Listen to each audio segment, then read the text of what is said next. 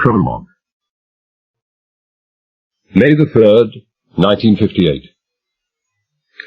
If you could call a 10-by-6 wooden box mounted on a 4-wheel trailer an office, then I was sitting in my office. I'd been sitting there for 4 hours.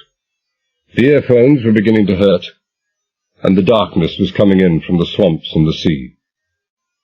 But if I had to sit there all night, then I was going to do just that.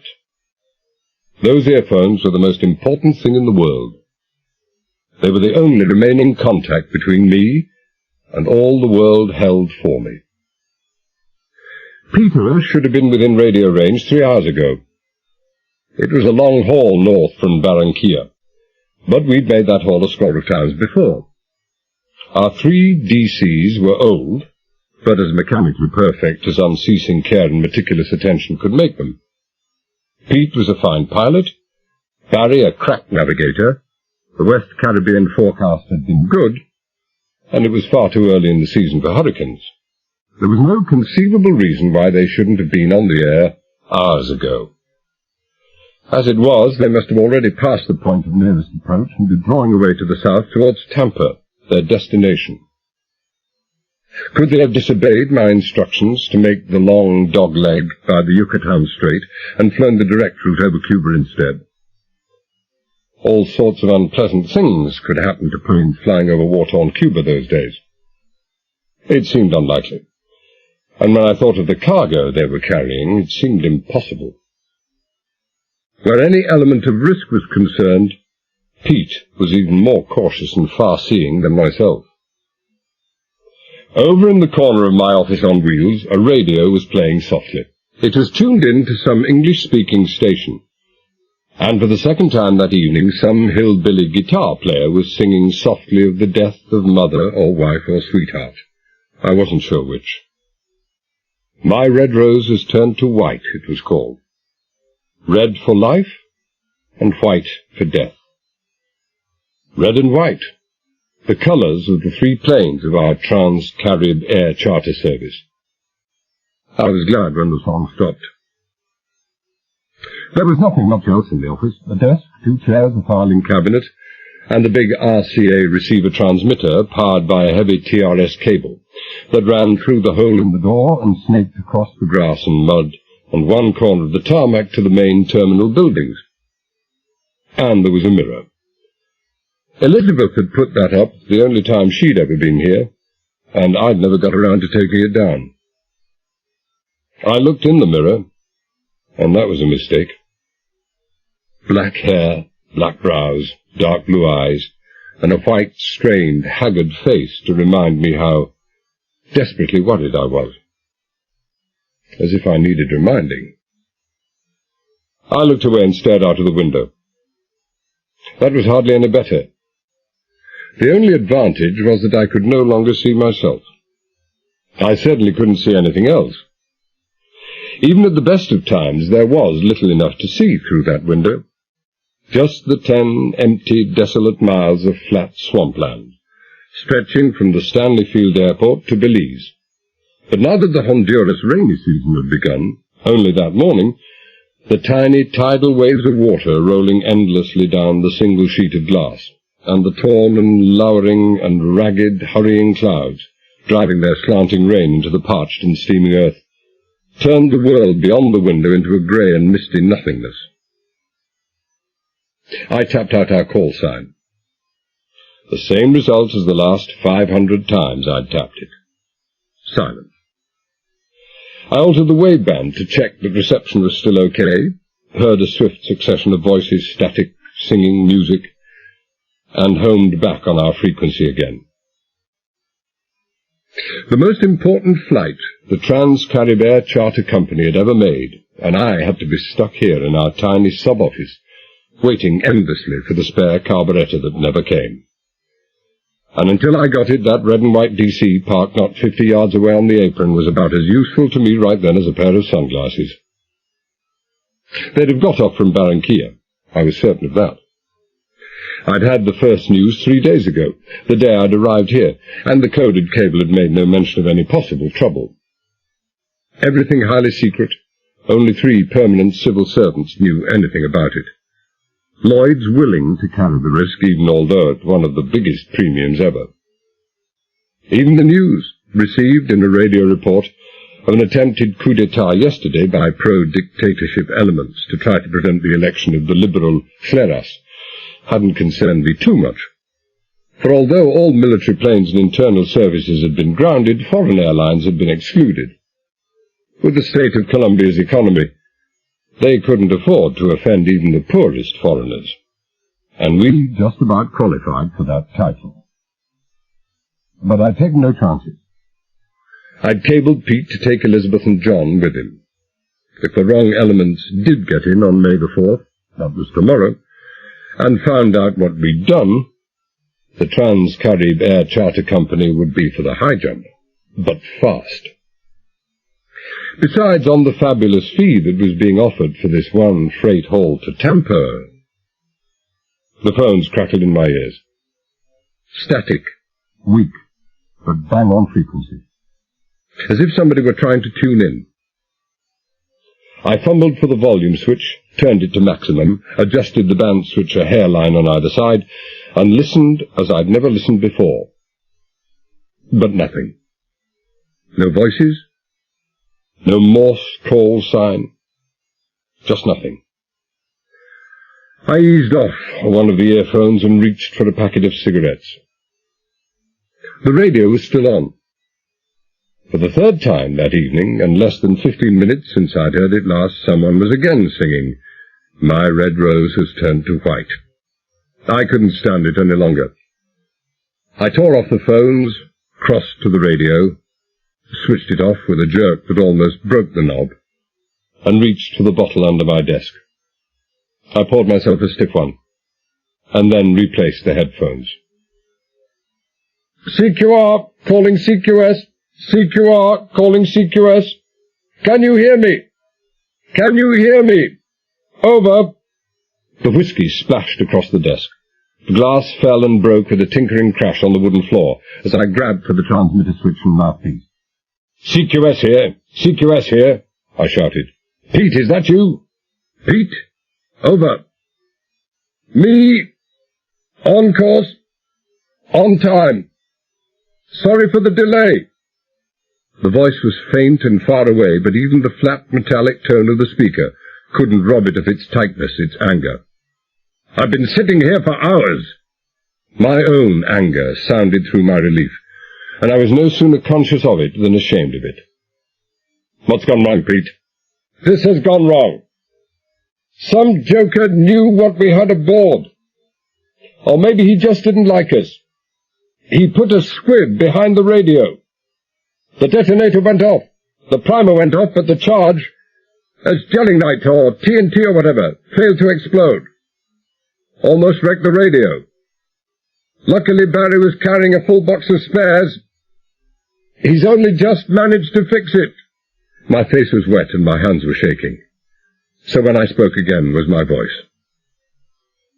"You mean someone planted a bomb? Someone tried to blow the crate apart?" "Yes, just that." Anyone hurt?" I dreaded the answer. "Oh, relax, brother. Only the radio." "Thank God for that." "Well, let's hope that's the end of it." No, not to worry. Besides, we've got a watchdog now. A U.S. Army Air Force plane has been with us for the past 30 minutes.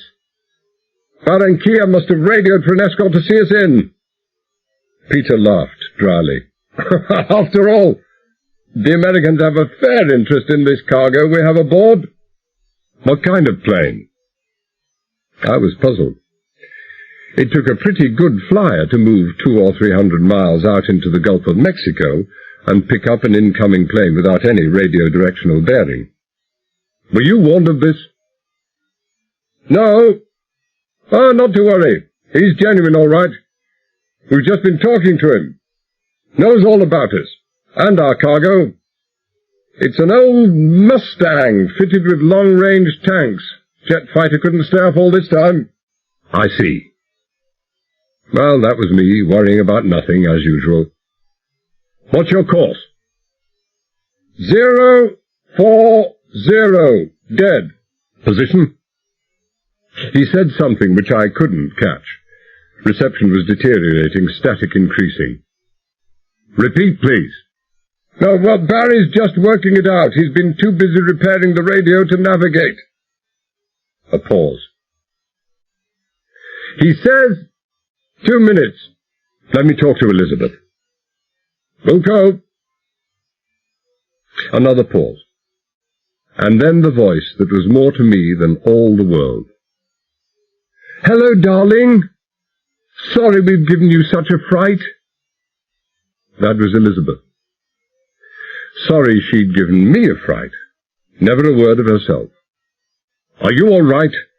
I mean, are you sure you're... Of course. Her voice, too, was faint and far away, but the gaiety and the courage and the laughter would have come through to me had she been 10,000 miles away. And we're almost there. I can see the light of land ahead. A moment's silence. Then very softly, the faintest whisper of sound.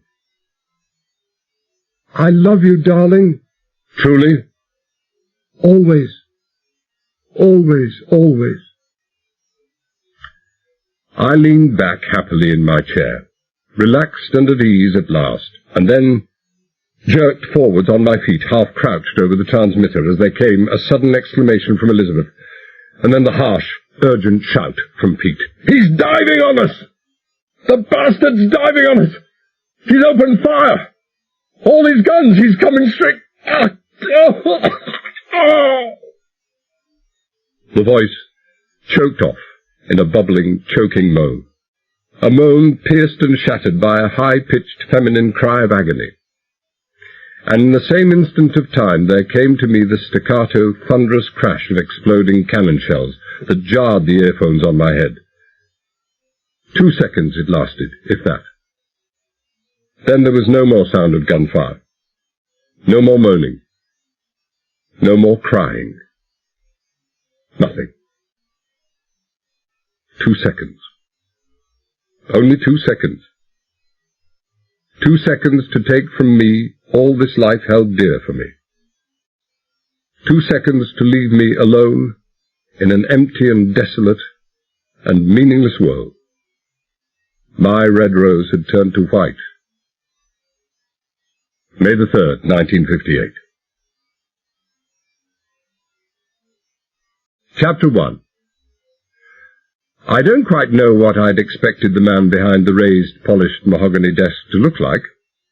Subconsciously, I suppose, I'd looked for him to match up with those misconceptions formed by reading and film-going, in the far-off days when I had had time for such things, that had been as extensive as they had been hopelessly unselective.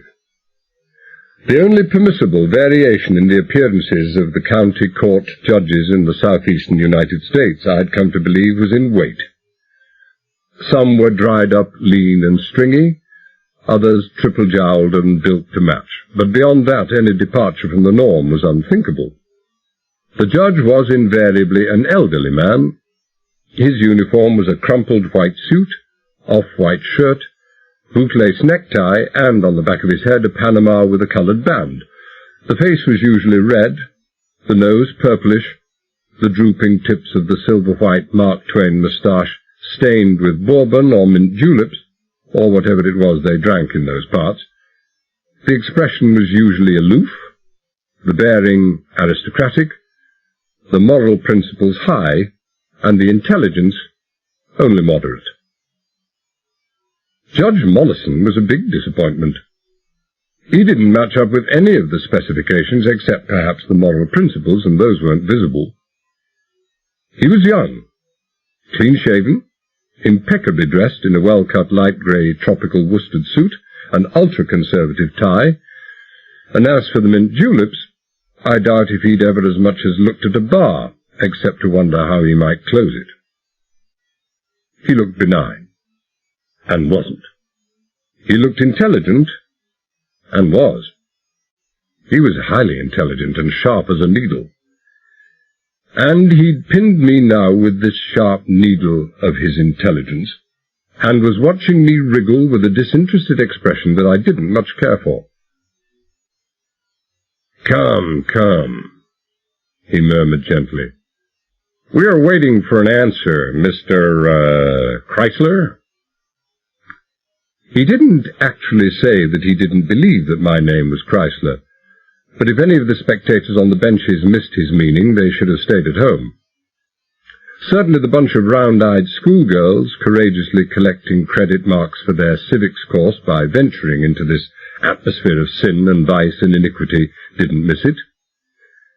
Neither did the sad-eyed, dark blonde girl, sitting quietly on the front bench, and even the big, black, ape-like character sitting 3 benches behind her seemed to get it.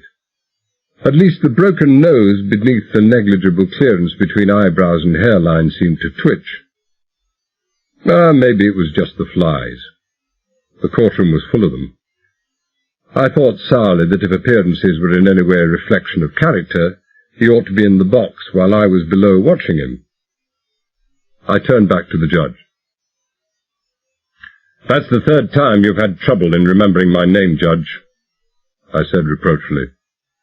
By and by, some of the more intelligent citizens listening here are going to catch on. You want to be more careful, my friend. I'm not your friend. Judge Mollison's voice was precise and legal, and he sounded as if he meant it. And this is not a trial. There are no jurors to influence. This is only a hearing, Mr. Chrysler. Chrysler. Not, Chrysler. But you're going to make damn certain that there will be a trial, won't you, Judge? You would be advised to mind both your language and your manners, the judge said sharply. Don't forget I have the power to remand you in jail indefinitely. Now, once again, your passport. Where is it? I don't know. Lost, I suppose. Where? If I knew that, it wouldn't be lost. We are aware of that, the judge said dryly. But if we could localize the area, we could notify the appropriate police stations where it might have been handed in. When did you first notice you no longer had your passport, and where were you at the time? 3 days ago. And you know as well as I do where I was at the time. Sitting in the dining room of La Contessa Motel, eating my dinner and minding my own business, when Wild Bill Hickok here and his posse jumped me. I gestured at the diminutive alpaca-coated sheriff, sitting in a cane-bottomed chair in front of the judge's bench, and thought that there could be no height barriers for the law enforcement officers of Marble Springs. The sheriff and his elevator shoes together couldn't have topped 5'4". Like the judge, the sheriff was a big disappointment to me. While I had hardly expected a Wild West lawman complete with frontier colt, I had looked for something like either badge or gun. But no badge. No gun. None that I could see. The only gun in sight in the courthouse was a short-barreled Colt revolver stuck in the holster of the police officer who stood behind, and a couple of feet to the right of me. They didn't jump you, Judge Mollison was saying patiently. They were looking for a prisoner who had escaped from the nearby camp of one of our state convict road forces. Marble Springs is a small town, and strangers easily identifiable. You are a stranger. It was natural. Natural? I interrupted. Look, Judge, I've been talking to the jailer. He says the convict escaped at 6 o'clock in the afternoon. Now, the Lone Ranger here picks me up at 8. Was I supposed to have escaped? Sawed off my irons, had a bath, shampoo, manicure, and shave, had a tailor measure and fit a suit for me, bought underclothes, shirt, and shoes. Such things have happened before, the judge interrupted. A desperate man, with a gun or a club, and grown my hair 3 inches longer all in the space of 2 hours. I finished. It was dark in there, Judge, the sheriff began. But Mollison waved him to silence. You objected to being questioned and searched. Why? As I said, I was minding my own business. I was in a respectable restaurant giving offense to no one. And where I come from, a man doesn't require a state permit to enable him to breathe and walk around. He doesn't here either, the judge said patiently. All they wanted was a driver's license, insurance card, social security card, old letters, any means of identification. You could have complied with their request. I was willing to. Then why this? The judge nodded down at the sheriff. I followed his glance. Even when I'd first seen him in La Contessa, the sheriff had struck me as being something less than good-looking, and I had to admit that the large plasters on his forehead and across the chin and the corner of his mouth did nothing to improve him. Well, what else do you expect? I shrugged. When big boys start playing games, little boys should stay home with mother. The sheriff was halfway out of his seat, eyes narrowed and ivory-knuckled fists gripping the cane arms of his chair. But the judge waved him back impatiently. The two guerrillas he had with him started roughing me up. It was self-defense. If they assaulted you, the judge asked acidly, how do you account for the fact that one of the officers is still in hospital with damaged knee ligaments and the other has a fractured cheekbone, while you are still unmarked? Out of training, Judge. The state of Florida should spend more money on teaching its law officers to look after themselves. Maybe if they ate fewer hamburgers and drank less beer. Be silent. There was a brief interval while the judge seemed to be regaining control of himself, and I looked round the court again.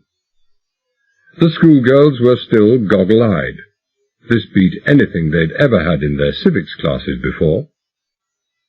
The dark blonde in the front seat was looking at me with a curious, half-puzzled expression on her face, as if she were trying to work out something. Behind her, his gaze lost in infinity, the man with the broken nose chewed on the stump of a dead cigar with machine-like regularity. The court reporter seemed asleep. The attendant at the door surveyed the scene with an Olympian detachment. Beyond him, through the open door, I could see the harsh glare of the late afternoon sun on the dusty white street, and beyond that again, glimpsed through a straggling grove of palmettos, the twinkling ripple of sunlight reflecting off the green water of the Gulf of Mexico. The judge seemed to have recovered his composure.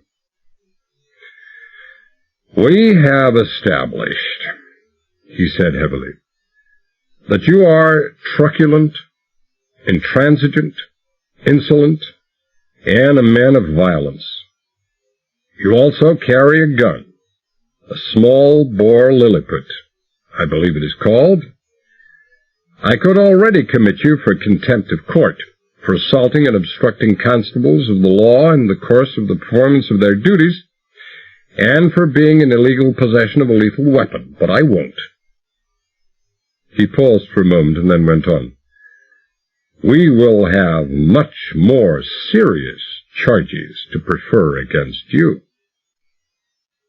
The court reporter opened one eye for a moment, thought better of it, and appeared to go to sleep again. The man with the broken nose removed his cigar, examined it, replaced it, and resumed his methodical champing. I said nothing. Where were you before you came here? The judge asked abruptly. St. Catherine. I didn't mean that, but... Well, how did you arrive here from St. Catherine? By car. Describe it. And the driver. Green saloon. Sedan, you'd call it. Middle-aged businessman and his wife. He was gray, she was blonde. That's all you can remember? Mollison asked politely. That's all. I suppose you realize that description would fit 1,000,000 couples and their cars. Well, you know how it is, I shrugged. When you're not expecting to be questioned on what you've seen, you don't bother. Yes, quite. He could be very acid, this judge. An out-of-state car, of course? Yes, but not of course. Newly arrived in our country, and already you know how to identify license plates of... He said he came from Philadelphia. I believe that's out of state. The court reporter cleared his throat. The judge quelled him with a cold stare, and then turned back to me. And you say you came to St. Catherine from Miami? Same car, of course. No bus. The judge looked at the clerk of the court, who shook his head slightly and then turned back to me. His expression was less than friendly. You are not only a fluent and bare-faced liar, Chrysler. He dropped the mister, so I assumed the time for courtesies was past. But a careless one. There is no bus service from Miami to St. Catherine. You stayed the previous night in Miami. I nodded. In a hotel? He went on. But of course you will have forgotten the name of that hotel. Well, as a matter of fact, no, spare us. The judge held up his hand. Your effrontery passes all limits, and this court will no longer be trifled with. We have heard enough. Cars, buses, St. Catherine, hotels, Miami, lies, all lies. You've never been in Miami in your life. Why do you think we kept you on remand for 3 days? Well, you tell me, I encouraged him. I shall. To make extensive inquiries. We have checked with the immigration authorities and every airline flying into Miami. Your name wasn't on any passenger or aliens list, and no one answering to your description was seen that day. You would not be easily overlooked. Well, I knew what he meant all right. I had the reddest hair and the blackest eyebrows I'd ever seen on anyone, and the combination was rather startling. I'd got used to it myself, but I had to admit it took a bit of getting used to. And when you added to that a permanent limp, and a scar that ran from the corner of my right brow to the lobe of my right ear, well, when it came to identification, I was the answer to a policeman's prayer. As far as we can discover, the judge went on coldly, you have spoken the truth once. Only once. He broke off to look at the youth who had just opened the door leading to some chambers in the rear, and lifted his eyebrows in fractional interrogation. No impatience, no irritation, all very calm. Judge Mollison was no pushover. This just came for you, sir, the boy said nervously. He showed an envelope. A radio message, I thought. Bring it here. The judge glanced at the envelope, nodded at no one in particular, and then turned back to me. As I say, you told the truth just once. You said you had come here from Havana. You did indeed. You left this behind you there, in the police station where you were being held for interrogation and trial. He reached into a drawer and held up a small book, blue and gold and white. You recognize it? A British passport, I said calmly. I haven't got telescopic eyes, but I assume that it must be mine, otherwise you wouldn't be making such a song and dance about it. If you've had it all the time, then why, we were merely trying to discover the degree of your mendacity, which is pretty well complete, and your trustworthiness, which does not appear to exist. He looked at me curiously. Surely you must know what this means. If we have the passport, we have much else besides. Well, you appear unmoved.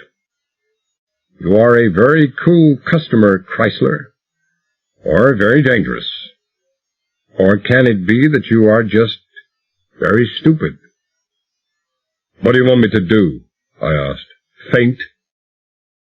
Our police and immigration authorities happen, for the moment at least, to be on very good terms with their Cuban colleagues. He might never have heard my interjection. Our cables to Havana have produced much more than this passport. They have produced much interesting information. Your name is not Chrysler, it's Ford. You spent 2.5 years in the West Indies and are well known to the authorities in all of the principal islands. Fame, Judge.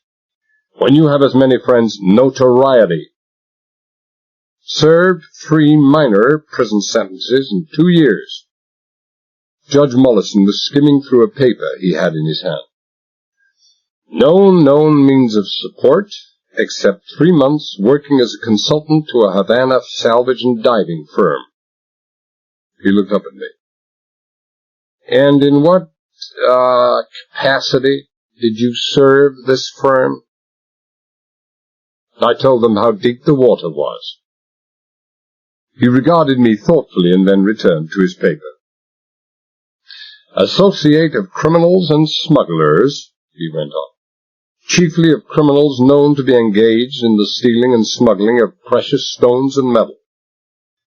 Known to have fomented or attempted to foment labor troubles in Nassau and Manzanillo for ends suspected to be other than political.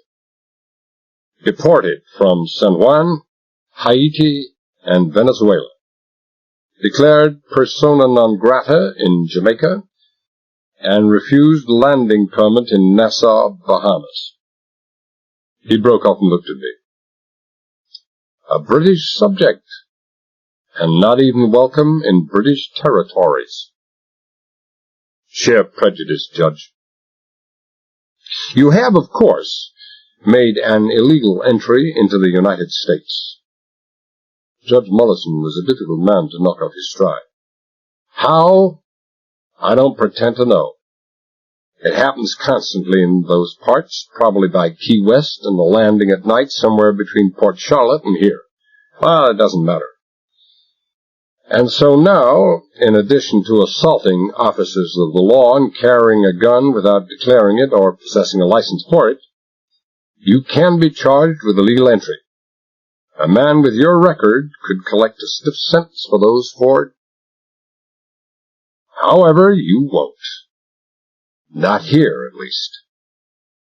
I have consulted with the state immigration authorities, and they agree with me that what best meets the case is deportation. We wish no part of any person like you. We understand from the Cuban authorities that you broke custody while being held on a charge of inciting violence among dock workers, and on a further alleged charge of attempted shooting of the policeman who arrested you. Such offenses carry heavy penalties in Cuba. The first charge is not an extraditable offense, and on the second we have had no demand from the competent authorities. However, as I say, we intend to work not under extradition laws, but deportation laws. And we are deporting you to Havana. Proper authorities will be there to meet your plane when it lands tomorrow morning. I stood still and said nothing. The courtroom was very quiet. Presently I cleared my throat and I said, Judge, I think that's downright unkind of you. That depends on the point of view, he said indifferently. He rose to go, caught sight of the envelope the youth had brought in and said, No, wait a moment, and sat down again, slitting open the envelope. He smiled bleakly at me as he extracted the flimsy sheets of paper. We thought we would ask Interpol to find out what was known about you in your own country, although I hardly think now there will be any further useful information. We have all we want. No, I thought nothing fresh here, not known, no longer listed. Wait a minute, though! The calm, leisured voice rose to a sudden shout that brought the Sunderland reporter Jack-in-the-Box bolt upright, and sent him scurrying after notebook and pen that had spilled over the floor. Wait a minute! He turned back to the first page of the cable. 37B, Rue Paul Valéry, Paris. he read rapidly. Your request received, etc., etc. Regret, inform you no criminal listed in Rotary Card Index under name of John Chrysler. Could be any of 4 others under alias, but unlikely. Identification impossible without cephalic index and fingerprints.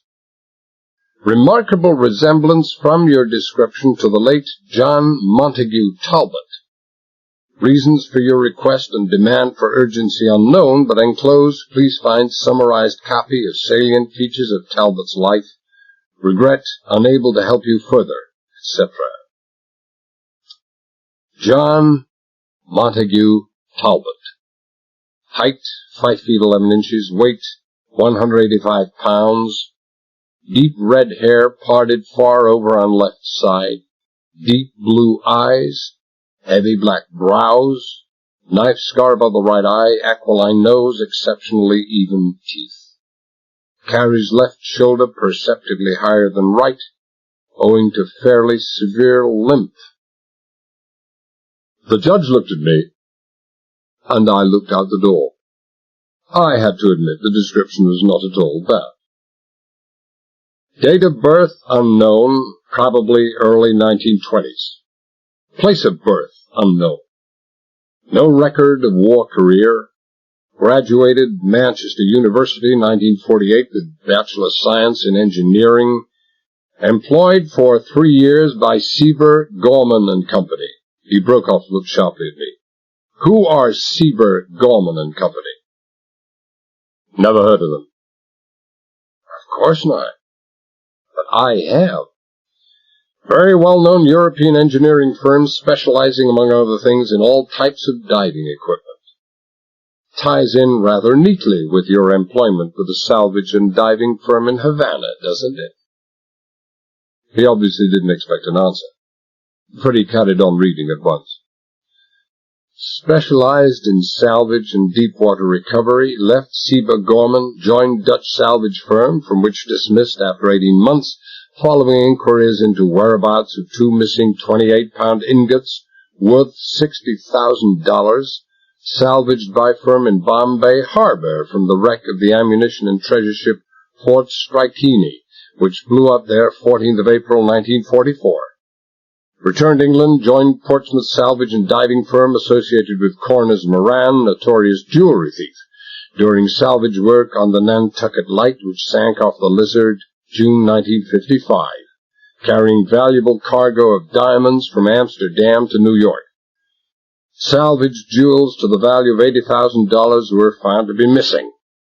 Talbot and Moran traced to London, arrested, escaped from police wagon when Talbot shot police officer with small concealed automatic.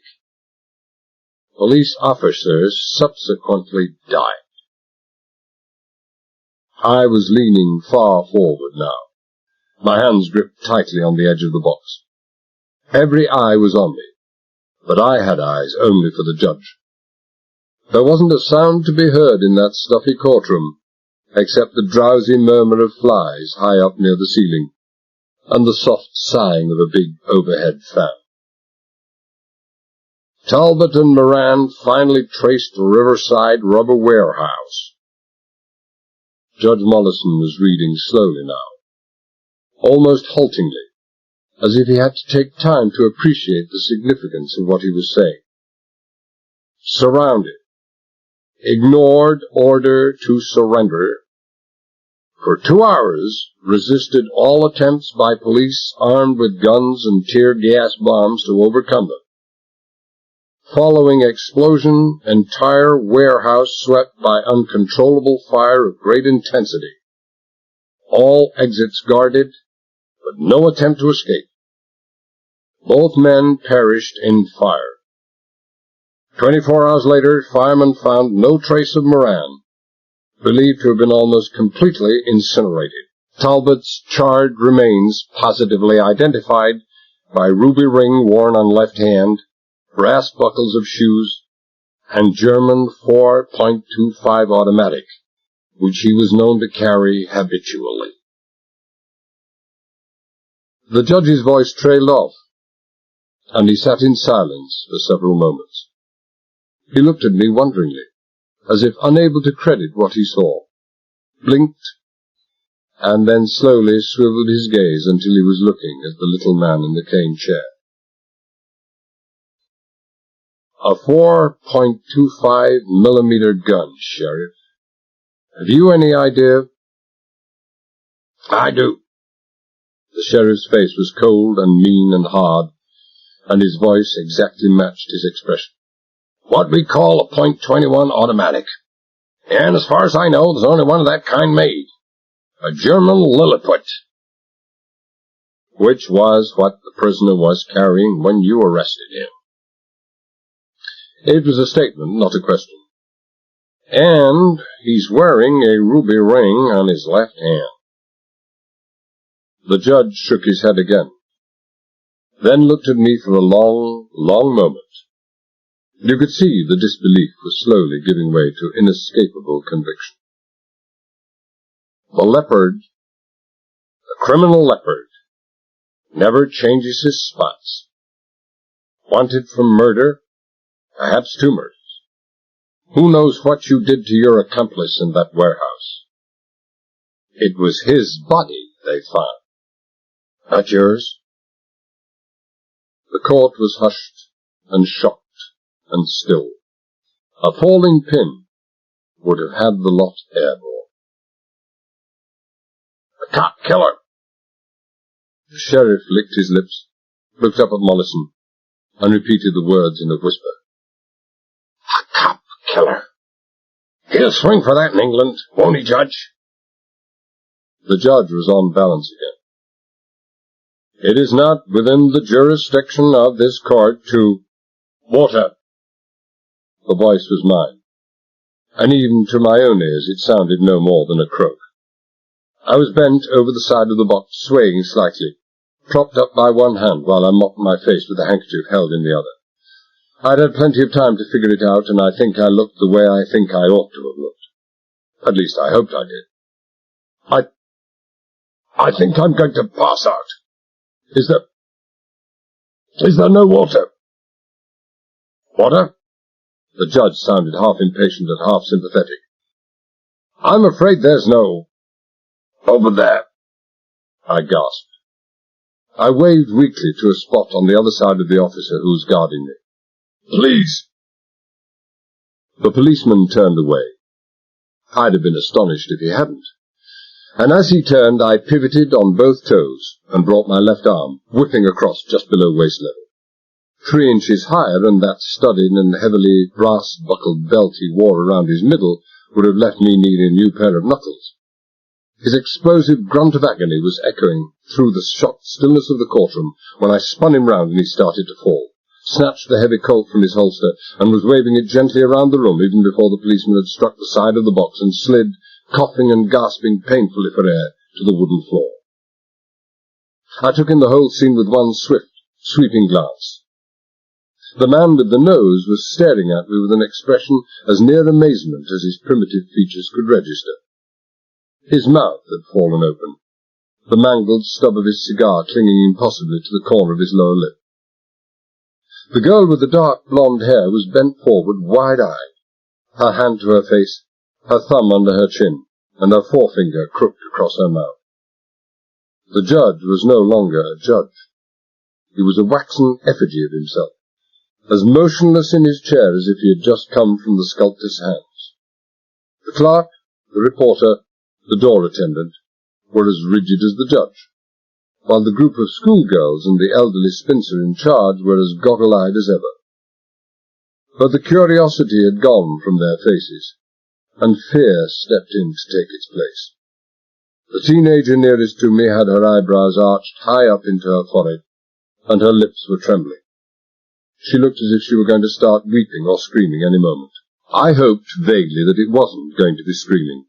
Then, an instant later, I realized that it didn't matter, for there was likely going to be a great deal of noise in the very near future indeed. The sheriff hadn't been so unarmed as I'd supposed. He was reaching for his gun. His draw was not quite the clean, swift, blurring action to which the cinema of my youth had accustomed me.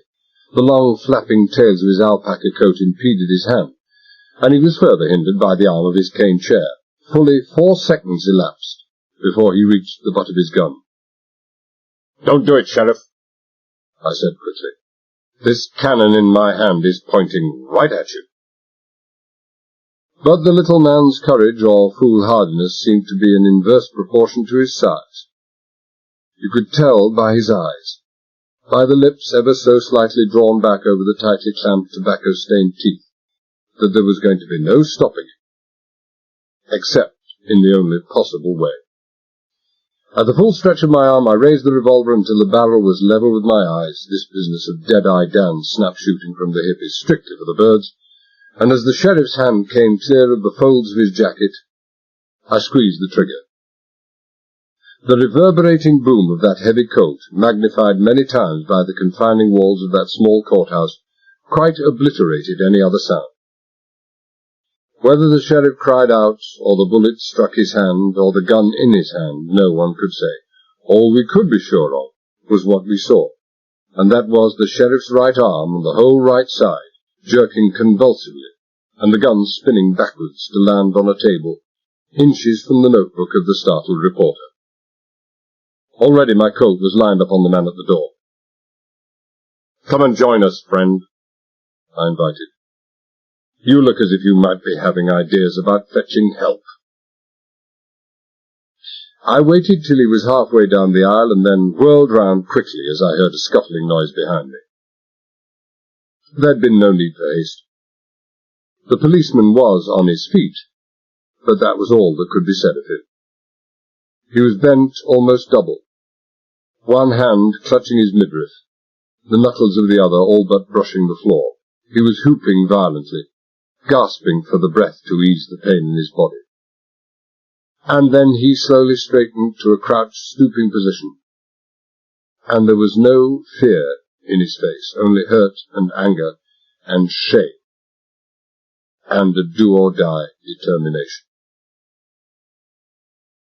"Call off your watchdog, Sheriff," I said curtly. "He's liable to get hurt real bad next time."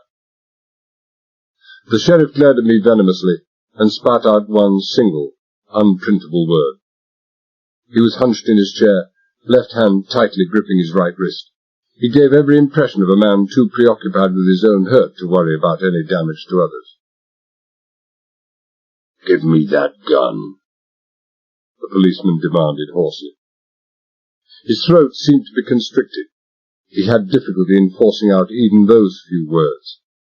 He'd taken one lurching step forward and was no more than 6 feet away. He was only a kid, hardly a day over 21. "Judge," I said urgently. "Don't do it, Donnelly." Judge Mollison had shaken off the first numbing shock. "Don't do it. That man's a killer. He's got nothing to lose by killing again. Stay where you are." "Give me that gun." Judge Mollison might have been talking to himself for all the effect his words had had. Donnelly's voice was wooden, unemotional, the voice of a man whose decision lies so far behind that it is no longer a decision, but the sole obsessive reason for his existence. "Stay where you are, Sonny," I said quietly. "Like the judge said, I have nothing to lose. Take another step forward, and I'm going to shoot you in the thigh. Have you any idea what a soft-nosed, low-velocity lead bullet does, Donnelly? If it gets your thigh bone, it'll smash it so badly that you'll be like me and walk with a limp for the rest of your life. If it gets the femoral artery, you'll like as not bleed to death before, you fool." For the second time, the courtroom shook to the sharp crack and the hollow reverberations of the Colt. Donnelly was on the floor, both hands gripped round his lower thigh, staring up at me with an expression compounded of incomprehension and dazed disbelief. "We've all got to learn sometime," I said flatly. I glanced at the doorway. The shots were bound to have attracted attention, but there was no one there.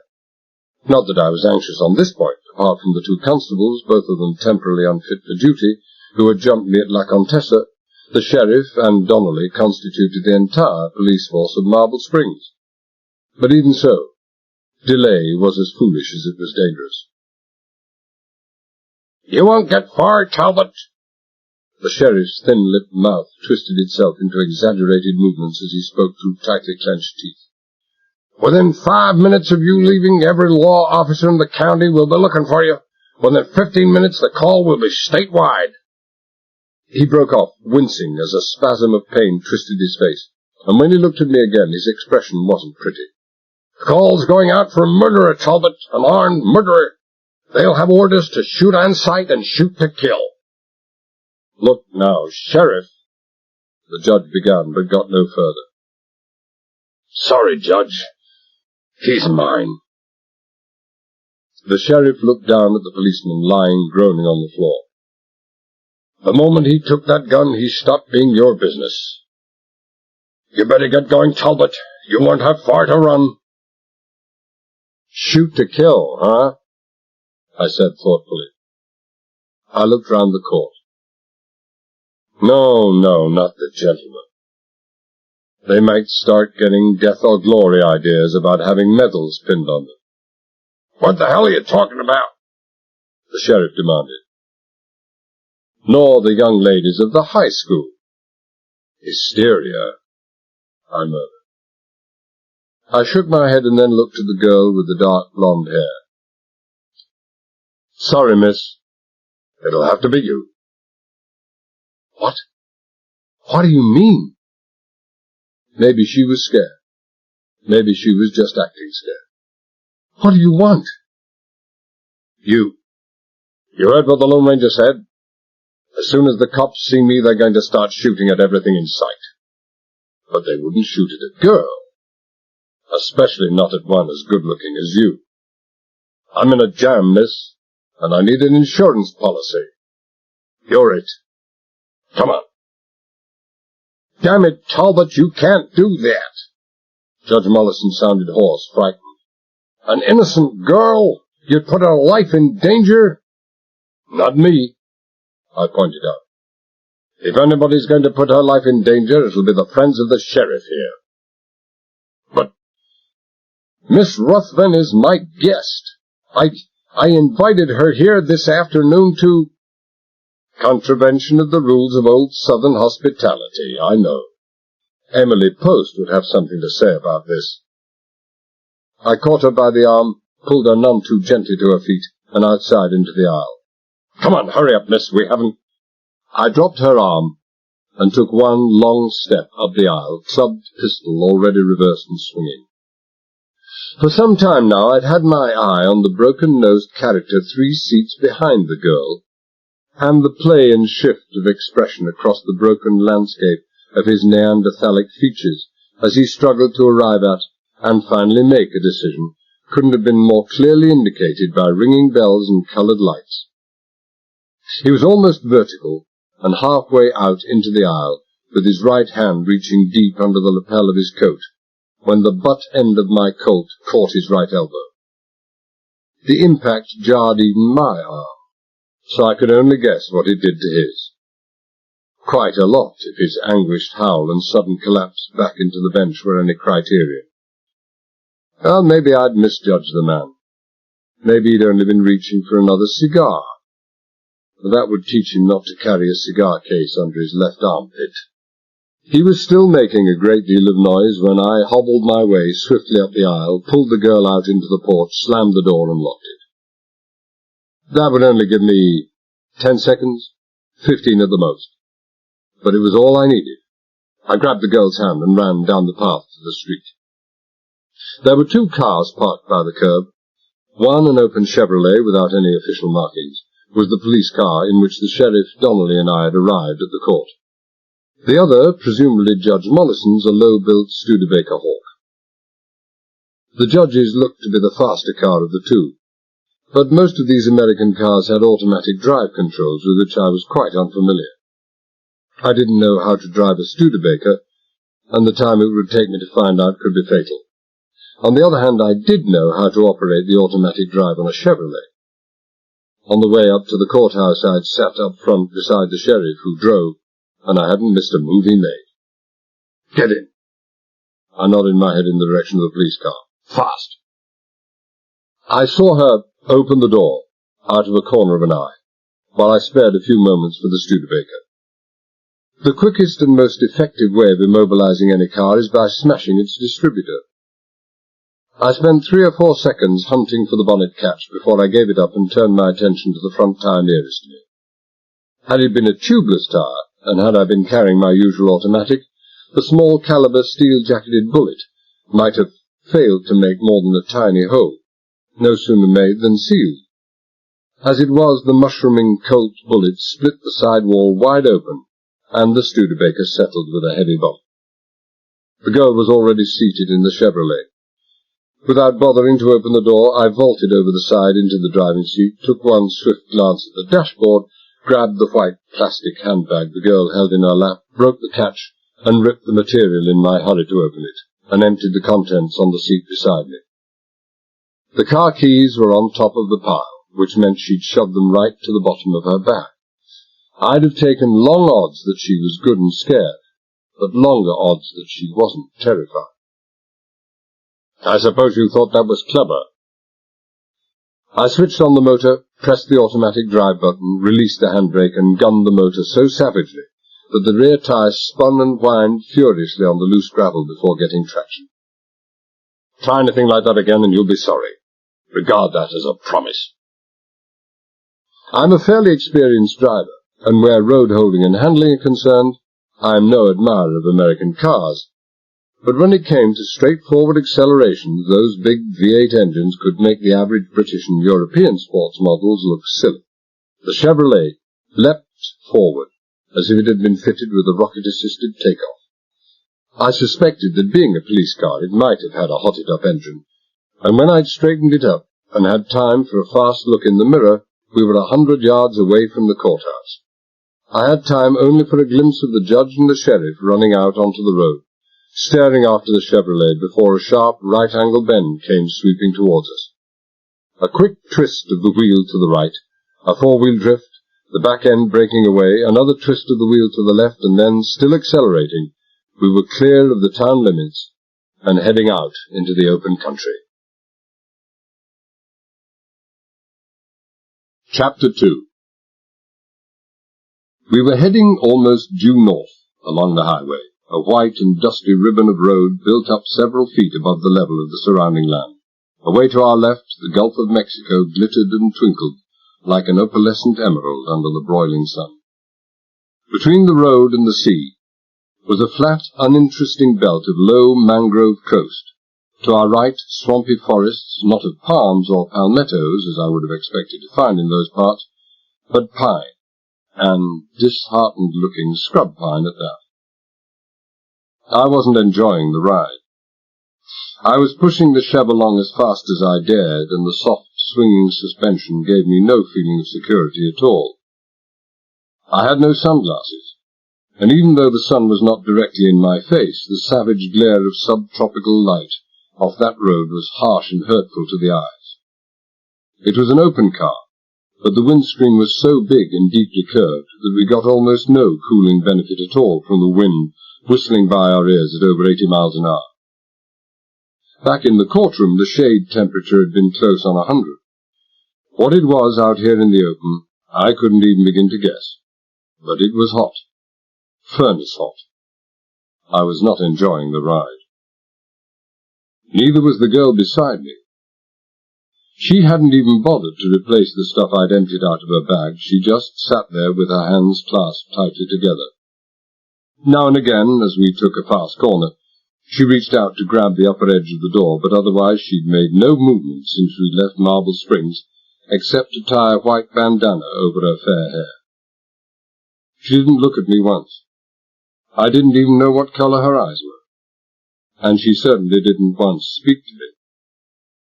Once or twice I glanced at her, and each time she was staring straight ahead, lips compressed, face pale, a faint red patch burning high up in her left cheek. She was still scared, maybe more scared than ever. Maybe she was wondering what was going to happen to her. I was wondering about that myself. 8 miles and 8 minutes out of Marble Springs, the expected happened. Somebody certainly seemed to have thought and moved even faster.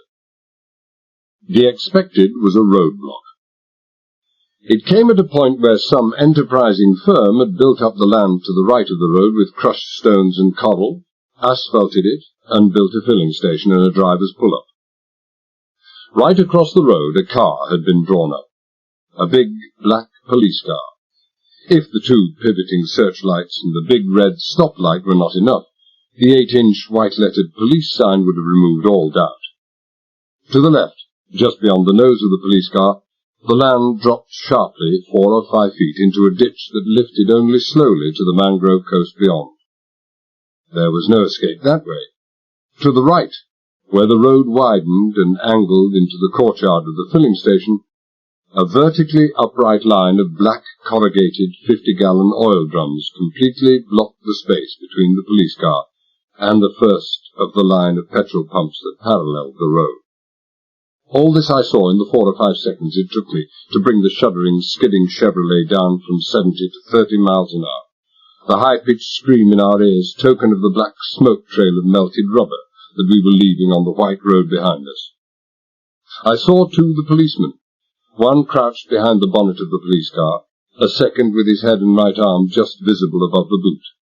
Both of them carried revolvers. A third policeman was standing upright and almost completely hidden behind the nearest petrol pump. But there was nothing hidden about his gun, that most lethal of all close-quarters weapons, a whipper, a sawn-off shotgun firing 20-gauge medium-lead shot. I was down to 20 miles an hour now, not more than 40 yards distant from the block. The policemen, guns levelled on my head, were rising up and moving out into the open. When out of the corner of my eye I caught a glimpse of the girl reaching for the handle of the door and half turning away from me as she gathered herself for the leap out of the car. I said nothing, just leaned across, grabbed her arm, jerked her towards me with a savage force that made her gasp with pain, and in the same instant that I transferred my grip to her shoulders and held her half against, half in front of me, so that the police dared not shoot, jammed my foot flat down on the accelerator. "You madman, you'll kill us!"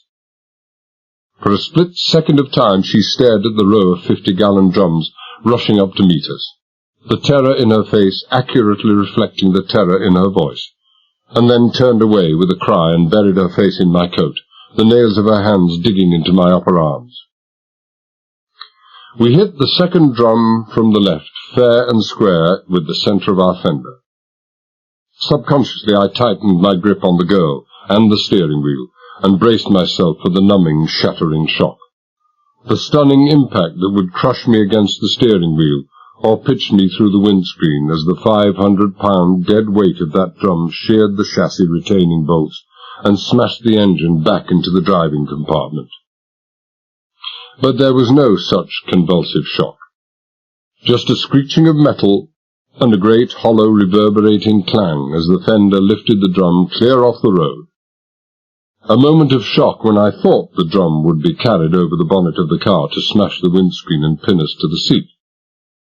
With my free hand, I jerked the wheel violently to the left, and the cartwheeling drum bounced across the near side wing and vanished from sight as I regained the road, jerked the wheel in the opposite direction, and straightened out. The oil drum had been empty, and not a shot had been fired. Slowly the girl lifted her head, stared over my shoulder at the roadblock dwindling in the distance, and then stared at me. Her hands were still gripping both my shoulders, but she was completely unaware of it. "You're mad!" I could hardly catch the husky whisper through the crescendo roar of the engine. "You're mad! You must be crazy mad!" Maybe she hadn't been terrified earlier on, but she was now. "Move over, lady," I requested. "You're blocking my view." She moved, perhaps 6 inches, but her eyes, sick with fear, were still on me. She was trembling violently. "You're mad," she repeated. "Please, please let me out." I'm not mad. I was paying as much attention to my rear mirror as to the road ahead. I think a little, Miss Ruthven, and I'm observant. They couldn't have had more than a couple of minutes to prepare that roadblock, and it takes more than a couple of minutes to bring 6 full drums out of store and manhandle them into position. The drum I hit had its filling hole turned towards me, and there was no bung. It had to be empty. And as for letting you out, well, I'm afraid I can't spare the time. Take a look behind you. She looked. They're coming after us.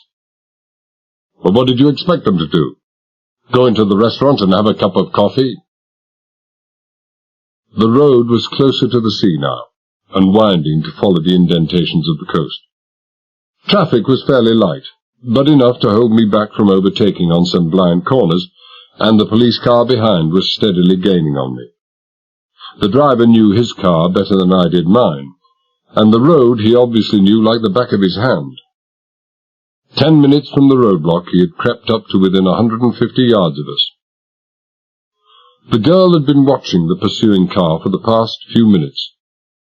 Now she turned and stared at me. She made an effort to keep her voice steady, and almost succeeded. What's going to happen now? Anything, I said briefly.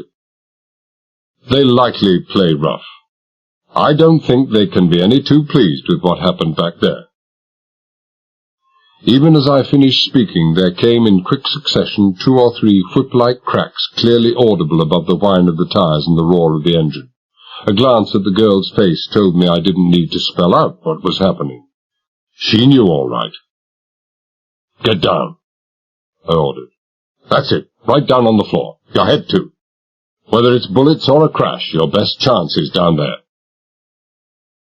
When she was crouched so low that all I could see was her shoulders and the back of her blonde head, I eased the revolver out of my pocket, abruptly removed my foot from the accelerator, grabbed for the handbrake, and hauled hard. With no telltale warning from the foot-operated braking lights, the slowing down of the Chevrolet was as unexpected as it was abrupt, and the screech of tires and violent slewing of the pursuing police car showed that the driver had been caught completely off balance. I loosed off one quick shot, and as I did, the windscreen in front of me shattered and starred as a bullet went clean through the center of it. I fired a second time, and the police car skidded wildly and finished up almost broadside across the road, the near side front wheel into the ditch on the right-hand side of the road. It was the sort of uncontrollable skid that might have come from a front tire blowout. Certainly no harm had come to the policemen inside. Within a couple of seconds of hitting the ditch, all 3 were out on the road, squeezing off shots after us as fast as they could pull the triggers. But we were already 100, 150 yards away, and for all the value of revolvers and riot guns in distance work of this kind, they might as well have been throwing stones at us. In a few seconds, we rounded a curve, and they were lost to sight. "All right," I said. "The war's over. You can get up, Miss Ruthven." She straightened and pushed herself back on the seat. Some dark blonde hair had fallen forward over her face. So she took off her bandana, fixed her hair, and pulled the bandana on again. Women, I thought. If they fell over a cliff and thought there was company waiting at the bottom, they'd comb their hair on the way down. When she'd finished tying the knot under her chin, she said in a subdued voice, without looking at me, "Thank you for making me get down. I might have been killed there." "You might," I agreed indifferently. "But I was thinking about myself, lady, not you. Your continued good health is very closely bound up with mine. Without a real live insurance policy beside me, they'd use anything from a hand grenade to a 14-inch naval gun to stop me." "They were trying to hit us then. They were trying to kill us." The tremor was back in her voice again, as she nodded at the bullet hole in the screen. "I was sitting in line with that." So you were. Chance in 1,000. They must have had orders not to fire indiscriminately, but maybe they were so mad at what happened back at the roadblock, they forgot their orders. Likely that they were after one of our rear tires. Hard to shoot well from a fast-moving car. Or maybe they just can't shoot well anyway. Approaching traffic was still light, maybe 2 or 3 cars to the mile. But even that was too much for my peace of mind. Most of the cars were filled with family groups, out-of-state vacationers, and like all vacationers they were not only curious about everything they saw, but obviously had the time and the inclination to indulge their curiosity. Every other car slowed down as it approached us, and in my rear-view mirror I saw the stoplights of 3 or 4 of them come on as the driver tramped on the brakes, and the occupants twisted round in their seats. Hollywood and 1,000 TV films had made a bullet-scarred windscreen an object readily identifiable by millions. This was disturbing enough. Worse still was the near certainty that any minute now every local radio station within 100 miles would be broadcasting the news of what had happened back at Marble Springs Courthouse, together with a complete description of the Chevrolet, myself, and the blonde girl beside me. The chances were that at least half of those cars approaching me had their radios tuned into one of those local stations with their interminable record programs emceed by disc jockeys with fixations about guitar and hillbilly country music. The inevitable newsflash. Then all it needed was for one of those cars to be driven by a half-wit out to show his wife and children what a hero he really was all the time, although they had never suspected it. I picked up the girl's still empty handbag, stuck my right hand inside it, made a fist, and smashed away the centre of the laminated safety plate glass. The hole was now 100 times bigger than before, but not nearly so conspicuous.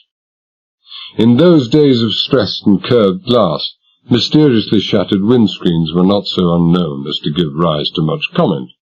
A flying pebble, a sudden change of temperature, even a loud enough sound at a critical frequency, any of those could blow out a screen.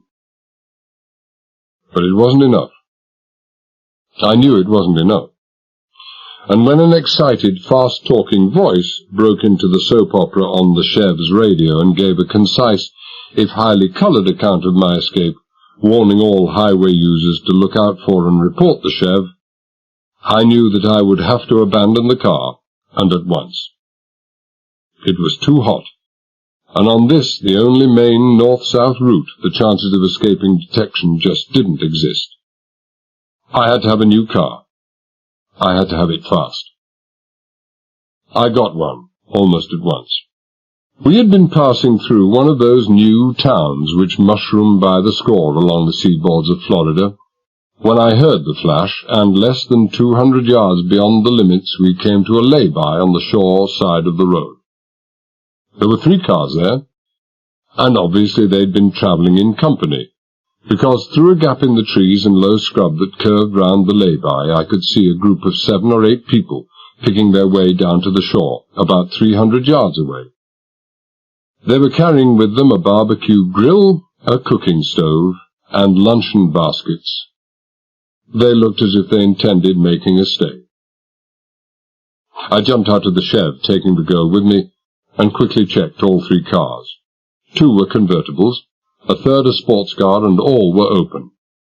There were no ignition keys in any of the locks, but the sports car owner, as many do, had a spare set in a cubbyhole by the steering column, hidden only by a folded chamois cloth. I could have just driven off, leaving the police car there, but that would have been stupid.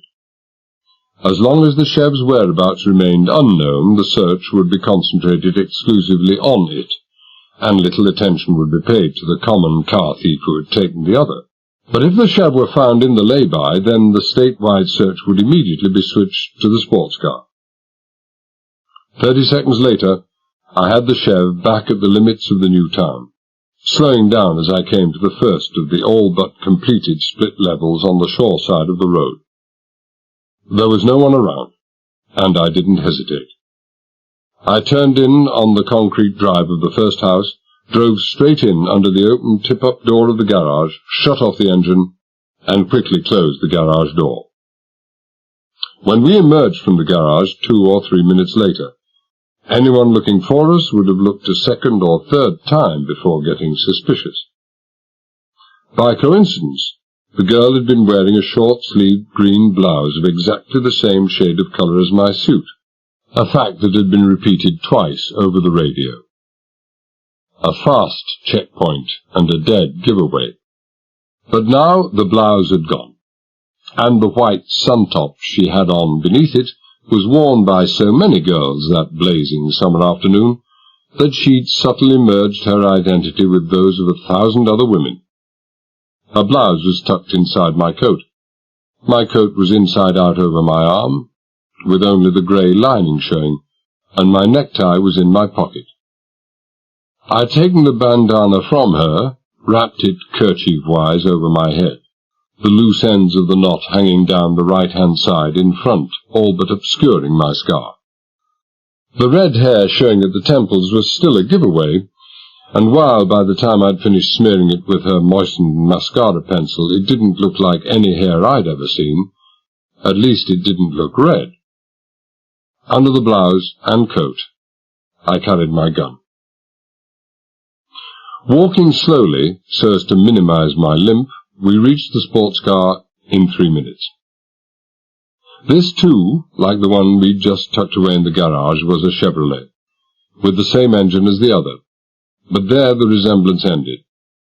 It was a plastic-bodied two-seater. I'd driven one in Europe, and I knew that the claims for 120 miles an hour were founded on fact. I waited till a heavy gravel truck came grinding past from the north, started the Corvette's engine under the sound of its passing.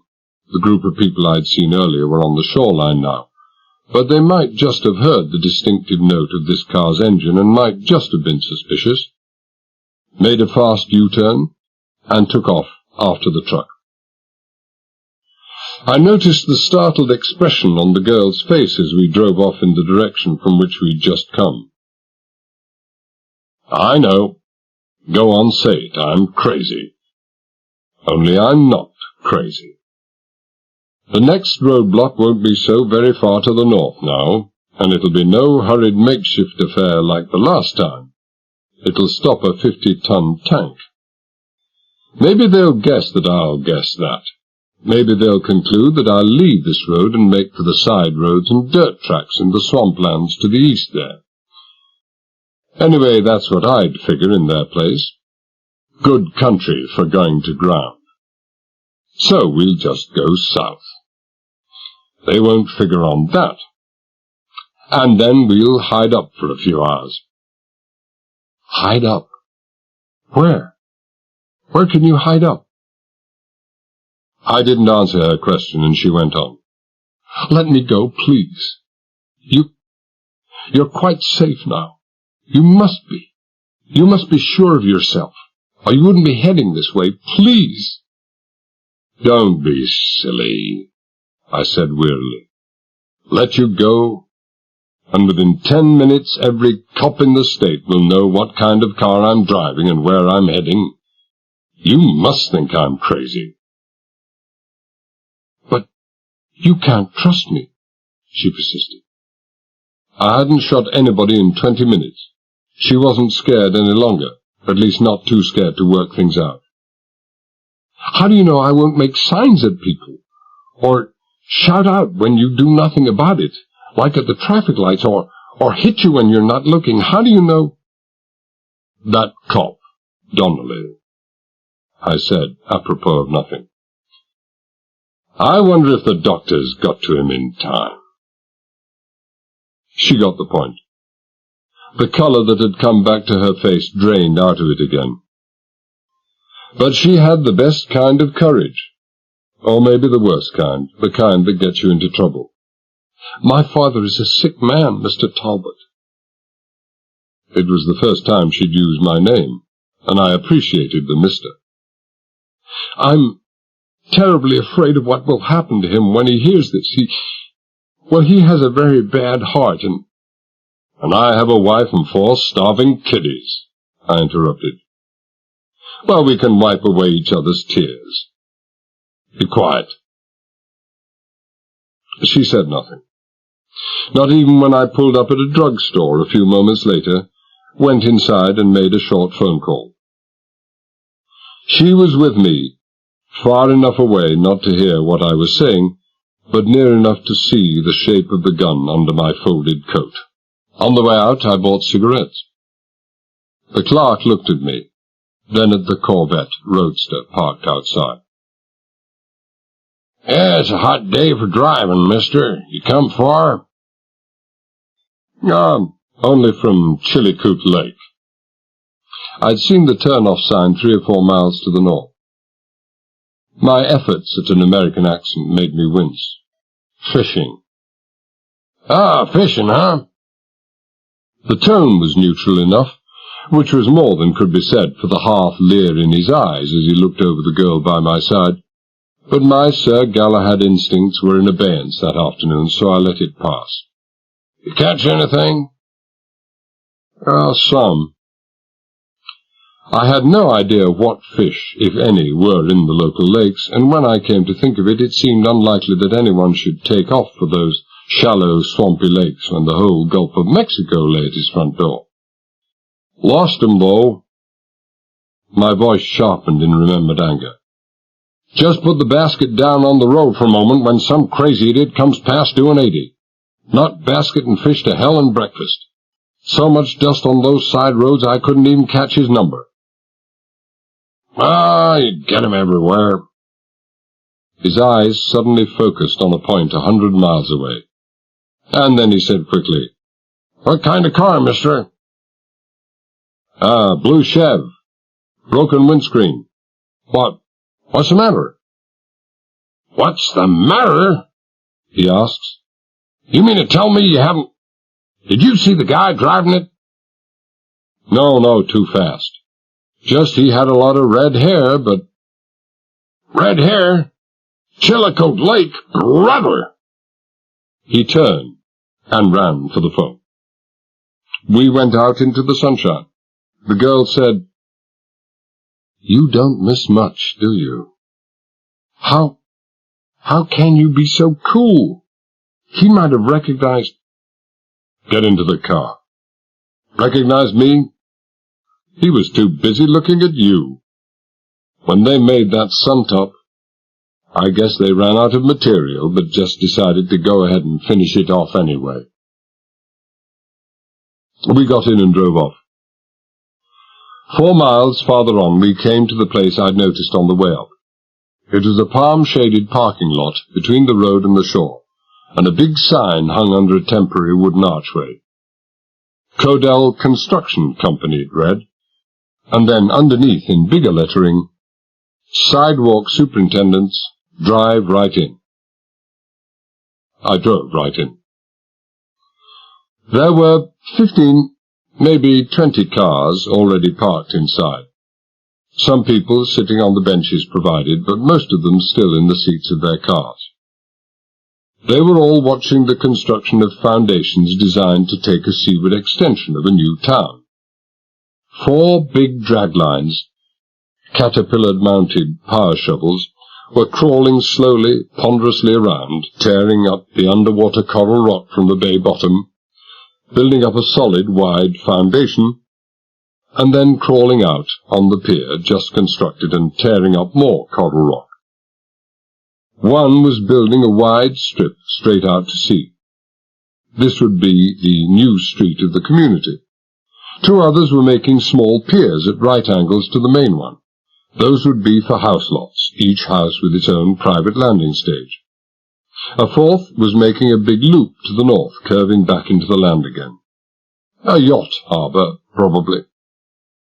It was a fascinating process to watch, this making of a town out of the bottom of the sea. Only I was in no mood to be fascinated. I parked the car between a couple of empty convertibles, opened the pack of cigarettes I'd just bought, and lit one. The girl half turned in her seat, and was staring at me, incredulously. Is this the place you meant, when you said we'd go somewhere to hide up? This is it, I assured her. You're going to stay here? What's it look like to you? With all those people around? Where everyone can see you, 20 yards off the road, where every passing police patrol... You see what I mean? Everyone would think the same as you. This is the last place any hunted man in his senses would think of coming. So it's the ideal place. So here we stay. You can't stay here forever, she said steadily. No, I agreed. Just till it gets dark. Move closer, Miss Ruthven. Real close. A man fleeing for his life, Miss Ruthven. What picture does that conjure up? An exhausted, wild-eyed individual crashing through the high timber or plunging up to his armpits through some of the choicer Florida swamps. Certainly not sitting in the sunshine getting all close and confidential with a pretty girl. Nothing in the world less calculated to arouse suspicion, is there? Move over, lady. I wish I had a gun in my hand, she said quietly. I don't doubt it. Move over. She moved. I felt the uncontrollable shudder of revulsion as her bare shoulder touched mine. I tried to imagine how I would feel if I were a pretty young girl in the company of a murderer. But it was too difficult. I wasn't a girl. I wasn't even particularly young or good-looking, so I gave it up, showed her the gun under the coat lying over my knees, and sat back to enjoy the light, onshore breeze that tempered the sunlight filtering through the fronds of the rustling palm trees. But it didn't look as if the sunlight would be with us too long. That sea breeze being pulled in by the sun-scorched land was laden with moisture, and already the tiny white scraps of cloud that had been drifting across the sky were building and thickening into grey cumulus. I didn't like that much. I wanted to have the excuse to keep wearing the bandana on my head. Maybe 10 minutes after we arrived, a black police car came along the highway from the south. I watched in the rearview mirror as it slowed down and 2 policemen put their heads out to give the parking lot a quick once-over. But their scrutiny was as cursory as it was swift. You could see they didn't really expect to see anything interesting, and the car pulled away before its speed had dropped to walking pace. The hope in the girl's eyes, they were grey and cool and clear, I could see now, died out like a snuffed candle flame, the rounding and drooping of her sunburned shoulders unmistakable. Half an hour later, the hope was back. 2 motorcycle cops, helmeted, gauntleted, very tough and very competent, swept in under the archway in perfect unison, stopped in perfect unison, and killed their motors on the same instant. For a few seconds they sat there, high, gleaming boots astride on the ground. Then they dismounted, kicked down the rest, and started moving round the cars. One of them had his revolver in his hand. They started at the car nearest the entrance, with only a quick glance for the car itself, but a long, penetrating, wordless stare for the occupants. They weren't doing any explaining, and they weren't doing any apologizing. They looked like cops might look if they had heard that another cop had been shot, and was dying, or dead. Suddenly they skipped 2 or 3 cars and came straight at us. At least that seemed to be their intention, but they skirted us and headed for a ford to the left and ahead of us. As they passed by, I felt the girl stiffening. I saw her taking a quick, deep breath. Don't do it. I flung an arm around her and grabbed her tight. The breath she'd meant for the warning shout was expelled in a gasp of pain. The policeman nearest turned round and saw the girl's face buried between my shoulder and neck, and looked away again. Having seen what he thought he'd seen, he made a remark to his companion that wasn't as sotto voce as it might have been, and might have called for action in normal circumstances. But the circumstances weren't normal. I let it go. When I released the girl, her face was red practically all the way down to the sun-top. Pressed in against my neck, she hadn't been getting much air, but I think it was the policeman's remark that was responsible for most of the colour. Her eyes were wild. For the first time she'd stopped being scared and was fighting mad. "I'm going to turn you in." Her voice was soft, implacable. "Give yourself up." The policeman had checked the Ford. The driver had been dressed in a green jacket, the same colour as mine, with a Panama hat jammed far down on his head. I'd seen him as he'd driven in. His hair was black and his tanned face moustached and chubby. But the police hadn't moved on. They were no more than 5 yards away, but the tearing and growling of the big drag lines covered our soft voices. "Don't be a fool," I said quietly. "I have a gun. And there's only one bullet in it." She was right. 2 slugs gone in the courthouse, 1 blowing out the tire in the judge's Studebaker, and 2 when the police car was chasing us. "Quite the little counter, aren't we?" I murmured. "You'll have plenty of time to practice counting in hospital, after the surgeons have fixed you up. If they can fix you up." She looked at me, her lips parted, and said nothing. "1 little slug. But what an awful mess it can make." I brought the gun forward under the coat, pressed it against her. "You heard me telling that fool Donnelly what a soft lead slug can do. This barrel is against your hip bone. You realize what that means?" My voice was very low now, very menacing. "It'll shatter that bone beyond repair. It means you'll never walk again, Miss Ruthven. You'll never run, or dance, or swim, or sit a horse again. All the rest of your life you'll have to drag that beautiful body of yours about on a pair of crutches, or in a bath chair, and in pain all the time, all the days of your life. You're still going to shout to the cops." She said nothing at first. Her face was empty of colour. Even her lips were pale. "Do you believe me?" I asked softly. "I believe you." So I'm going to call them," she said simply. "Maybe you'll cripple me, but they'll surely get you, and then you can never kill again. I have to do it." "Your noble sentiments do you credit, Miss Ruthven." The jeer in my voice was no reflection of the thoughts in my mind. She was going to do what I wouldn't have done. "Go and call them. Watch them die." She stared at me. What do you mean? You've only 1 bullet." "And it's no longer for you. First squawk out of you, lady, and that cop with the gun in his hand gets it. He gets it right through the middle of the chest.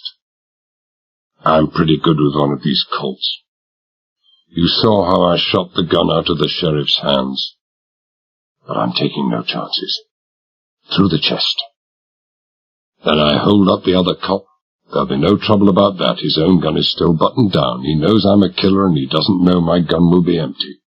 I take his gun, wing him with it, and go off." I smiled. "I don't think anyone will try to stop me." But I'll tell him your gun's empty. I'll tell—" "You come first, lady.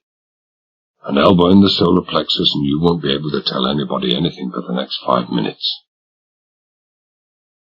There was a long silence. The cops were still there.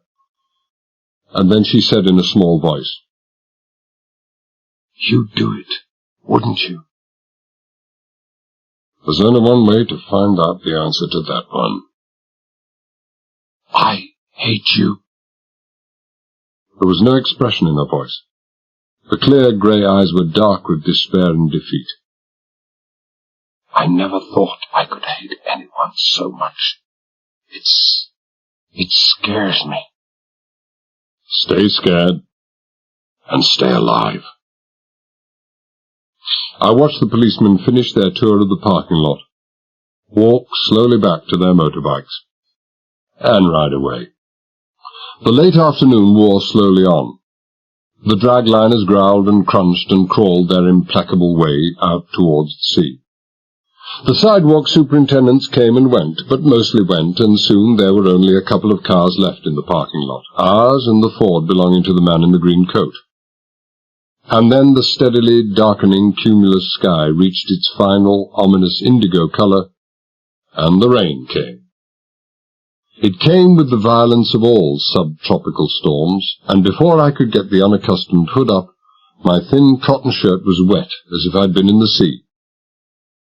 When I'd wound up the side screens and looked in the mirror, I saw that my face was streaked with black lines from temple to chin. The mascara on my hair had almost washed out. I scrubbed as clean as I could with my handkerchief and then looked at my watch. With the dark cloud obscuring the sky from horizon to horizon, evening had come before its time. Already the cars swishing by on the highway had their sidelights on, although it was still more day than night. I started the engine. You were going to wait until it was dark. The girl sounded startled. Maybe she'd been expecting more cops, smarter cops, to come along. I was, I admitted. But by this time, Mr. Chas Brooks is going to be doing a song and dance act a few miles back on the highway. His language will be colourful. Mr. Chas Brooks? From her tone, I wondered if she really thought I was crazy. Of Pittsburgh, California. I tapped the license tag on the steering column. A long way to come to have your car hijacked. I lifted my eyes to the machine gun symphony of the heavy rain drumming on the canvas roof. You don't think he'll still be grilling and barbecuing down on the beach in this little lot, do you? I pulled out through the makeshift archway and turned right on the highway. When she spoke this time, I knew she really did think I was crazy. Marble Springs? A pause, and then, You're going back there? It was a question and a statement both. Right. To the motel, La Contessa, where the cops picked me up. I left some stuff there. I want to collect it. This time, she said nothing. Maybe she thought crazy a completely inadequate word. I pulled off the bandana. In the deepening dusk, that white gleam on my head was more conspicuous than my red hair, and went on. Last place they'll ever think to find me. I'm going to spend the night there, maybe several nights, until I find me a boat. So are you. I ignored the involuntary exclamation. That's the phone call I made back at the drugstore. I asked if room 14 was vacant. They said yes, so I said I'd take it. Friends who'd passed through had recommended it as having the nicest view in the motel. In point of fact, it has the nicest view. It's also the most private room at the seaward end of a long block. It's right beside the closet where they put my case away when the cops pinched me. And it has a nice private little garage where I can stow this machine away and no one will ever ask a question. A mile passed, 2 miles, 3, and she said nothing. She'd put her green blouse back on, but it was a lacy scrap of nothing. She'd just got as wet as I had, when I was trying to fix the roof, and she was having repeated bouts of shivering. The rain had made the air cool. We were approaching the outskirts of Marble Springs when she spoke. You can't do it. How can you? You've got to check in or sign a book or pick up keys or have to go to the restaurant. You can't just... Yes, I can. I asked them to have the place opened up ready for us, keys in the garage and room doors, and that we'd check in later. I said we'd come a long way since dawn, that we were bushed, and that we'd appreciate room service for meals and a little privacy. I cleared my throat. I told the receptionist we were a honeymoon couple. She seemed to understand our request for privacy. We were there before she could find an answer. I turned in through an ornate lilac-painted gateway and drew up near the reception hallway in the central block, parking the car directly under a powerful flood lamp, which threw such black shadows that my red hair would be all but invisible under the car roof. Over by the entrance stood a Negro dressed in a lilac, blue and gold-buttoned uniform that had been designed by a colour-blind man wearing smoked glasses. I called him across. "Room 14, I asked. "Which way, please?" "Mr. Brooks?" I nodded, and he went on. "I've left all the keys ready. Down this way." "Thank you." I looked at him. Grey and bent and thin, and the faded old eyes, the clouded mirrors of 1,000 sorrows and defeats.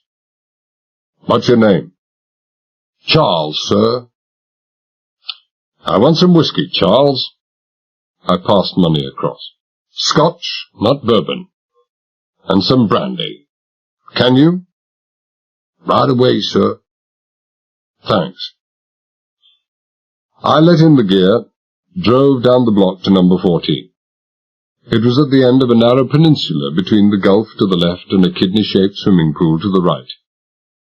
The garage door was open, and I drove straight in, switched off the car lights, closed the sliding door in the near darkness, and then switched on the overhead light. At the inner end of the left-hand wall, a single door led off the garage. We went through this, into a kitchenette, neat, hygienic, and superbly equipped if all you wanted was a cup of coffee and had all night to make it. A door led off this into the bed sitting room. Lilac carpet, lilac drapes, lilac bedspread, lilac lampshades, lilac seat covers. The same excruciating motif wherever you looked. Somebody had liked lilac. 2 doors off this room, to the left, let into the same wall as the kitchen door, the door to the bathroom. At the far end, the door leading into the corridor. I was in the corridor within 10 seconds of arriving in the room, dragging the girl after me. The closet was no more than 6 feet away, unlocked, and my bag still where it had been left. I carried it back to the room, unlocked it, and was about to start throwing stuff on the bed when a knock came at the door. "That'll be Charles," I murmured. "Open the door. Stand well back. Take the bottles. Tell him to keep the change. Don't try to whisper, make signs, or any clever little jumps out into the middle of the corridor. I'll be watching you from the crack of the bathroom door, and my gun will be lined up on your back." She didn't try any of those things.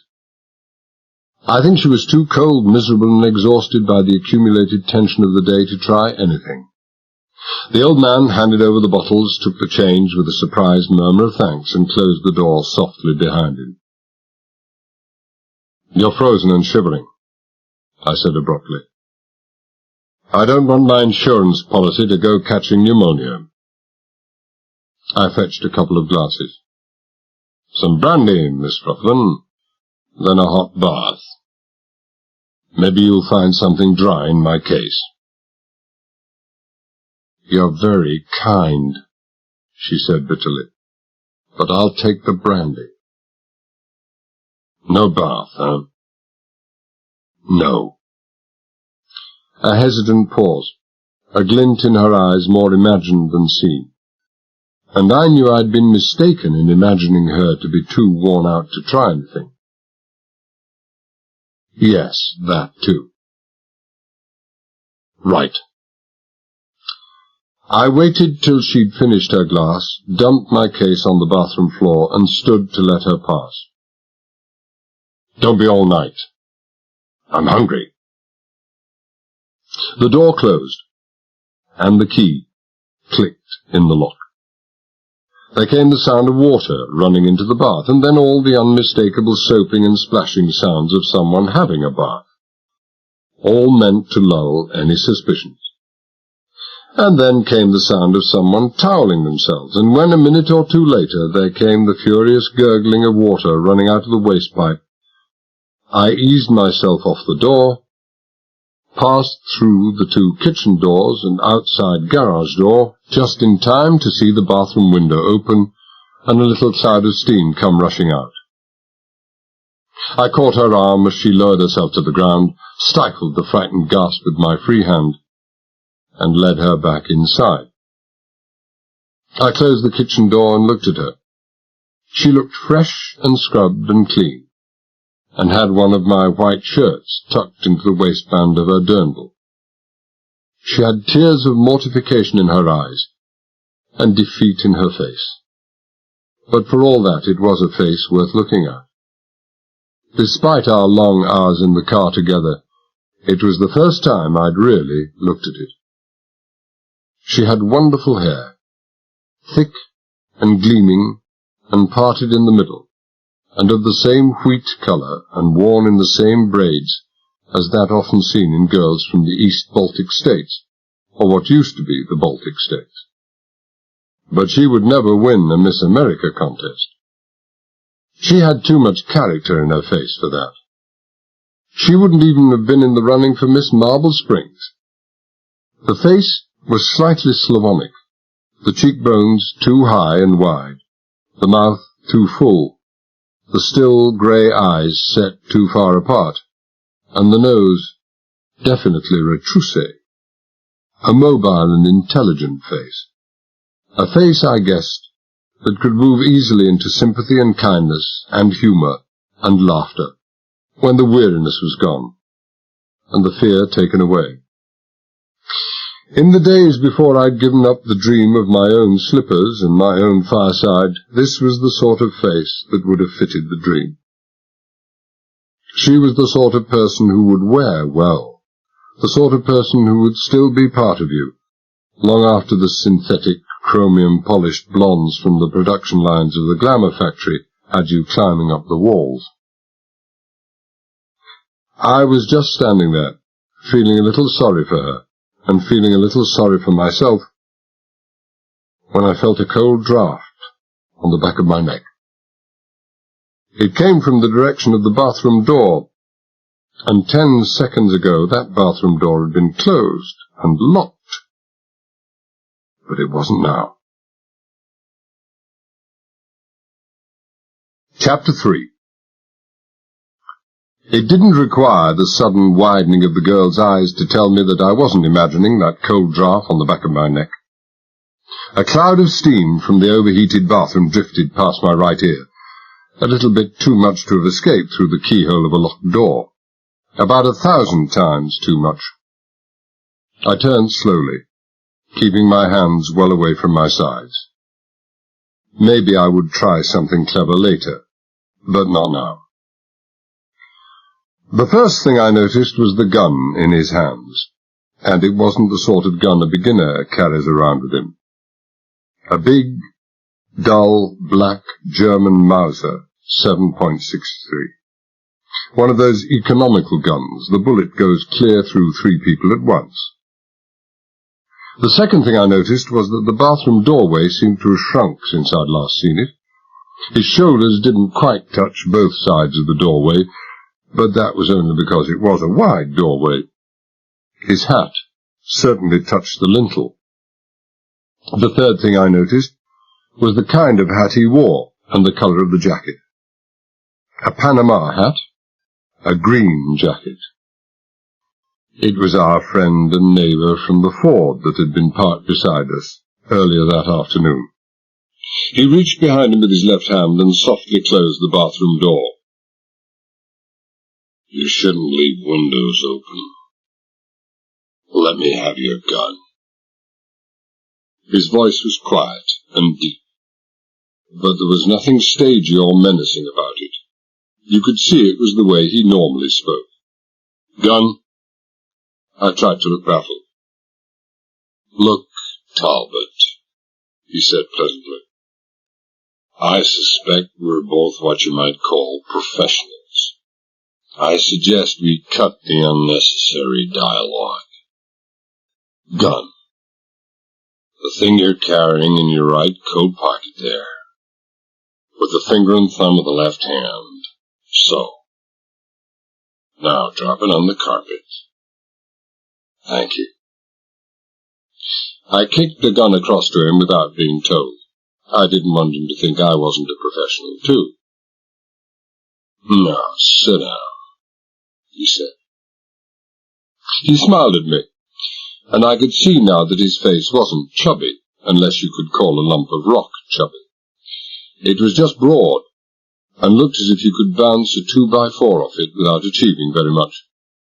The narrow black moustache and the thin, almost Grecian nose looked out of place, as incongruous almost as the laughter lines round the eyes and on either side of the mouth.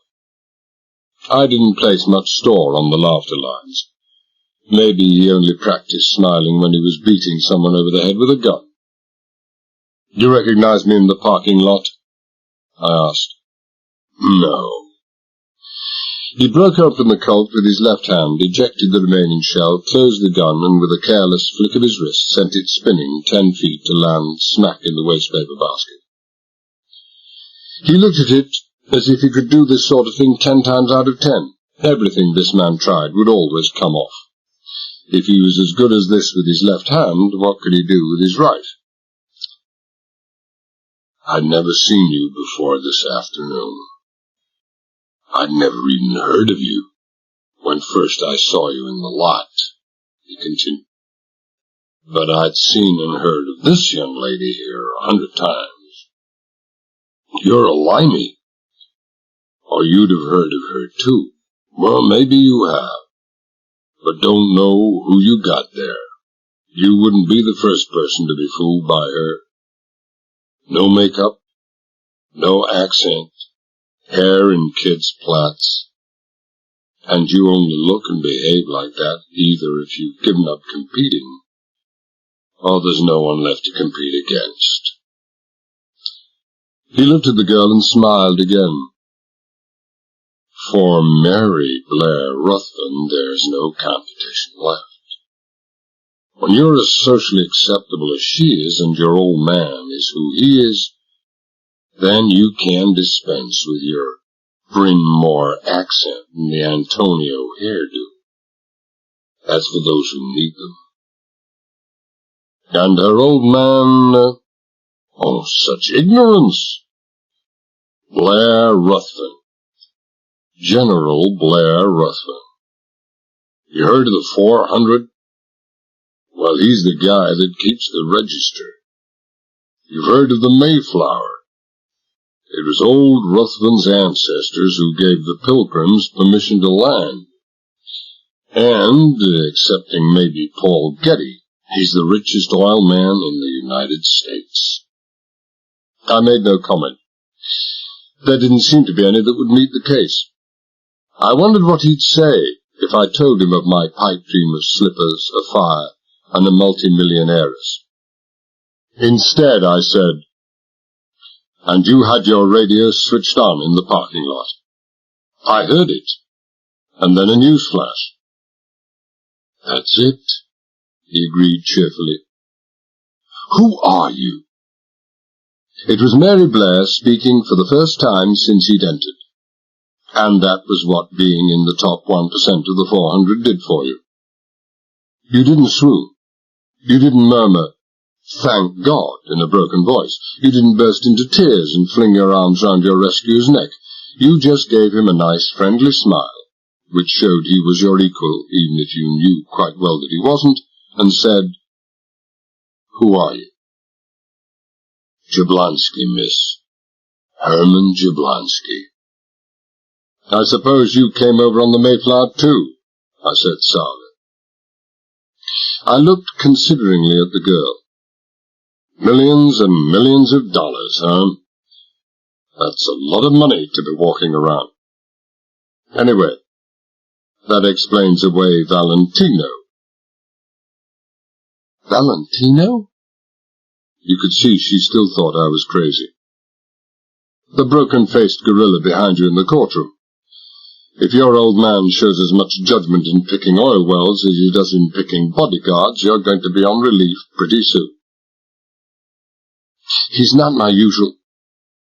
She bit her lip, and something like a shadow of pain touched those clear grey eyes. Mr. Jablonski, I owe you a great deal. Jablonski smiled again and said nothing.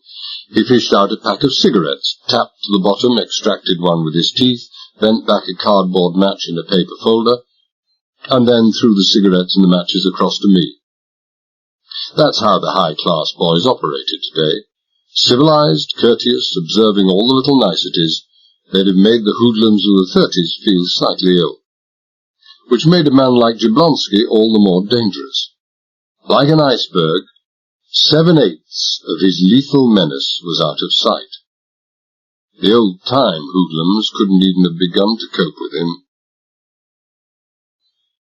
I take it you're prepared to use that gun, Mary Blair went on. She wasn't as cool and composed as she appeared and sounded. I could see a pulse beating in her neck, and it was going like a racing car. I mean, this man can't do anything to me now. Nary a thing, Jablonski assured her.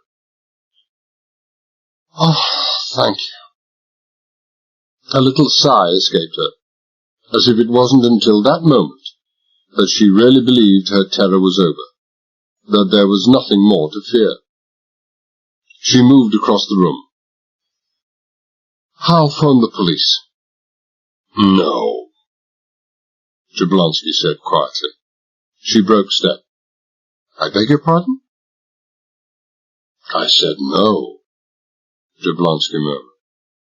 No phone, no police. I think we leave the law out of it. What on earth do you mean? Again I could see a couple of red spots burning high up in her cheeks. The last time I'd seen those, it had been fear that had put them there. This time it looked like the first stirrings of anger. When your old man had lost count of the number of oil wells he owned, people didn't cross your path very often.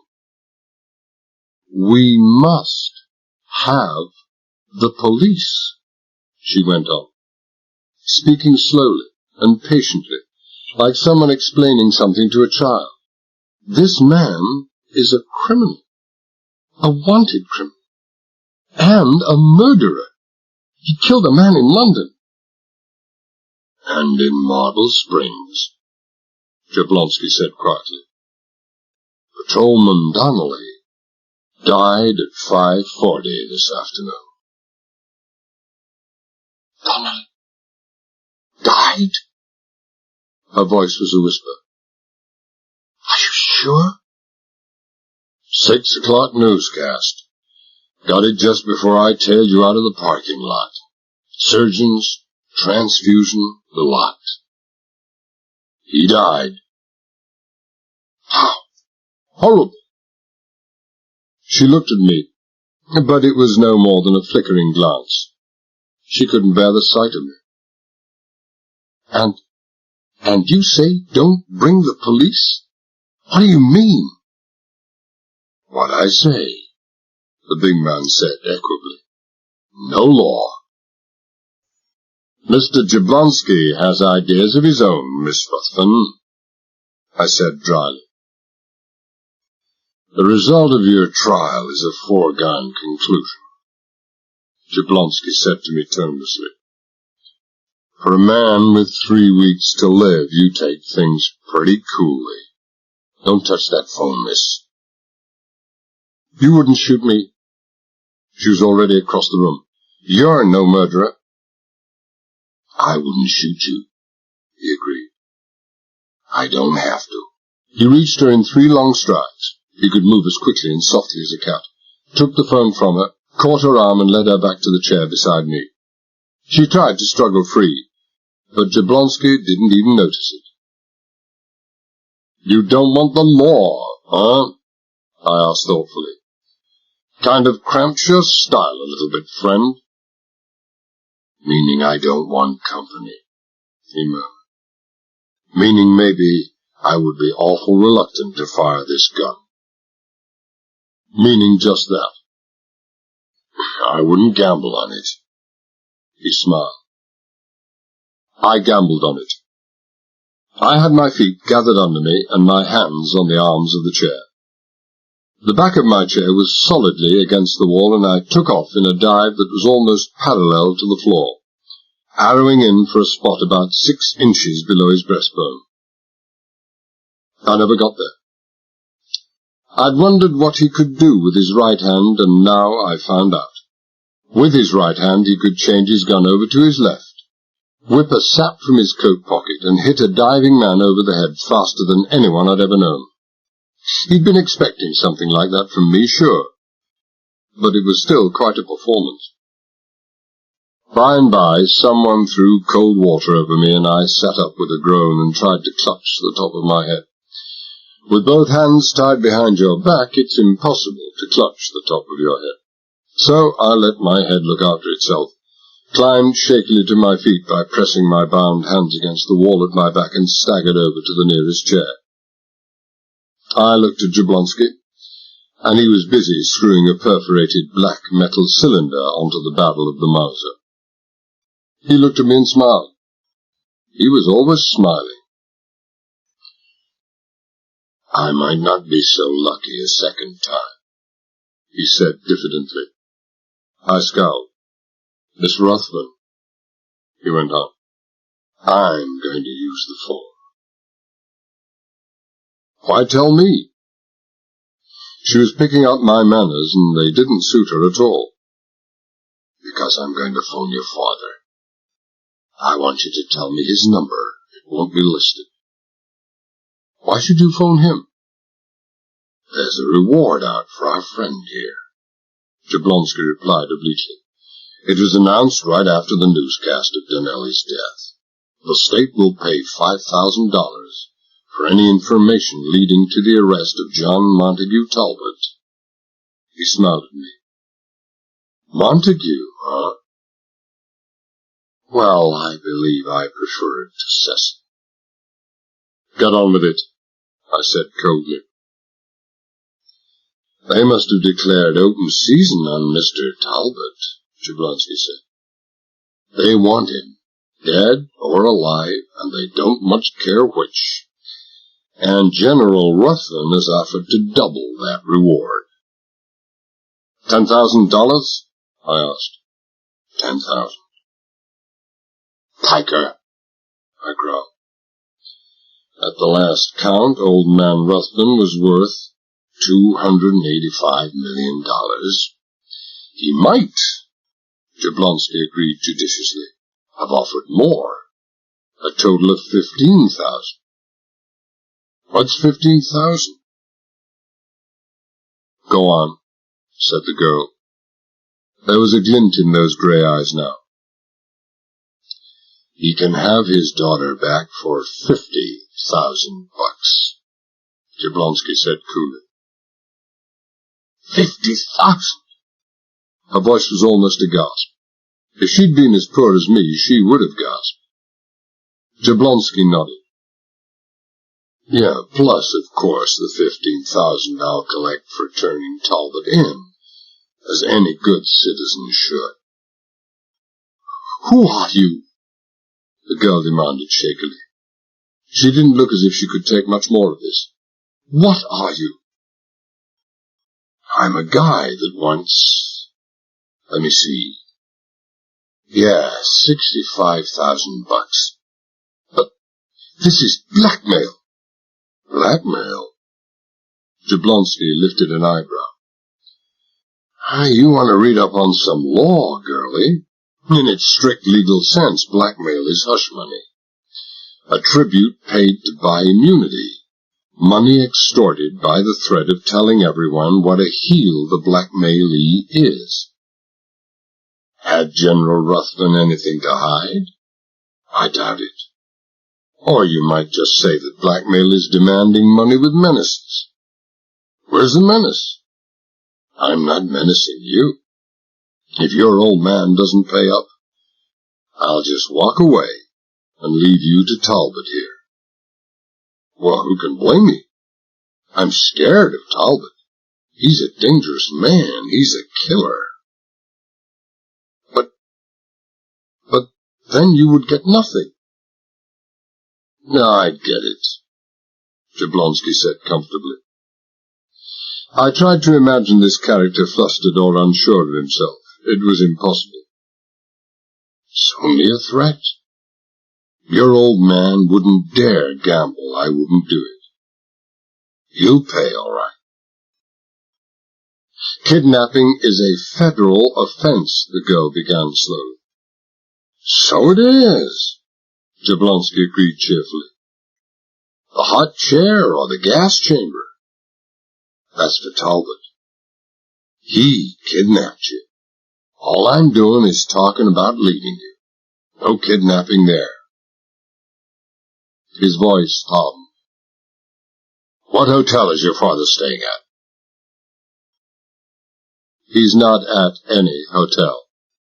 Her voice was flat and toneless, and she'd given up. He's out on the X-13.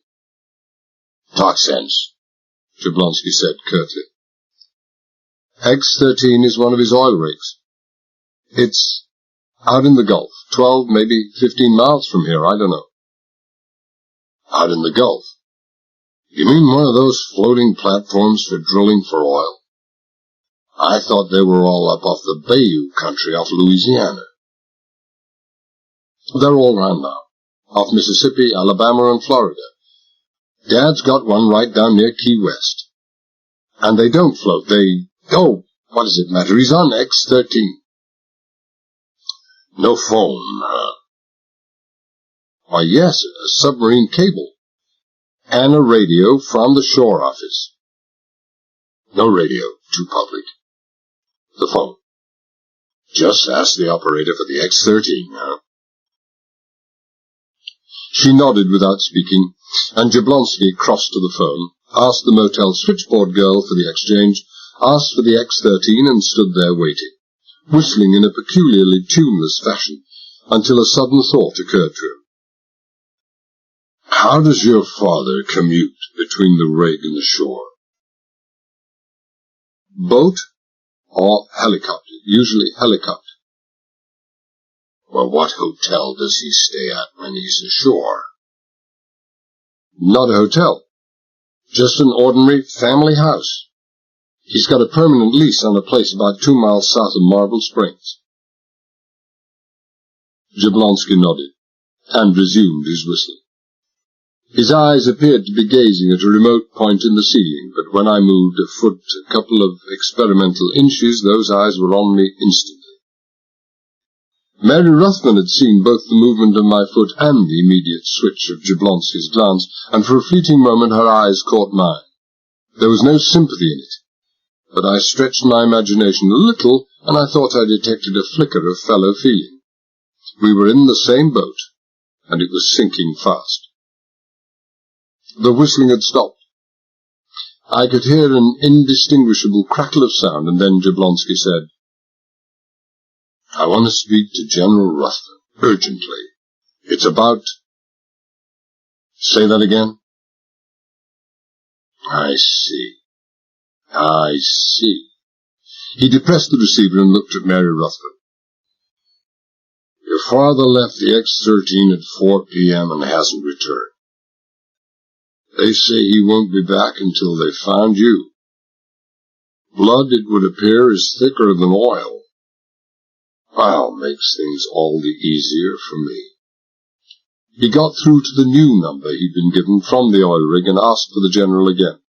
He got him almost at once, and he didn't waste a word. General Blair Ruthven, I've got news for you, General, good news and bad. I've got your daughter here, now that's the good news. The bad news is that it'll cost you $50,000 to get her back. Jablonski broke off and listened, spinning the Mauser gently round his forefinger, smiling as always. No, General, I am not John Talbot, but Talbot's with me right now. I've persuaded him that keeping father and daughter apart any longer is downright inhuman. You know Talbot, General, or you know of him. Took a lot of persuading. $50,000 worth of persuading. The smile suddenly vanished from Jablonski's face, leaving it bleak and cold and hard. The real Jablonski. His voice when he spoke was softer and deeper than ever, and gently reproving as to an erring child. General, do you know what? I just heard a funny little click, the sort of funny little click you hear on a line when some smart aleck nosy picks up an extension and starts flapping his ears, or when somebody cuts in a tape recorder. I don't want any eavesdroppers, no records of private conversations, and neither do you, not if you ever want to see your daughter again. Yeah, that's better. And, General, don't get any funny ideas about telling someone to get through to the cops on another line to ask them to trace this call. We'll be gone from wherever we are in exactly 2 minutes from now. Now, what's your answer? Make it quickly now. Another brief pause, and then Jablonski laughed pleasantly. Threatening you, General. Blackmail, General? Kidnapping, General? Don't be so silly, General. There's no law that says a man can't run away from a vicious killer, is there? Even if that vicious killer happens to have a kidnappee with him. I'll just walk out and leave them together. Tell me, are you bargaining for your daughter's life, General? Is she worth no more to you than less than 1/50th of 1% of all you own? Is that all her value to a doting father? She's listening in to all this, General. I wonder what she might think of you, huh? Willing to sacrifice her life for an old shoe button? Because that's all $50,000 is to you. Sure, you can speak to her. He beckoned to the girl, who ran across the room and snatched the phone from his hand. Daddy? Daddy? Yes, it's me. Of course it's me. Oh, Daddy, I never thought... Right, that'll do. Jablonski laid his big, square, brown hand across the mouthpiece and took the phone from her. Satisfied, General Blair? The genuine article, huh? There was a short silence, and then Jablonski smiled broadly. Thank you, General Blair. No, I'm not worrying about any guarantee. The word of General Ruthven has always been guarantee enough. He listened a moment, and when he spoke again, the sardonic glint in his eyes as he looked at Mary Ruthven gave the lie to the sincerity of his voice. Besides, you know quite well that if you welched on that money and had a house full of caps, your daughter would never speak to you again. No need to worry about my not coming. There's every reason why I should, huh? 50,000 to be exact. He hung up. On your feet, Talbot. We have an appointment with high society. Yes. I sat where I was.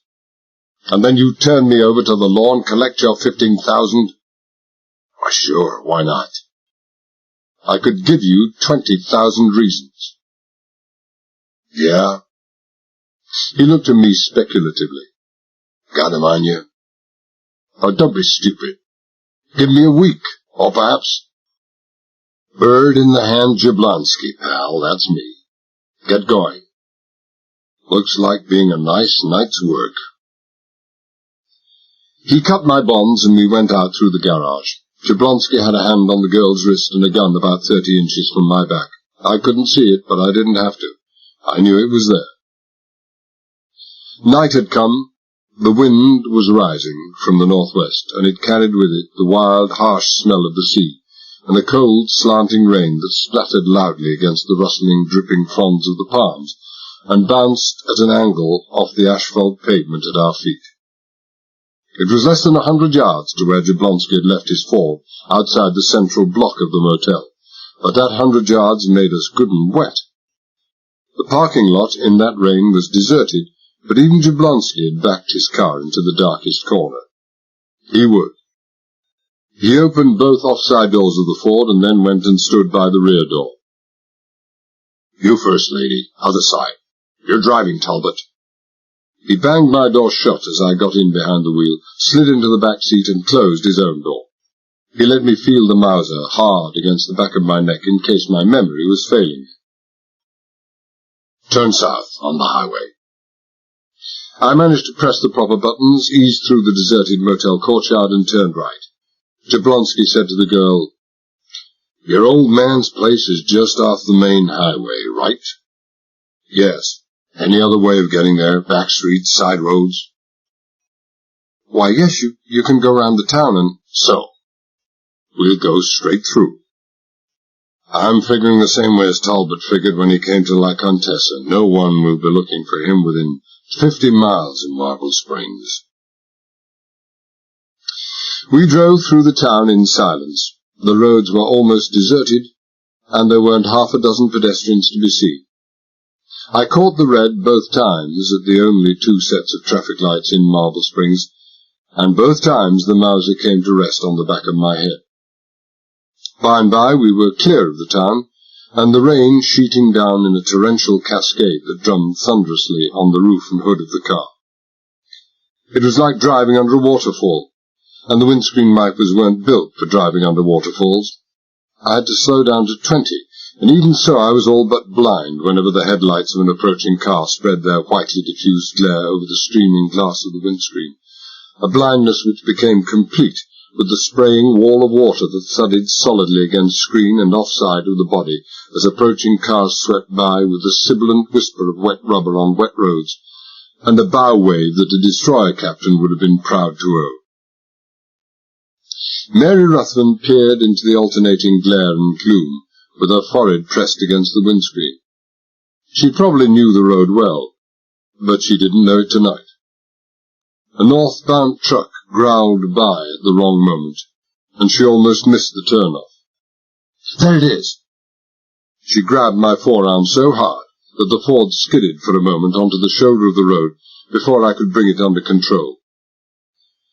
I caught a glimpse through the rain of a dimly phosphorescent glow on the left, and was 50 yards beyond before I stopped.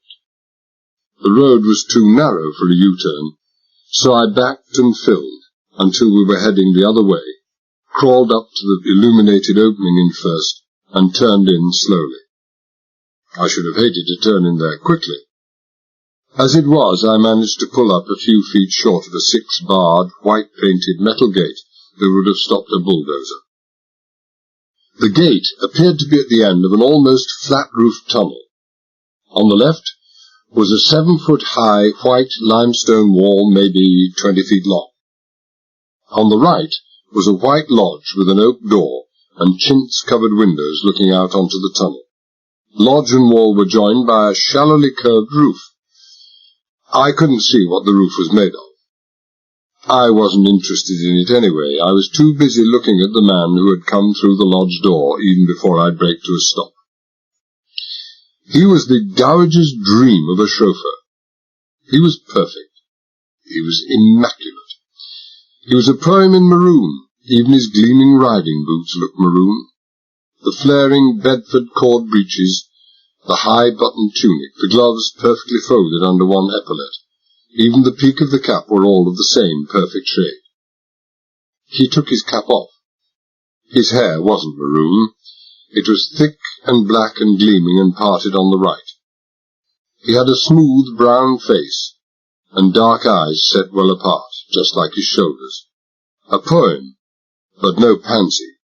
He was as big as I was and a whole lot better looking. Mary Ruthven had the window wound down, and the chauffeur bent to look at her, one sinewy brown hand resting on the edge of the door. When he saw who it was, the brown face broke into a wide smile, and if the relief and gladness in his eyes weren't genuine, he was the best actor-chauffeur I'd ever known. "It is you, Miss Mary." The voice was deep, educated, and unmistakably English. When you'd $285 million, it didn't cost but pennies extra to hire a homegrown shepherd to look after your flock of imported Rolls-Royces. English chauffeurs were class. "I'm delighted to see you back, ma'am. Are you all right?" "I'm delighted to be back, Simon." For a brief moment her hand lay over his and squeezed it. She let her breath go in what was half sigh, half shudder, and added, "I'm all right. How's Daddy? Well, the General has been worried stiff, Miss Mary, but he'll be all right now. They told me to expect you. I let them know right away. He half-turned, wheeled, craned forward, and peered into the back of the car. His body perceptibly stiffened. Yeah, it's a gun, Jablonski said comfortably from the rear seat. Just holding it, Sonny. Gets kinda uncomfortable sitting down with a gun in your hip pocket. Haven't you found that yourself? I looked, and sure enough I could see the slight bulge on the chauffeur's right hip. Spoils the cut of the little Lord Fauntleroy suit, don't it, though? Jablonski went on. And don't get any funny ideas about using yours. The time for that is past. Besides, you might hit Talbot. That's him behind the wheel. $15,000 on the hoof, and I want to deliver him in prime condition. I don't know what you're talking about, sir. The chauffeur's face had darkened. His voice was barely civil. I'll ring the house. He turned away, went into the small lobby behind the door, lifted the phone and pressed a button, and as he did so the heavy gate swung open silently, smoothly of its own accord. Well, all we need now is a moat and a portcullis, Jablonski murmured as we began to move forward. Looks after his $285 million, does the old General. Electrified fences, patrols, dogs, the lot, huh, lady? She didn't answer. We were moving past a big 4-car garage attached to the lodge. It was a carport-type garage without doors, and I could see I had been right about the Rolls-Royces. There were 2 of them, one sand brown and beige, the other gunmetal blue. There was also a Cadillac. That would be for the groceries. Jablonski was speaking again. Old fancy pants back there, the limey. Where'd you pick that sissy up?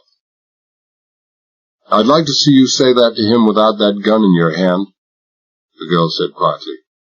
He's been with us for 3 years now. 9 months ago, 3 masked men crashed our car, with only Kennedy and myself in it.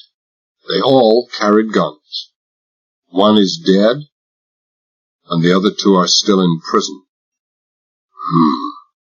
Unlucky, sissy, Jablonski grunted, and relapsed into silence.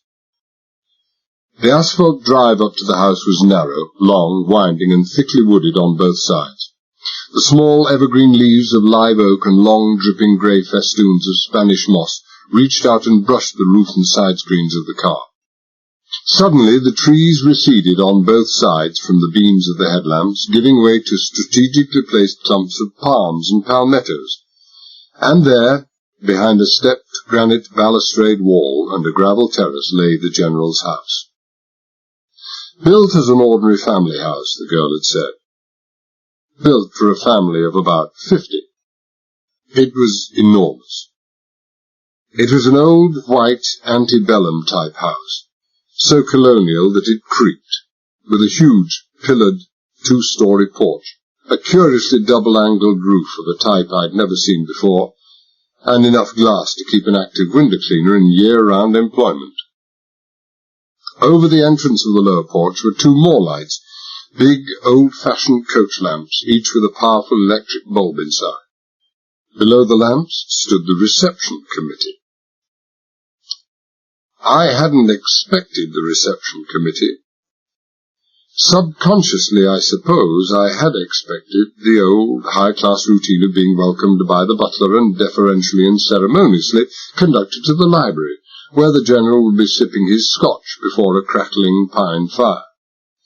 Which was pretty silly when you come to think of it. When you're expecting a daughter back from the dead and the doorbell rings, you don't just keep on sipping whiskey. Not if you're halfway human. The chauffeur had warned them, hence the committee. The butler was there too. He came down the steps of the porch carrying a huge golf umbrella out into the heavy rain. He didn't look like any butler I'd ever seen. His coat was far too tight round his upper arms, shoulders, and chest in a fashion that used to be popular among Prohibition gangsters, and his face did nothing to dispel that impression. He looked first cousin to Valentino, the bodyguard back in the courtroom, or maybe even more closely related. He even had the same broken nose. The General had a weird taste in butlers, especially when you considered his choice of chauffeur. But the butler seemed courteous enough. At least I thought he was, until he saw who it was behind the driving wheel, and then he made a smart-about turn, went round the front of the car, and escorted Mary Ruthven to the shelter of the porch, where she ran forward and threw her arms round her father's neck. Jablonski and I had to make it alone. We got wet, but no one seemed worried. By this time the girl had become disentangled from her father. I had a good look at him. He was an immensely tall old coot, thin but not too thin, in a silver-white linen suit. The colour of the suit was a perfect match for the hair. He had a long, lean, craggy, Lincoln-esque face, but just how craggy it was impossible to say, for almost half of it was hidden behind a luxuriant white moustache and beard. He didn't look like any big business magnate I'd ever come across, but with $285 million he didn't have to. He looked like the way I'd expect a Southern judge to look, and didn't. "Come in, gentlemen," he said courteously. I wondered if he included me among the three other men standing in the shadows in the porch. It seemed unlikely, but I went in all the same. I hadn't much option. Not only was Jablonski's Mauser jammed into the small of my back, but another man who'd just stepped out of the shadow also carried a gun. We trooped across a huge, wide, chandelier-lit, tessellated tile-floored hall, down a broad passage and into a large room. I'd been right about the room, anyway. It was a library. It did have a blazing pine fire, and the slightly oily smell of fine leather-bound books mingled very pleasantly with the aroma of expensive Coronas and a high-class Scotch. I noticed there was nobody there smoking cigars. The walls that weren't covered with bookshelves were panelled in polished elm. Chairs and settees were in dark gold leather and moquette, and the curtains of shot gold. A bronze-coloured carpet flowed over the floor from wall to wall, and with a strong enough draught, the nap on it would have waved and undulated like a wind-rippled field of summer corn. As it was, the chair casters were so deeply sunk in it as to be almost invisible. "Scotch, Mr. the General asked Jablonski. "Jablonski. I don't mind, General, while I'm standing, and while I'm waiting." "Waiting for what, Mr. Jablonski?" General Ruthven had a quiet, pleasant voice, with very little inflection in it. With $285 million, you don't have to shout to make yourself heard. "Oh, ain't you the little kidder now?" Jablonski was as quiet, as unruffled as the General. "For the little paper, General, with your name signed at the bottom. For the 50,000 Iron Men." "Of course." The General seemed faintly surprised that Jablonski should think it necessary to remind him of the agreement. He crossed to the dressed stone mantelpiece, pulled a yellow bank slip from under a paperweight. "I have it here. Just the payee's name to be filled in." I thought a slight smile touched his mouth, but under all that foliage it was difficult to be sure. "And you needn't worry about my phoning the bank with instructions not to honor this check. Such is not my way of doing business." "I know it's not, General. And my daughter is worth infinitely more to me than this. I must thank you, sir, for bringing her back." "Yeah." Jablonski took the check, glanced casually at it, and then looked at the General, a speculative glint in his eyes. Your pen slipped, General, he drawled. I asked for 50,000. You got 70,000 here. Correct. Ruthven inclined his head and glanced at me. I had offered $10,000 for information about this man here. I also feel that I'm morally bound to make good the 5,000 offered by the authorities. It's so much easier to make out one lump sum check to one person, don't you agree? And the extra 5,000 for your trouble, and the pleasure it will give me to hand this man over to the authorities personally. Again, I couldn't be sure whether or not he smiled. I can't afford to indulge those whims, you know. Your pleasure is my pleasure, General. I'll be on my way then. You sure you can handle this fellow? He's tough, fast, tricky as they come. I have people who can handle him. It was plain that the General wasn't referring to the butler and another uniformed servant hovering in the background. He pressed a bell, and when some sort of footman came to the door, said, "Ask Mr. Violent and Mr. Royale to come in, will you, Fletcher?" "Why don't you ask them yourself, General?" To my way of thinking, I was the central figure in that group, but they hadn't even asked me to speak, so I thought it was time to say something. I bent down to the bowl of artificial flowers on the table by the fire and pulled up a fine meshed microphone. "This room's bugged. 100 gets one. Your friends have heard every word that's been said. For a millionaire and high society flyer, Ruthven, you have some strange habits." I broke off and looked at the trio who had just come through the doorway. "And even stranger friends." Which wasn't quite an accurate statement. The first man looked perfectly at home in that luxurious setting. He was of medium height, medium build, dressed in a perfectly cut dinner suit, and smoking a cigar as long as your arm. That was the expensive smell I'd picked up as soon as I'd come into the library. He was in his early 50s, with black hair touched by grey at the temples. His neat clipped moustache was jet black. His face was smooth and unlined, and deeply sunburnt. He was Hollywood's ideal of a man to play the part of a top executive, smooth, urbane, and competent to a degree. It was only when he came closer, and you saw his eyes, and the set of the planes of his face, that you realized that here was a toughness, both physical and mental, and a hardness that you would never see around a movie set. A man to watch.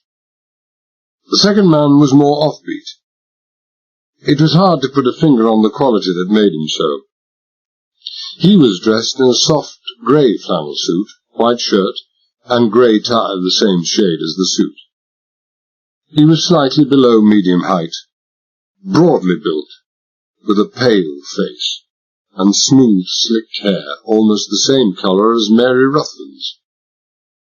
It wasn't until you looked again, and again, that you saw what made him offbeat. It wasn't anything he had. It was something he didn't have. He had the most expressionless face, the emptiest eyes I had ever seen in any man. Offbeat was no description for the man who brought up the rear. He belonged in that library the way Mozart would have belonged in a rock and roll club. He was only 21 or 2, tall, skinny, with a dead white face and cold black eyes. The eyes were never still.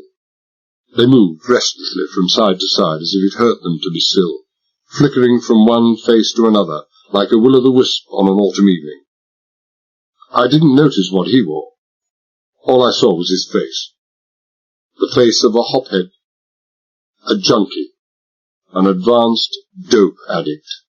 Take away his white powder for even 24 hours, and he'd be screaming his head off as all the devils in hell closed in on him. "Come in, Mr. Violent," The General was speaking to the man with the cigar, and I wished for the 10th time that old Ruthven's expression wasn't so hard to read. He nodded in my direction. "This is Talbot, the wanted man. And this, Mr. Jablonski, the man who brought him back." "I'm glad to meet you, Mr. Jablonski." Violin smiled in a friendly fashion and put his hand out. "I'm the General's chief production engineer." Sure, he was the General's chief production engineer, and that made me President of the United States. Violin nodded at the man in the grey suit. "This is Mr. Royale, Mr. Jablonski." "Mr. Jablonski. Mr. Jablonski."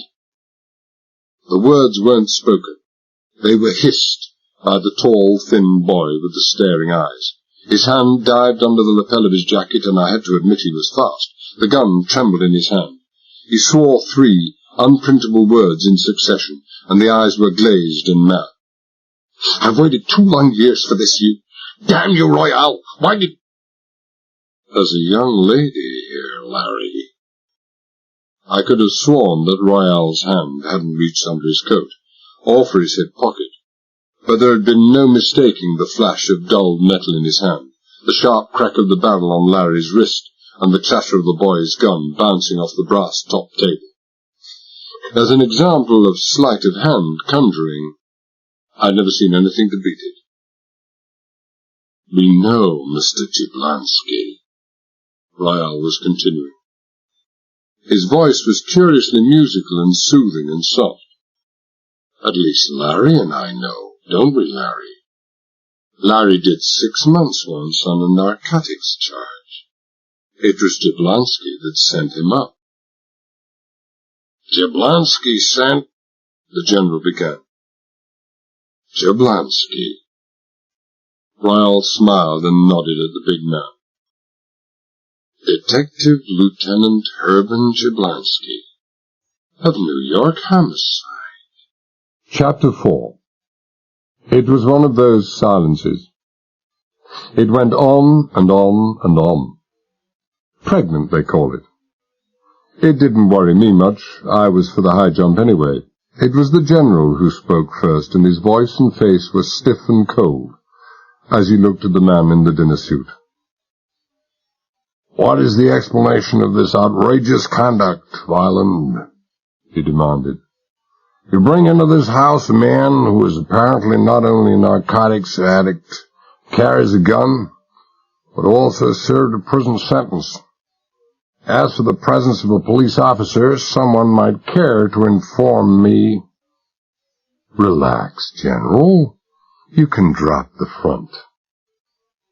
It was Royale who spoke, his voice quiet and soothing as before, and curiously devoid of any trace of insolence. "I wasn't quite accurate. Ex-detective lieutenant, I should have said. Brightest boy in the bureau in his day, first narcotics, then homicide, more arrests and more convictions for arrest than any other police officer in the eastern states. But your foot slipped, didn't it, Jablonski?" Jablonski said nothing, and his face showed nothing, but it didn't mean he wasn't thinking plenty. My face showed nothing, but I was thinking plenty. I was thinking how I could try to get away. The servants had vanished at a wave of the hand from the General, and for the moment everyone seemed to have lost interest in me. I turned my head casually. I was wrong. There was someone who hadn't lost interest in me. Valentino, my courtroom acquaintance, was standing in the passageway just outside the open door, and the interest he was taking in me more than made up for the lack of interest in the library. I was pleased to see that he was carrying his right arm in a sling. His left thumb was hooked in the side pocket of his coat, and although he might have had a big thumb, it wasn't big enough to make all that bulge in his pocket. He would just love to see me trying to get away. Jablonski here was the central figure in the biggest police scandal to hit New York since the war, Royal was saying. All of a sudden there were a lot of murders, important murders in his parish, and Jablonski boobed on the lot.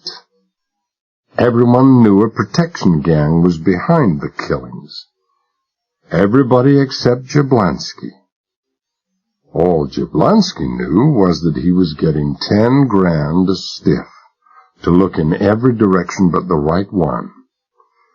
But he had even more enemies inside the force than outside, and they nailed him. 18 months ago it was, and he had the headlines to himself for an entire week. Don't you remember, Mr. Violin? Yeah, now I do. Violin nodded. 60,000 tucked away, and they never laid a finger on a cent. 3 years he got, wasn't it?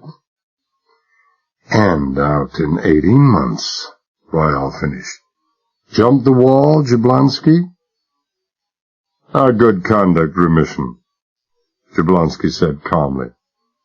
A respectable citizen again, which is more than could be said for you, Royal. You're employing this man, General. I fail to see, because if you are, it'll cost you $100 more than you think. $100 is the price Royal usually charges his employers for a wreath for his victims. A very fancy wreath. Or has the price gone up, Royal? And who you putting the finger on this time?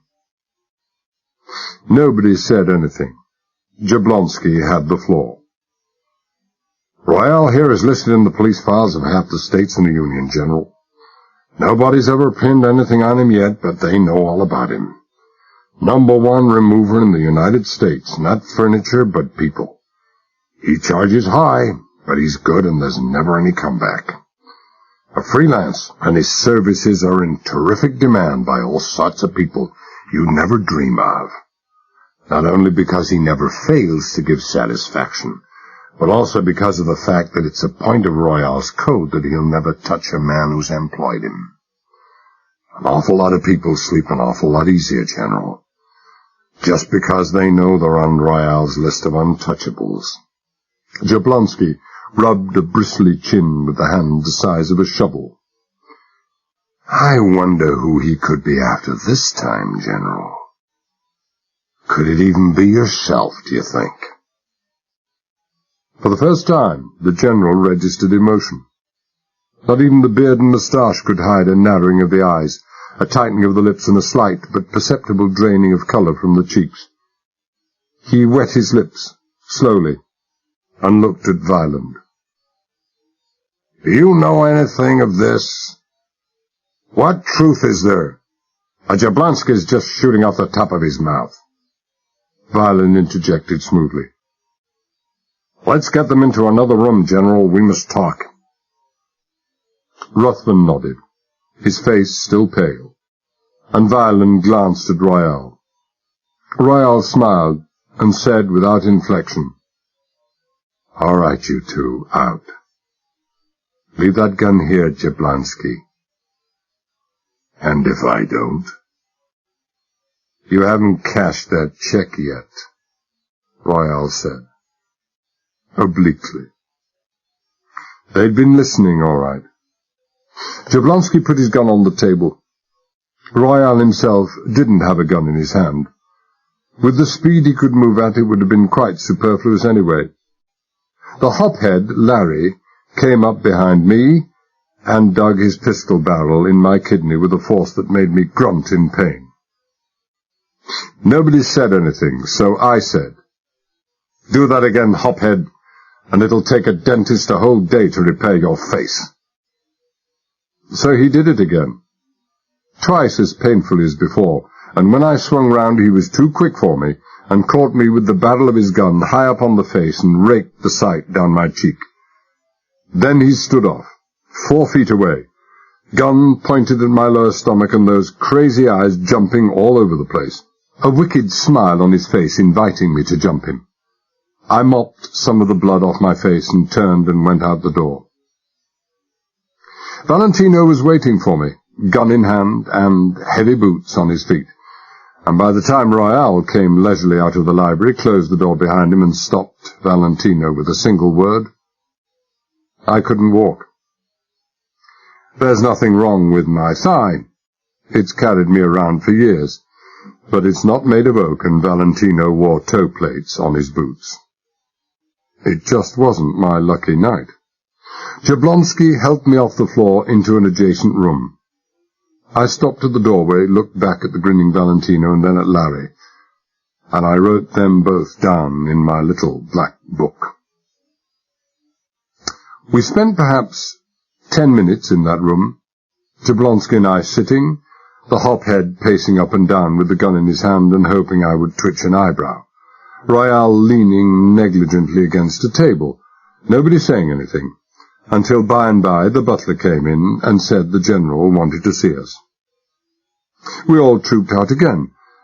Valentino was still there, but I made it safely to the library. Maybe he'd hurt his toe, but I knew it wasn't that. Royale had told him once to lay off, and just once would be all that Royale would have to tell anybody anything. A far from subtle change had taken place in the atmosphere since we left. The girl was sitting on a stool by the fire, head bent and the flickering light gleaming off her wheat-coloured braids. But Violent and the general seemed easy and relaxed and confident, and the latter was even smiling.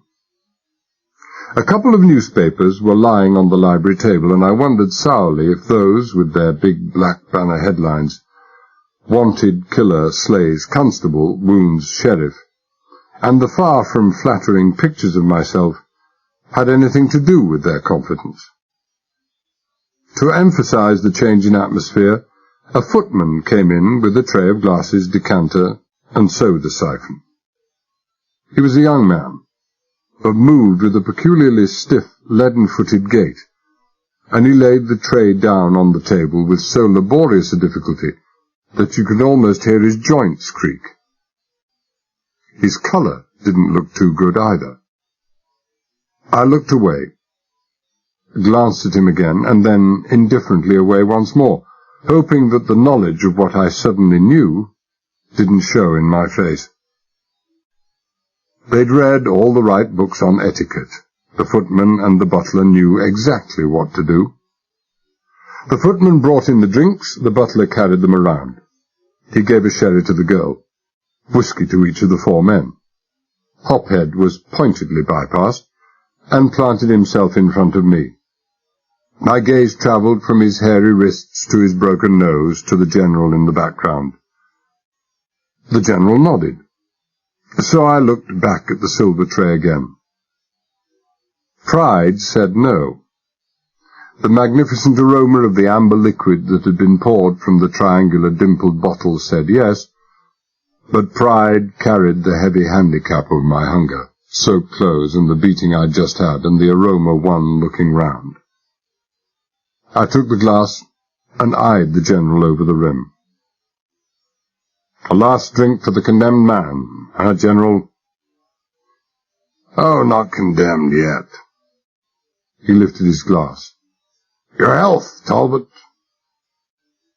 Very witty, I sneered. What do they do in the state of Florida, General?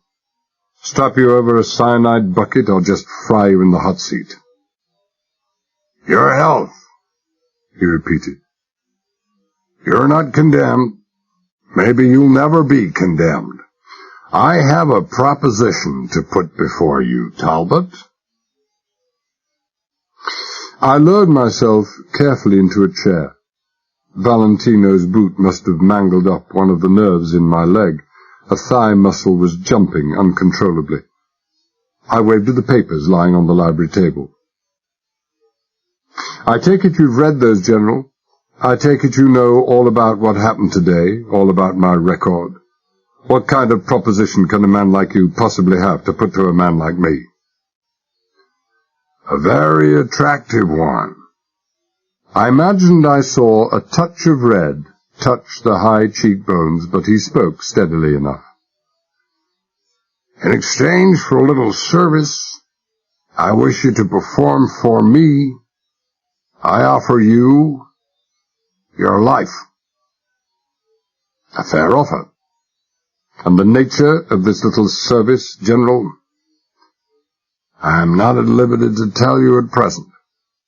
In about, perhaps, 36 hours, would you say, Violent? We should hear by then. Violent agreed. He was less and less like an engineer every time I looked at him. He took a puff at his Corona and looked at me. You agree to the General's proposition, then? Don't be silly. What else can I do? And after the job, whatever it is, you will be provided with papers and passport and sent to a certain South American country, where you will have nothing to fear, the General answered.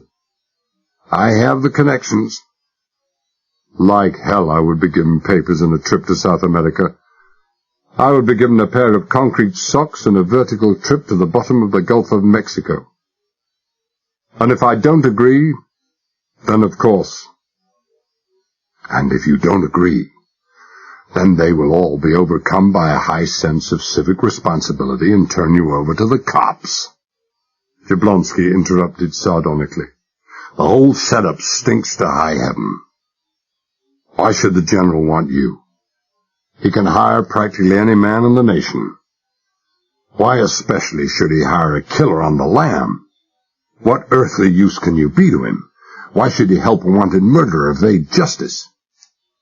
He sipped his drink thoughtfully. General Blair Ruthven, the moral pillar of New England society, best known and highest-minded do-gooder after the Rockefellers. It stinks. You're paddling in some dark and dirty water, General. Very dark, very dirty. And paddling right up to your neck. Lord knows what stakes you must be playing for. They must be fantastic. He shook his head. This I would never have believed. I have never willingly or knowingly done a dishonest thing in my life, the General said steadily. Jeez, Jablonski ejaculated. For a few seconds he was silent and then said suddenly, Well, thanks for the drink, General. Don't forget to sup with a long spoon.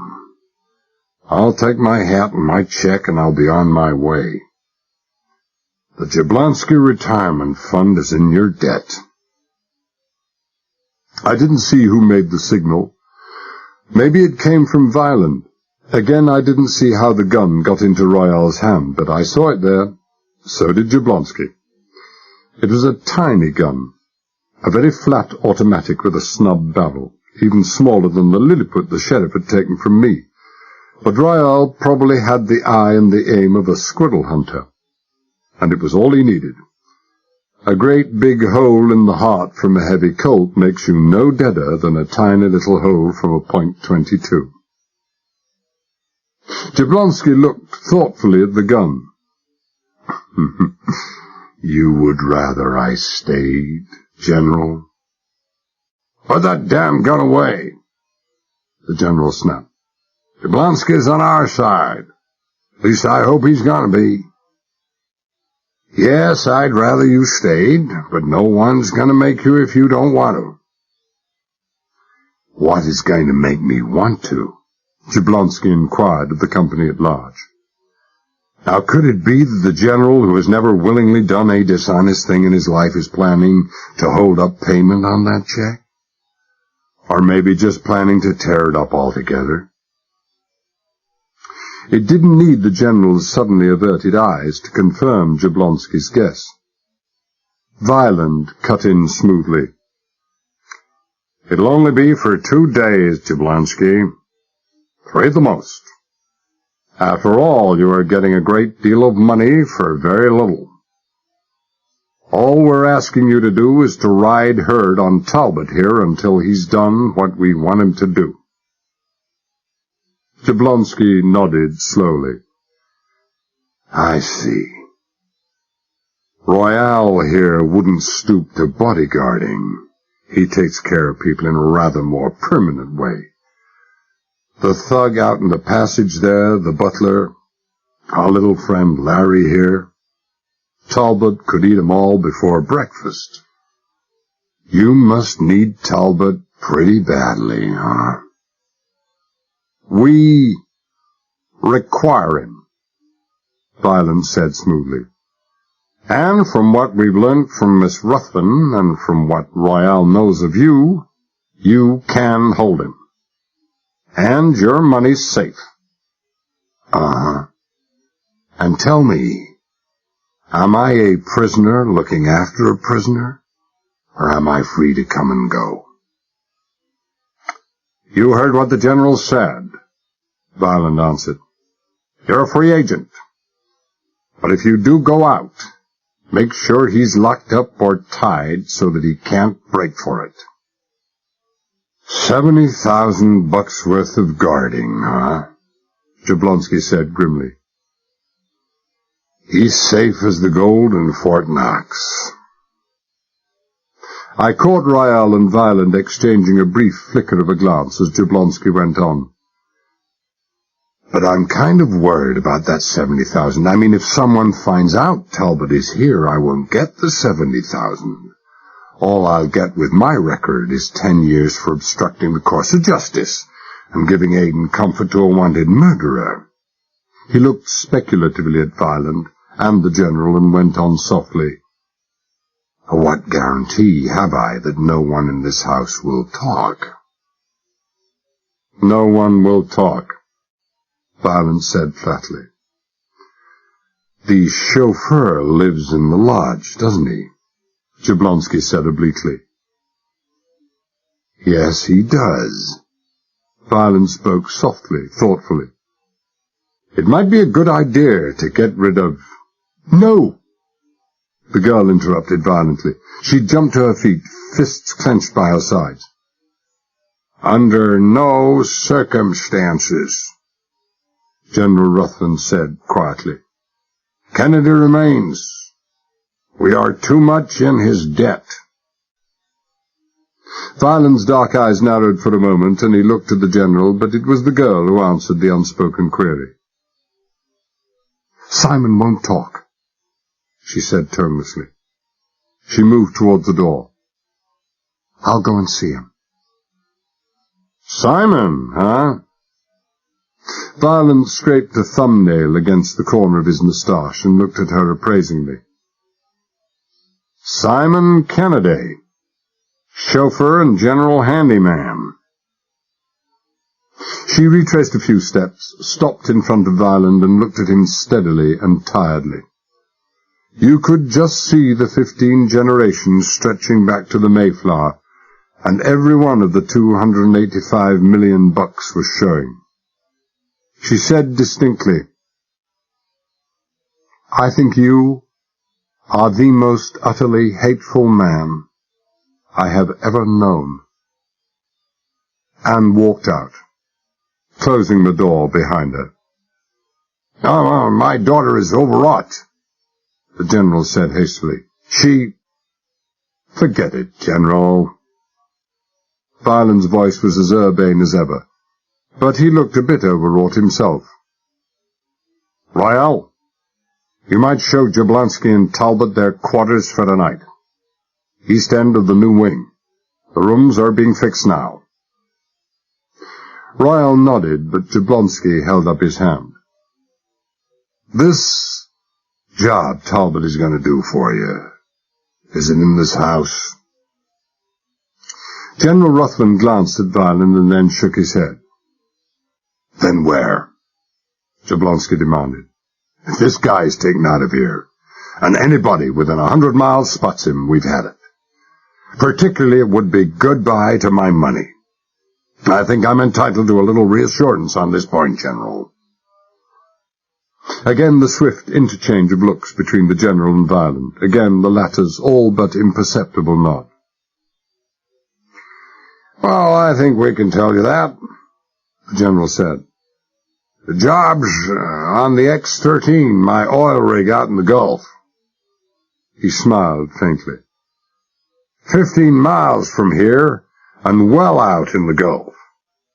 No passers-by to see him there, Mr. Jablonski. Jablonski nodded, as though for the moment satisfied, and said no more. I stared at the ground. I didn't dare to look up. Royale said softly, "Let's be on our way." I finished my drink and got up. The heavy library door opened outwards into the passage, and Royale, gun in hand, stood to one side to let me pass through first. He should have known better. Or maybe my limp deceived him. People thought my limp slowed me up, but people were wrong. Valentino had disappeared. I went through the doorway, slowed up, and moved to one side round the edge of the door, as if I were waiting for Royale to catch up and show me where to go, then whirled round and smashed the sole of my right foot against the door with all the speed and power I could muster. Royale got nailed neatly between door and jamb. Had it been his head that was caught, it would have been curtains. As it was, it caught his shoulders, but even so it was enough to make him grunt in agony and send the gun spinning out of his hand to fall a couple of yards down the passage. I dived for it. I scooped it up by the barrel, swung round, still crouched, as I heard the quick step behind me. The butt of the automatic caught the diving Royale somewhere in the face.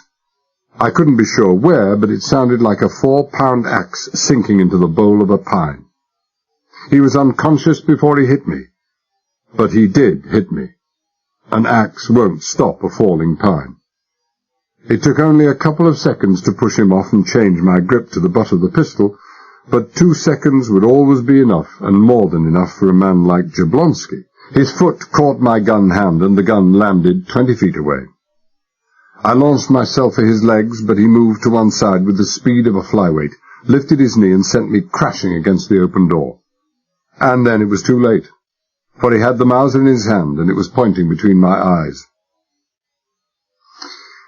I climbed slowly to my feet, not trying anything. The General and Violin, the latter with a gun in his hand, came crowding through the open door and then relaxed when they saw Jablonski with the gun on me. Violin bent down and helped the now moaning Royale to a sitting position. Royale had a long, heavily bleeding cut above his left eye, and tomorrow he'd have a duck's egg bruise there. After maybe half a minute, he shook his head to clear it, wiped blood away with the back of his hand, and looked slowly round until his eyes found mine. I'd been mistaken. I'd thought his the emptiest, the most expressionless eyes I'd ever seen, but I'd been mistaken. I looked in them, and I could almost smell the moist, freshly turned earth of an open grave. "I can see that you gents really do need me around," Jablonski said jovially. "I never thought anyone would try that stuff with Royale and live to talk about it, but we learn." He dug into a side pocket and brought out a set of very slender, blued steel cuffs, and slipped them expertly on my wrists. "Souvenir of the bad old days," he explained apologetically. "Would there happen to be another pair and some wire or chain round the house?" "It might be arranged," Violin said, almost mechanically. He still couldn't credit what had happened to his infallible hatchet man. "Fine." Jablonski grinned down at Royale.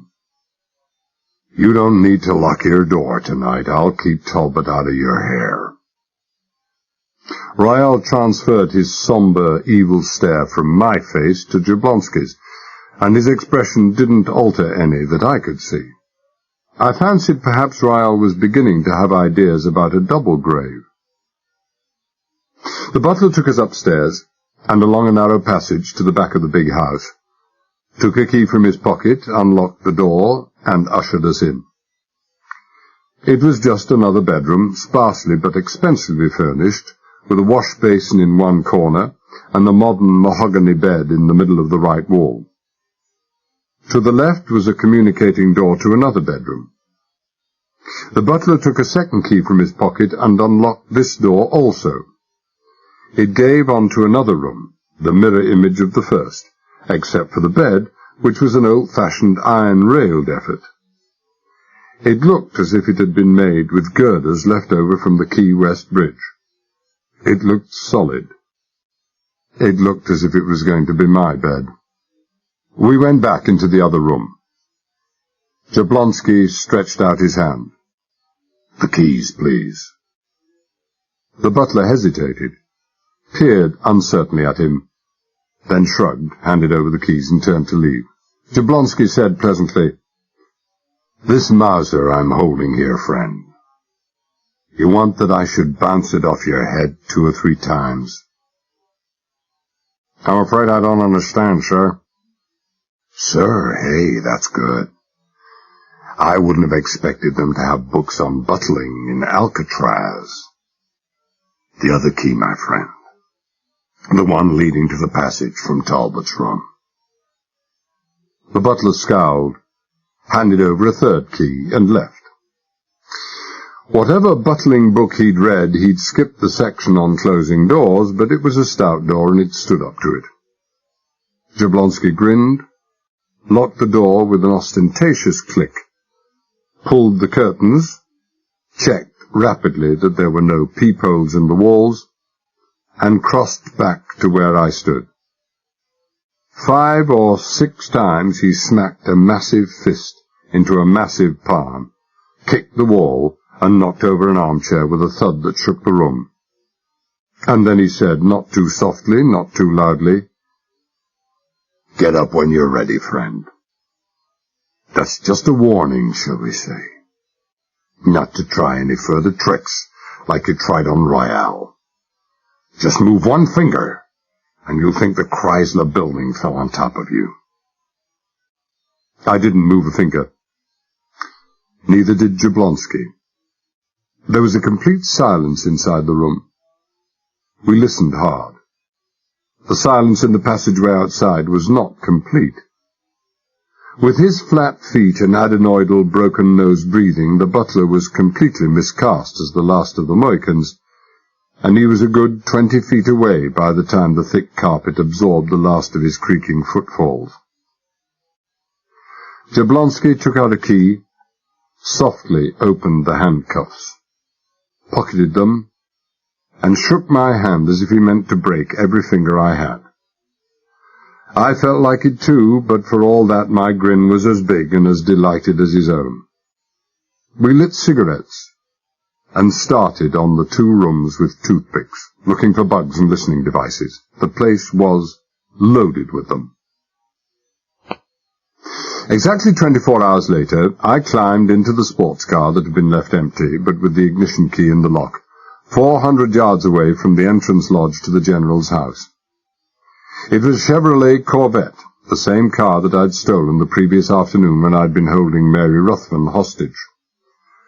The rain yesterday had vanished completely. The sky had been blue and cloudless all day long, and for me it had been a very long day indeed.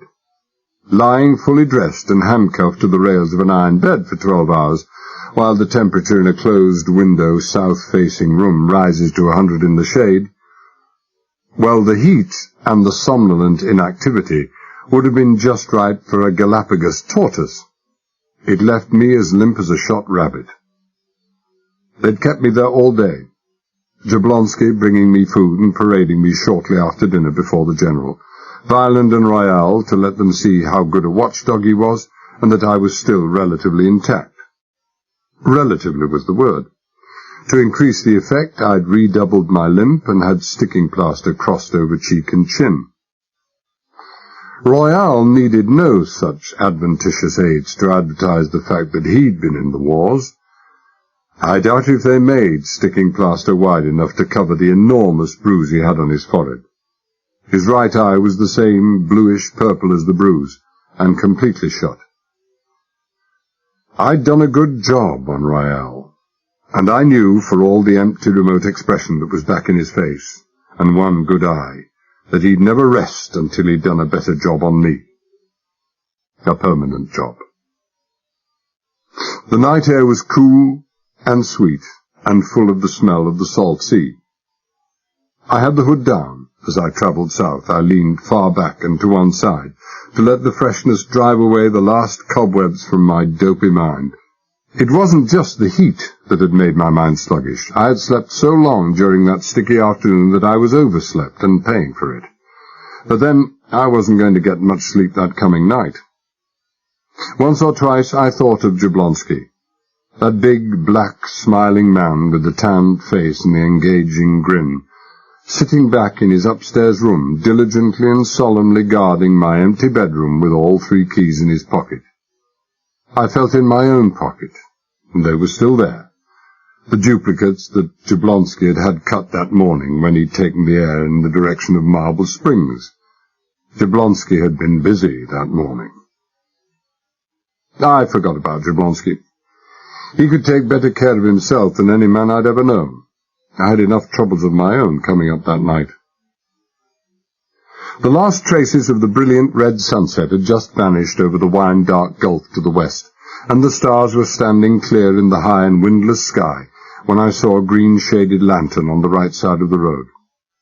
I passed it, then a second. Then at the third I turned sharp right and ran the Corvette down to a little stone jetty, switching off my headlights even before I coasted to a standstill, beside a tall, bulky man with a tiny pencil flash in his hand. He took my arm. He had to.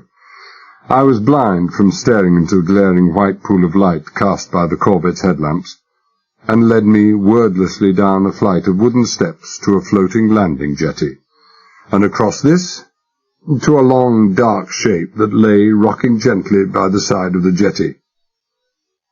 I was seeing better already, and I managed to grab a stay and jump down into the boat without a helping hand. A squat, short man rose to greet me. "Mr. Talbot?" "Yes." "Captain Zamish, isn't it?" "John." The little man chuckled and explained in his lilting accent. "My boys would laugh at me. Captain Zamish, they would say. And how is the Queen Mary, or the United States today, they would say. And so on. The children of today." The little man sighed in mock sorrow. "Ah, well, I suppose John is good enough for the captain of the little Matapan." I glanced over his shoulder and had a look at the children. They were as yet no more than dark blurs against a slightly less dark skyline, but there was light enough to let me see that they averaged about 6 feet and were built in proportion. Nor was the Matapan so little. She was at least 40 feet long, twin-masted, with curious athwartships and fore and aft rails just above the height of a tall man's head. Both the men and the vessel were Greek. The crew were Greeks to a man, and if the Matapan wasn't entirely Grecian, she had at least been built by Greek shipwrights who had come to and settled down in Florida, just for the express purpose of building those sponge ships. With its slender, graceful curves and upswept bows, Homer would have had no trouble in identifying it as a direct lineal descendant of the galleys that had roamed the sunlit Aegean and Levant countless centuries ago. I felt a sudden sense of gratitude and security that I was aboard such a vessel, accompanied by such men.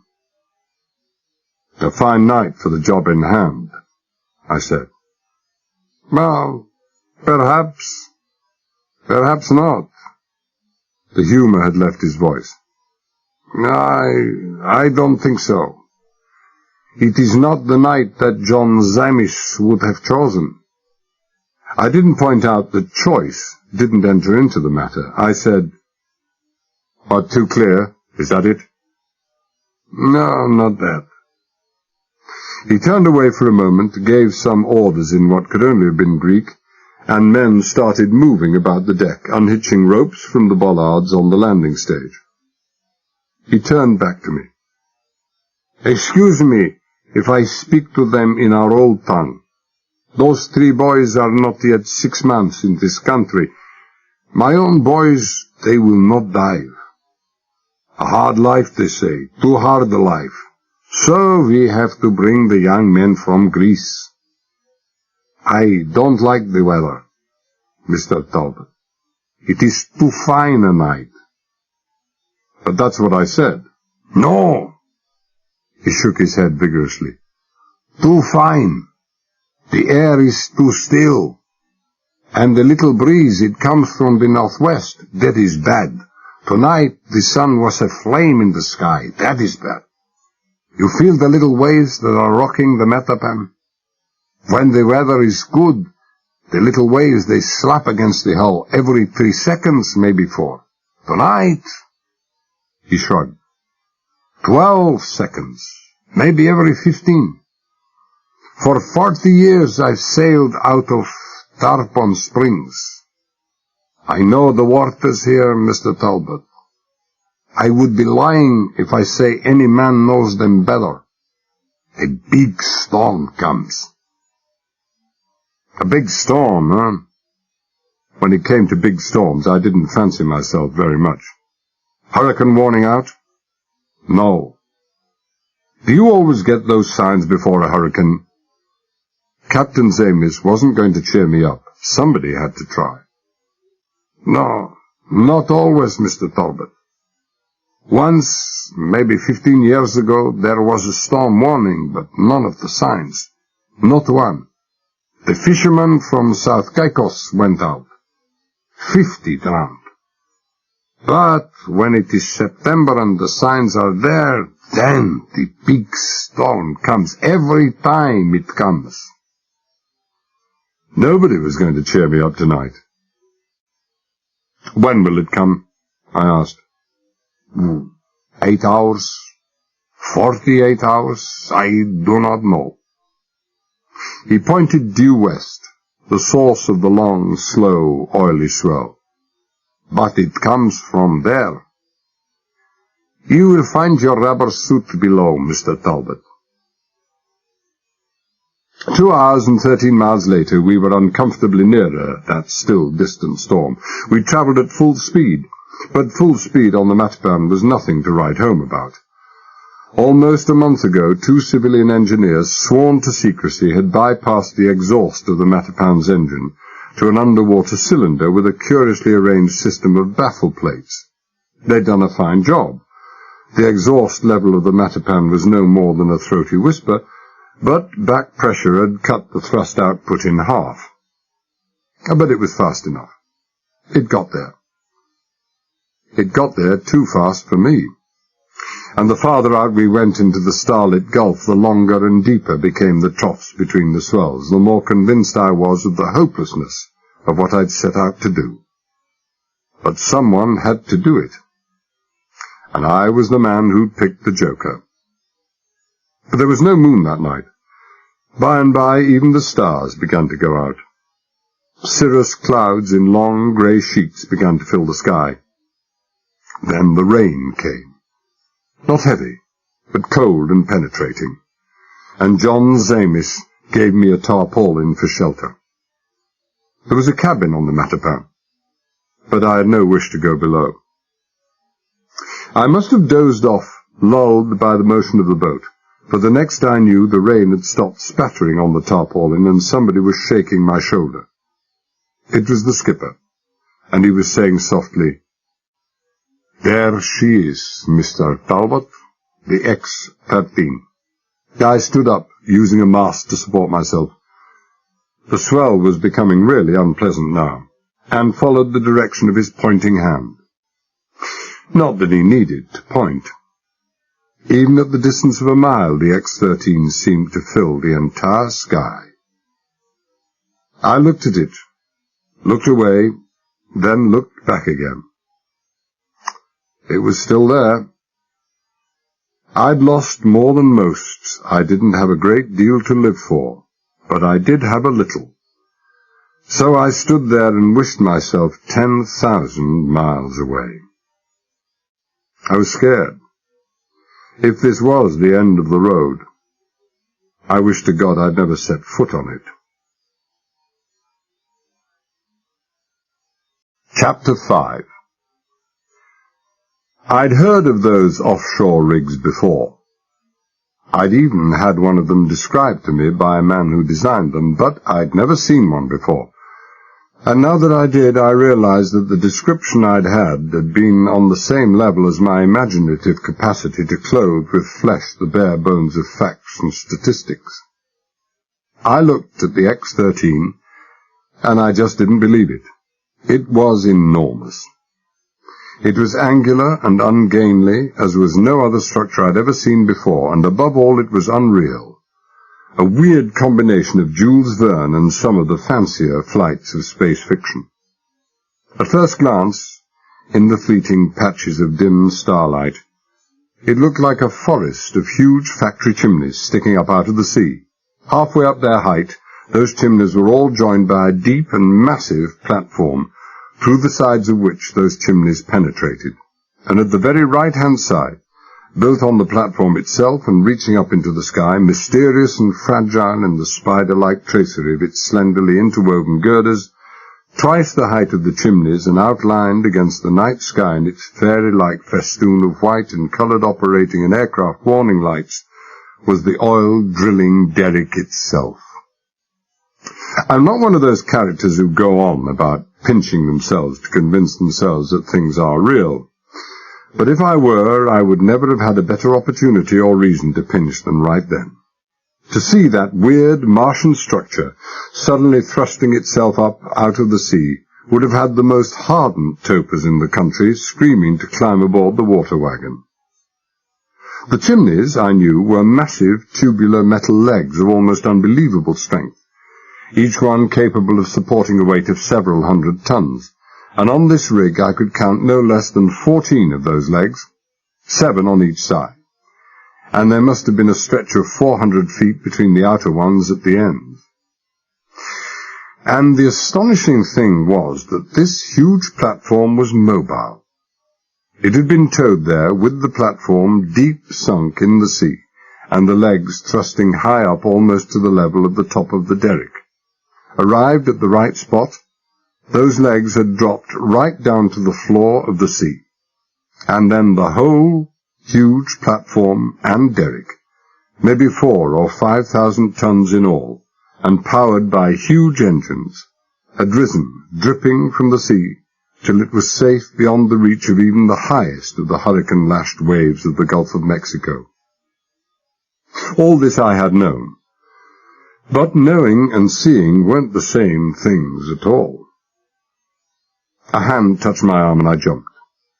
I'd quite forgotten where I was. "What do you think of him, Mr. Talbot?"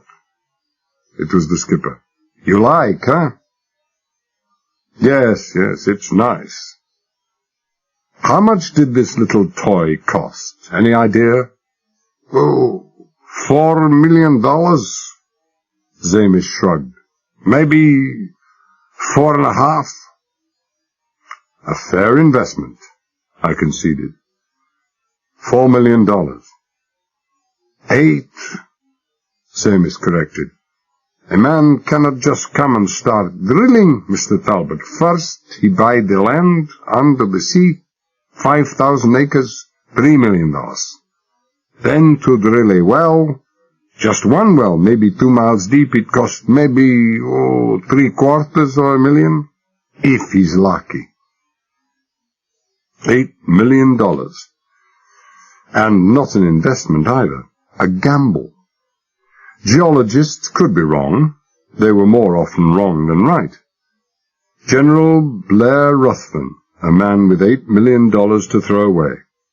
What colossal prize could a man like that, with a reputation like his, be working for, if he was prepared, as he so obviously was prepared, to step outside the law?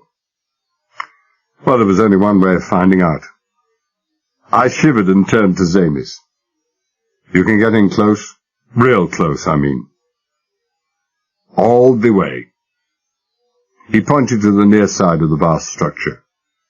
"You have seen the ship tied up alongside?" I hadn't, but I could see her now. A lean, dark shape, maybe 250 feet long, completely dwarfed by the massive rig, the tips of her masts reaching no more than halfway up the platform deck of the oil rig. I looked back at Zamis. "Is that going to queer our pitch, John?" "Get in our way, you mean? No. We make a wide curve and approach from the south." He touched the rudder, and the Matapan swung away to port, heading to bypass the X-13 to the south. To have gone to the north, to the right, would have brought the Matapan under the glare of the arc and floodlights that illuminated the big working platform round the derrick. Even at a mile we could clearly see men moving around the derrick, and the subdued hum of powerful machinery, like that of diesel compressors, came at us clearly over the darkened waters.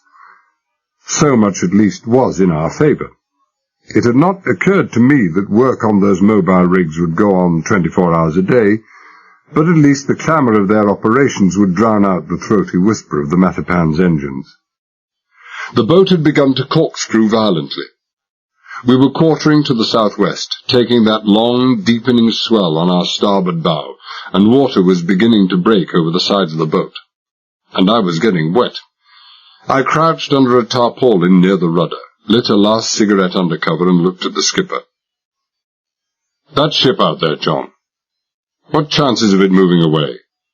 "I don't know. Not much, I think. It is a supply and power ship. It brings out food and drink and mud for the drills and thousands of gallons of oil." "Look closely, Mr. Talbot. It's a kind of small tanker. Now it brings oil for the big machines and perhaps electricity from its dynamos. Later, when the strike comes, it takes oil away."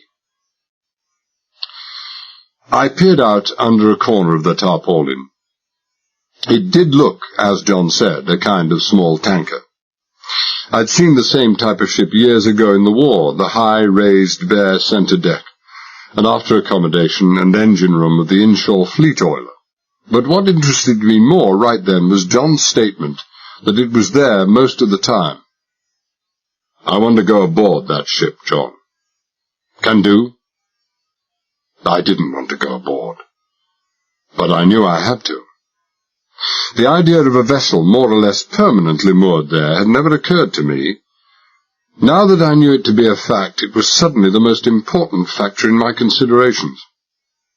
But I was told you want to go aboard the rig itself, Mr. Talbot." "Yes, perhaps. But later. Can you manage the ship?" "I can try." Captain Zamis sounded grim. "It is a bad night, Mr. Talbot." He was telling me. I thought it was a terrible night. But I said nothing. Still angling southwest, we were passing directly opposite the middle of one of the long sides of the rig, and I could see that the massive steel columns supporting the derrick platform were not so symmetrically arranged as I had imagined. Between the fourth and fifth of the huge legs on either side was a gap of perhaps 150 feet, and here the platform was scooped out to a much lower level than the main deck. On this lower level, the thin, spindly, cigar-shaped outline of a crane reached up as high as the topmost level of the columns. The ship was moored directly below this cut-out well deck, spanning the gap, and a couple of steel pillars on either side of the gap. 5 minutes later, the skipper changed course until we were heading due west again, in a direction that would have taken us clear to the south of the rig. But we had hardly time to get accustomed to the comparative comfort of heading straight into the swell when he put the helm over and headed northwest. We steered straight in, as it seemed, for the most southerly leg on the landward side of the rig, passing within 40 feet of the bow of the ship moored alongside, scraped by the leg with only feet to spare, and so found ourselves directly under the massive platform of the oil rig. One of the young Greeks, a black-haired, bronzed boy by the name of Andrew, was busy in the bows, and as we passed right under the platform and came abreast of the second pillar from the south and seaward side, he called softly to John, and at the same time threw a life-belt attached to a coil of light rope as far as he could to one side. As he did so, John cut the engine to the merest whisper, and the Matapan, urged by the swell, drifted slowly back past one side of the pillar, while the life belt came back on the other, so passing the light line completely round the pillar. Andrew picked up the life belt with a boat hook and started pulling in the grass line, which had been bent onto a heavier manila. Within a minute the Matapan was securely moored to the pillar, with the engine just ticking over sufficiently to give her enough way to take the strain of the rope so that she wouldn't snag too heavily in the steadily deepening swell. Nobody had heard us. Nobody had seen us. Not at least as far as we could tell. "You will be very quick," John said softly, anxiously. "I do not know how long we shall be able to wait. I smell this storm." He was anxious. I was anxious. Well, we were all anxious. But all he had to do was sit in that boat. Nobody was going to beat his head in, or tie rocks to him and throw him into the Gulf of Mexico. "You've got nothing to worry about," I said reassuringly. Nor had he compared to me. Half an hour. I stripped off my overcoat, snapped the vulcanized neck and wrist cuffs of the tan twill and rubber suit I was wearing beneath it, slipped an oxygen apparatus over my shoulders, tightened the straps, took the nose and eyepiece in one hand, and coat, pants and hat under the other arm, and stepped gingerly over the side into the rubber raft the crew had already slipped over the side. Andrew sat at the after end of this flimsy contraption, holding a line in his hand, and as soon as I'd settled, let go his grip on the gunwale of the Matapan. The drift of the swell carried us quickly under the gloomy mass of the platform, Andrew paying out the line as we went.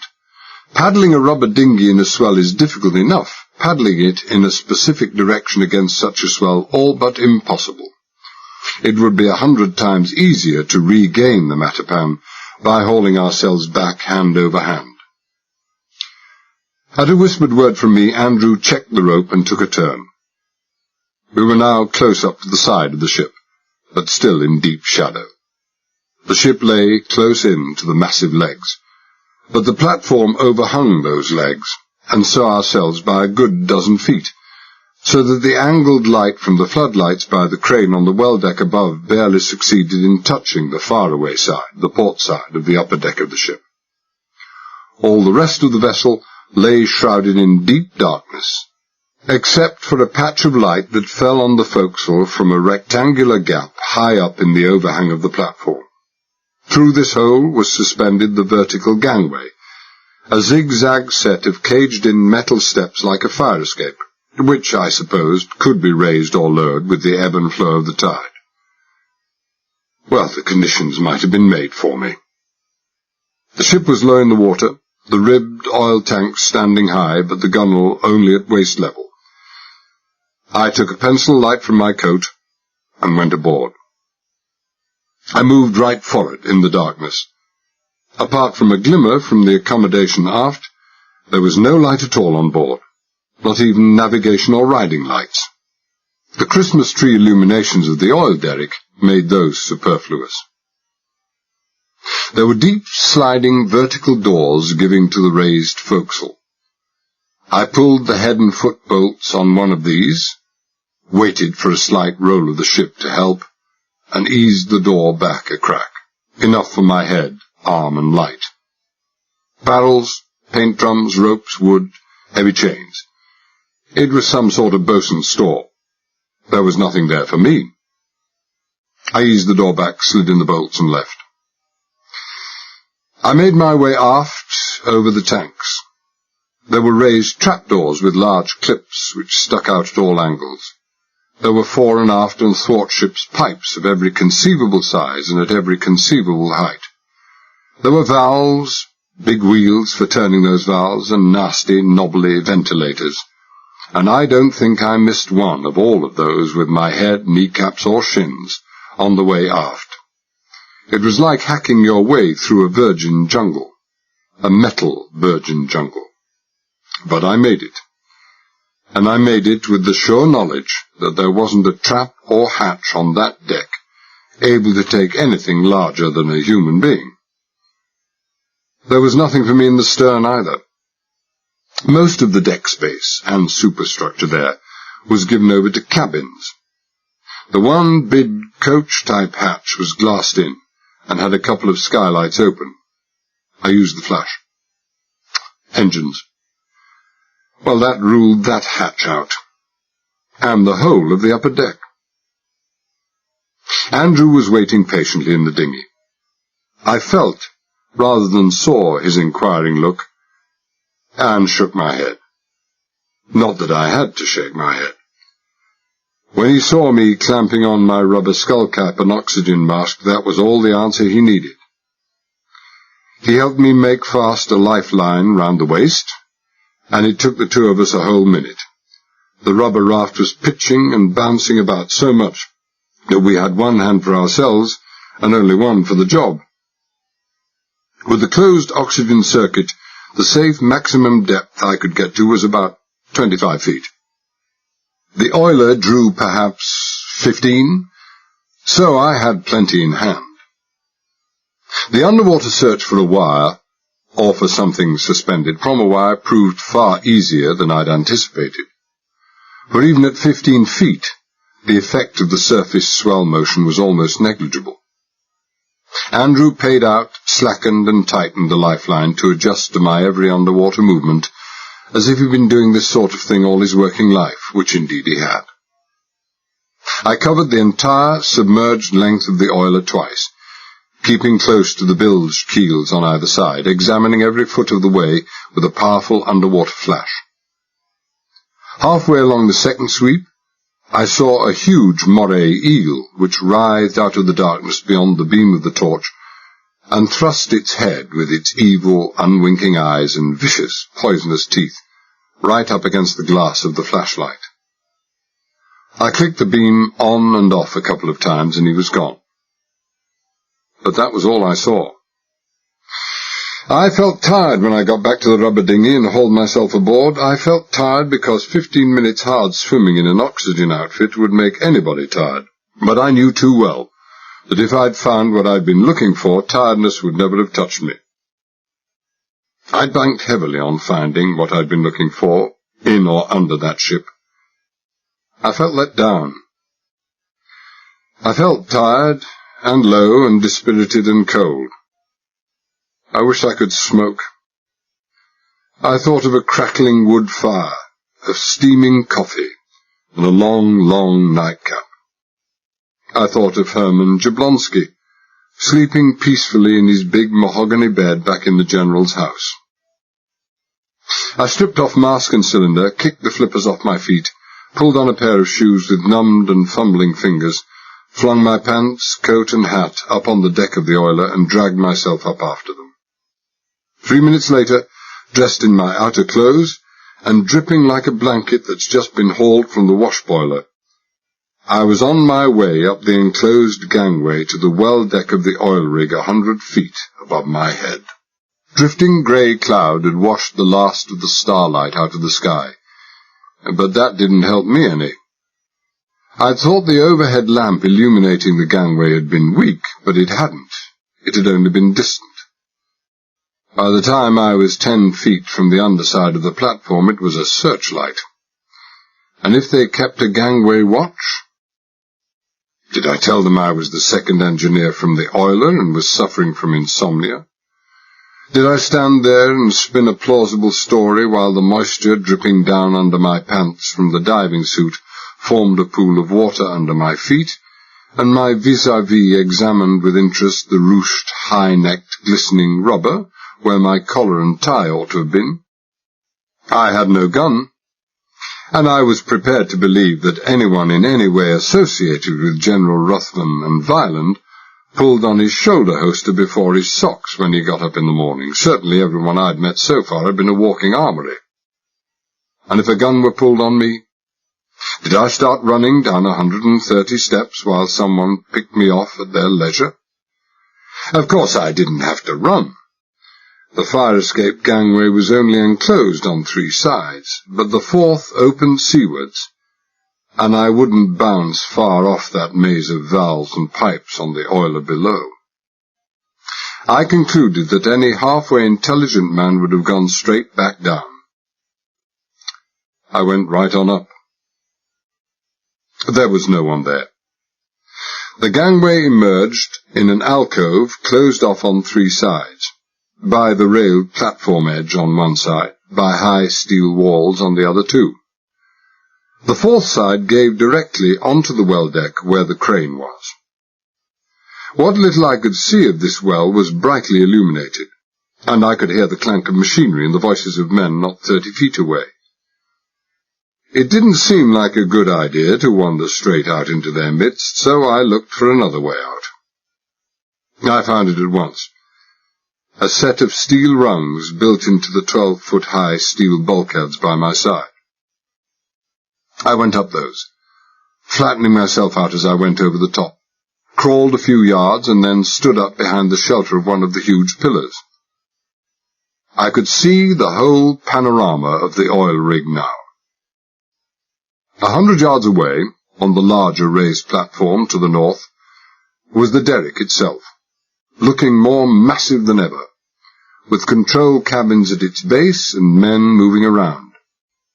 Under the surface of that platform, I supposed, would be the power-generating machinery, the living accommodation. The smaller platform to the south, the one on which I stood, was almost completely bare, with a semicircular extension reaching out over the sea to the south. The purpose of this large, cleared space baffled me for a moment, and then something clicked in my memory. Mary Ruthven had said that the General normally commuted between oil rig and shore in his helicopter. The helicopter would need a landing ground. This was it. On the well deck between the 2 platforms, almost at my feet, men were moving large barrels with the aid of a tracked crane, trundling them into a brightly lit opening halfway along the high bulkhead on the northern platform. Oil would be piped aboard, so those barrels could only be mud, a chemical mixture of barytes used for forcing down under pressure the cement that formed the outer casing of the drill hole. There was a whole series of those big storage sheds, most of them open, extending right across the width of the rig. There, if anywhere, would be what I was looking for. I crossed to the far side of the south platform, found another set of rungs, and dropped down to the well deck. There was nothing to be gained by caution or stealth now. Apart from the fact that they would only excite suspicion, the time factor was becoming all-important. With the weather steadily worsening, the wind now seemed twice as strong as it had been half an hour previously, and it wasn't just a factor of the height. Captain Zamis would be climbing up the mast. Perhaps he might even be forced to take off without me. But there was no future in that thought, and certainly none for me. I put it out of my mind and crossed to the first of the storage bays. The door was held on a heavy steel latch, unlocked. I opened the latch, pushed back the door, and passed inside. It was pitch dark, but my torch found the light switch right away. I pressed it and looked around. The bay was perhaps 100 feet long. Stacked in nearly empty racks on both sides were 3 or 4 dozen screwed pipes, almost as long as the bay itself. Around each pipe, near the end, were deep gouge marks, as if some heavy metal claws had bitten into it. Sections of the drill pipe. And nothing else. I switched off the light, went out, pulled shut the door, and felt a heavy hand on my shoulder. "Would you be looking for something, my friend?" It was a deep, rough, no-nonsense voice, as Irish as a sprig of shamrock. I turned slowly, but not too slowly, pulling the lapels of my coat together with both hands as if to ward off the wind and the thin, cold rain that was beginning to sift across the deck, glittering palely through the beams of the arc lamps, and then vanishing into the darkness again. He was a short, stocky man, middle-aged, with a battered face that could be kindly or truculent as the needs of the moment demanded.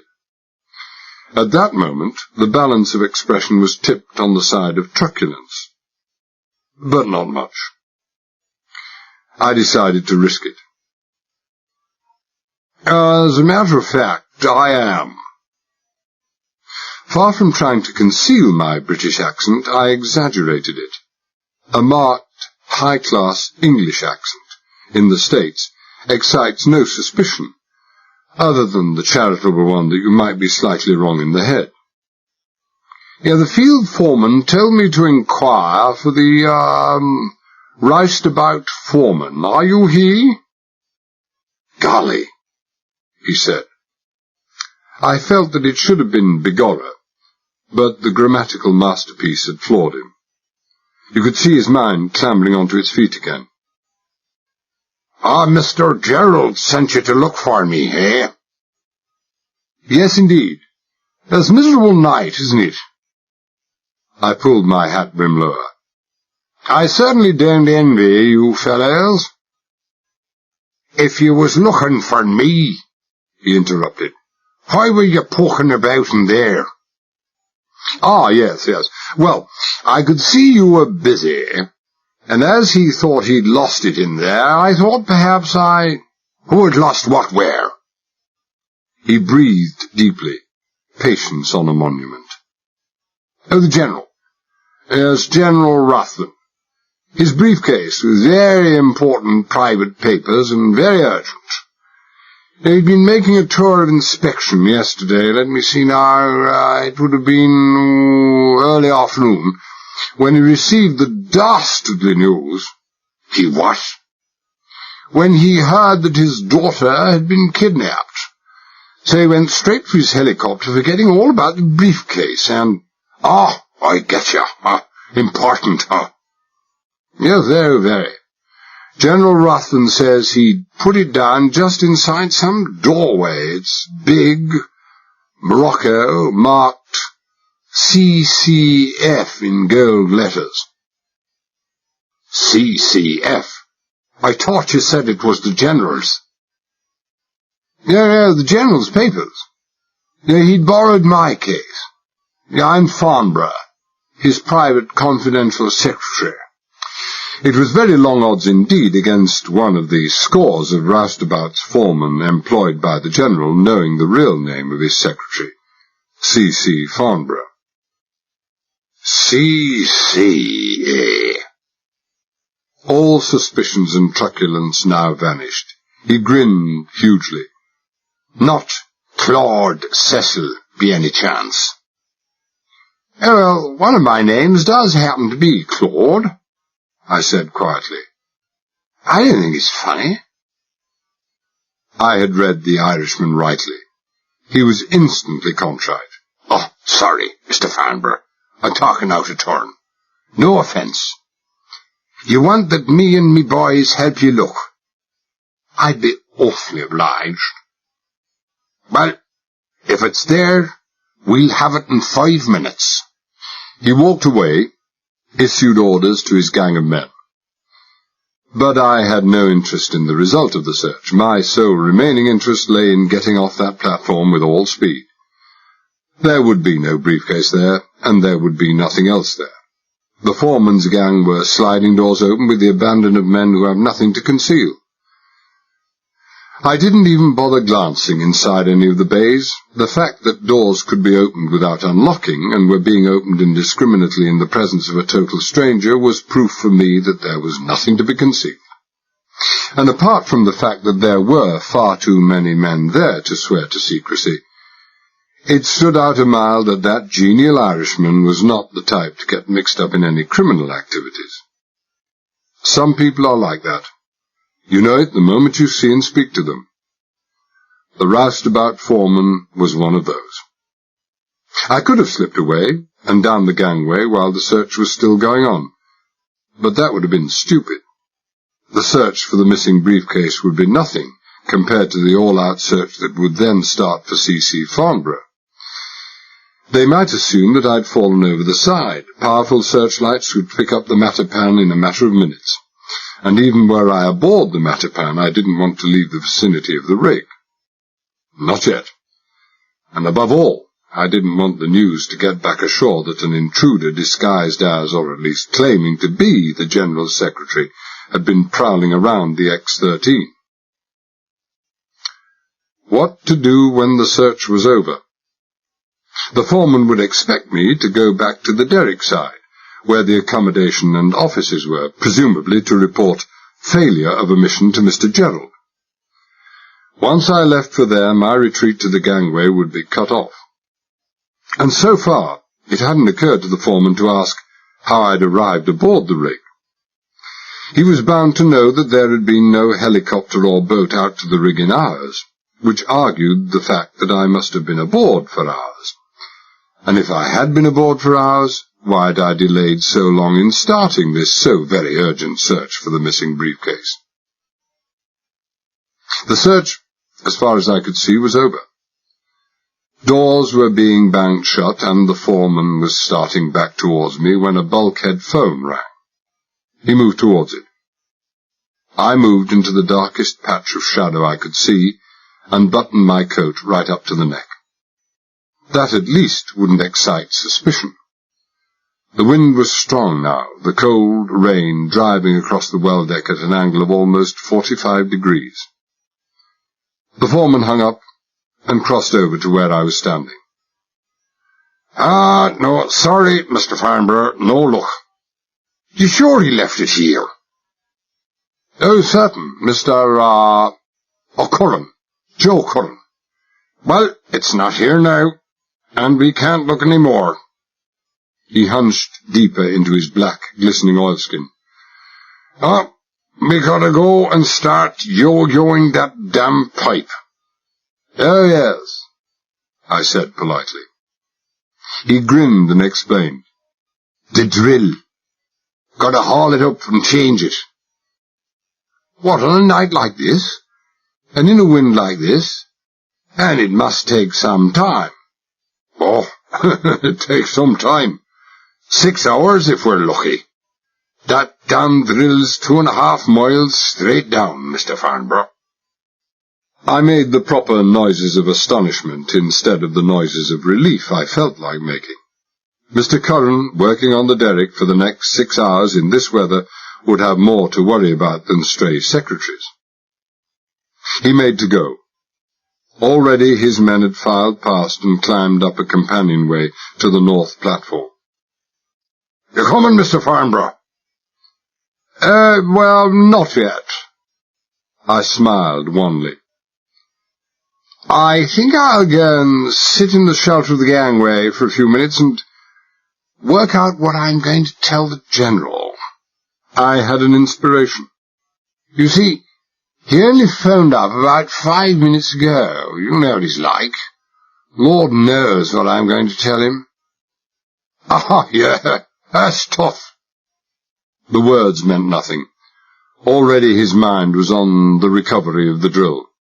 Well, be seeing you. Yes, thank you. I watched him out of sight, and 2 minutes later I was back aboard the rubber dinghy. Another 2 minutes, and we'd been hauled back to the Matapan. You have been far too long, Mr. Talbot, Captain Zamis scolded. His small, agitated figure gave the impression of hopping around in the darkness, although it would have taken a monkey to hop around that pitching, heaving sponge-boat without falling overboard with the first hop. The engine note was much louder now. Not only had the skipper been forced to increase engine revolutions to keep a certain amount of slack on the rope, tying the Matapan to the pillar, but the vessel was now pitching so wildly that almost every time the bows plunged deep into the sea, the underwater exhaust beneath the stern came clear in a brief but carrying crackle of sound. You have been successful, no? Captain Zamis called in my ear. No. So, it is sad, but no matter, we must leave at once. 10 minutes, John. Just another 10 minutes. It's terribly important. No, we must leave at once. He started to call the order to cast off to the young Greek sitting in the bows when I caught his arm. Are you afraid, Captain Zamis? Despicable, but I was desperate. I am beginning to be afraid, he said with dignity. All wise men know when it is time to be afraid, and I hope I'm not a fool, Mr. Talbot. There are times when a man is selfish if he is not afraid, I have 6 children, Mr. Talbot. And I have 3. I hadn't even one. Not anymore. I wasn't even married. Not anymore.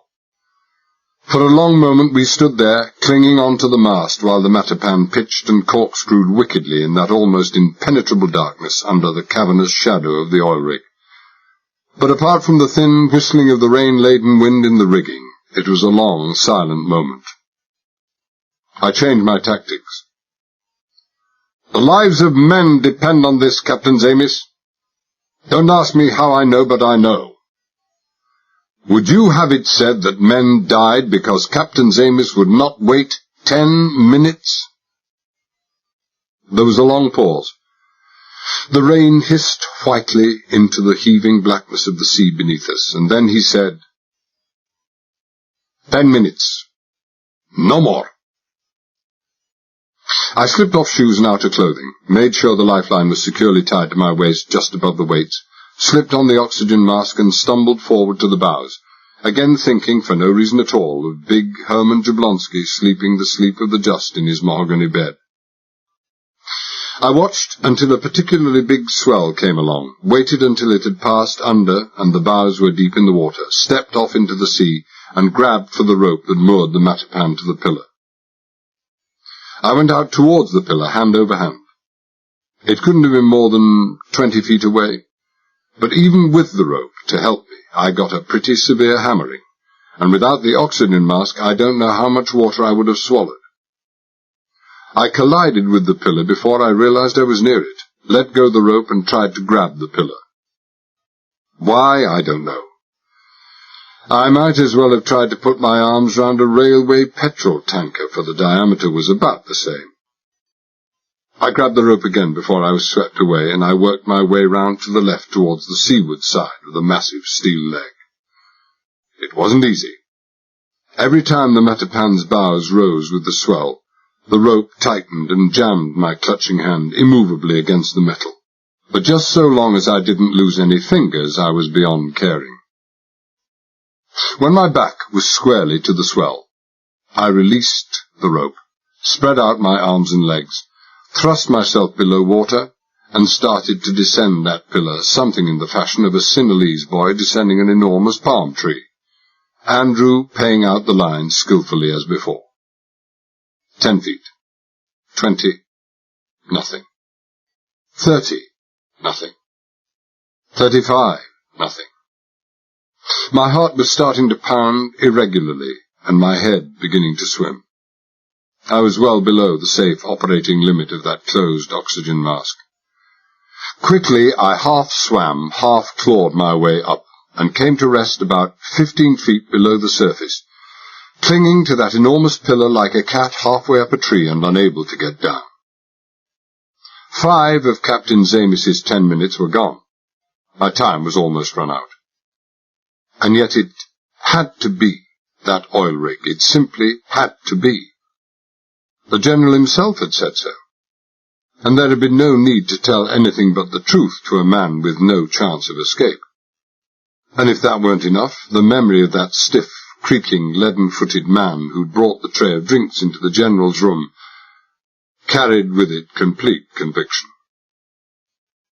But there was nothing on the ship alongside, nor was there anything under it. I would have sworn to that. There was nothing on the oil rig itself. I would have sworn to that too. And if it wasn't on the platform, then it was under the platform, and if it was under the platform, it was attached to a wire or chain, and that wire or chain must be attached underwater to one of those supporting legs. I tried to think as quickly and clearly as I could. Which of those 14 legs would they use? Almost certainly I could eliminate right away the 8 legs that supported the derrick platform. There's too much activity there, too many lights, too many eyes, too many dangling lines to catch the hundreds of fish attracted by the powerful overhead lights, too much danger altogether. So it had to be the helicopter platform under which the Matapan was rolling and plunging at the end of her mooring rope. To narrow it still farther, I had to narrow it to localize the search by gambling on the probable and ignoring the possible and almost equally probable. There were only minutes left. It was more likely that what I sought was on the seaward side, where I was now, than on the landward side, where there was always danger from ships mooring there. The middle pillar of the seaward three, the one to which the Matapan was moored, I'd already investigated. Which of the remaining two to try was settled at once by the fact that my lifeline was passed round the left-hand side of the pillar. To have worked my way round 3/4 of the circumference would have taken too long. I rose to the surface, gave 2 tugs to indicate that I would want more slack, placed both feet against the metal, pushed off hard and struck out for the corner pillar. I almost didn't make it. I saw now why Captain Zamis was so worried, and he'd a 40-foot boat and 40 horsepower to cope with the power of the wind and the sea, and that steadily growing deepening swell that was already breaking white on the tops. All I had was myself, and I could have done with more. The heavy weights round my waist didn't help me any. It took me 100 yards of frantic thrashing and gasping to cover the 15 yards that lay between the two pillars, and closed oxygen sets aren't designed for the kind of gasping I was doing. But I made it, just. Once more on the seaward side and pinned against the pillar by the pressure of the swell, I started crabbing my way down below the surface. This time it was easy. For right away, by chance, my hand found a broad, deeply and sharply cut series of slightly curved grooves in the metal extending vertically downwards. I'm no engineer, but I knew this must be the worm that engaged against the big motor-driven pinion, which would be required to raise and lower those pillars. There must have been one on the last pillar also, but I'd missed it.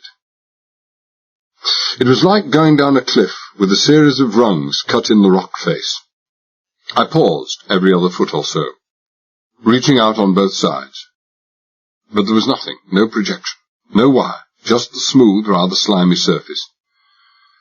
Steadily, painstakingly, I forced myself downwards, increasingly more conscious of the gripping pressure of the water, the difficulty of breathing. Somewhere close on 40 feet, I called it a day. Damaging my eardrums or lungs or getting nitrogen into the bloodstream wasn't going to help anyone. I gave up. I went up. Just below the surface, I stopped to have a rest and clear my head. I felt bitterly disappointed. I'd banked more heavily than I knew on this last chance. Wearily, I laid my head against the pillar and thought with a bleak hopelessness that I would have to start all over again. And I had no idea in the world where to start. I felt tired. Dead tired. And then, in a moment, the tiredness left me as if it had never been. That great steel pillar was alive with sound. There could be no doubt about it. Instead of being silent and dead and full of water, it was alive with sound.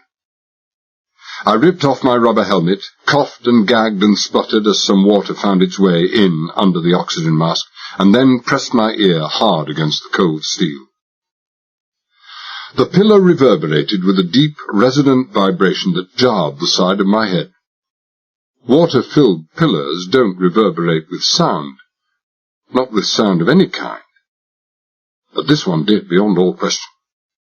It wasn't water that was in that pillar. It was air. Air. All at once I identified that peculiar sound I was hearing. I should have identified it immediately. That rhythmical rising and falling of sound as a motor accelerated and slowed, was a sound that had for many years been part and parcel of my professional life. It was an air compressor, and a big one at that, hard at work inside the pillar. An air compressor deep down below water level, inside one of the support legs of a mobile rig standing far out in the Gulf of Mexico. It didn't make sense. It didn't make any kind of sense at all. I leant my forehead against the metal and it seemed as if the shuddering, jarring vibration was an insistent, clamorous voice trying to tell me something. Something of urgency and vital importance, if only I could listen. I listened. For half a minute, perhaps a minute, I listened. And all of a sudden it made the very best kind of sense there was. It was the answer I would never have dreamed of. It was the answer to many things. It took me time to guess this might be the answer. It took me time to realize this must be the answer, but when I did realize it, I was left with no doubts in the world. I gave 3 sharp tugs on the rope, and within a minute I was back aboard the Matapan. I was hauled aboard as quickly and with as little ceremony as if I had been a sack of coals, and I was still stripping off oxygen cylinder and mask when Captain Amis barked for the mooring rope to be slipped, gunned the engine, scraped by the mooring pillar, and put the rudder hard over. The Matapan yawed and rolled wickedly as she came broadside on to the troughs, shipping solid seas and flying clouds of spray over the starboard side, and then, stern to the wind and steady on course, headed for shore.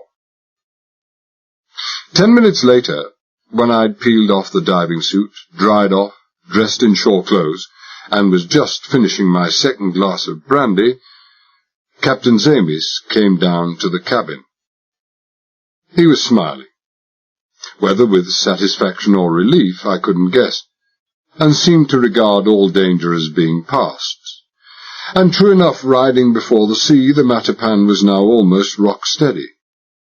He poured himself a thimble of brandy, and spoke for the first time since I'd been dragged aboard. "You are successful, no?" "Yes." I thought the curt affirmative a bit ungracious. "Thanks to you, Captain Amis." He beamed. "You are kind, Mr. Talbot, and I am delighted. But not thanks to me, but to our good friend here, who watches over us, over all those who gather sponges, over all who go to sea." He struck a match and put a light to a wick in an oil-filled boat-shaped pottery dish which stood in front of a glassed-in portrait of St. Nicholas. I looked sourly at him. I respected his piety and appreciated his sentiments, but I thought he was a bit late in striking the matches. Chapter 6. It was exactly 2 o'clock in the morning when Captain Amis skilfully eased the Matapan alongside the wooden jetty from which we'd left. The sky was black now, the night so dark that it was scarcely possible to distinguish land from sea, and the rain was a drumfire of sound on the roof of the cabin. But I had to go, and go at once. I had to get back inside the house without being observed. I had to have a long conference with Jablonski, and I had to get my clothes dry. My luggage was still at La Contessa. I'd only the one suit, and I had to have it dry before morning. I couldn't bank on not seeing anyone until evening, as I'd done the previous day. The General had said that he'd let me know what job it was he had in mind inside 36 hours. The 36 hours would be up at 8 o'clock this morning. I borrowed a long oilskin to keep off the worst of the rain, put it on over my own raincoat. The oilskin was a couple of sizes too small. It felt as if I were wearing a straitjacket. Shook hands all round, thanked them for what they'd done for me, and left. At 2:15, after making a brief stop at a call box, I parked the Corvette in the side turning where I'd found it, and squelched along the road in the direction of the drive leading up to the General's house. There were no sidewalks on the road.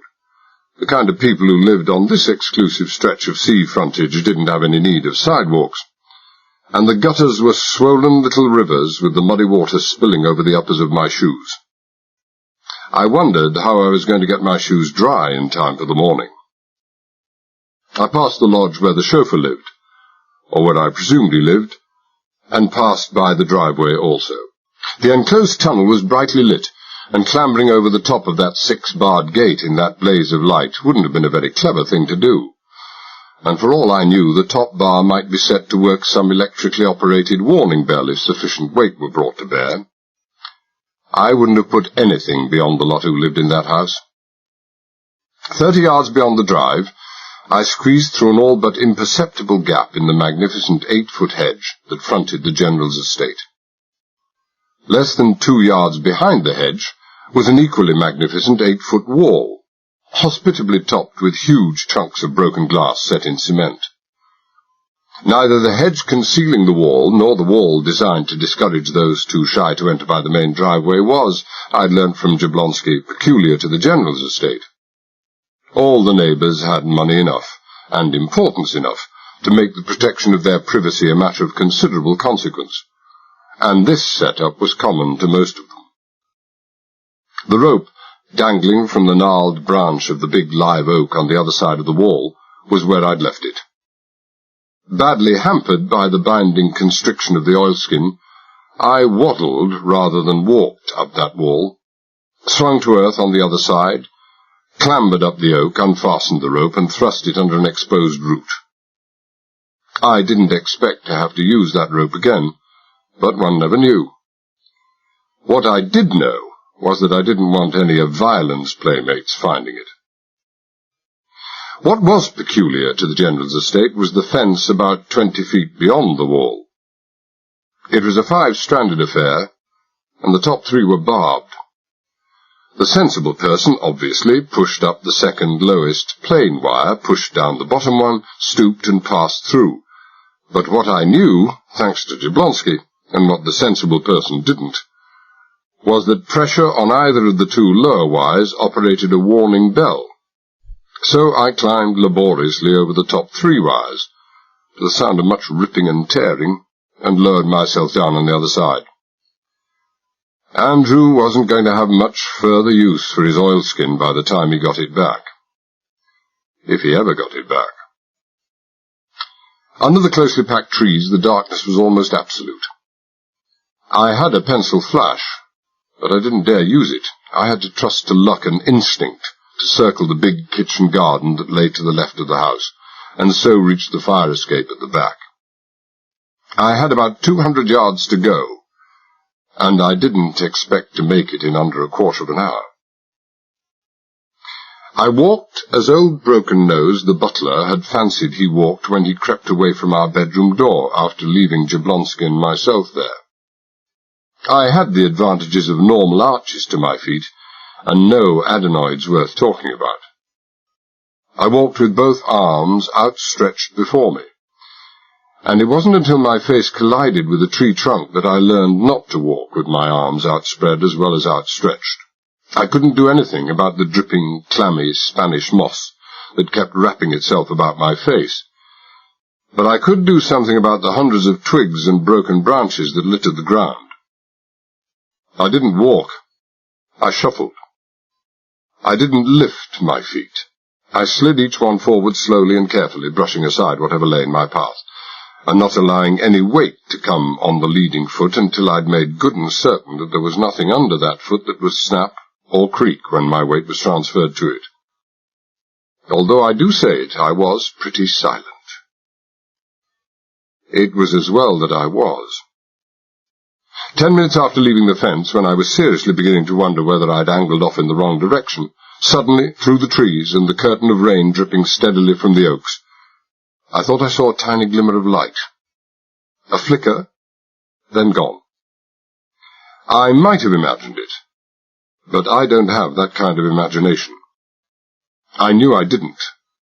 So I slowed down still more, pulling my hat brim down and coat collar up, so that no faintest sheen of paleness might betray my face.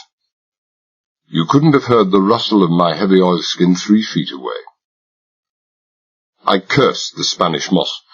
It wrapped its long, clammy tendrils round my face. It made me blink and shut my eyes at the very moments when shutting my eyes might have been the last thing I ever did. And it obscured my vision to a degree where I felt like dropping to my hands and knees and crawling forward on all fours. I might even have done that. But I knew the crackling of the oilskin would give me away. And then I saw the glimmer of light again. It was 30 feet away, no more. and it wasn't pointing in my direction. It was illuminating something on the ground. I took a couple of quick, smooth steps forward, wanting to pinpoint the light's source and see the reason for its use. And then I discovered that my navigational sense in the darkness had been completely accurate. The kitchen garden was surrounded by a wire-netted wooden fence, and halfway through my second step, I walked right into it. The top rail creaked like the door to an abandoned dungeon.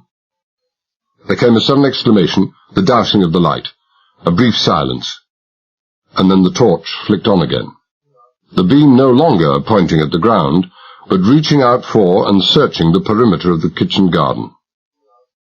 Whoever held that torch was as nervous as a kitten, because whoever held the torch had more than a vague idea where the sound had come from, and a steady, careful sweep would have picked me up in 3 seconds. As it was, the search consisted of a series of jittery probings and jerkings of the beam, and I'd time to take a long, smooth step backwards. Just one. There was no time for more. As far as it's possible to melt into a neighbouring oak tree, I melted into a neighbouring oak tree. I pressed against it as if I were trying to push it over, and I wished as I'd never wished before. I wished I had a gun. "Give me that flash." The cold, quiet voice was unmistakably Royale's. The torch beam wavered, steadied, and then shone down on the ground again. "Get on with it, now." "But I heard something, Mr. Royale." It was Larry, his voice a high-pitched, jittery whisper. "Over there, I know I did." "Yeah, me too. It's all right." With a voice like Royale's, with a voice with as much warmth in it as a champagne bucket, it was difficult to sound soothing, but he was doing his best. "Woods are full of those noises in the dark. Hot day, cold rain at night, contraction, then all sorts of noises. Now hurry it up. You want to stay out in this damned rain all night?" "Look, Mr. Royale!" The whisper was more than earnest now, it was desperate. "I didn't make a mistake, honest. I didn't, I heard." "Missed out on your shot of the white stuff tonight?" Royale interrupted cruelly. The strain of even a moment's kindness had been too much for him. "God, why did I have to be saddled with a junkie like you? Shut up and work."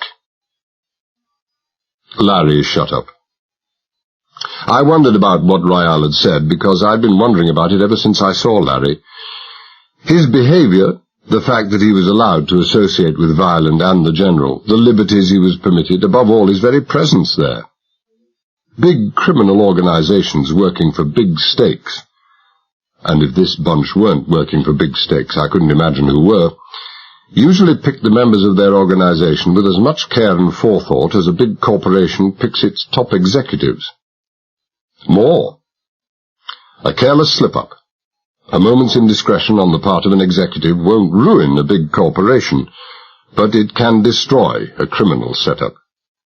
Big crime is big business, and big criminals are big businessmen, running their illegal activities with all the meticulous care and administrative precision of their more law-abiding colleague.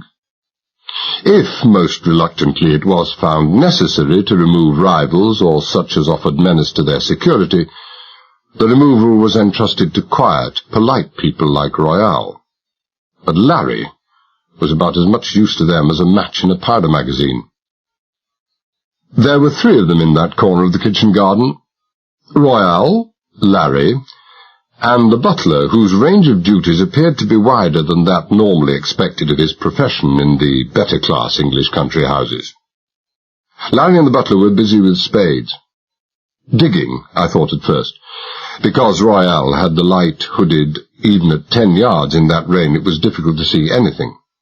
But by and by, judging more by ear than by eye, I knew that they were filling in a hole in the ground. I grinned to myself in the darkness. I would have taken long odds that they were burying something very valuable indeed. Something that wouldn't be remaining there very long. A kitchen garden was hardly the ideal permanent hiding place for treasure trove. 3 minutes later they were finished. Someone drew a rake to and fro across the filled-in hole. I assumed that they must have been digging in a freshly turned vegetable patch and wanted to conceal the signs of their work, and then they all went off together to the gardening shed a few yards away and left their spades and rake there. They came out again, talking softly, Royal in the lead with the torch in his hand. They passed through a wicker gate not 15 feet from me, but by this time I'd withdrawn some yards into the wood, and had the thick bole of an oak for cover.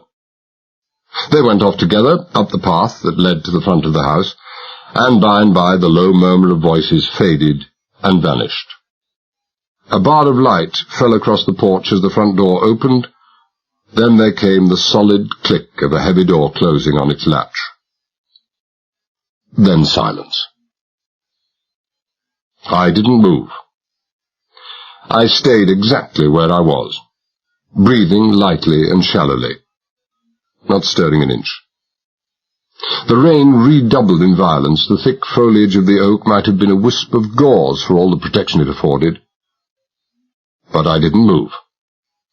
The rain trickled down inside oilskin and overcoat and ran down my back and legs. But I didn't move.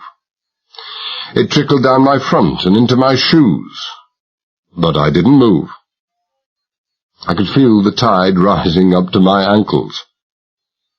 But I didn't move. I just stayed where I was. A human figure carved from ice, but colder. My hands were numb. My feet frozen, and uncontrollable shivers shook my entire body every few seconds. I would have given the earth to move. But I didn't. Only my eyes moved. Hearing was of little value to me now. With the high moan of the steadily increasing wind through the topmost swaying branches of the trees and the loud frenetic rustling of the rain driving through the leaves, you couldn't have heard a careless footfall 10 feet away. But after 3/4 of an hour, standing there motionless, eyes became perfectly accustomed to the dark, and you could have spotted a careless movement 10 yards away. And I spotted it. A movement, that is, but not careless.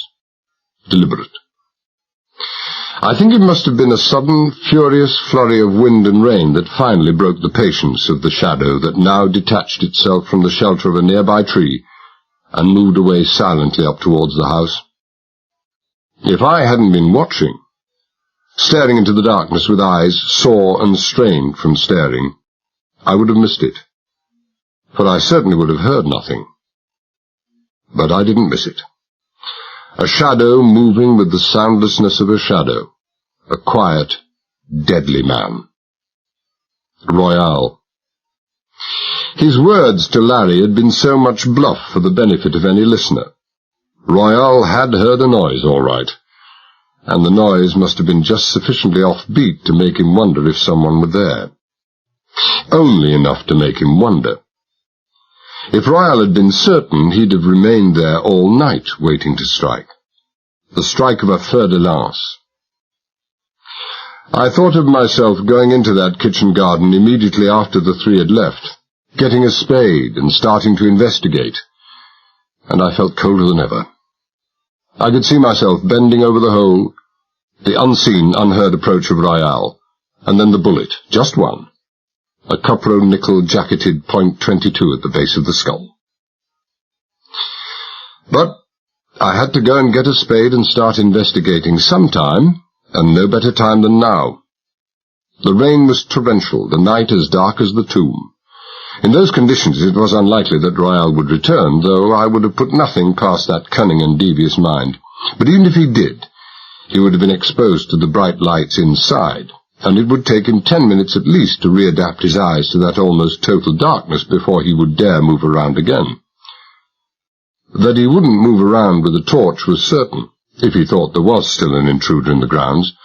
Then he thought that intruder had seen the digging operations, but had still made no move, and if he thought there was such a man, then he would assume him to be a careful and dangerous man, to move in search of whom, with a lighted torch in hand, would be to ask for a bullet in the back. For Royal was not to know that the intruder had no gun.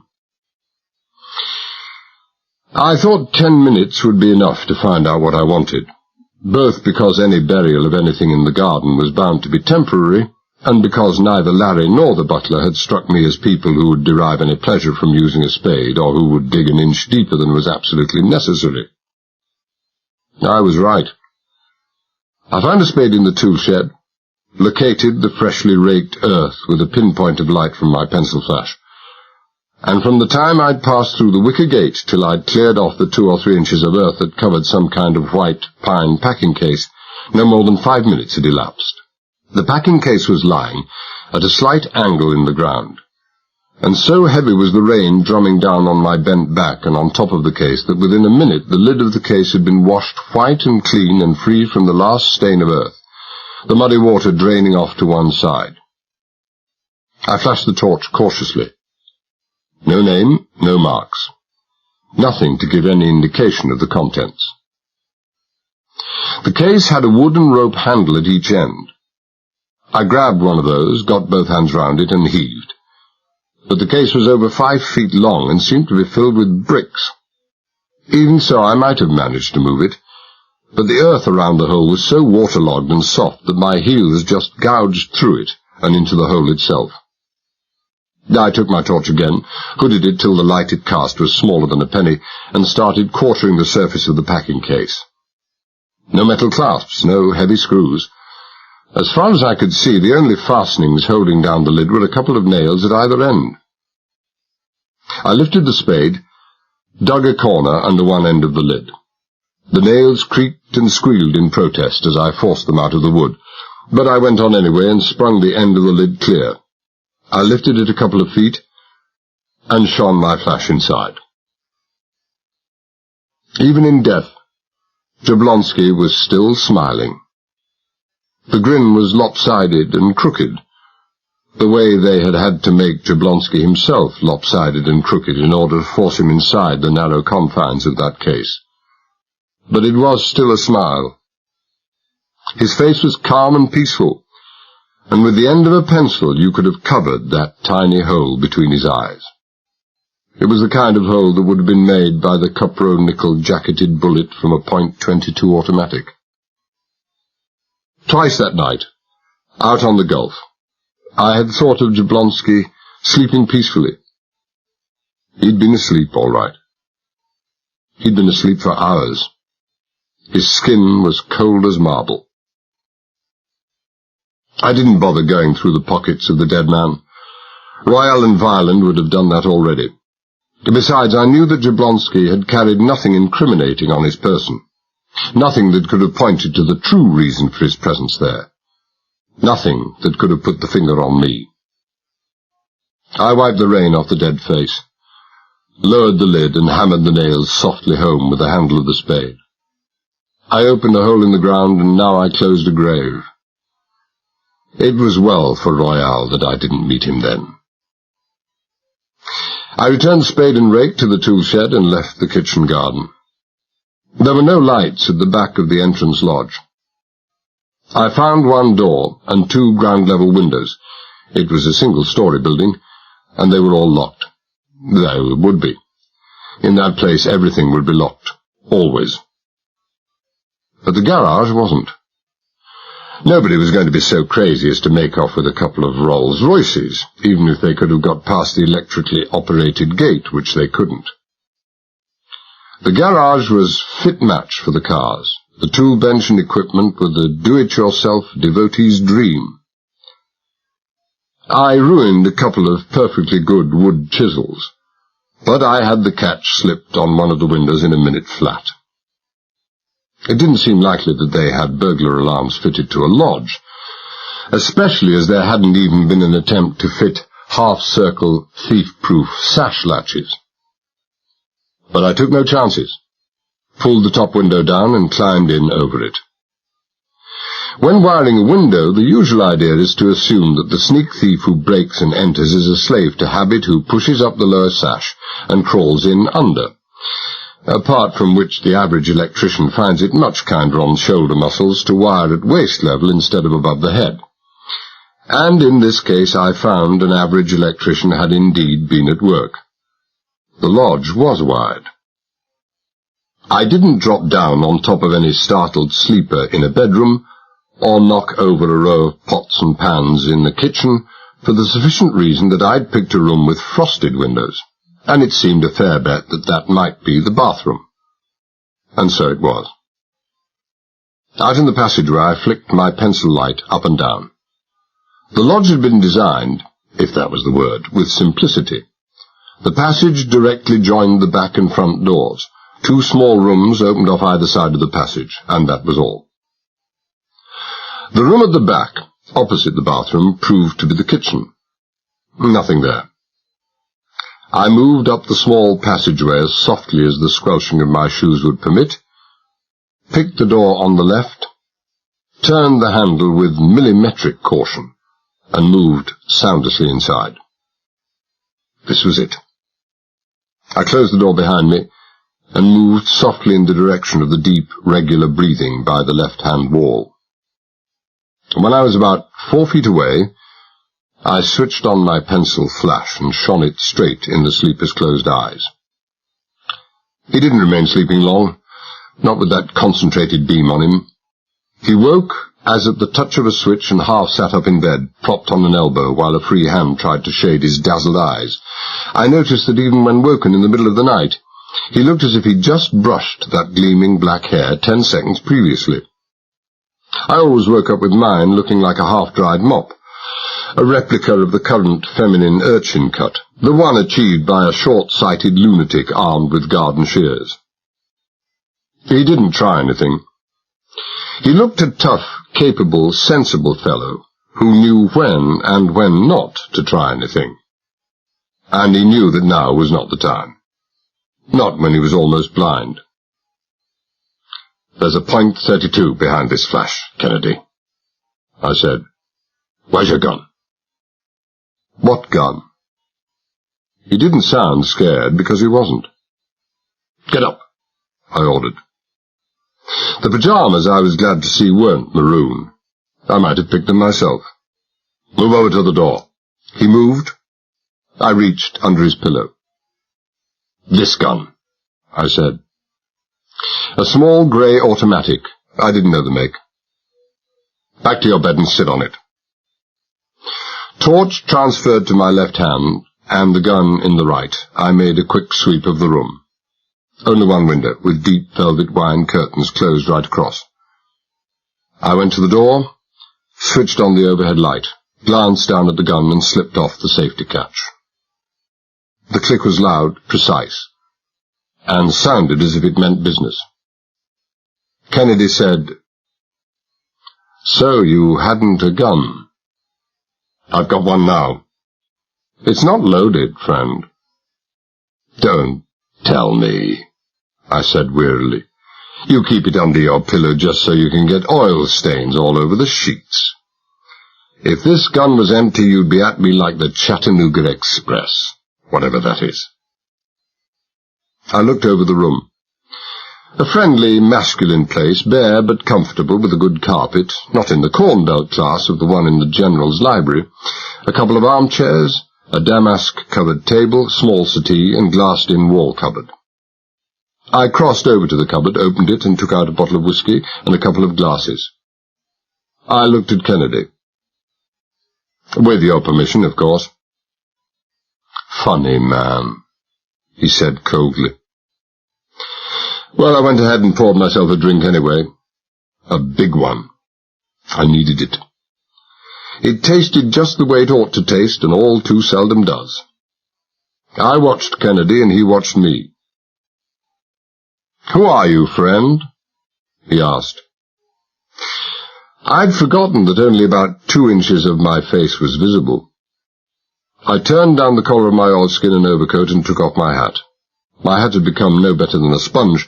My hair was wet and plastered all over my head, but for all that I don't suppose it was any less red than normal. The tightening of Kennedy's mouth, the suddenly still, expressionless eyes, told their own story.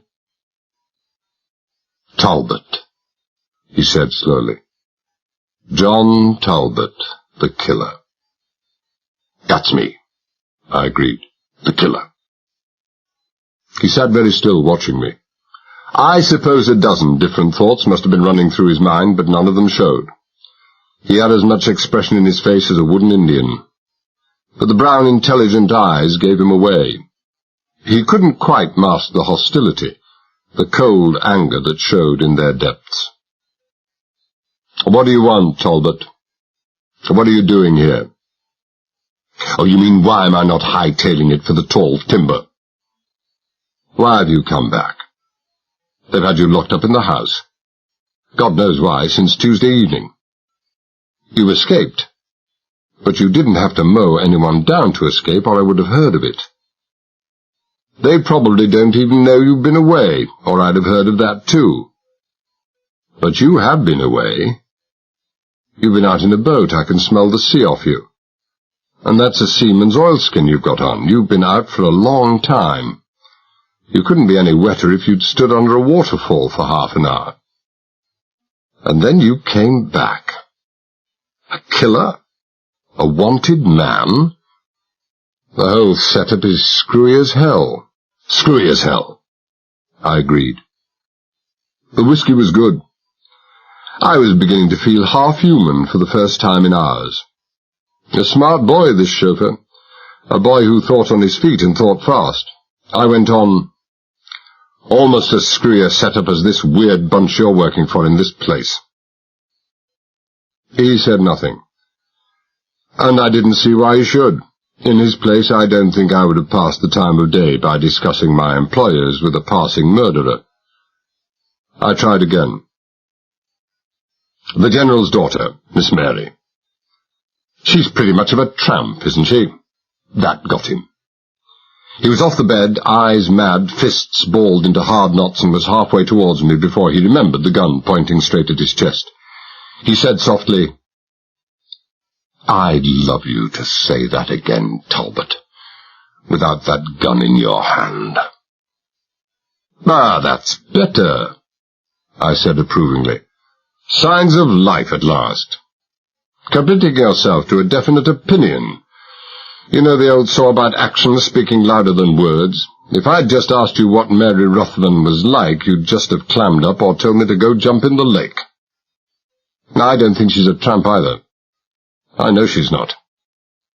I think she's a nice kid, a very fine girl indeed." "Sure you do." His voice was bitter, but I could see the first shadows of puzzlement touching his eyes. "That's why you scared the life out of her that afternoon." "I'm sorry about that, sincerely sorry. But I had to do it, Kennedy, although not for the reasons that you or any of that murderous bunch up at the big house think." I downed what was left of my whiskey, looked at him for a long speculative moment, and then tossed the gun across to him. "Suppose we talk." It took him by surprise, but he was quick, very quick. He fielded the gun neatly, looked at it, looked at me, hesitated, shrugged, and then smiled faintly. "Well, I don't suppose another couple of oil stains will do those sheets any harm." He thrust the gun under the pillow, crossed to the table, poured himself a drink, filled up my glass, and stood there waiting. "I'm not taking the chance you might think I am," I began. "I heard Violent trying to persuade the General and Mary to get rid of you. I gathered you were a potential danger to Violent and the General, and others I may not know of. From that I gathered you're not on the inside of what's going on. And you're bound to know there's something very strange indeed going on." He nodded. "I'm only the chauffeur." "And what did they say to Violent?" From the way he spoke the name, I gathered he regarded Violent with something less than affection. "They stuck in their heels and refused point blank." Oh, he was pleased at that. He tried not to show it, but he was. "It seems you did the Ruthven family a great service not so long ago," I went on. "Shot up a couple of thugs who tried to kidnap Mary." I was lucky. Where speed and violence were concerned, I guess he'd always be lucky. I'm primarily a bodyguard, not a chauffeur. Miss Mary's a tempting bait for every hoodlum in the country who fancies a quick million. But I'm not the bodyguard any longer," he ended abruptly. "I've met your successor," I nodded. "Valentino. He couldn't guard an empty nursery." "Valentino?" He grinned. "Al Grunther. But Valentino suits him better. You damaged his arm, so I heard." "He damaged my leg. It's black and blue and purple all over." I eyed him speculatively. "You've forgotten that you're talking to a murderer, Kennedy?" "You're no murderer," he said flatly. There was a long pause, and then he broke his gaze from me and stared down at the floor.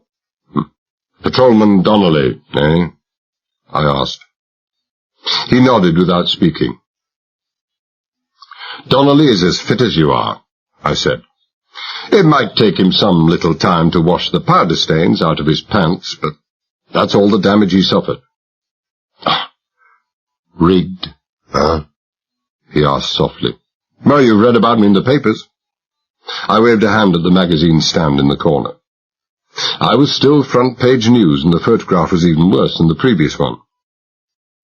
"The rest you'll have heard from Mary. Some of what you heard and read is true. Some of it just could not be less true. My name is John Talbot, and I am, as they said in the court, a salvage expert. I have been in all the places they mention except Bombay, and for approximately the periods they mention. But I've never been engaged in any criminal activities of any kind. However, either Violent or the General or both are very cagey birds indeed. They've sent cables to contacts in Holland, England, and Venezuela. The General, of course, has oil interests in all three places. To check on my bona fides. They'll be satisfied. We've spent a long time preparing the groundwork for this." "How do you know they sent those cables?" "Every overseas cable out of Marble Springs in the past 2 months has been vetted. The General, all cables are in his name, uses code, of course. Perfectly legal to do so. There's a little man from Washington living a block away from the post office. He's a genius with codes. He says the General's is childish, from his point of view." I got up and started to walk around. The effects of the whiskey were vanishing. I felt like a cold, wet flounder. I had to get in on the inside. Up till now we'd been working very much in the dark, but for reasons which would take too long to explain at present, we knew that the General would jump at the chance of getting hold of a salvage expert. He did. We? Kennedy still had his reservations about me. "Friends of mine. Don't worry, Kennedy. I've got all the law in the world behind me. I'm not in this for myself. To make the General take the bait, we had to use the General's daughter. She knows nothing of what actually went on. Judge Mollison is pretty friendly with the family, so I got him to invite Mary along for a meal, suggesting that she drop in at the courthouse first while she was waiting for him to clear up the last cases." "Judge Mollison is in on this?" "He is. You've a phone there, and a phone book. You want to ring him?" He shook his head. "Mollison knows," I continued, "and about a dozen cops. All sworn to secrecy, and they know that a word the wrong way and they're looking for a job. The only person outside the law who knows anything about it is the surgeon who's supposed to have operated on Donnelly and then signed his death certificate. He'd a kind of troublesome conscience, but I finally talked him into it." "All a phony?" he murmured. "Well, here's one who fell for it. Everybody did. They were meant to. Phony reports from Interpol and Cuba, with the full backing of the police concerned.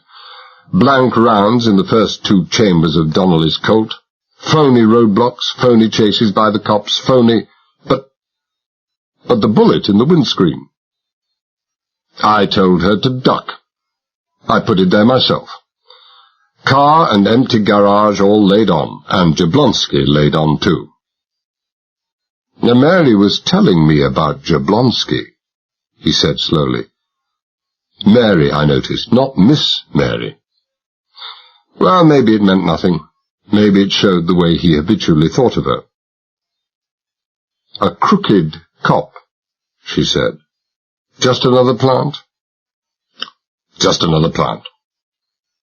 We've been working on this for over 2 years. Earlier on, we wanted a man who knew the Caribbean backwards. Jablonski was the man, born and brought up in Cuba. 2 years ago, he was a cop in New York homicide. It was Jablonski who thought up the idea of rigging false charges against himself.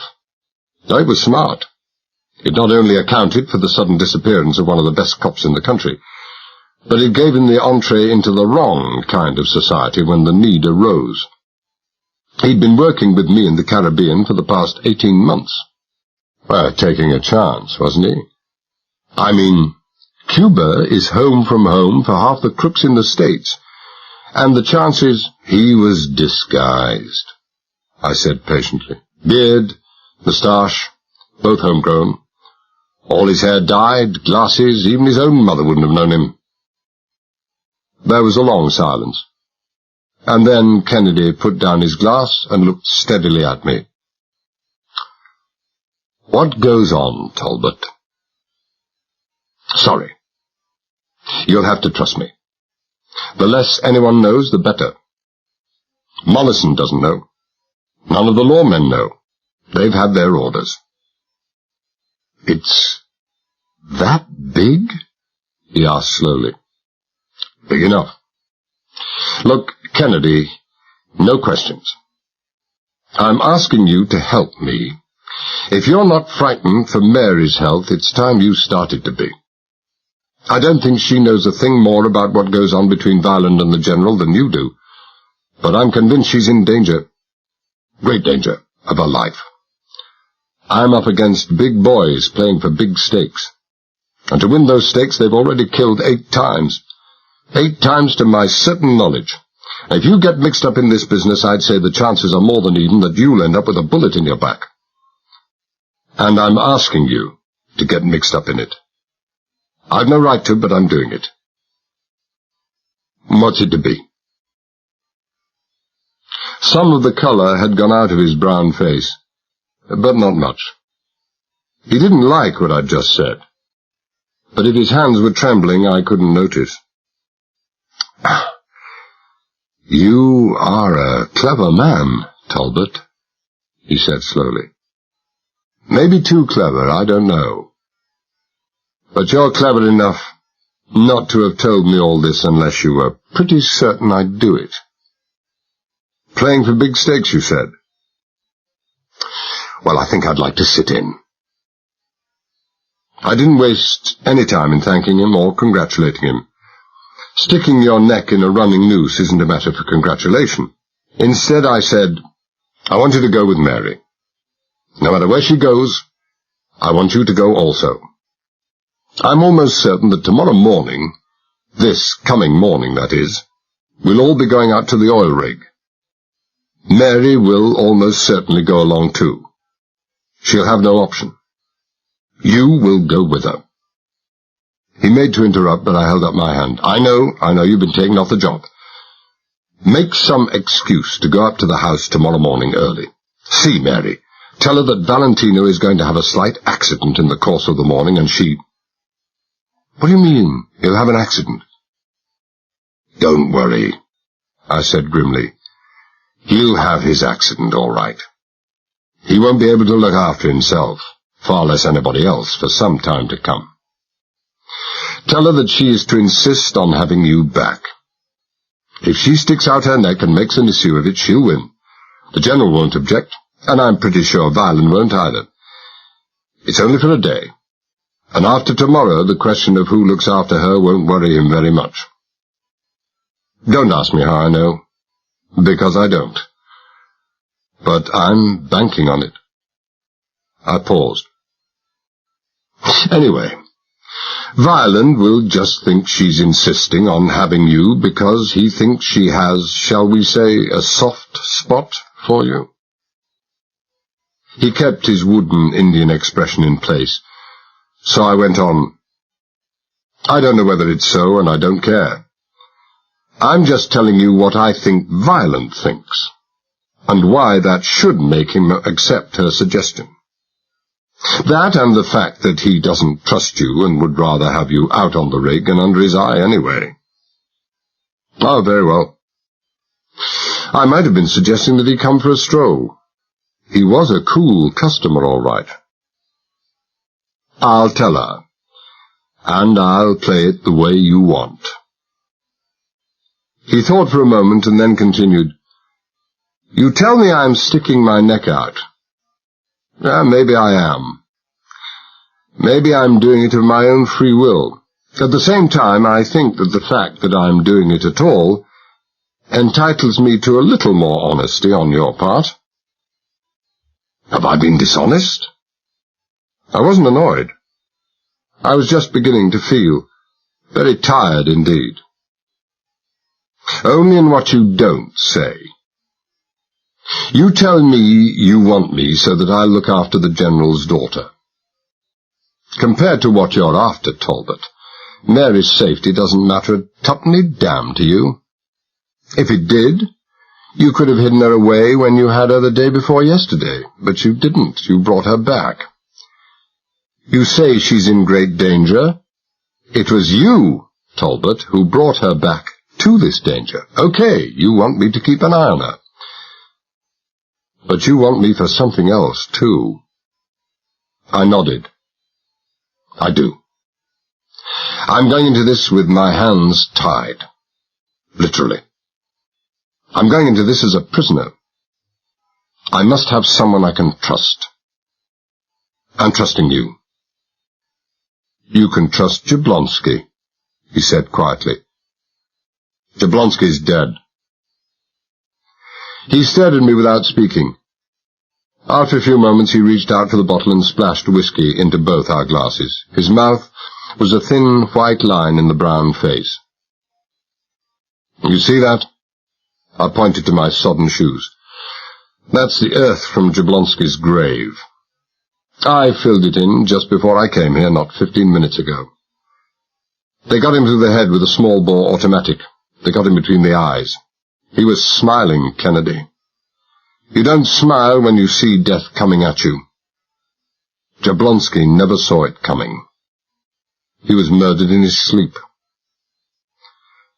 I gave him a brief account of what had happened since I'd left the house, including the trip in the Tarpon Springs sponge boat out to the X-13 up to the moment I'd come here. When I was finished, he said, Royale? Royale. You'll never be able to prove it. I won't have to. I said it almost without realizing what I was saying. Royale may never stand trial. Jablonski was my best friend. He knew what I was saying, all right. He said softly, just as soon you never came after me, Talbot. I drained my whiskey. It was having no effect now. I felt old and tired and empty and dead. Then Kennedy spoke again. What are you going to do now? Do? I'm going to borrow some dry shoes and socks and underwear from you. Then I'm going to go back up to the house, go to my room, dry my clothes off, handcuff myself to the bed, and throw the keys away. They'll come for me in the morning. You're crazy, he whispered. Why do you think they killed Jablonski?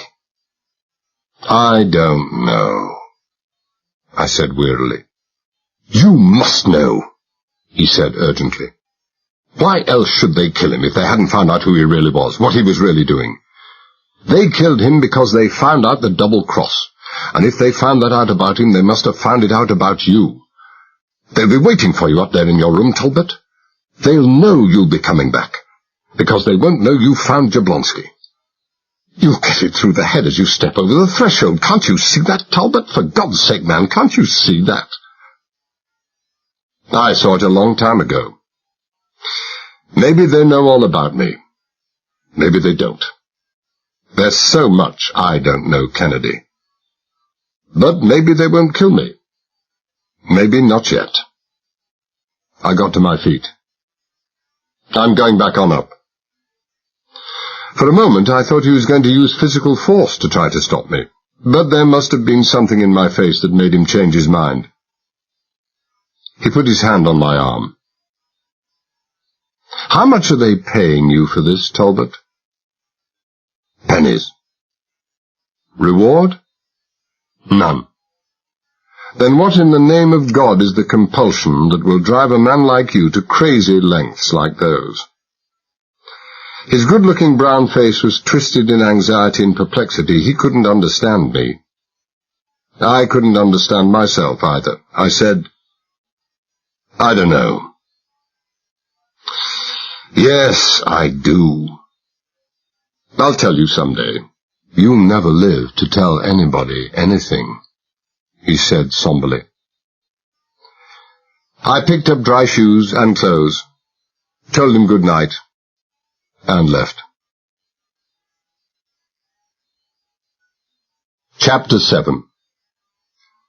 There was nobody waiting for me in my room up in the General's house. I unlocked the corridor door with the duplicate key Jablonski had given me, eased it open with only a whisper of sound, and passed inside. Nobody blasted my head off. The room was empty. The heavy curtains were still drawn shut as I'd left them, but I let the light switch be. There was a chance that they didn't know that I'd left the room that night, but if anyone saw a light come on in the room of a man handcuffed to his bed, they'd be up to investigating nothing flat. Only Jablonski could have switched it on, and Jablonski was dead. I went over every square foot of floor and walls with my pencil flash.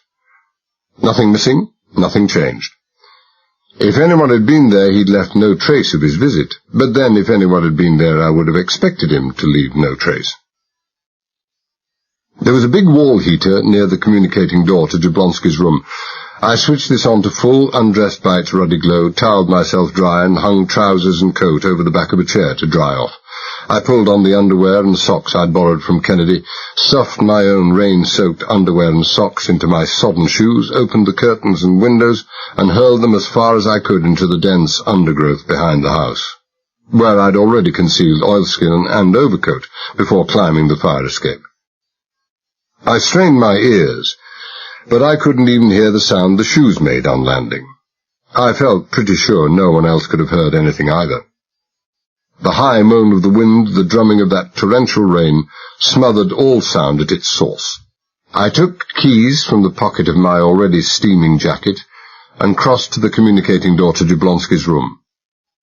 Maybe the reception committee was waiting there. I didn't much care. There was no committee. The room was as empty as my own. I crossed to the corridor door and tried the handle. The door was locked. The bed, as I expected, had been slept in.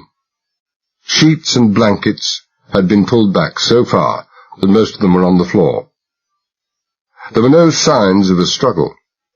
There were no signs even of violence. And not until I turned the pillow upside down. The pillow was a mess, but nothing to what it would have been if death hadn't been instantaneous. The bullet must have passed clean through the skull. Not what you would have expected from a .22, but then Mr. Royale used very fancy ammunition. I found the shell in the down of the pillow. Cupro-nickel. It wasn't like Royale to be so careless. I was going to look after that little piece of metal. I was going to treasure it like the Cullinan diamond. I found some adhesive in a drawer, pulled off a sock, taped the spent bullet under the second and third toes where there'd be no direct pressure on it, and where it wouldn't interfere with my walking. It would be safe there.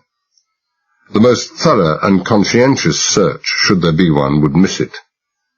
Houdini went around for years with tiny steel instruments taped to the soles of his feet, and no one ever thought to look. Down on my hands and knees, I levelled the torch along the nap of the carpet and squinted down the beam. It wasn't much of a carpet, but it was enough. The two parallel indentations where Jablonski's heels had dragged across it were unmistakable. I rose to my feet, examined the bed again, picked up a cushion that lay on the armchair, and examined that. I couldn't see anything, but when I bent my head and sniffed, there could be no doubt about it. The acrid odour of burnt powder clings to fabrics for days. I crossed to the small table in the corner, poured 3 fingers of whiskey into a glass, and sat down to try to figure it all out. The setup just didn't begin to make any sense at all. Nothing jibed, nothing fitted. How had Royale, and whoever had been with him, for no one could have carried Jablonski out of that room by himself, managed to get in the first place? Jablonski had felt as secure in that house as a stray lamb in a starving woolpack, and I knew he would have locked the door. Somebody else could have had a key, of course, but the point was that Jablonski invariably left his key in the lock, and jammed it so that it couldn't be pushed out or turned from the other side. Not unless enough force were used and noise made to wake him up a dozen times over. Jablonski had been shot while sleeping in bed. Jablonski, I knew, had pyjamas and used them, but when I found him in the kitchen garden, he'd been completely clothed. Why dress him? It didn't make sense. Especially trying to dress a dead man weighing 240 pounds didn't make sense. And why'd there been no silencer fitted to the gun? I knew there hadn't been. With the pressure absorption of a silencer, not even those special bullets would travel through a skull bone twice, and besides he'd used a cushion to muffle the shot. Understandable enough in a way. Those rooms were in a remote wing of the house, and with the help of a cushion and the background noise of the growing storm, the chances were that the shot wouldn't be heard in the other parts of the house. But the point was that I'd been right next door, and I was bound to have heard it, unless I were deaf or dead, and as far as Royale had known, or as far as I thought he'd known, I had been asleep in the next room. Or had Royale known I was not in that room? Had he come to make a quick check, found I was gone, knew that it must have been Jablonski that had let me go, and killed Jablonski there and then? It fitted with the facts, but it didn't fit with the smile on the dead man's face. I went back into my own room, rearranged my steaming clothes on the back of the chair before the electric fire, and then returned to Jablonski's room. I took up my glass again and glanced at the whiskey bottle. It was a 5 gill flask, still 3 parts full. And that was no help. What was missing wouldn't even have begun to affect Jablonski's razor-edge vigilance. I'd seen Jablonski dispose of an entire bottle of rum, he wasn't a whiskey man, in an evening, and the only apparent effect it had had on him was that he smiled even more than usual. But Jablonski would never smile again. Sitting there alone in the near darkness, the only illumination the glow from the electric fire in the next room, I lifted my glass. A toast, a farewell, I don't know what you'd call it. It was for Jablonski. I sipped it slowly, rolling the whiskey over my tongue to savour to the full the rich bouquet and taste of fine old Scotch. For the space of 2 or 3 seconds I sat very still indeed. And then I put the glass down, rose, crossed quickly to the corner of the room, spat the Scotch into the wash basin, and rinsed my mouth out very carefully indeed. It was Violent who'd provided the whiskey, after Jablonski had paraded me downstairs last night. Violent had given him a sealed whiskey bottle and glasses to take back to his room. Jablonski had poured out a couple of drinks soon after we'd gone upstairs, and I'd actually had my glass in my hand, when I remembered that drinking alcohol before breathing oxygen on a deep dive wasn't a very clever thing to do. Jablonski had drained them both, then had maybe a couple more after I'd left. Royale and his friends didn't have to batter Jablonski's door in with 4 axes. They had a key for the job, but even if they had used axes, Jablonski would never have heard them. There'd been enough knockout drops in that bottle of whiskey to put an elephant out for the count. He must have just been able to stagger as far as his bed before collapsing. I knew it was stupid, but I stood there in the silent dark, reproaching myself bitterly for not having accepted that drink. It was a fairly subtle blending of a Mickey Finn and Scotch, but I think I would have got onto it straight away. But Jablonski wasn't a whiskey man. Maybe he thought that was the way Scotch ought to taste. And Royale, of course, had found 2 glasses with whiskey dregs in them. That made me as unconscious as Jablonski. But it hadn't been any part of their plan to kill me, too. I understood it all now. Everything except the answer to the one question that really mattered. Why had they killed Jablonski? I couldn't even begin to guess. And had they bothered looking in to check on me? I didn't think so. But I wouldn't have bet a pair of old bootlaces on it. Well, there was nothing to be gained by sitting and thinking about it, so I sat and thought about it for a couple of hours. By that time my clothes were dry, or as near dry as made no difference. The trousers especially were lined and wrinkled like a pair of elephant's legs, but then you couldn't expect an immaculate crease in the clothes of a man who is compelled to sleep in them. I dressed, all except for the coat and tie, opened the window, and was just on the point of throwing out the 3 duplicate keys for the rooms and the handcuff key to join the other stuff in the shrubbery below, when I heard a soft tapping on the door of Jablonski's room. I only jumped about a foot. Then I froze. I suppose I should have stood there with my mind racing, but the truth was that, with what I'd been through that night, and with all the inconclusive and futile thinking I'd been doing in the past 2 hours, my mind was in no condition to walk, far less race. I just stood there. Lot's wife had nothing on me. For a lifetime of 10 seconds, not a single intelligent thought came, just an impulse, one single overpowering impulse to run. But I had no place to run to.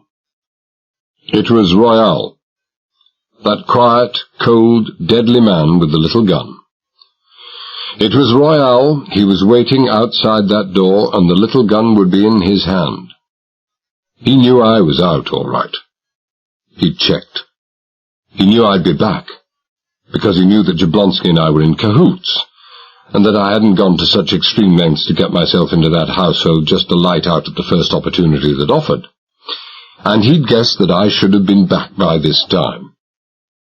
Maybe he'd even seen me coming back. Then why'd he waited so long? Well, I could guess the answer to that one, too. He knew I would have been expecting Jablonski to be there when I returned. He would think that I would have figured that Jablonski must have gone off on some private expedition of his own, and that as I'd locked the door when I came back and left the key there, Jablonski wouldn't be able to use his own to get in. So he would knock. Softly.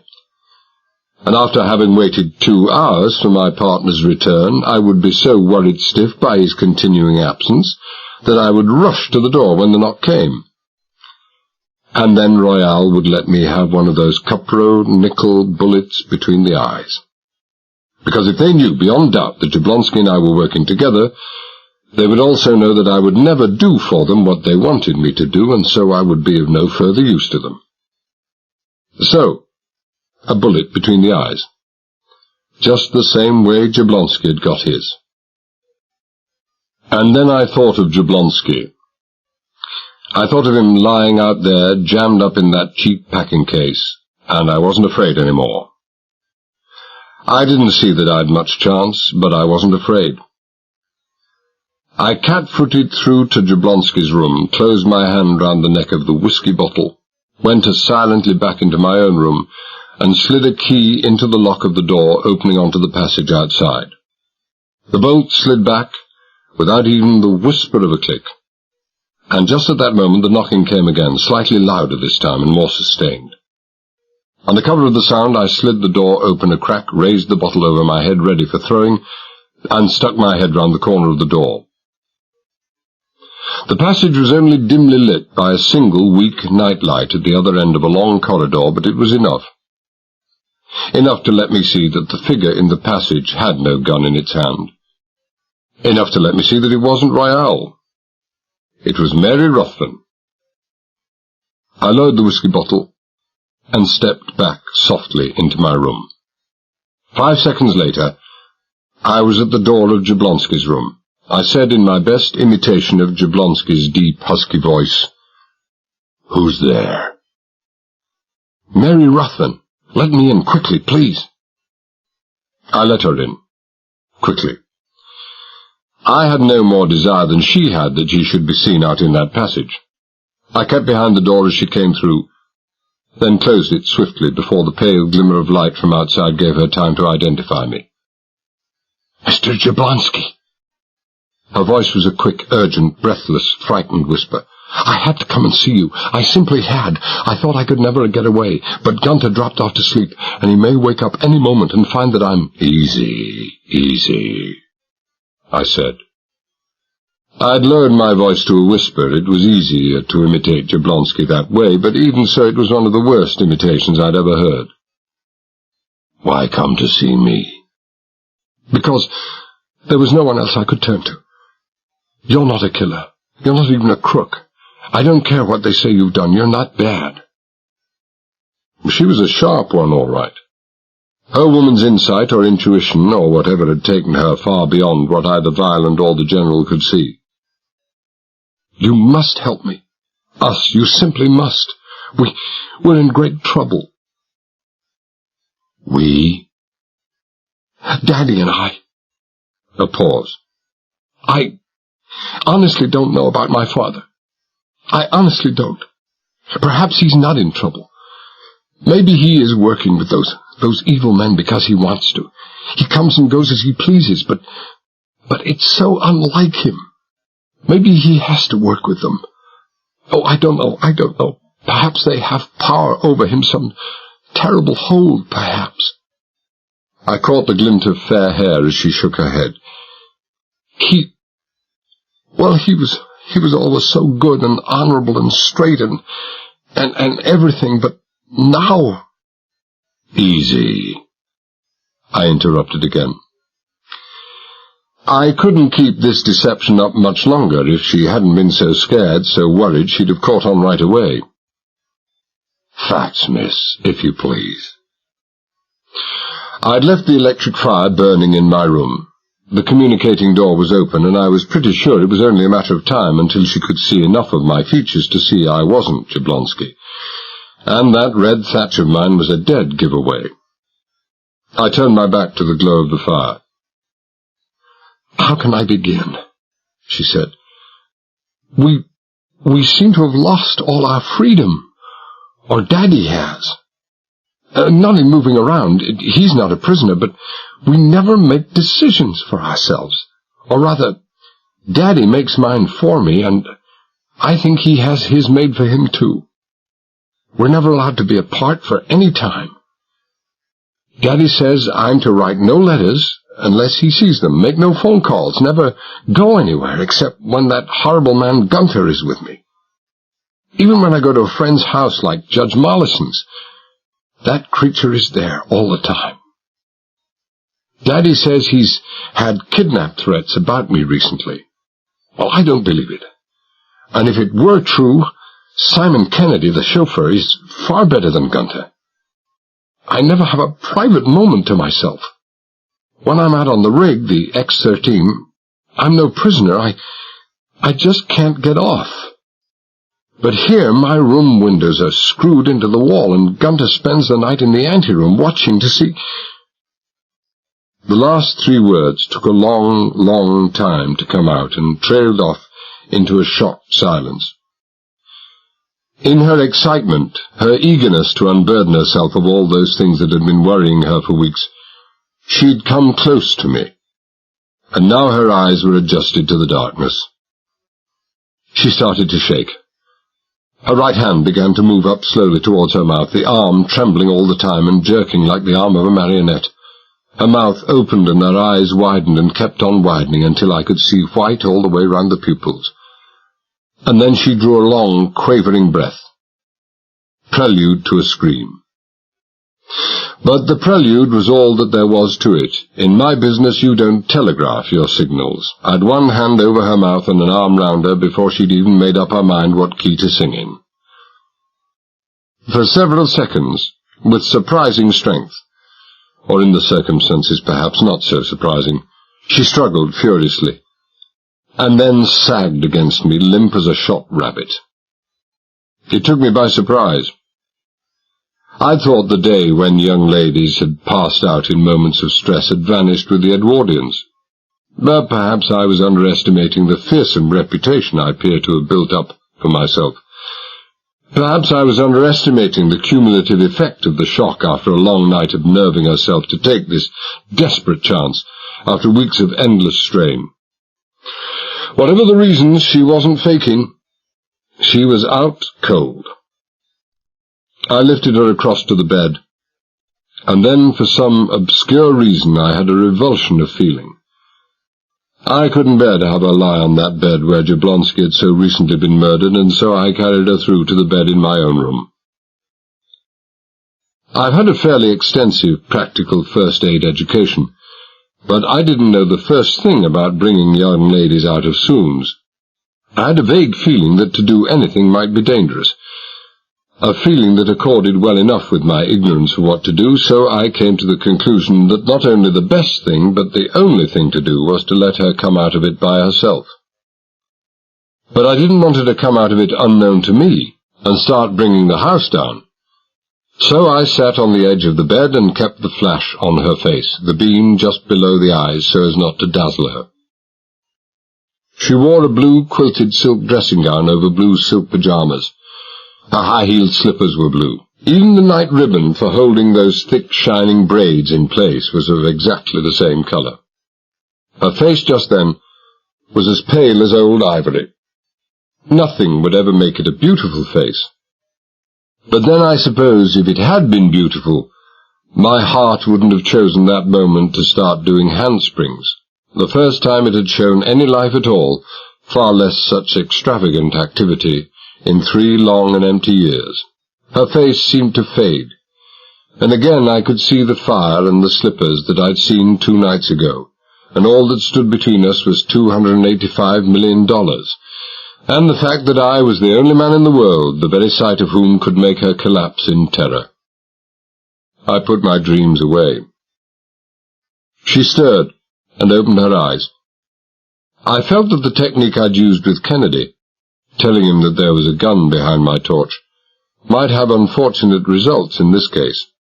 So I caught one of the hands that were lying limply on the coverlet, bent forward, and said softly, reprovingly, "You silly young muggins. Why did you go and do a daft thing like that?" Luck, or instinct, or both, had put me on the right track. Her eyes were wide, but not staring wide, and the fear that still showed there was touched with puzzlement.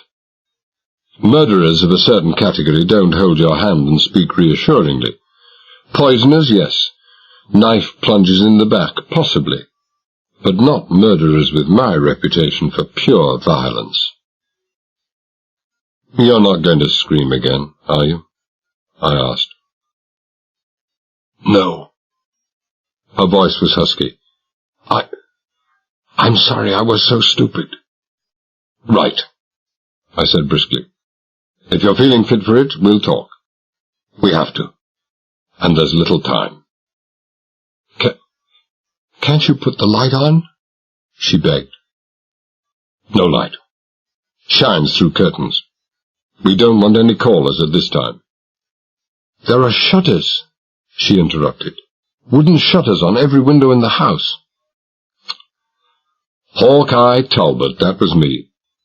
I'd spent a whole day doing nothing but staring out the window, and I'd never even seen them. I rose, closed and fastened the shutters, closed the communicating door to Jablonski's room, and switched on the light. She was sitting on the side of the bed now, hugging her arms as if she were cold. "I'm hurt," I announced. "You can take one look at Jablonski and tell right away, or so you think, that he's not a crook. But the longer you look at me, the more convinced you are that I'm a murderer. I held up a hand as she was about to speak. Sure, you've got reasons. Excellent reasons. But they're wrong. I hitched up a trouser leg and offered for her inspection a foot elegantly covered in a maroon sock and completely plain black shoe. Ever seen these before? She looked at them just for a second, and then switched her gaze to my face. Simon's, she whispered. Those are Simon's. Your chauffeur. I didn't care much for this Simon business. He gave me them a couple of hours ago, of his own free will. It took me 5 minutes flat to convince him that I'm not a murderer, and far from what I appear to be. Are you willing to give me the same time? She nodded slowly, without speaking. It didn't even take 3 minutes. The fact that Kennedy had given me the okay was the battle more than half won so far as she was concerned. But I skipped the bit about finding Jablonski. She wasn't ready for any shocks of that nature, not yet. And when I'd finished, she said, almost unbelievingly, So you knew about us all the time? About Daddy and me and our troubles and... We've known about you for several months. Not specifically about your trouble, though, nor your father's, whatever that may be.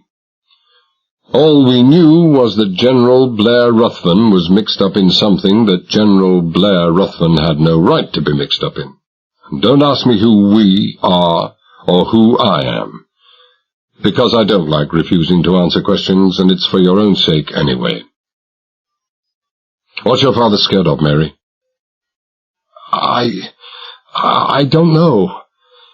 I know he's frightened of Royale, but... He's frightened of Royale. I'm frightened of Royale. We're all frightened of Royale.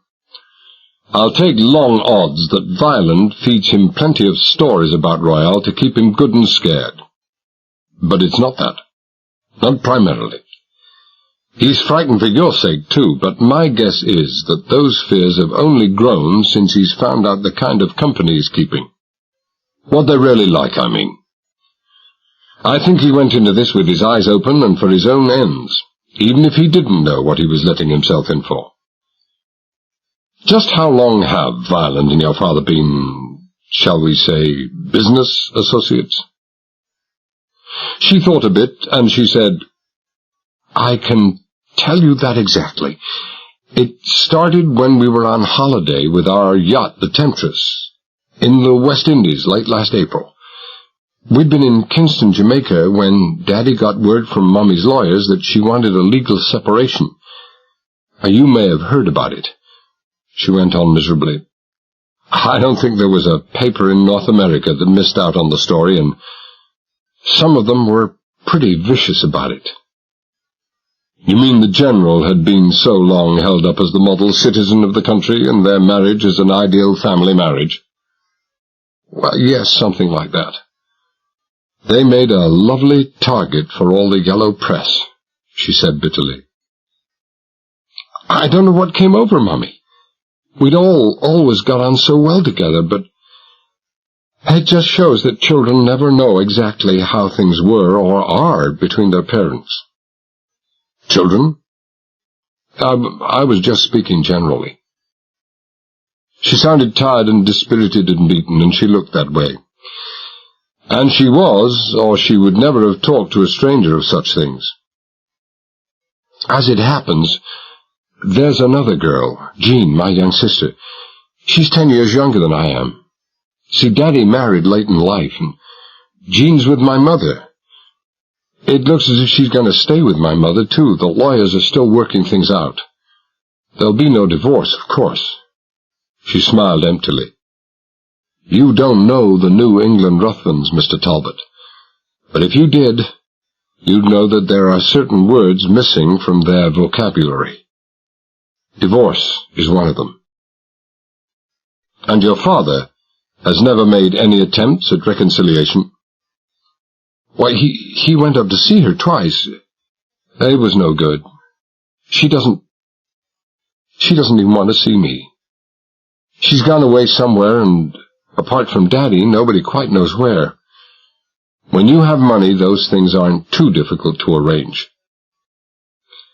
It must have been the mention of the money that sent her thoughts off on a new tack, for when she spoke again I could hear those $285 million back in her voice, and see the Mayflower in her face.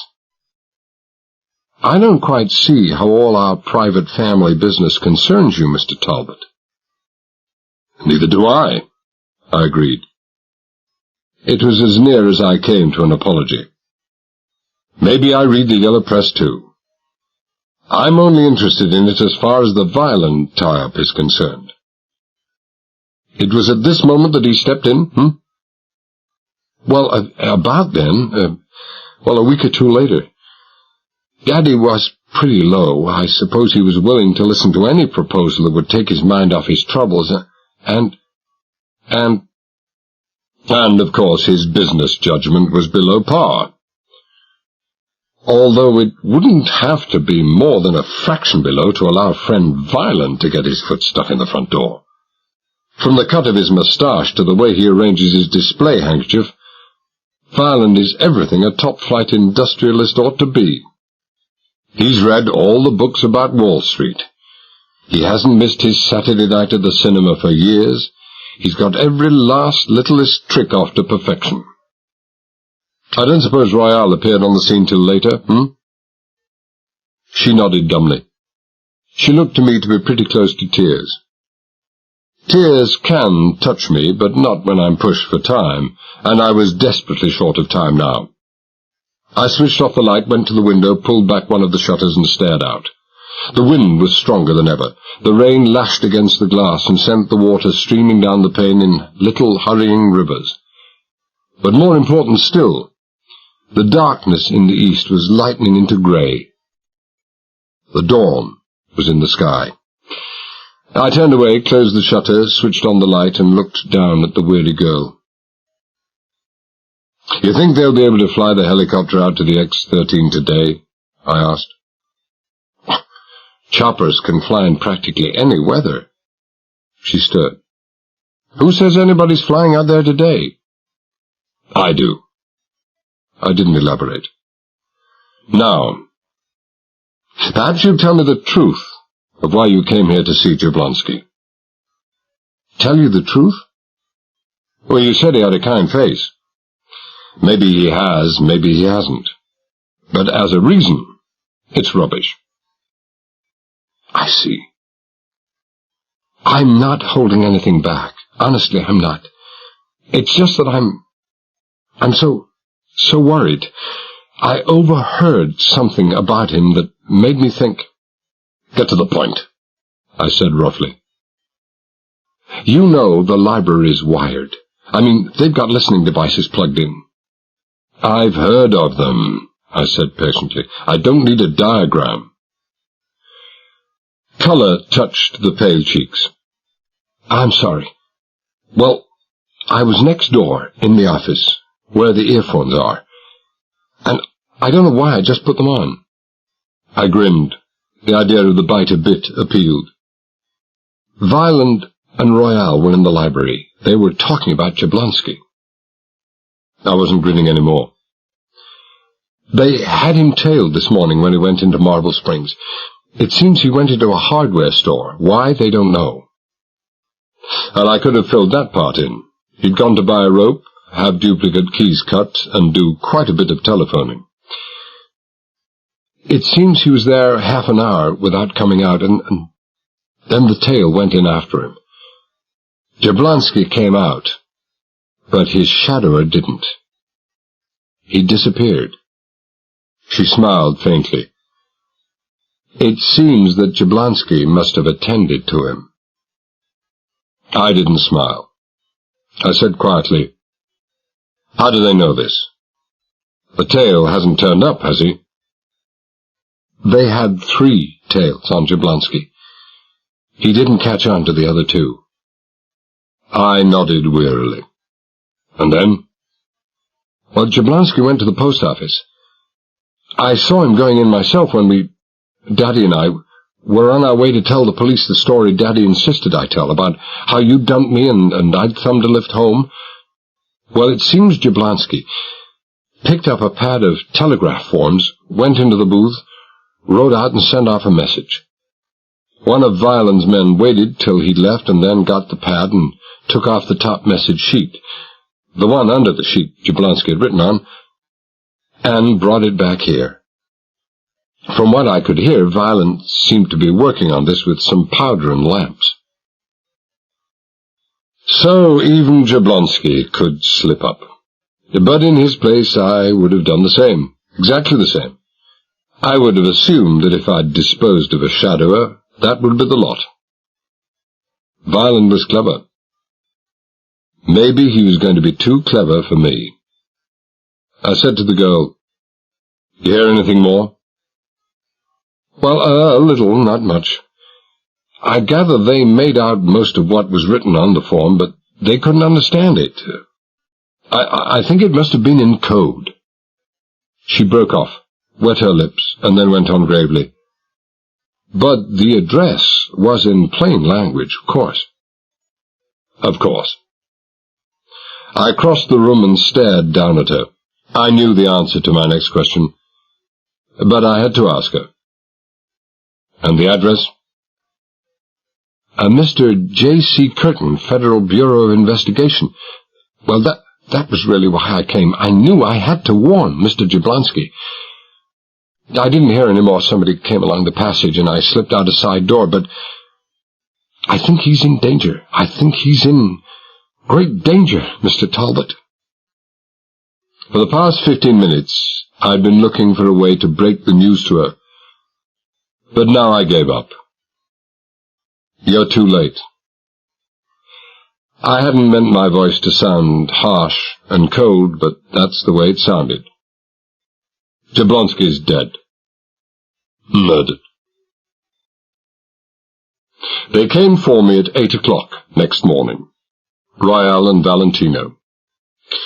I was fully dressed except for my coat, and I was fastened to the bed head by a single set of handcuffs.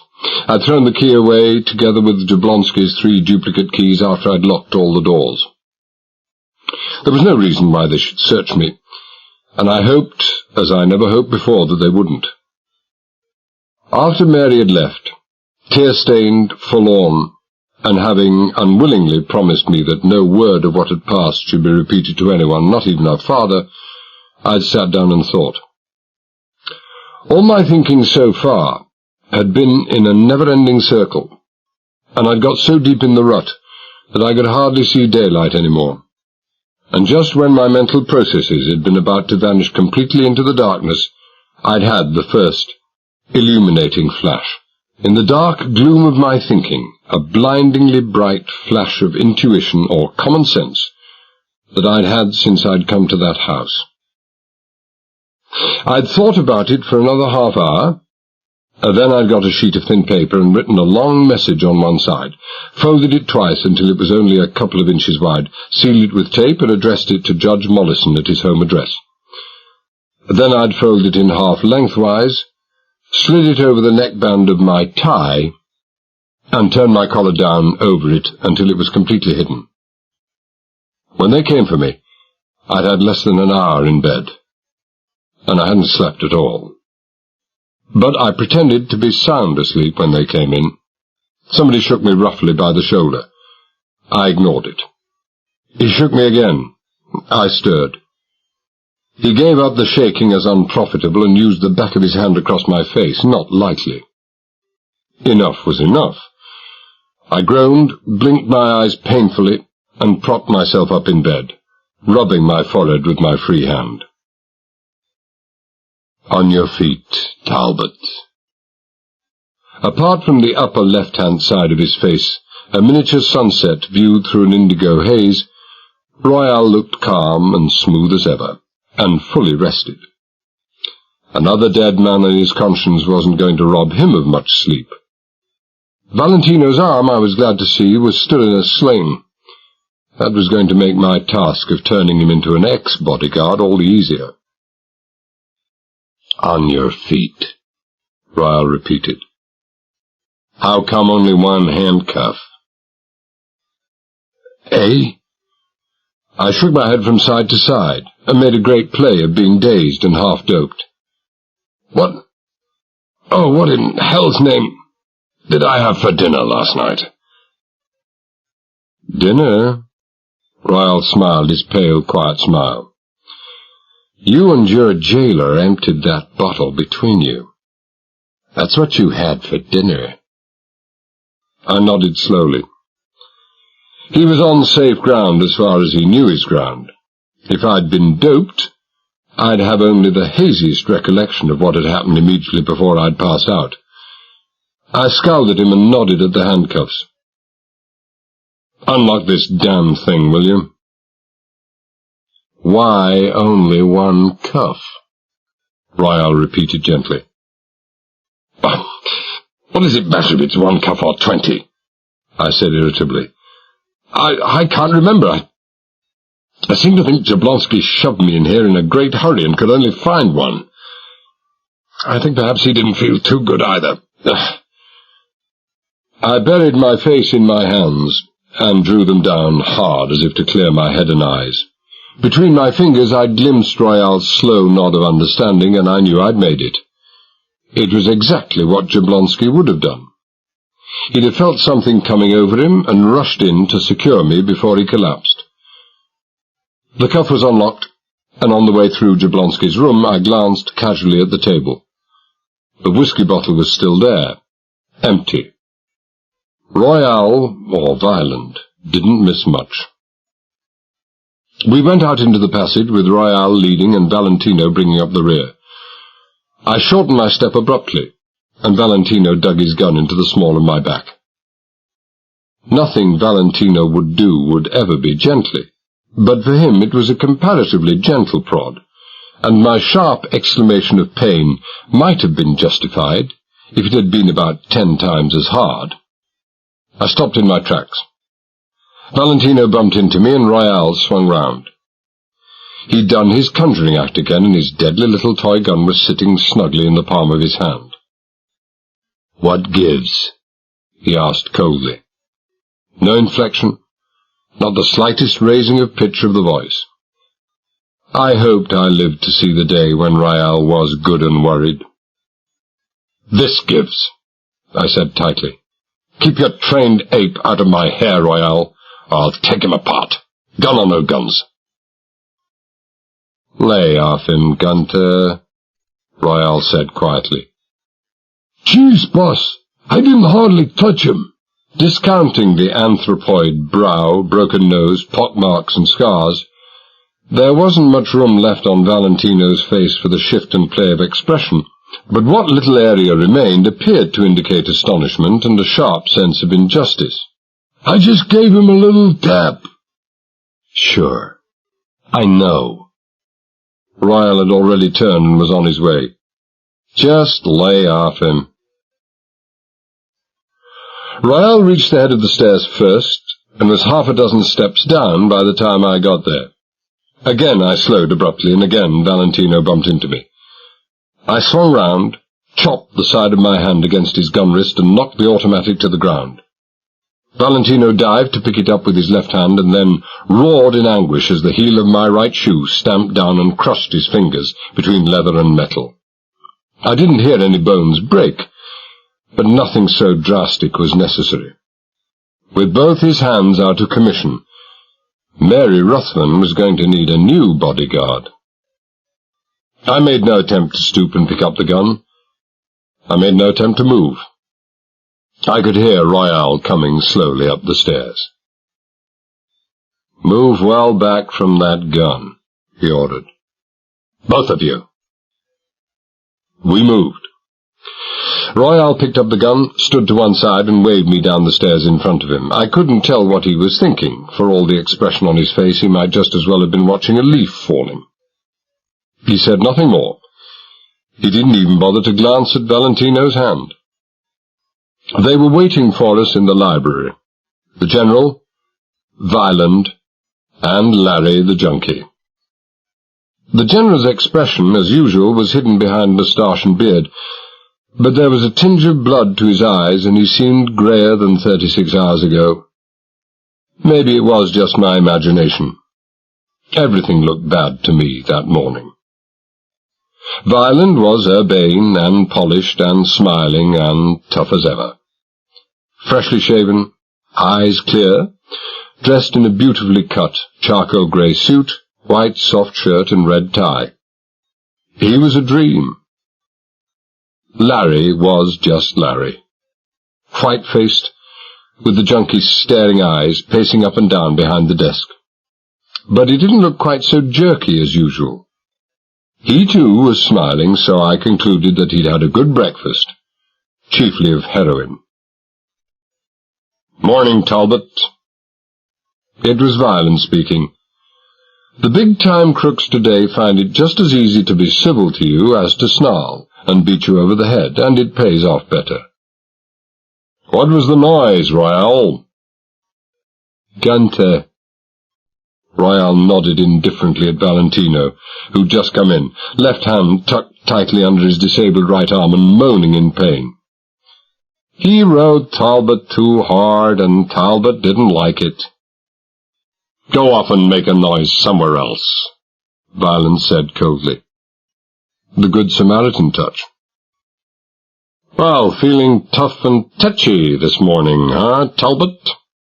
There was no longer even an attempt at keeping up the pretense that the General was the boss, or even had an equal say in what went on in his own house. He just stood quietly in the background, remote and dignified, and in some way tragic. But maybe the tragedy was only in my own mind. I could be guessing wrongly about the General. I could be terribly wrong about him. Fatally wrong. "Where's Jablonski?" I demanded. "Jablonski?" Violent raised a lazy eyebrow. George Raft couldn't have done it any better. "Well, what's Jablonski to you, Talbot?" "My jailer," I said briefly. "Where is he?"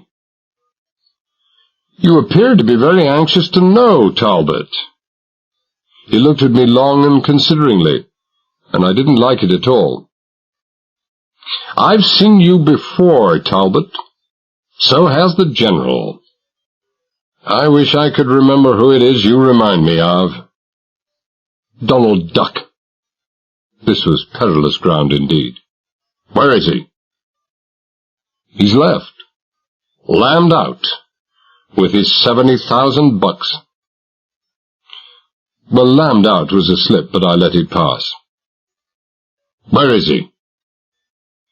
"You are becoming boringly repetitious, my friend." He snapped his fingers. "Larry, the cables." Larry picked up some papers from the desk, handed them to Violent, grinned at me wolfishly, and resumed his pacing. "The General and I are very careful people, Talbot," Violent went on. "Some people might say highly suspicious. Well, same thing. We checked up on you. We checked in England, Holland, and Venezuela." He waved the papers. "These came in this morning. They say you're all you claim to be, one of Europe's top salvage experts. So now we can go ahead and use you. So now we don't need Jablonski anymore. So we let him go this morning, with his check. He said he fancied a trip to Europe." Violent was quiet, convincing, utterly sincere, and could have talked his way past St. Peter.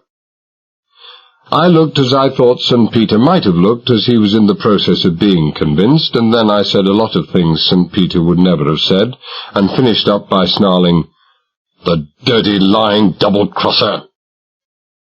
"Jablonski?" Again the George Raft touch with the eyebrows. "Yes, Jablonski. To think that I listened to that lying two-timer. To think I even spent 5 seconds listening to him. He promised me—" "Well? What did he promise you?" Violent asked softly. No harm now." I scowled. "We reckoned I was for the high jump here, and he reckoned that the charges that had him dismissed from the New York police had been rigged. He thinks, or said he thought, He could prove it. If he was given the chance to investigate certain policemen and certain police files. I swore again. And to think that I believed. You're wondering, Talbot? Violin interrupted sharply. He was watching me very closely indeed. Get on. Well, he thought he could buy this chance and at the same time have me help him while he helped me. He spent a couple of hours in our room trying to remember an old federal code. And then he wrote a telegram to some agency offering to supply some very interesting information about General Ruthven in exchange for a chance to examine certain files. And I was mug enough to think he meant it.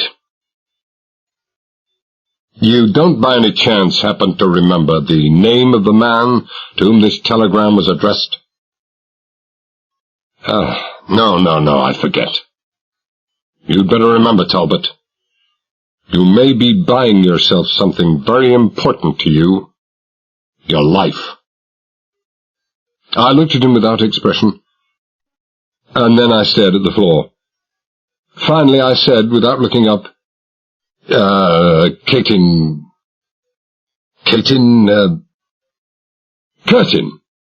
Yes, that was it. Curtin. J.C. Curtin. And all he offered was to give information if his own conditions were met. Is that it? Yeah, that's it. Talbot? You've just bought yourself your life. Sure, I'd bought myself my life. I noticed Violin didn't specify how long I would be allowed to hang on to my purchase. 24 hours, if that. It all depended how the job went. But I didn't care. The satisfaction it had given me to stamp on Valentino's hand upstairs was nothing compared to the glow I felt now. They'd fallen for my story. They'd fallen for it hook, line, and sinker. In the circumstances, with the cards dealt the right way, it had been inevitable that they should. And I'd dealt my cards just right. Judged from the standpoint of their limited awareness of the extent of my knowledge, it would have been impossible for me to have concocted such a story. They didn't, or couldn't know that I knew Jablonski to be dead. That they had tailed him yesterday and deciphered the telegram's address. For they didn't know that I had been in the kitchen garden during the previous night, that Mary had overheard their conversation in the library, and that she'd been to see me. Had they thought I'd been an accomplice of Jablonski's throughout, they'd have shot me out of hand. As it was, they wouldn't shoot me for some time yet. Not a long time, but perhaps long enough. I saw Violin and Royale exchange glances, a mere flicker, and the faint shrug of Violin's shoulders. They were tough, all right, those two. Tough and cool and ruthless and calculating and dangerous. For the past 12 hours, they must have lived with the knowledge or the possibility that federal agents would be around their necks any moment, but they'd shown no awareness of pressure, no signs of strain. I wondered what they would have thought, how they would have reacted had they known that federal agents could have been onto them all of 3 months ago. But the time had not been ripe. Nor was it yet. Well, gentlemen, is there any need for further delay? It was the first time the General had spoken, and for all his calmness there was a harsh bird edge of strain beneath. Let's get it over with. The weather is deteriorating rapidly, and there's a hurricane warning out. We should leave as soon as possible. He was right about the weather, except in the tense he used. It had deteriorated. Period. The wind was no longer a moan. It was a high, sustained, keening howl through the swaying oaks, accompanied by intermittent, squally showers of brief duration, but extraordinary intensity. There was much low cloud in the sky, steadily thickening. I glanced at the barometer in the hall, and it was creeping down towards 27, which promised something very unpleasant indeed. Whether the centre of the storm was going to hit, or pass by us, I didn't know. But if we stood in its path, we would have it in less than 12 hours. Perhaps much less. We're just leaving, General. Everything's set. Peterson is waiting for us down in the bay. Peterson, I guessed, would be the helicopter pilot. Couple of fast trips, and we should be all out there in an hour or so. Then Talbot here can get to work. All? Asked the General. Who? Yourself, myself, Royale, Talbot, Larry, and, of course, your daughter. Mary? Is that necessary? Violin said nothing. He didn't even use the eyebrow routine again. He just looked steadily at the General. 5 seconds, perhaps more. Then the General's hands unclenched and his shoulders drooped a fraction of an inch. Picture without words. There came the quick, light tap of feminine footsteps from the passage inside, and Mary Ruthven walked in through the open door. She was dressed in a lime-coloured two-piece costume, with an open-necked green blouse beneath. She had shadows under her eyes. She looked pale and tired, and I thought she was wonderful. Kennedy was behind her, but he remained respectfully in the passage, hat in hand, a rhapsody of maroon and shining high-leather boots, his face set in the remote, unseeing, unhearing expression of the perfectly trained family chauffeur. I started to move aimlessly towards the door, waiting for Mary to do what I'd told her less than 2 hours previously, just before she'd gone back to her own room. "I'm going into Marble Springs with Kennedy, Father," Mary began without preamble. It was phrased as a statement of fact, but was in effect a request for permission. "Oh, but, well, we're going to the rig, my dear," her father said unhappily. "You said last night—" "I'm coming," she said with a touch of impatience. "But we can't all go at once. I'll come on the second trip. We won't be more than 20 minutes. Do you mind, Mr. Violin?" she asked sweetly. "I'm afraid it's rather difficult, Miss Ruthven," Violin said urbanely.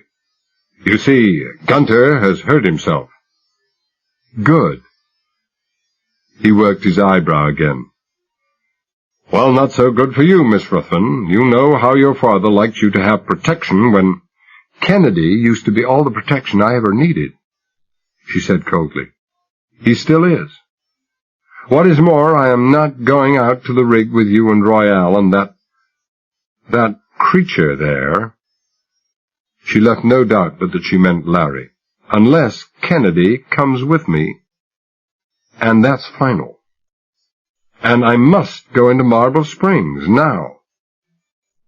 I wondered when anyone had last talked to Violin like that. But the veneer never even cracked. "Why must you, Miss Ruthven?" "There are some questions a gentleman never asks," she said icily. Oh, that floored him. He didn't know what she meant, the same as I wouldn't have known what she meant. And the net result was to leave him stranded. Every eye in the room was on the two of them except mine. Mine were on Kennedy's and his were on mine. I was near the door now, with my back turned to the company.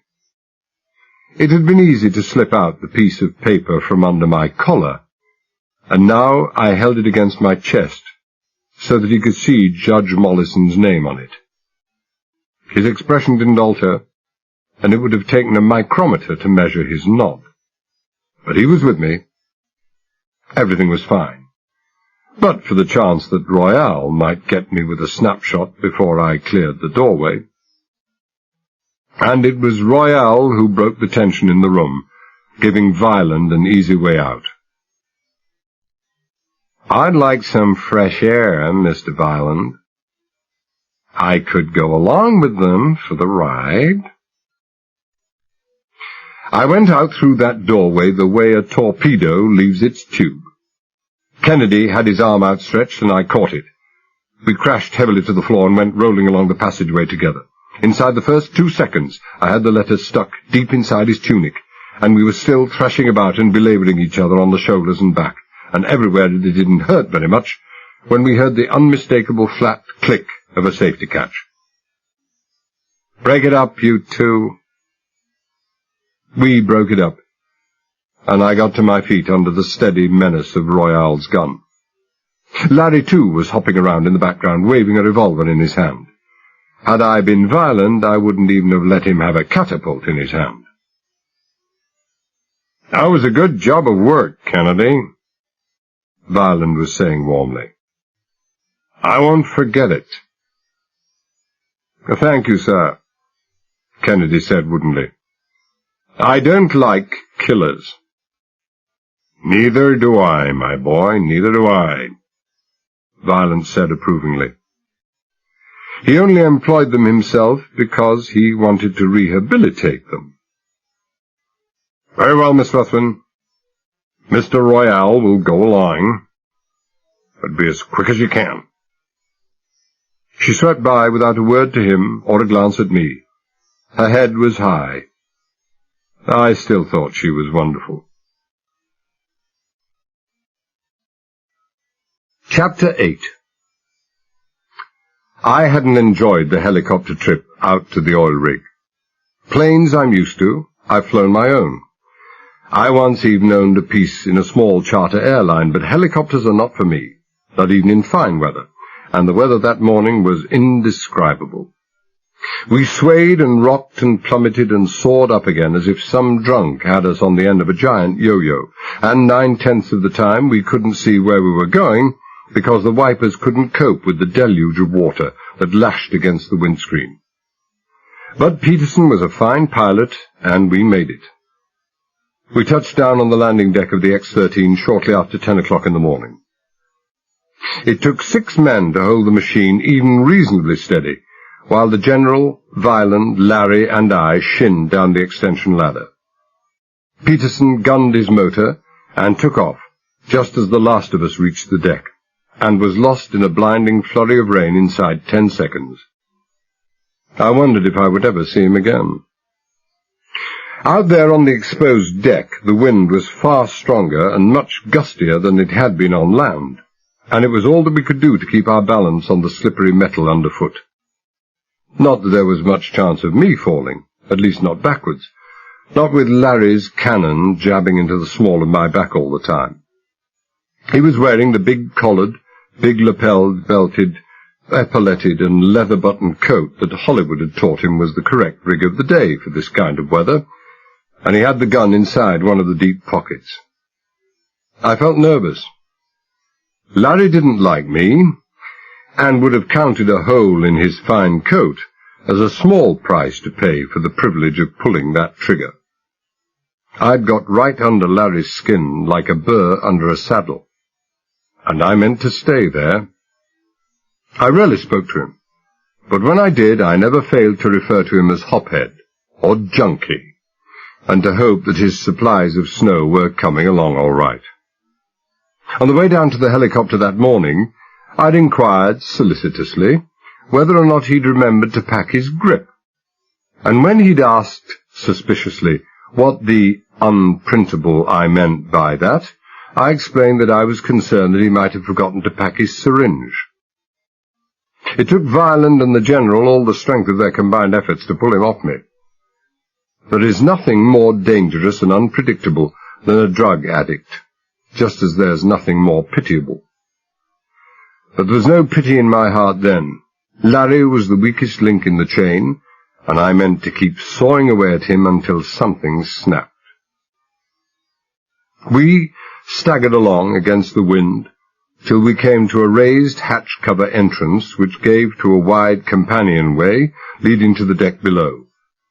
A group of men awaited us here, and I had my collar turned up, hat brim turned down, and a handkerchief in my hand busy wiping the rain off my face. But I needn't have bothered. Joe Curran, the roustabout foreman I'd talked to 10 hours previously, was not there. I tried to imagine what would have happened had he been there, or had he asked the General whether C.C. Farnborough, his private confidential secretary, had found the missing briefcase. But I gave it up. The strain on the imagination was too great. I'd probably just have borrowed Larry's gun and shot myself. 2 men came forward to greet us. General Ruthven did the honors. Martin Gerald, our field foreman, Tom Harrison, our petroleum engineer. Gentlemen, this is John Smith, a specialist engineer flown out from England to help Mr. Violent in his research. Now, John Smith, I gathered, was the inspired choice of name for myself. Both men made perfunctory noises of greeting. Larry prodded me in the back, and so I said I was delighted too, but they obviously had no interest at all in me. Both men looked worried and uneasy, and both men were doing their best to conceal the fact, but the General didn't miss it. Something bothering you, Harrison? Out here on the rig, it was obviously policy for Violent to keep very much in the background. Very much so, sir. Harrison, a crew-cut youngster with heavy horn-rimmed spectacles, looked to me as if he should still be in college, but he must have been good to hold down the responsible job he did. He produced a small chart, spread it out, and pointed with a carpenter's pencil. This chart's good, General Ruthven. It couldn't be better, and Pride and Hollywell are the best geological team in the business. But we're already 1,200 feet overdue. We should have hit oil at least 500 feet back, but there's not even a smell of gas yet. I can't even begin to explain it, sir. I could have explained it, but it was hardly the time. Well, those things happen, my boy, the General said easily. I had to admire the old coot. I was beginning to have more than a fair idea of the almost inhuman strain he was laboring under, but the control, the self-possession were admirable. We're lucky if we make it 2 out of 5. And no geologist would claim to be 100% accurate, or even within shouting distance of it. Well, I'll give it another 1,000. Responsibility's mine. Thank you, sir. Harrison looked relieved, but there was still a certain uneasiness about him, and the General was quick to get onto it. Still something worrying you, Harrison? Oh, no, sir, of course not. He was too quick, too emphatic. He wasn't half the actor the old boy was. No, nothing at all. The General considered him thoughtfully, and then looked at Gerald. Something on your mind, too? The weather, sir. Yeah, of course. The General nodded understandingly. The latest reports are that Hurricane Diane is going to hit Marble Springs fair and square. And that means the X-13. You don't have to ask me, Gerald. You know that. You're the captain of this ship. I'm only a passenger. I don't like losing $10,000 a day, but you must suspend drilling the moment you think it's right to. It's not that, sir, Gerald said unhappily. He jerked a thumb over his shoulder. That, experimental leg you're working on, sir, shouldn't it be lowered to give maximum stability? So the drilling crew did know there was something going on in that pillar I'd investigated the previous night. When I came to think of it, although it wasn't inevitable that they should know, it was advisable. So much easier to give the crew a specious explanation for the activities taking place there than to cordon off a section and raise suspicion and unwanted and possibly dangerous speculation.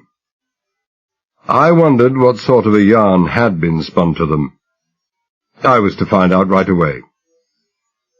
Violent? The General had turned to the man by his side and raised a questioning eyebrow. I'll accept full responsibility, General Ruthven. He spoke in the quiet, precise, confident tones that a top-flight engineer might have employed, although it would have surprised me if he knew a nut from a bolt. But he could use reason, too, for he added, This storm is going to hit from the west. and the maximum strain is going to be on the other, the landward side. The effect on this side will merely be to lift it. He made a deprecating gesture. It does seem rather pointless, doesn't it, to lower an additional leg just when the other legs on that same side will have far less strain than normal to carry.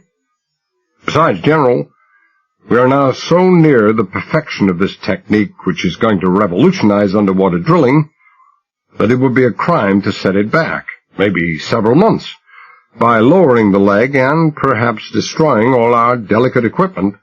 So, that was the line. It was well done, I had to admit. The dedicated enthusiasm in his voice was so exactly right, without being in any way overdone. "That's good enough for me," Gerald said. He turned back to the General. "Coming across to your quarters, sir?" Well, later, to eat. But don't wait lunch for us. Order it for my stateroom, will you? Mr. Smith here is keen to get to work right away, Like hell I was. We left them and made our way down a broad passage. Deep inside the platform here, the sound of the wind and the rising waves crashing and breaking against the pillars was completely inaudible. Perhaps some faint murmur of sound might have been heard if the air in that brightly lit steel passage hadn't been filled with the hum of powerful generators. We appeared to be passing by some diesel engine room. At the far end of the passage, we turned left and walked almost to its far cul-de-sac limits before stopping outside a door on the right-hand side. On this door, printed in large white letters, was the legend, "Drilling Research Project," followed, in letters scarcely less large, by the words, "Private, most secret, positively no admittance." Violent rapped on the door in a long code knock. I made a mental note of it. 4 shorts, 2 long, 4 shorts. Waited till there came 3 long knocks from the inside, then knocked again, 4 times in rapid succession. 10 seconds later we had all passed through the door, and it was double-locked and bolted behind us. It made all the signs about private and no admittance seem rather superfluous. Steel floor, steel bulkheads, steel ceiling. It was a black, cheerless box of a room. At least 3 sides of it formed a box. The bulkhead we'd just passed through, the blank bulkhead on the left, and the one to the right, with a high grille door in its center. The 4th side was convex, bulging out into the room in an almost perfect semicircle, with a butterfly-clamped hatchway in its middle, the trunking, I felt certain, of the big steel pillar reaching down to the floor of the sea. On either side of the hatchway hung large drums with neatly coiled rubber tubes armored in flexible steel. Below each drum, and bolted to the floor, was a large motor. The one on the right was, I knew, an air compressor. That's what I'd heard when I'd been out there during the night. And the one on the left, probably a forced suction water pump. As for the furnishings of the room, even the Spartans would have found it rugged. A deal table, 2 benches, and a metal wall rack. There were 2 men in the room, the one who'd opened the door, and another sitting at the table, dead cigar in his mouth, and a pack of greasy cards spread out on the table in front of him. And both cast in the same mould. It wasn't the fact that they were both shirt-sleeved, and had leather holsters strapped across their chests, and high up on their left sides, that gave them a close similarity. Not even their evenly matched height and weight, and broad, bulky shoulders. The sameness lay in their faces. Hard, expressionless faces with cold, still, watchful eyes. I'd seen men out of the same mould before, the top-notch professionals of the strong-arm underworld. All that Larry would have given his life to be, and could never hope to be. They were so exactly the type of men I would have expected Violent to employ, that the presence of Larry was all the more mysterious indeed. Violent grunted a greeting, and that was all the time he wasted in the next 10 minutes. He walked across to the wall rack, reached down a long roll of canvas-backed paper that was wrapped round a wooden stick, unrolled it flat on the table, and weighted the ends to keep them from curling up again. It was a large and highly complicated diagram, 60 inches long by 30 in depth. He stood back and looked at me. "Ever seen that before, Talbot?" I bent over the table. The diagram represented a peculiar object, shaped halfway between a cylinder and a cigar, about 4 times as long as its average width. It was flat on top, flat along the middle third of the bottom, and then tapering slightly upwards towards either end. At least 80% of it appeared to be given up to some kind of storage tanks. I could see the fuel lines leading to the tanks from a raised bridge-like structure superimposed on the top side. This same bridge housed the beginnings of a vertical cylindrical chamber, which ran clear through the body of the machine, passed out through the bottom, angled sharply left, and entered an oval-shaped chamber suspended beneath the body of the cigar. On either side of this oval chamber, and attached to the underside of the cigar, were large rectangular containers. To the left, towards the narrower and more tapering end, were what appeared to be searchlights and long, slender remote-controlled grabs housed in spring clips along the side. I took a good long look at all of this, then straightened. "Sorry." I shook my head. "Never seen it in my life." I needn't have bothered straightening, for next moment I was lying on the deck. Maybe 5 seconds later I had pushed myself to my knees and was shaking my head from side to side in an attempt to clear it. I looked up, groaned with the pain just behind my ear, and tried to focus my eyes. I focused one of them at any rate, for I made out Violent standing above me, his pistol held by the barrel. "I kind of thought you might say that, Talbot." A nice, quiet, controlled voice. We were sitting at the vicar's afternoon tea table, and he was asking me to pass along the muffins. "Your memory, Talbot. Perhaps you would like to jog it again a little, huh? Is all this really necessary?" General Ruthven sounded distressed. He looked distressed. "Surely, Violent, we—" "Shut up!" Violent snapped. We were no longer calling on the vicar. He turned to me as I climbed to my feet. "Well, what's the good of beating me over the head?" I said savagely. "How will that make me remember something I never—" This time I saw it coming, got the palm of my hand up to the side of my head, and was riding the blow, going fast away from it when it connected. I staggered and hit the bulkhead. It was nearly all show, and to complete the effect I slid down to the deck. Nobody said anything. Violent and his 2 hoodlums were looking at me with a detached interest. The General was white, and he had his lower lip caught in his teeth. Larry's face was a mask of unholy glee. "Remember anything now?" I called him an unprintable name and rose shakily to my feet. "Very well," Violent shrugged. "I think Larry here would like to persuade you." Can I? Can I really?" The eagerness on Larry's face was revolting, frightening. "Want that I make him talk?" Violent smiled and nodded. "Remember, he's got to work for us when you're finished." This was Larry's big moment. To be in the center of the stage, to get his own back for my sneers and jibes, above all to indulge a sadistic streak wide as a barn door. This was going to be one of the high spots of his existence. He advanced towards me, big gun wavering slightly, wetting his lips continuously, and giggling in a high and horrible falsetto. "The inside of a right thigh, high up. He'll scream like a pig going under the knife, then to the left, and he'll still be able to work." The eyes were wide and staring and mad.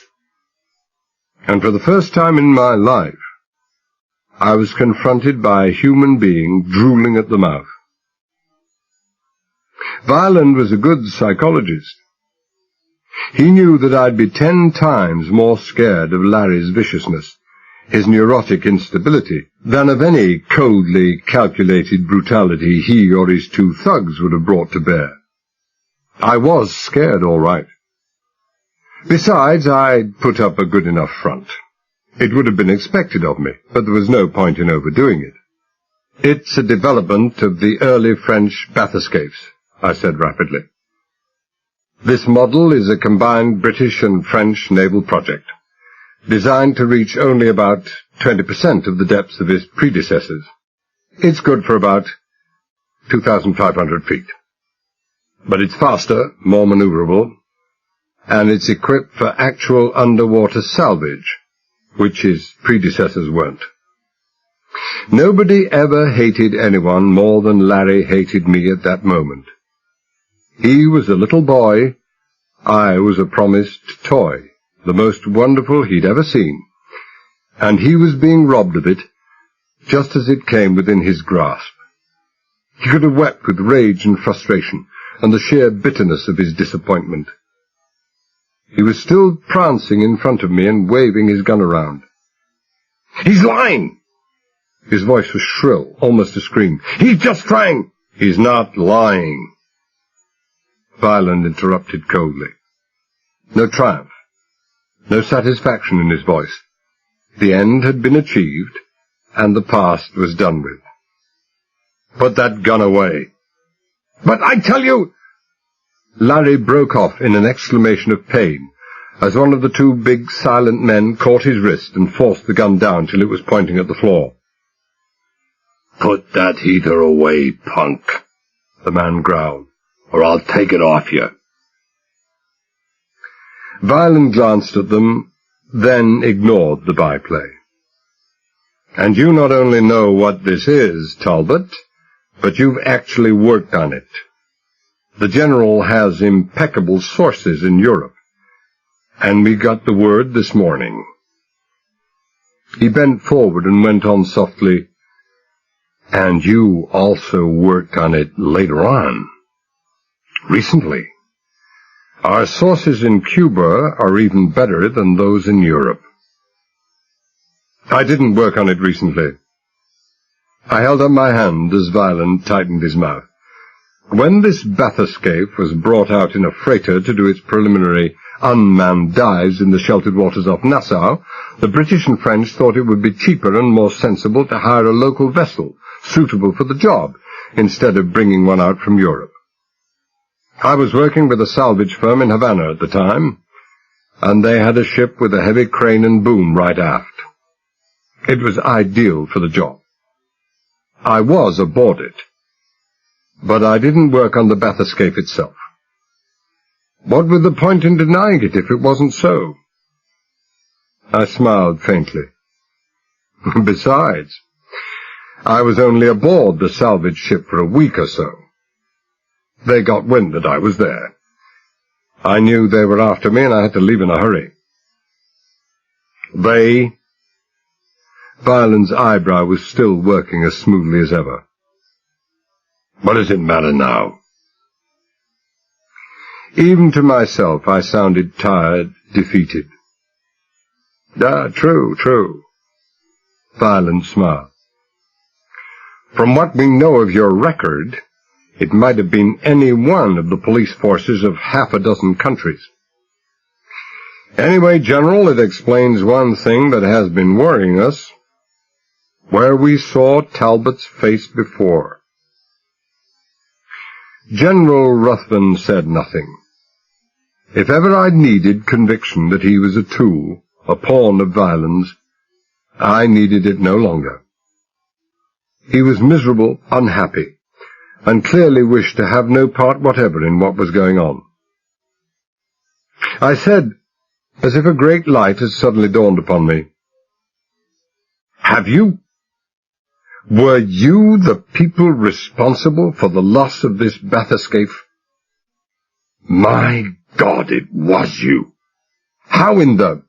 You didn't think we brought you out here just to discuss the diagrammatic layout of this vessel?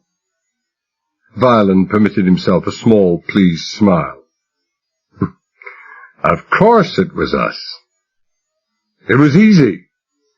The fools moored it on a wire hawser in 10 fathoms of water. We unhitched it, substituted a frayed hawser so that they would think it had broken its moorings and that the tide had carried it out into deep water, and then we towed it away. We made most of the trip in darkness, and the few ships we saw, we just slowed down, pulled the bathyscaphe up on the side remote from the approaching vessel, and towed it like that. He smiled again. He was spoiling himself this morning. It wasn't difficult. People do not expect to see a bathyscaphe being towed by a private yacht. A private yacht? You mean the... I could feel the hairs on the back of my neck prickling. I'd almost made the blunder that would have finished everything. It had been on the tip of my tongue to say the Temptress, but no one knew I'd ever heard that name, except Mary Ruthven, who told me. You mean the General's private yacht? He has one? Well, Larry and I certainly haven't one. He grinned. Larry and I. An offbeat phrase, but there was nothing in it for me, so I let it pass. Of course it's the General's yacht. I nodded. And equally, of course, you have the bathyscaphe somewhere near here. Would you mind telling me what in the world you want a bathyscaphe for?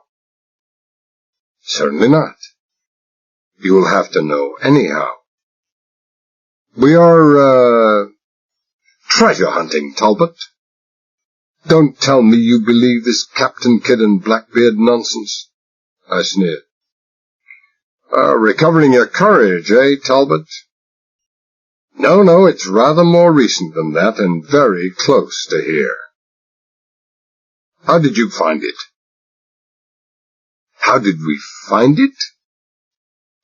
Violin seemed to have forgotten his urgency. Like every criminal who'd ever lived, he had a streak of ham in him, and wouldn't pass up the chance of basking in the glow of his own glory. We had a vague idea where it was. We tried trawling for it, in the days before I met the General, that was, but had no success. Then we met the General. As you may not know, the General provides his yacht for his geologists when they plod around, setting off their little bombs on the bottom of the ocean, tuning in with their seismographic instruments to find out where the oil strata are. And while they were doing this, we were plodding the ocean bed with an extremely sensitive depth recorder. We found it all right. Near here? Very near. Then why haven't you recovered it? Talbot giving his impression of a salvage specialist so engrossed in a problem that he has forgotten his own circumstances. How would you recover it, Talbot? Diving for it, of course. Should be easy in those waters. After all, there's a huge continental shelf here. You have to go 100 miles out from any point off the west coast of Florida before you even reach 500 feet. We're close inshore here. 100 feet, 150. The X-13 is standing in how much, General? 130 feet low tide, Ruthven said mechanically. I shrugged. There you are, then. There we are not. Violin shook his head. What's the greatest depth at which you can expect divers to perform really useful work, Talbot? Oh, perhaps 300 feet. I thought a moment. The deepest I know was by U.S. divers off Honolulu. 275 feet, U.S. submarine F-4.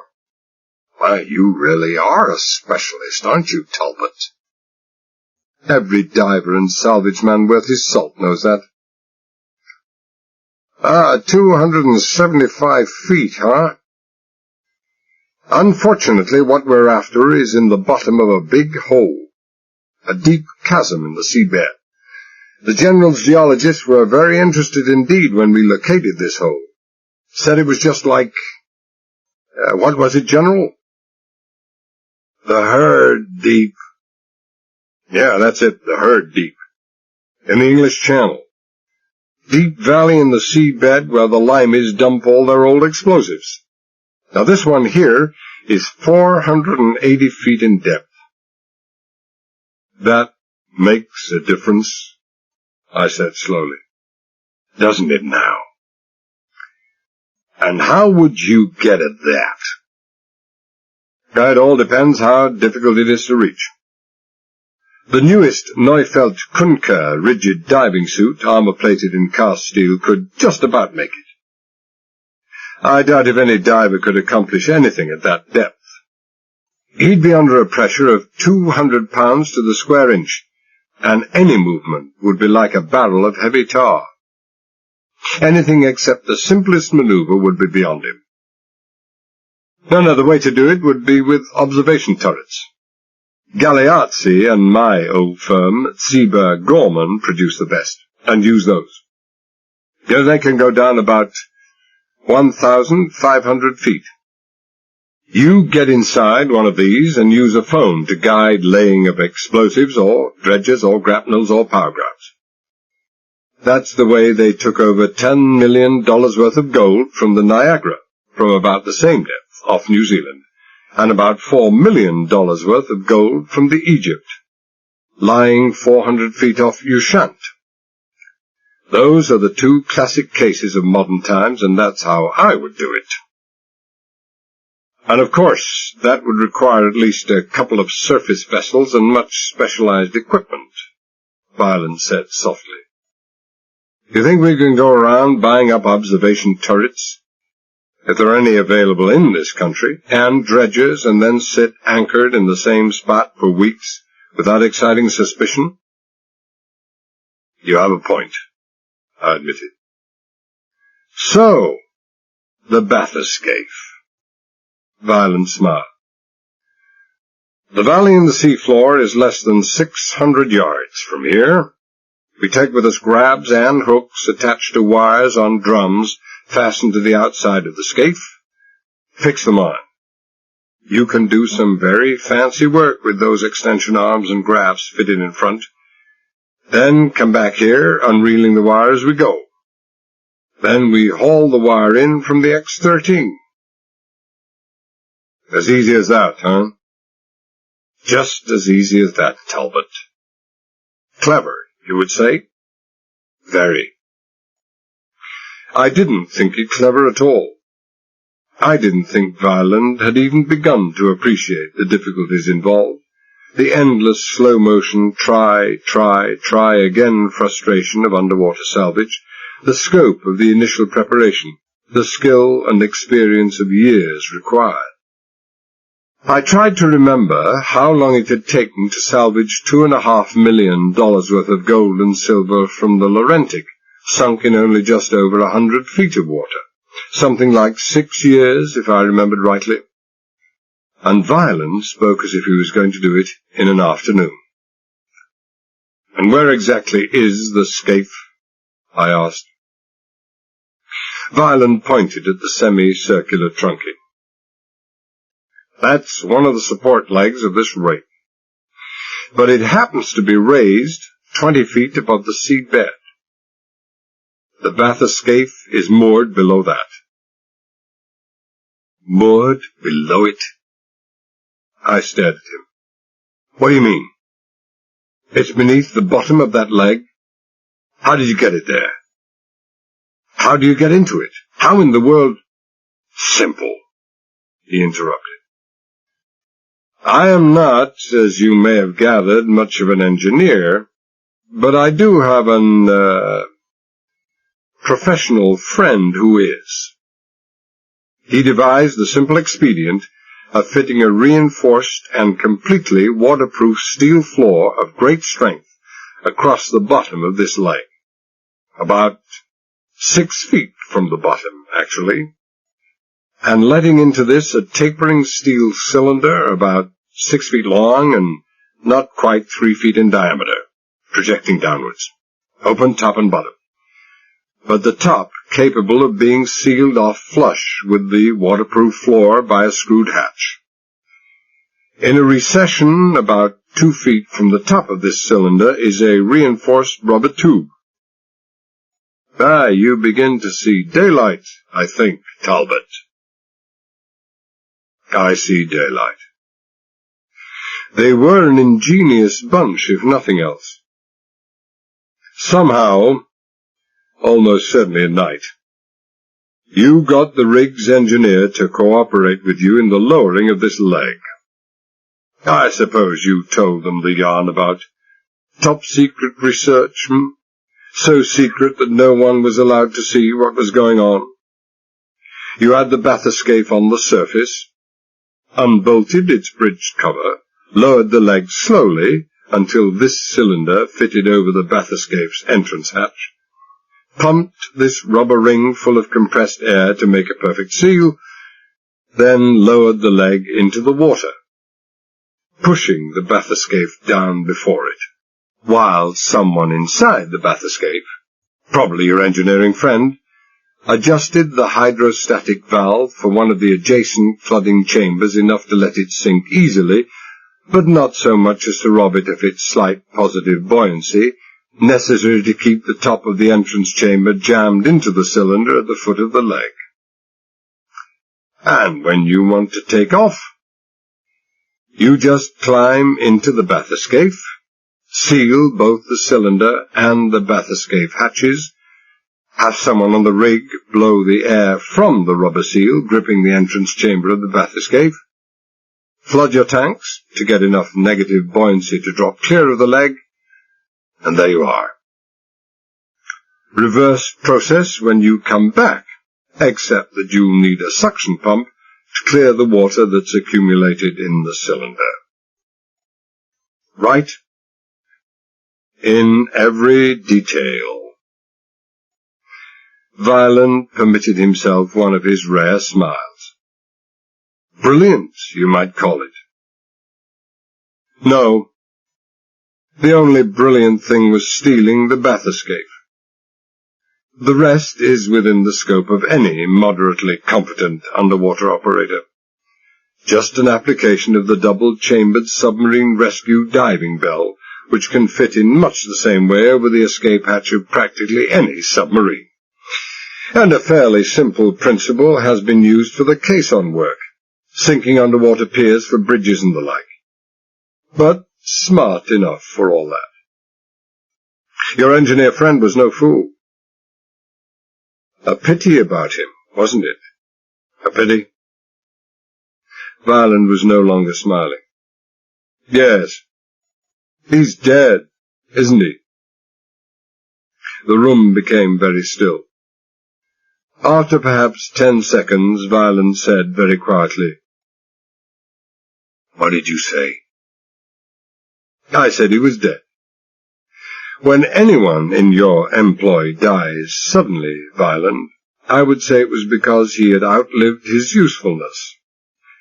But with your treasure unrecovered, he obviously hadn't. There was an accident. Another long pause. What makes you think there was an accident? And he was an elderly man, wasn't he, Violent? What makes you think there was an accident? A soft menace in every word. Larry was licking his lips again. The waterproof floor you had put in the bottom of the pillar was not quite as waterproof as you'd thought. It leaked, didn't it, Violent?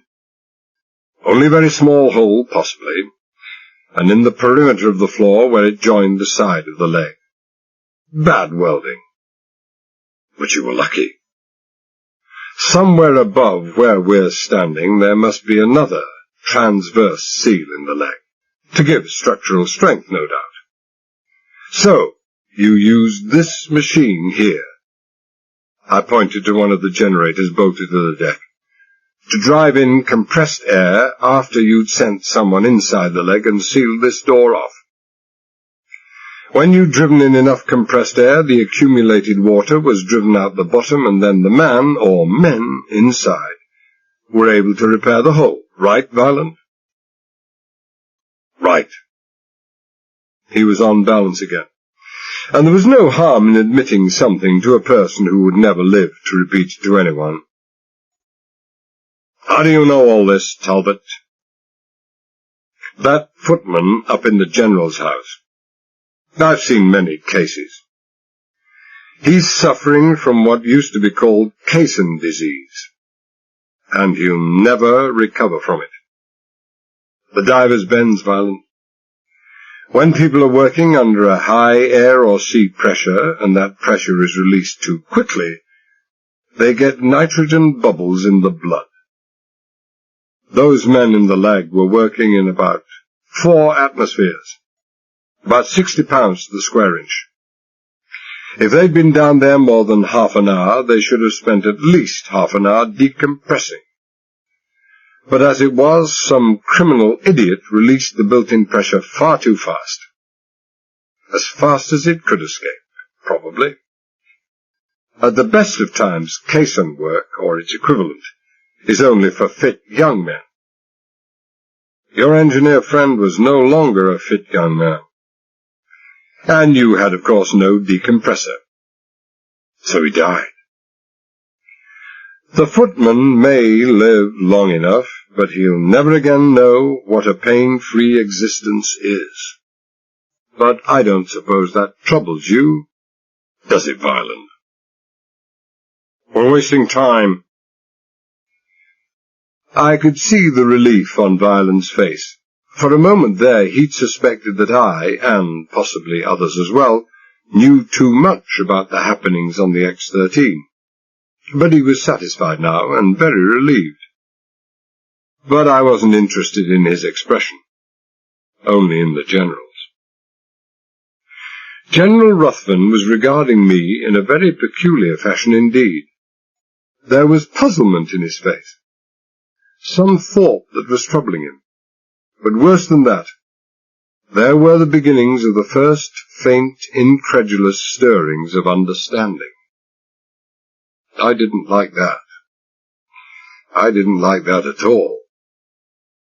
Swiftly I reviewed everything I'd said, everything I'd implied, and in those matters I have almost total recall. But I couldn't think of a single word that might have been responsible for that expression on his face. And if he'd noticed something, then perhaps Violent had also. But Violent's face showed no sign of any knowledge or suspicion of anything untoward, and it didn't necessarily follow that any offbeat word or circumstance noted by the General would also be noted by Violent. The General was a very clever man indeed. Fools don't start from scratch and accumulate close on $300 million in a single lifetime.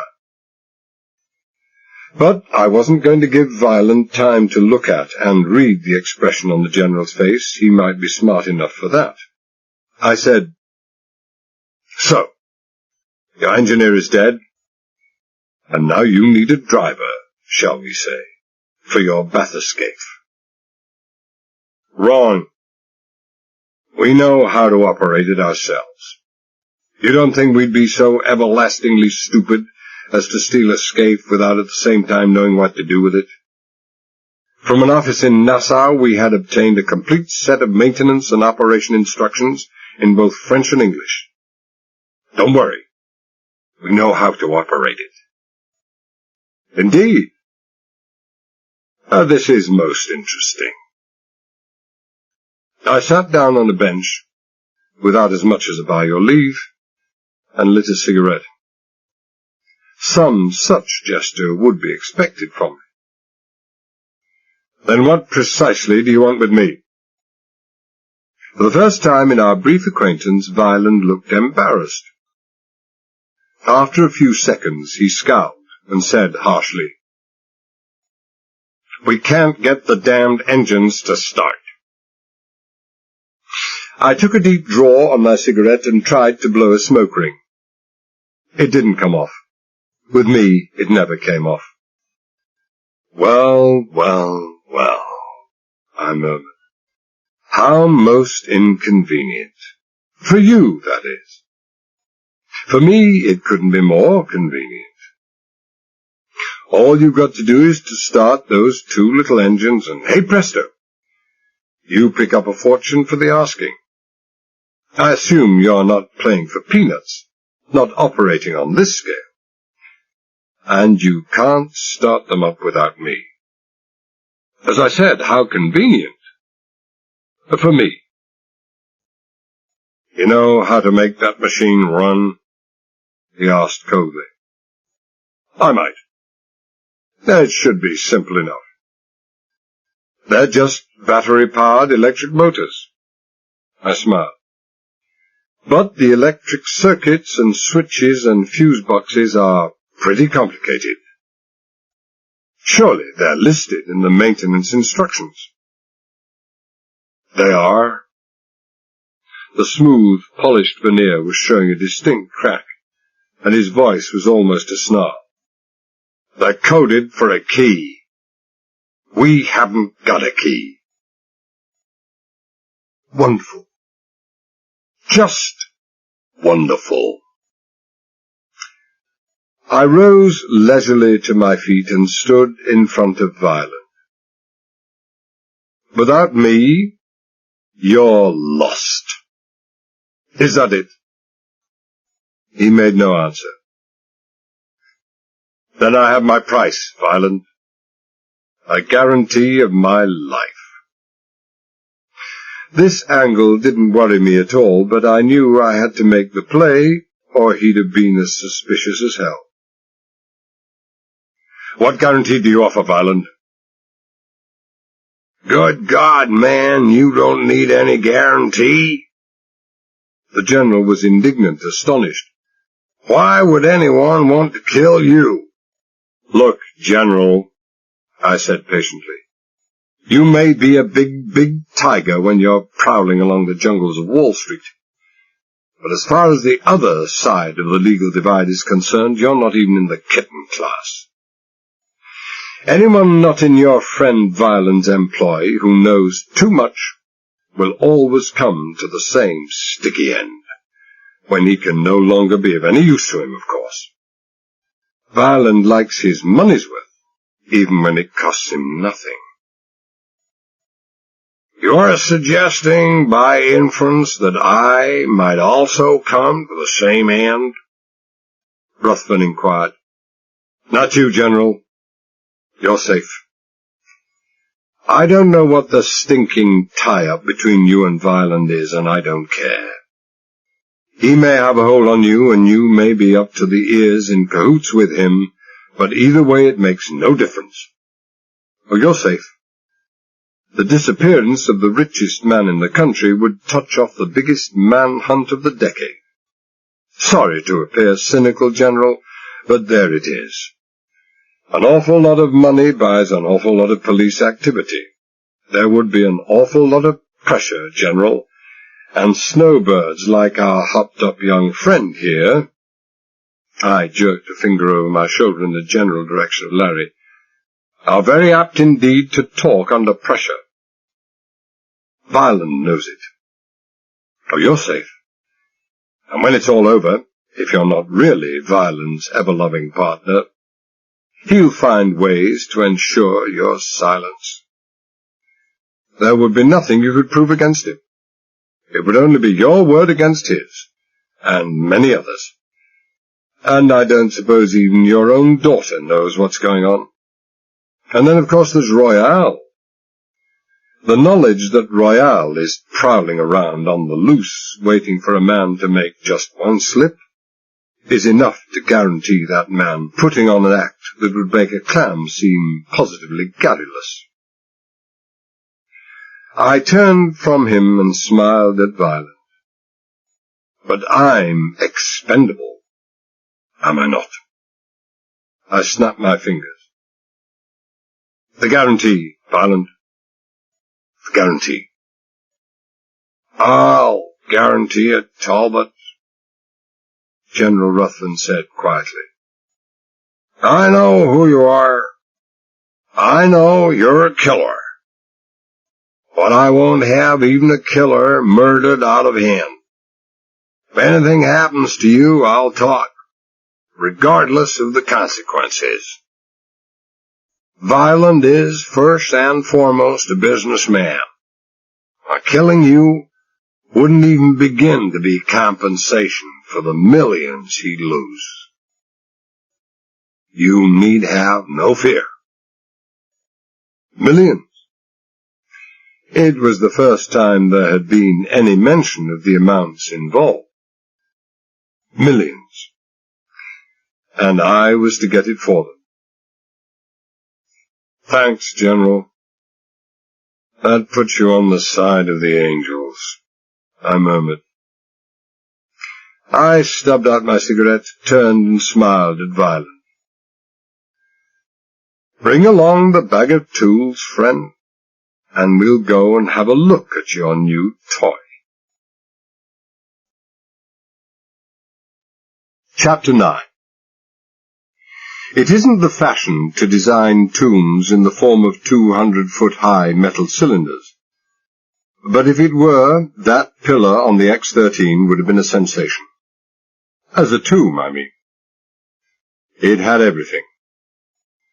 It was cold and dank and dark, the gloom not so much relieved as accentuated by 3 tiny glowworms of light at top, middle, and bottom.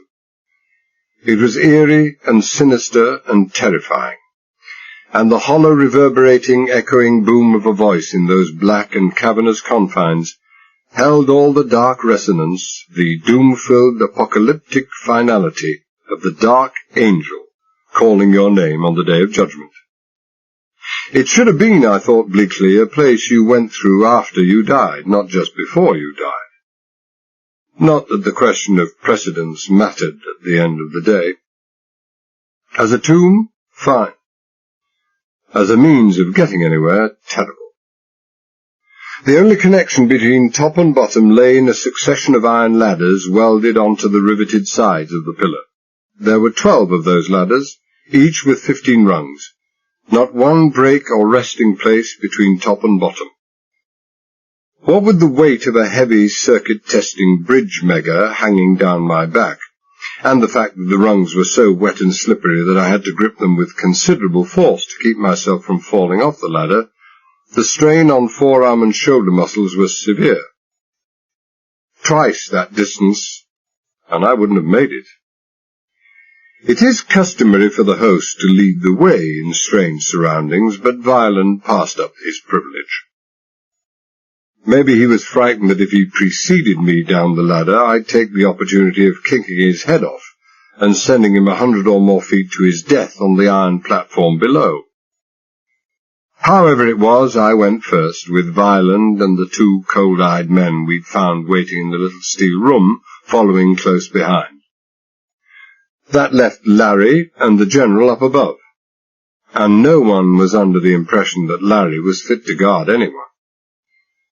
The General was free to move around as he wished, yet Violent appeared to have no fears that the General might use his freedom to queer his pitch.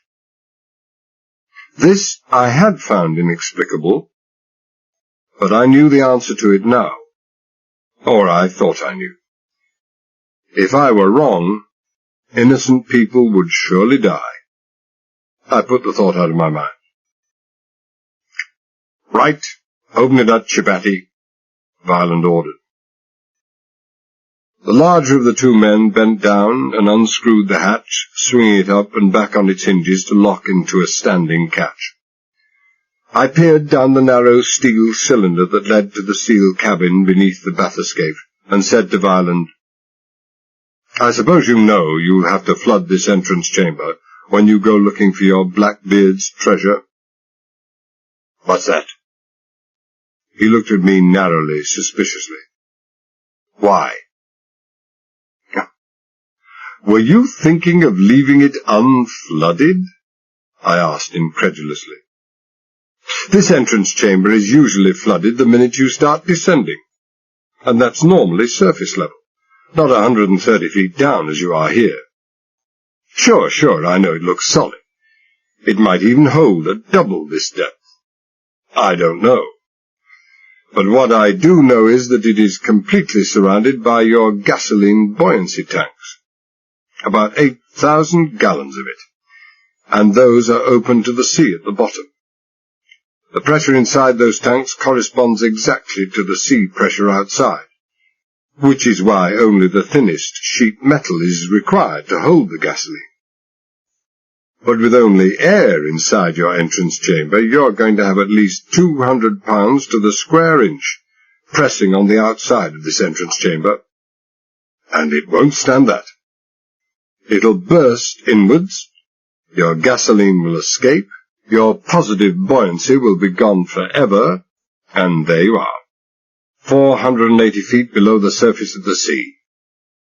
And there you would remain until the end of time. It was hard to be positive in that thinly lit gloom, but I could have sworn that the colour had drained from Violent's face. Bryson never told me this. Violent's voice was a vicious whisper, and there was a shake in it. Bryson, your engineering friend? There was no answer, so I went on. No, I don't suppose he would. He was no friend, was he, Violent? He had a gun in his back, didn't he? And he knew that when his usefulness was over, someone was going to pull the trigger of that gun. Why the hell should he tell you? I looked away from him and shouldered the bridge megger again.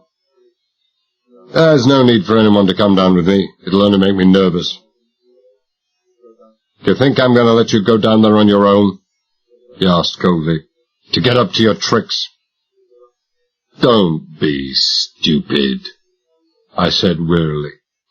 I could stand there in front of an electrical switchboard or fuse box and sabotage the bathyscaphe so it would never move again. And neither you nor your friends would ever know anything about it. It's in my own interest to get this machine going and have the whole thing over as soon as possible. The quicker the better for me. I glanced at my watch. 22:11. It'll take me 3 hours to find out what's wrong, at least.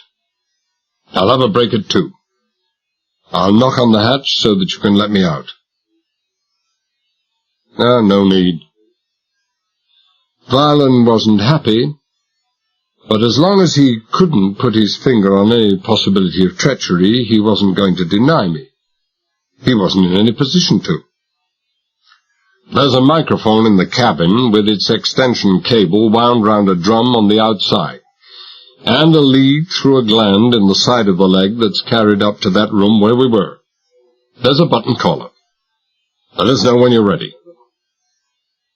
I nodded and started down the rungs welded into the side of the cylinder, unscrewed the upper hatch of the bathyscaphe's flooding and entrance chamber, managed to wriggle down past it. The downward projecting cylinder which encompassed the top of the entrance chamber was only a few inches wider and didn't give enough room to open the hatch fully, felt for the rungs below, pulled down the hatch, clamped it shut, and then worked my way down the constricting narrowness of that chamber to the cabin below. The last few feet involved an almost right-angle bend, but I managed to ease myself and the meg around it. I opened the heavy steel door to the cabin, wriggled through the tiny entrance, then closed and locked the door behind me.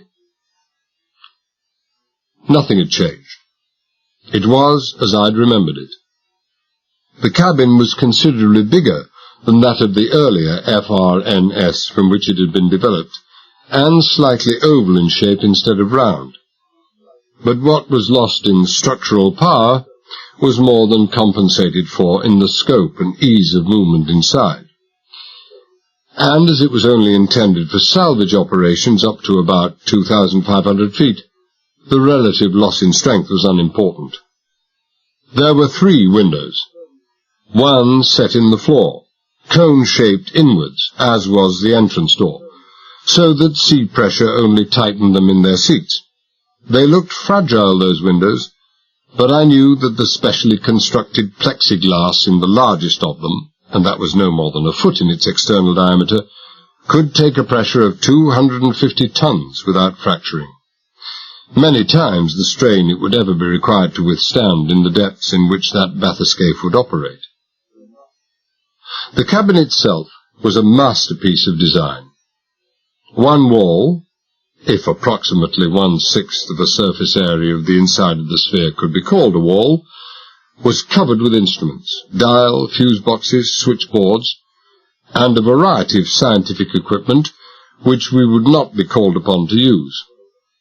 Set to one side were the controls for engine starting, engine speed, advance, and reverse. For the searchlights, remote control grabs, the dangling guide rope which could hold the bathyscaphe stable near the bottom by resting part of its length on the seabed, and so relieving the scaphe of that tiny percentage of weight which was sufficient to hold it in perfect equilibrium. And finally there were the fine adjustments for the device for absorbing exhaled carbon dioxide and regenerating oxygen. One control there was that I hadn't seen before, and it puzzled me for some time. It was a rheostat with advance and retard positions graded on either side of the central knob, and below this was the brass legend, tow rope control. I had no idea what this could be for, but after a couple of minutes I could make a pretty sure guess. Violent, or rather Bryson on Violent's orders, must have fitted a power-operated drum to the top, and almost certainly the rear of the bathyscaphe, the wire of which would have been attached, before the leg had been lowered into the water, to some heavy bolt or ring secured near the base of the leg. The idea, I now saw, was not that they could thereby haul the bathyscaphe back to the rig if anything went wrong. It would have required many more times the power that was available in the bathyscaphe's engines to haul that big machine along the ocean bed, but purely to overcome the very tricky navigational problem of finding their way back to the leg. I switched on the searchlight, adjusted the beam, and stared down through the window at my feet. The deep circular ring in the ocean floor where the leg had originally been bedded was still there, a trench over a foot in depth. With that to guide, re-engaging the top of the entrance chamber in the cylinder inside leg shouldn't be too difficult.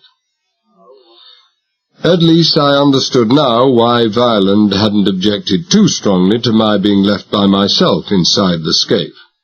By flooding the entrance chamber and rocking the scaphe to and fro, if I got the engine started, I might easily have managed to tear clear of the rubber seal and sail the bathyscaphe away to freedom and safety.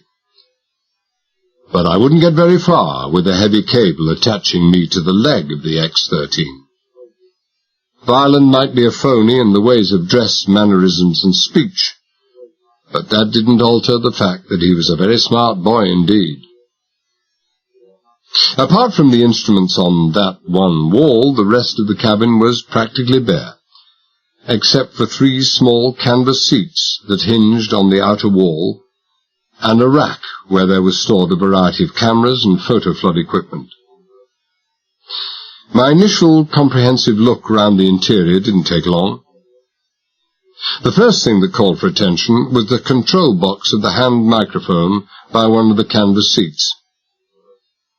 Violent was just the sort of person who would want to check whether I really was working, and I wouldn't have put it past him to change over wires in the control box so that when the switch was in the off position, the microphone would be continuously live, and so let him know that I was at least working, even if he didn't know what kind of work it was.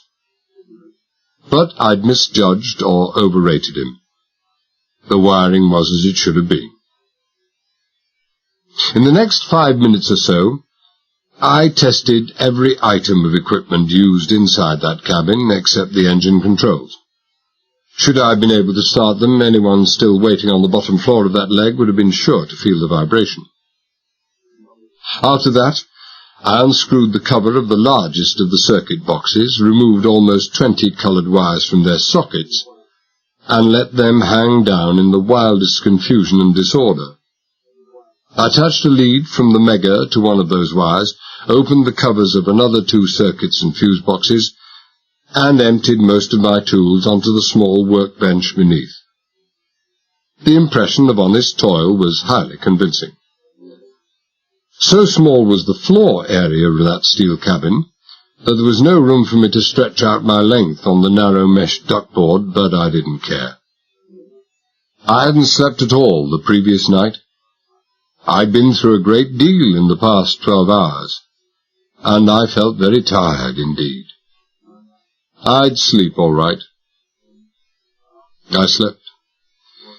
My last impression before drifting off was that the wind and the seas must really be acting up. At depths of 100 feet or over, wave motion is rarely or never felt. But the rocking of that bathyscaphe was unmistakable, though very gentle indeed. It rocked me to sleep. My watch said 2:30 when I woke. For me, this was most unusual. I'd normally the ability to set a mental alarm clock and wake up almost to the pre-selected moment. But this time I'd slipped, but I was hardly surprised. My head ached fiercely. The air in that tiny cabin was foul. Well, it was my own fault. I'd been careless. I reached for the switch controlling carbon dioxide absorption and turned it up to maximum. After 5 minutes, when my head began to clear, I switched on the microphone and asked for someone to loosen the hatch cover set into the floor of the leg. The man they called Chibati came down and let me out, and 3 minutes later I was up again in that little steel room. "Late, aren't you?" Violent snapped. He and Royale, the helicopter must have made the double trip safely, were the only people there, apart from Chibati, who had just closed the trunking door behind me. "You want the damn thing to go sometime, don't you?" I said irritably. "I'm not in this for the fun of the thing, Violent." "That's so." The top executive criminal, he wasn't going to antagonize anyone unnecessarily. He peered closely at me. "Anything the matter with you?" "Working for hours on end in a cramped coffin is the matter with me," I said sourly. "That, and the fact that the air purifier was maladjusted. But it's okay now." "Progress?" "Damn little." I lifted my hand as the eyebrow went up and the face began to darken in a scowl. "It's not for want of trying. I've tested every single contact and circuit in the scaphe, and it's only in the past 20 minutes that I began to find out what's the matter with it." "Well, what was the matter with it?" "Your late engineer friend Bryson was the matter with it, that's what." I looked at him speculatively. "Had you intended taking Bryson with you when you were going to recover this stuff? Or were you going to go it alone?" "Just Royale and myself. We thought—" "Yes, I know. Not much point taking him along with you. A dead man can't accomplish much. Either you dropped a hint that he wouldn't be coming along, and he knew why he wouldn't be coming along, so he'd fixed it so that he'd get a nice little posthumous revenge, or he hated you so much that if he had to go along, he was determined that he was going to take you with him. Out of this world, I mean. Your friend had made a very clever little fix indeed. Only he hadn't quite time to finish it before the bends knocked him off, which is why the engines are still out of commission. He'd fixed it so that the bathyscaphe would have operated perfectly, would have gone backwards and forwards, up and down, anything you liked, until you'd taken it down to a depth of just over 300 feet. Then he'd fixed that certain hydrostatic cutouts would come into operation. A beautiful job. I wasn't gambling much. I knew their ignorance of those matters was profound. And then what? Violent asked tightly. Then nothing. The bathyscaphe would never have been able to get above 300 feet again. When either the batteries had been exhausted or the oxygen regenerating unit had failed, as it would have to in a few hours, well, you'd have died of suffocation. I looked at him consideringly. After, that is, you had screamed your way into madness. On a previous occasion, I had thought that I'd seen Violent losing some colour from his rather ruddy cheeks, but on this occasion there was no doubt. He turned white, and to conceal his agitation fumbled a pack of cigarettes out of his pocket, and lit a cigarette with hands whose tremor he couldn't conceal. Royale, sitting on the table, just smiled his secret smile, and went on unconcernedly swinging his foot. That didn't make Royale any braver than Violent. Maybe it only meant he was less imaginative. The last thing a professional killer could ever afford was imagination. He had to live with himself, and the ghosts of all his victims. I looked at Royale again. I saw to myself that one day I would see that face, the mask and mirror of fear, as Royale himself had seen so many other faces, the masks and mirrors of fear, in that last second of awareness and knowingness before he pulled the trigger of his deadly little gun. Neat, huh? Violent said harshly. He had regained a measure of composure. It wasn't bad, I admitted. At least I sympathized with his outlook, the object he had in mind. Funny. Very funny indeed. There were times when Violent forgot that the well-bred business tycoon never snarls. He looked at me with sudden speculation in his eyes. You wouldn't be thinking along the same lines yourself, Talbot, of pulling a fast one like Bryson tried to pull? Well, it's an attractive idea. I grinned at him. But you insult my intelligence. In the first place, had I any ideas along those lines, do you think I would have given you any hint of them? Besides, I intend to go along with you on this little trip. At least, hope to. You do, huh? Violent was back on balance, his shrewd, quick self again. Getting suspiciously cooperative all of a sudden, aren't you, Talbot? You can't win, I sighed. If I said I didn't want to go, you'd think that a damn sight more suspicious. Be your age, Violent. Things aren't as they were a few hours ago. Remember the general's speech about ensuring my continued well-being? He meant it all right. He meant every word of it. Try seeing me off and he'll see you off. And you're too much of a businessman to make a bad deal like that. Royale here is going to be deprived of the pleasure of killing me. Killing gives me no pleasure, Royale put in softly. It was a simple statement of fact, and I stared at him, temporarily off balance by the preposterousness of it. Did I hear what I thought I heard? I asked slowly. Ever hear of a ditch digger digging ditches for pleasure, Talbot? I think I see your point. I stared at him for a long moment. He was even more inhuman than I had ever imagined. Anyway, Violent, now that I'm going to live, I have a different outlook on things. The sooner this business is over, the sooner I'll be away from you and your cozy little pals. And then I think I could put the touch on the general for a few thousand.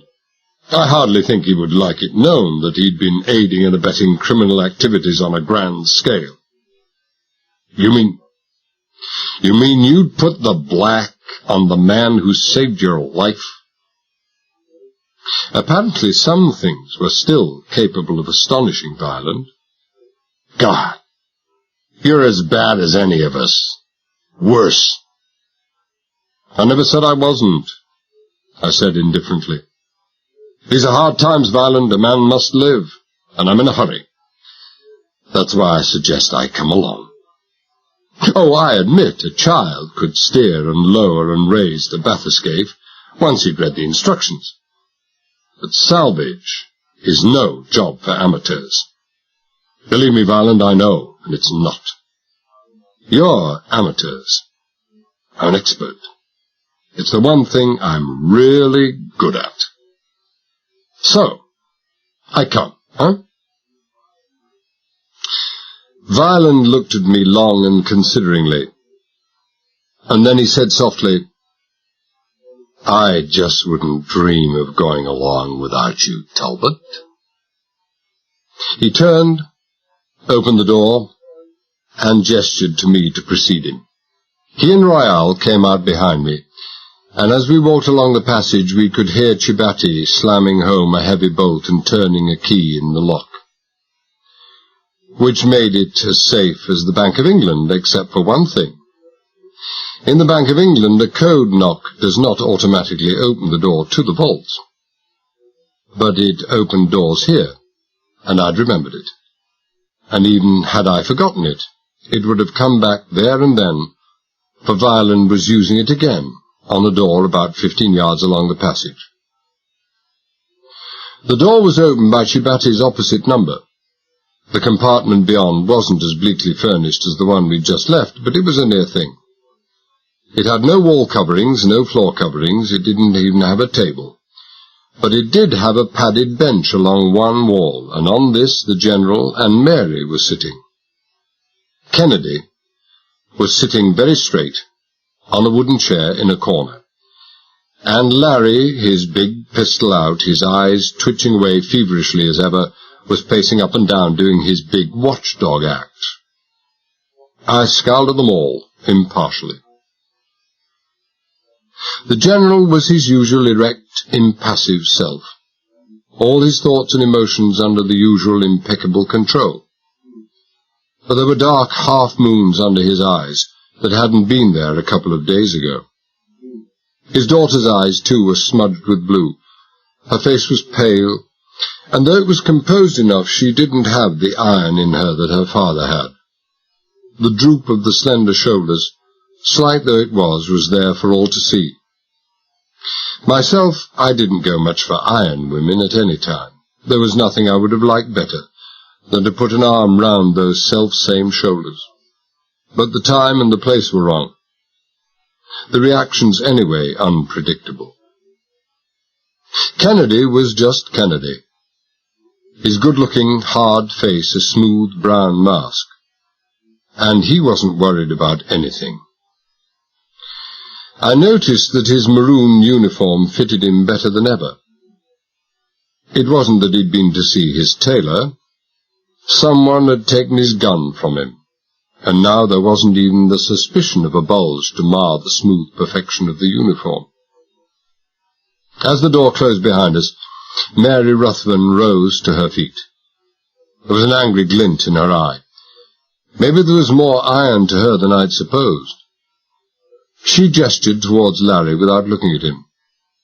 "Is this all really necessary, Mr. Violent?" she asked coldly. "Am I to assume that we have now arrived at the stage of being treated like criminals under an armed guard?" "You don't want to pay any attention to our little pal here," I put in soothingly. "The heater in his hand doesn't mean a thing. He's just whistling in the dark. All those snowbirds are as jittery and nervous as this. Just looking at the gun gives him confidence. His next shot's overdue. But when he gets it, he'll be 10 feet tall." Larry took a couple of quick steps forward and jammed the gun into my stomach. He wasn't any too gentle about it. His eyes were glazed. There were a couple of burning spots high up in the dead white cheeks, and his breath was a harsh and hissing half-whistle through bared and clenched teeth. "I told you, Talbot," he whispered. "I told you not to ride me any more. That's the last time." I glanced over his shoulder and then smiled at him. "Look behind you, sucker," I said softly. As I spoke, I again shifted my gaze over his shoulder and nodded slightly. He was too hopped up and unbalanced not to fall for it. So sure was I that he would fall for it that my right hand was reaching for his gun as he started to turn, and by the time his head was twisted all the way round, I had my hand locked over his, and the gun pointing sideways and downwards where it would do no harm to anybody if it went off. No direct harm, that was. I couldn't speak for the power and direction of the ricochet off steel decks and bulkheads. Larry swung round, his face an ugly and contorted mask of fury and hate, swearing softly, vilely, continuously. He reached down with his free hand to try to wrench the pistol clear, but the hardest work Larry had ever done was pushing down the plunger of a hypodermic syringe, and he was just wasting his time. I wrenched the gun away, stepped back, stiff-armed him joltingly with the heel of my palm as he tried to come after me, broke open the automatic, ejected the magazine, and sent it clattering into one corner while the gun went into another. Larry half stood, half crouched against the far wall, where my push had sent him, blood trickling from his nose and tears of rage and frustration and pain running down both cheeks. Just to look at him made me sick and cold. "All right, Royale," I said without turning my head. "You can put your gun away. The show's over." But the show wasn't over. A hard voice said, "Go pick up that gun, Talbot, and the clip. Put the clip in the gun and give it back to Larry." I turned round slowly. Violent had a gun in his hand, and I didn't care very much for the whiteness of the knuckle on the trigger finger. He looked his usual polished, urbane self, but the rigidity of his gun hand and the ever-so-slightly too fast rate of breathing gave him away. It didn't make sense. Men like Violent never allowed themselves to become emotionally involved, far less so concerned over what happened to a punk like Larry. "How would you like to go up top and take a walk over the side?" I asked. "I'll give you till I count 5. "And then what?" "Then I'll shoot." "You wouldn't dare," I said contemptuously.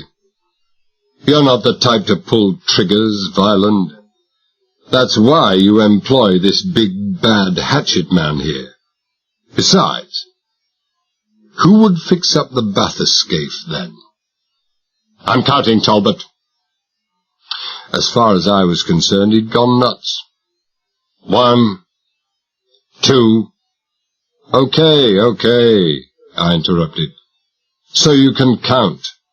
You're a swell counter. I bet you can count up to 10. But I bet you can't count up to all those millions you're going to lose just because I don't feel like picking up a gun. I can get other people to fix up that bathyscaphe." "Not this side of the Atlantic, you won't. And you haven't got all that much time to play around with, have you, Violent? What's the betting a plane load of the FBI aren't already on the way to Marble Springs to investigate that curious telegram Jablonski sent? What's the betting they aren't already there? What's the betting they aren't knocking on the door of the General's villa right now saying, 'Where's the General?' And the butler saying, 'Why, the General's just gone out to the rig, gentlemen.' And then the FBI saying, 'We must call upon the General immediately. We have important things to discuss with him.' And they will call, Violent, just as soon as this storm blows over." "I'm afraid he's right, Mr. Violent. The unexpected help came from Royale. We haven't all that much time." For a long moment, Violent said nothing. Then he lowered his gun, turned, and walked out of the room. Royal, as always, showed no sign of strain or emotion whatever. He smiled and said, "Mr. Violent has gone to eat over on the other side. Lunch is ready for all of us," and stood to one side to let us out through the door. It had been a strange, offbeat episode. It didn't make sense. It didn't even begin to make any kind of sense at all. I pondered it. I tried to find a shadow of an explanation while Larry collected his gun and ammunition clip. But it was no good. I couldn't find an explanation to fit the facts. Besides, I'd suddenly realized that I was very hungry indeed. I stood to one side to let all the others except Royal precede me, not so much out of courtesy as to ensure that Larry didn't shoot me in the back, then hurried, without seeming to catch up on Mary and Kennedy. To get to the other side of the rig, we had to cross the 100-foot width of the well deck where I'd talked to Joe Curran, the roustabout foreman, in the early hours of that morning. It was by all odds the longest, wettest, and windiest 100 feet that I'd ever walked. They'd rigged up a couple of wire lifelines clear across to the other side. We could have done with a couple of dozen. The power of that wind was fantastic. It seemed to have redoubled in strength since we'd arrived on the rig 4 hours previously, and I knew now that we could expect no boat or helicopter to approach the rig until the storm had passed. We were completely cut off from the outer world. At 2:30 in the afternoon it was dark as twilight, and out of the great black wall of cumulonimbus that all but surrounded us, the wind flung itself upon the X-13 as if it were going to uproot it from its 13-leg foundation, topple it and drown it in the depths of the sea. It roared and howled across the deck of the oil rig in a maniacal fury of sound, and even at the distance of a couple of 100 feet we could plainly hear above the deep thunder of the storm the cacophonous obligato, the screaming satanic music, as the great wind whistled and shrieked its falsetto way through the hundreds of steel girders that went to make up the towering structure of the drilling derrick. We had to lean at an angle of almost 45 degrees against the wind to keep our balance, and at the same time hang on grimly to one of the lifelines. If you fell, or started rolling along that deck, you wouldn't stop until the wind had pushed you clear over the side. It was as strong as that. It sucked the breath from your lungs, and under its knife-edged hurricane lash the rain flailed and stung the exposed skin like an endless storm of tiny lead shot.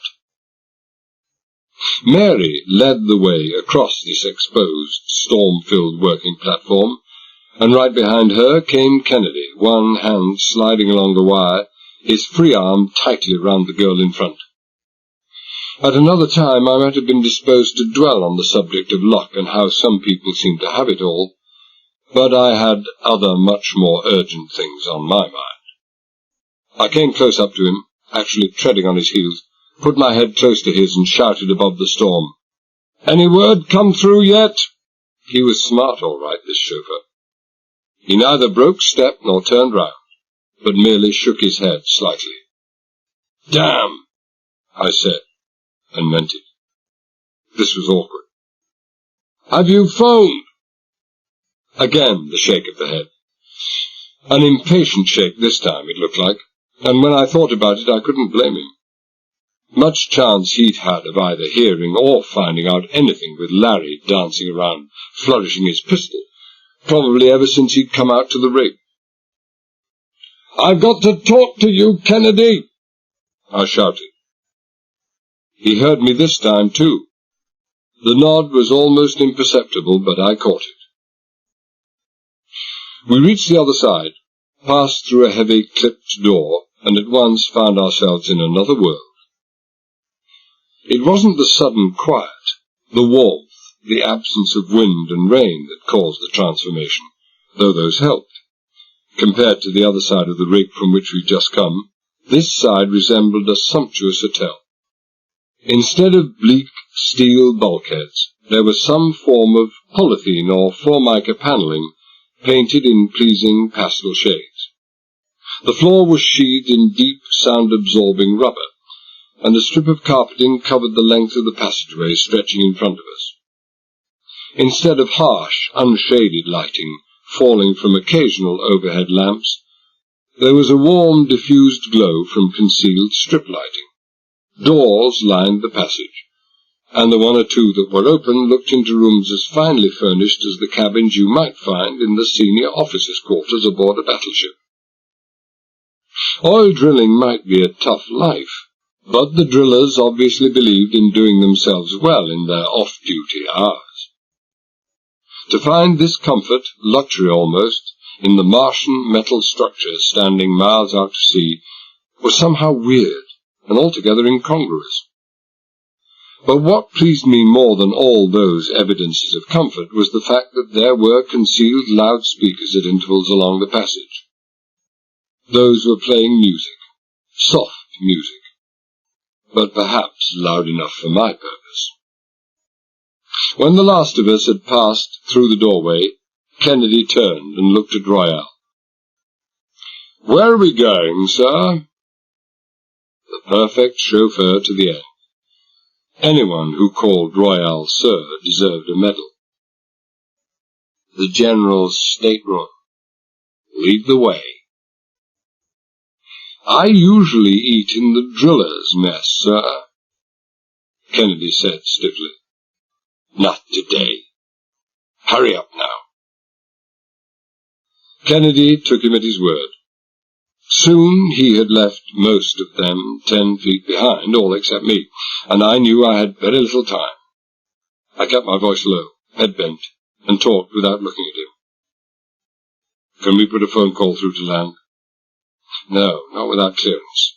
One of Violent's men is with the switchboard operator, checks everything, in and out. You see the sheriff?" "Oh, deputy, he got the message." "How are they going to let us know if they had any success?" "A message to the General, saying that you, or a man like you, had been arrested at Jacksonville, travelling north." I should have loved to curse out loud, but I contented myself with cursing inwardly.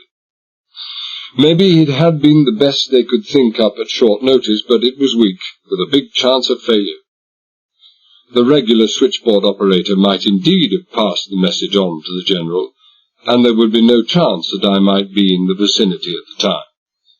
But Violent's creature supervising the operator would know the message to be false, and wouldn't bother passing it on, except perhaps hours later by way of a joke. Nor was there any certainty that even then the news would reach my ears. Everything, just everything, could fail, and men might die because I couldn't get the news I wanted. It was galling. The frustration I felt, the chagrin, were as deep as the urgency was desperate. The music suddenly stopped, but we were rounding a corner which cut us off momentarily from the others, and I took a long chance. "The shortwave radio operator, is he on constant duty?" Kennedy hesitated. "Don't know.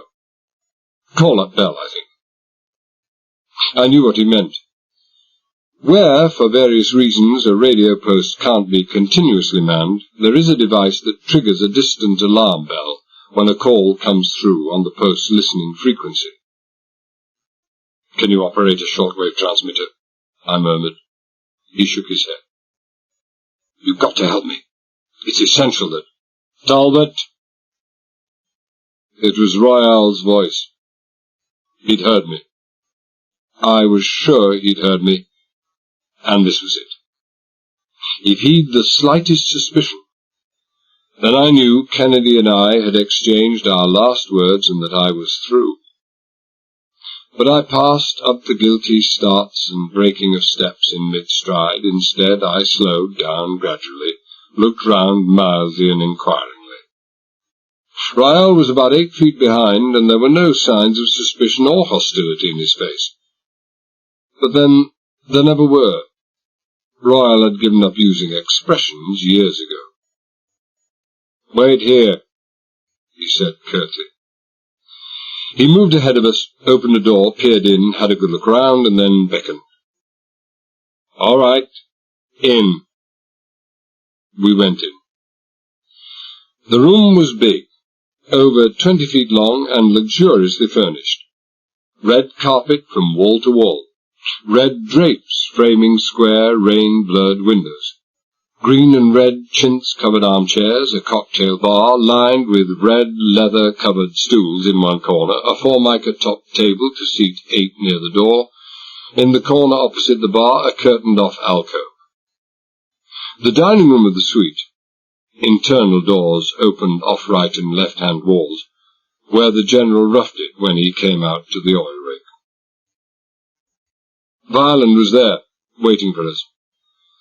He seemed to have recovered his equanimity, and I had to admit that smooth, urbane face, with its neatly trimmed moustache and distinguished sprinkle of iron grey at the temples, belonged right there in that room.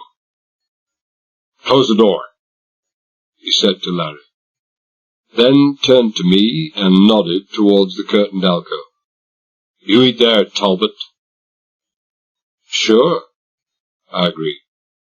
"The hired help. I eat in the kitchen." "You eat there for the same reason that you saw no one on your way through the corridors coming here. You think we want the drilling crew running around shouting that they've just seen Talbot, the wanted murderer? Don't forget they have radios here, and the chopper delivers papers every day." "Well, I think we might have the steward in now, General, don't you?" I went quickly to my seat at the tiny table behind the curtain and sat down. I felt shaken. I should have felt relieved to know that Royale had not been suspicious, that he'd merely been checking to see if the coast was clear before we went into the General's room, but I was more concerned about my own slip-up. My attention was so taken up with immediate problems that I had forgotten that I was playing the part of a murderer. Had I been a genuine wanted killer, I'd have kept my face hidden, walked in the middle of the group, peered fearfully round every corner we'd come to. I'd done none of those things. How long would it be before it occurred to Royale to wonder why I'd done none of those things? The outside door opened and someone, a steward, I assumed, entered.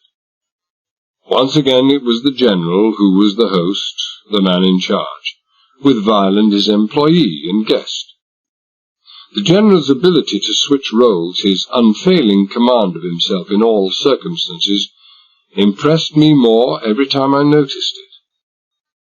I was beginning to hope that perhaps it might be a good thing to let the General in on something of what was happening, to seek his help in a certain matter. I was certain now he could carry off any deception, any duplicity where the situation demanded it. But he might as well have been 1,000 miles away for any hope I had of contacting him. The General finished giving his orders for lunch, the door closed behind the departing steward, and for perhaps a minute there was complete silence. Then someone rose to his feet and crossed the room, and the next I heard was the sound of bottles and glasses clinking. Trifles like murder and forcible coercion and underwater recovery of millions weren't going to get in the way of the observance of the customs of the old Southern hospitality. I would have taken long odds that it was the General himself who was acting as barman, and I was right. I would have taken even longer odds that he would pass up Talbot, the murderer, and I was wrong. The alcove curtain was pushed back, and the General himself set down a glass before me. He remained bent over my tiny table for a couple of seconds, and the look he gave me wasn't the look you give a known murderer who has at one time kidnapped your daughter and threatened her with death. It was a long, slow, considering, speculative look. And then, incredibly, but unmistakably, the corner of his mouth twitched in a smile, and his eye closed in a wink. Next moment he was gone, the curtain falling into place and shutting me off from the company. I hadn't imagined it. I knew I hadn't imagined it. The General was on to me. How much he was on to me, I couldn't guess, any more than I could guess at the reasons that had led to the discovery of what he knew or suspected. One thing I was sure of. He hadn't learned from his daughter. I'd impressed her enough with the necessity for complete secrecy. There was a rumble of conversation in the room, and I became aware that it was General Ruthven himself who held the floor. "It's damnably insulting and utterly ridiculous," he was saying, in a voice that I'd never heard before, a dry, icy voice that I could just see being brought to bear for maximum effect in quelling an unruly board of directors. "I don't blame Talbot, murderer though he is. This gun-waving, this guarding has got to stop. I insist on it, Violent. Good God, man, it's so utterly unnecessary. And I don't think a man like you would go in for cheaply melodramatic stuff like this." The General was warming to his theme of making a stand against being shepherded around at pistol point, or at least against constant surveillance. "Look at the weather, man. No one can move from here in the next 12 hours at least. We're not in the position to make any trouble, and you know I'm the last man in the world to want to. I can vouch personally for my daughter and Kennedy." The General was sharp as an eagle, sharper than either Violent or Royale. He was a bit late in the day in making his stand against surveillance.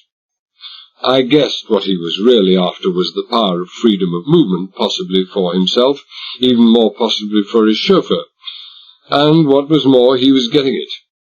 Violent was agreeing with the reservation that when he and Royale went in the bathyscaphe, the General, his chauffeur, and Mary should remain in the room above the pillar, along with the rest of Violent's men. I still had no idea how many men Violent actually had aboard the rig, but it seemed likely that apart from Larry, Chibati, and his friend, there were at least 3 others, and they would be men in the mould of Chibati. Conversation broke off short as a knock came again to the door. A steward or stewards set down covers, made to serve, but were told by the General to go. As the door closed, he said, "Mary, I wonder if you would take something to Talbot." There came the soft sound of the rubbing of chair legs on the carpet, and then Kennedy's voice saying, "If I might be permitted, sir." "Oh, thank you, Kennedy. Just a minute while my daughter serves it out." By and by the curtain was pushed to one side, and Kennedy carefully laid a plate in front of me. Beside the plate, he laid a small, blue, leather-covered book, straightened, looked at me expressionlessly, and left. He was gone before I'd realized the significance of what he'd done. He knew very well that whatever concessions in freedom of movement the General had gained did not apply to me. I was going to be under eye and gun for 60 seconds every minute, 60 minutes every hour, and that our last chance for talking was gone. But not our last chance for communication. Not with that little book lying around. It wasn't strictly a book. It was that cross between a diary and an account book with a tiny pencil stuck in the loop of leather, which garages and car dealers dole out in hundreds of thousands, usually at Christmas time, to the more solvent of their customers. Nearly all chauffeurs carried one, for entering up in the appropriate spaces the cost of petrol, oil, services, repairs, mileage, and fuel consumption. None of those things interested me. All that interested me was the empty spaces in the diary pages and the little blue pencil. With one eye on the book, and one on the curtain, and both ears attuned to the voices and sounds beyond that curtain, I wrote steadily for the better part of 5 minutes, feeding myself blindly with fork in the left hand, while with my right I tried to set down in the briefest time, the shortest compass, everything I wanted to tell Kennedy. When I was finished, I felt reasonably satisfied. There was still a great deal left to chance, but it was the best I could do. Accepting of chances was the essence of this game. Perhaps 10 minutes after I'd finished writing, Kennedy brought me in a cup of coffee. The book was nowhere to be seen, but he didn't hesitate. His hand went straight under the crumpled napkin in front of me, closed over the little book, and slid it smoothly inside his tunic. I was beginning to have a great deal of confidence indeed in Simon Kennedy. 5 minutes later, Violent and Royale marched me back to the other side of the rig. Negotiating the hurricane blast that swept across the open well deck was no easier this time than it had been the last, and in the intervening half-hour the darkness had deepened until it was almost as black as night. At 3:20, I dropped once more down into the bathyscaphe and pulled the hatch cover tight behind me. Chapter 10. At 6:30, I left the bathyscaphe. I was glad to leave. If you have no work to occupy you, and apart from a task lasting exactly 1 minute, I hadn't done a stroke that afternoon. The interior of a bathyscaphe has singularly little to offer in the way of entertainment and relaxation. I left Chibati to screw down the hatch in the floor of the pillar, and climbed alone up the 180 iron rungs to the compartment at the top. Royale was there, alone. "Finished, Talbot?" he asked. "All I can do down there. I need paper, pencil, the book of instructions, and if I'm right, and I think I am, I can have those engines going within 5 minutes of getting down there again. Where's Violent?" "The General called for him 5 minutes ago." "Good old General, dead on the dot." "They've gone off somewhere. I don't know where." "But it doesn't matter. This'll only take me half an hour at the most. You can tell him we'll be ready to go shortly after 7. Now, I want some paper and peace and quiet for my calculations. Where's the nearest place?" "Well, won't this do?" Royale asked mildly. "I'll get Chibati to fetch some paper." "If you imagine I'm going to work with Chibati giving me the cold cod-eye all the time, you're mistaken." I thought a moment. "We passed a regular office a few yards along the passage on the way back here. It was open. Proper desk and everything, all the paper and rules I need." What's the harm?" Royale shrugged and stood aside to let me pass. As I went out, Chibati emerged through the trunking from the pillar, and before we'd gone 10 feet along the passage, I heard the solid thudding home of a bolt, the turning of a key in the lock behind us. Chibati took his keeper of the castle duties very seriously indeed. Halfway along the passage, an open door led into a small, fairly comfortable room.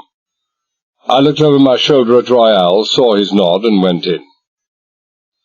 The room looked as if it had been used as an architect's office, for there were a couple of large drawing boards on easels topped by strip lighting. I passed those up, in favour of a big leather-covered desk with a comfortable armchair behind it. Royale looked round the room, the way Royale would always look around a room. It was impossible to imagine Royale sitting down anywhere with his back to a door, overlooked by a window, or with light in his eyes. He would have behaved the same in a children's nursery. In this case, however, he seemed to be examining the room more with an eye to its qualification as a prison, and what he saw must have satisfied him. Apart from the doorway through which he'd just entered, the only other point of egress from the room was through the plate-glass window that overlooked the sea. He picked a chair directly under the central overhead light, lit a cigarette, and sat there quietly, the lamplight gleaming off his dark, blonde, slick hair, his expressionless face in shadow. He was no more than 6 feet from me, and he had nothing in his hands, and could have had that little black gun out and 2 little holes drilled through me before I covered half the distance towards his chair. Besides, violence wasn't on the cards just then, not at least for me.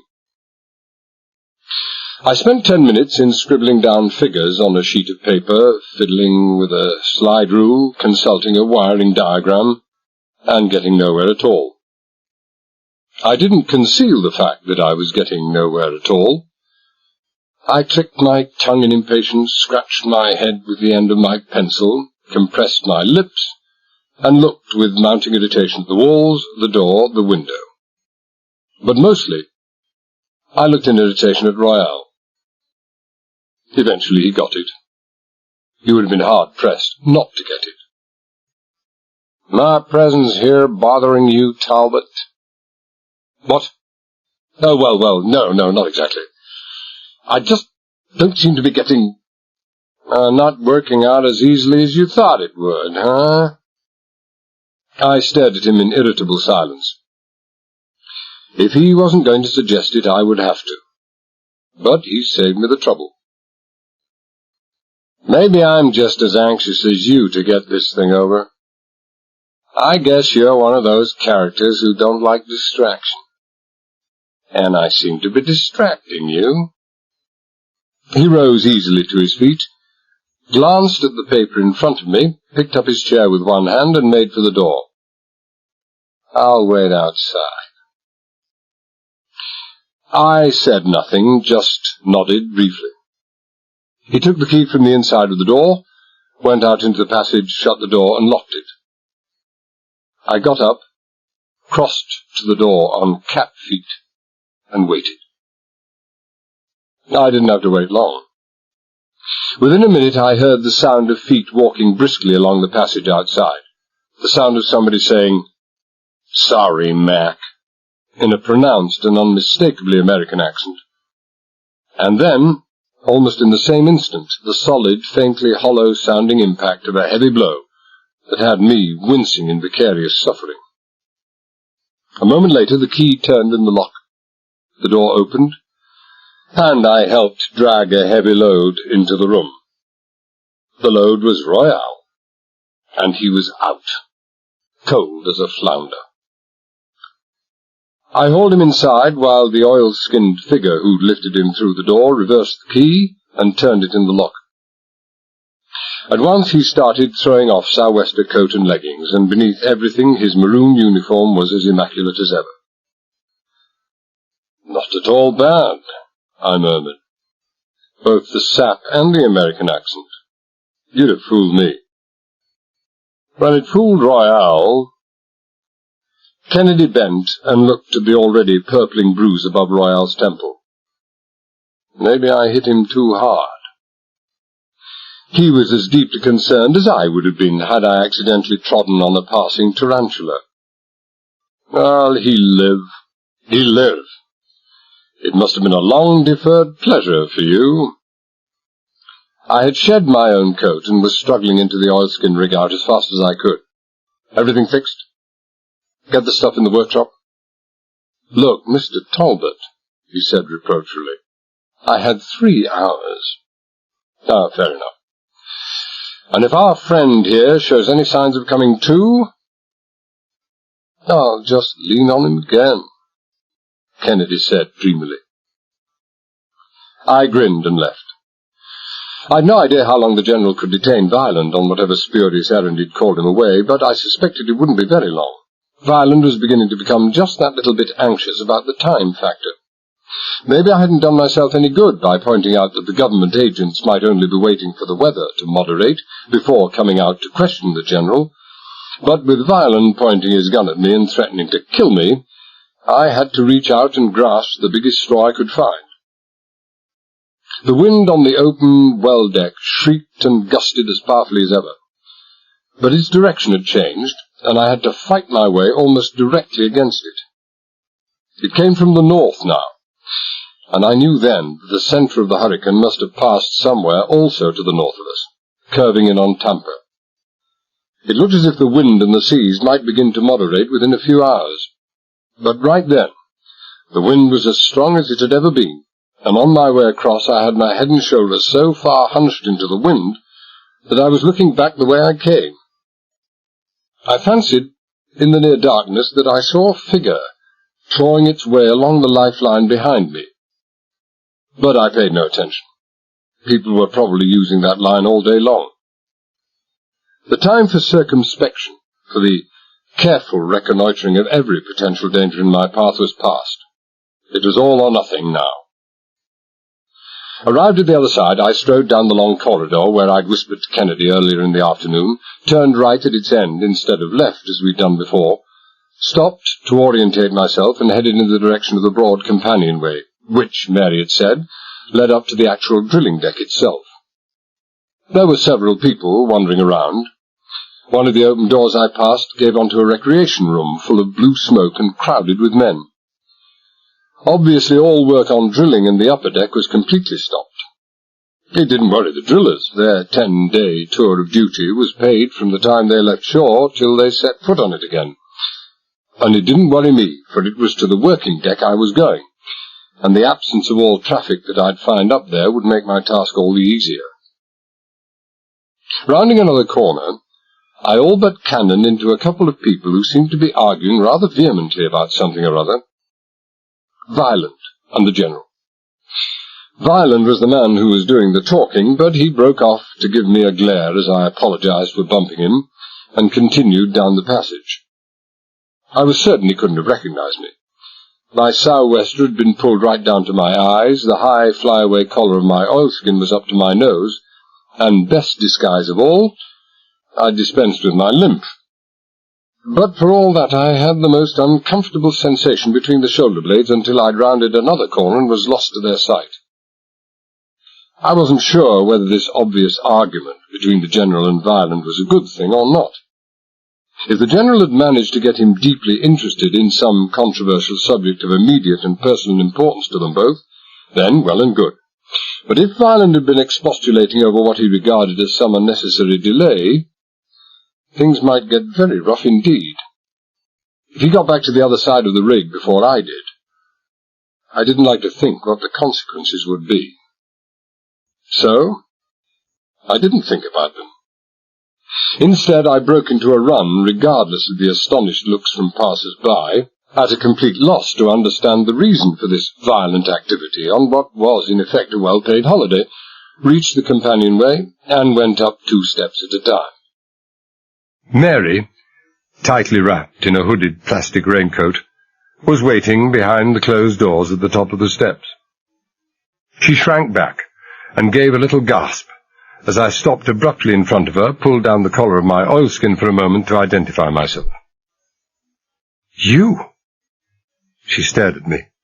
Your bad leg. What's happened to your limp?" "Never had one. Local colour. Guaranteed to fool the most suspicious."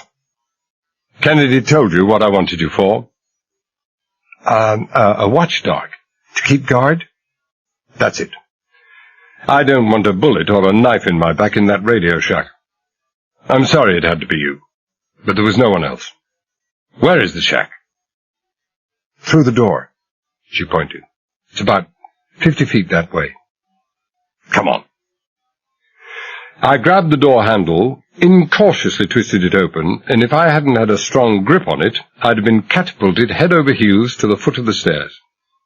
As it was, the hammer-blow blast of that shrieking wind smashed both door and myself back against the bulkhead with a force that drove all the breath out of my lungs in an explosive gasp, and would possibly have stunned me if the sou'wester hadn't cushioned the impact as the back of my head struck painfully against the steel. For a moment I hung there, my head a kaleidoscopic whirl of shooting colour, bent double against the hurricane force of the wind, whooping painfully as I fought to overcome the shock of the blow and the sucking effect of the wind, and to draw some breath into my aching lungs. Then I straightened up and lurched out through the door, pulling Mary behind me. Twice I tried to heave the door closed, but against the sustained pressure of that wind I couldn't even pull it halfway to. I gave up. They could, and no doubt very shortly would, send up a platoon from below and heave it shut. I had more urgent things to attend to. It was a nightmare of a night. A dark, howling nightmare. I screwed my eyes almost shut against the hurricane-driven knife lash of the rain and stared up into the black sky. 200 feet above my head I could just distinguish the intermittent flicker of the derrick-top aircraft warning lights.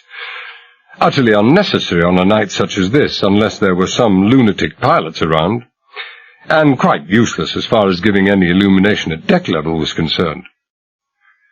The absence of light was a mixed blessing, but on the whole I felt favourable. I might run into dangerous, even crippling obstacles because I couldn't see where I was going, but on the other hand no one else could see where I was going either.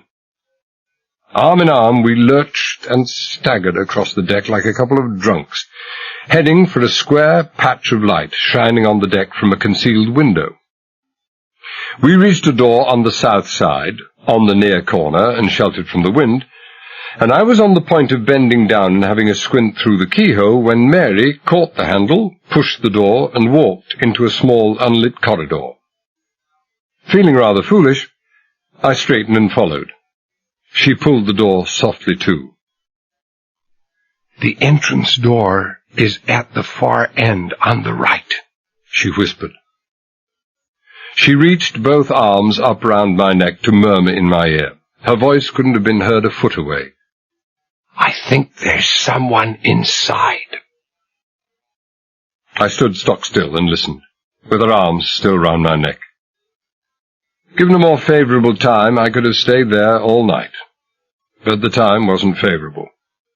I said, "Couldn't it be that they just leave that light on to guide the operator to the shack when his call-up bell rings?" "I thought I heard a movement," she whispered. "Oh, no time to play it safe." "Stay out in the passage," I murmured. "It'll be all right."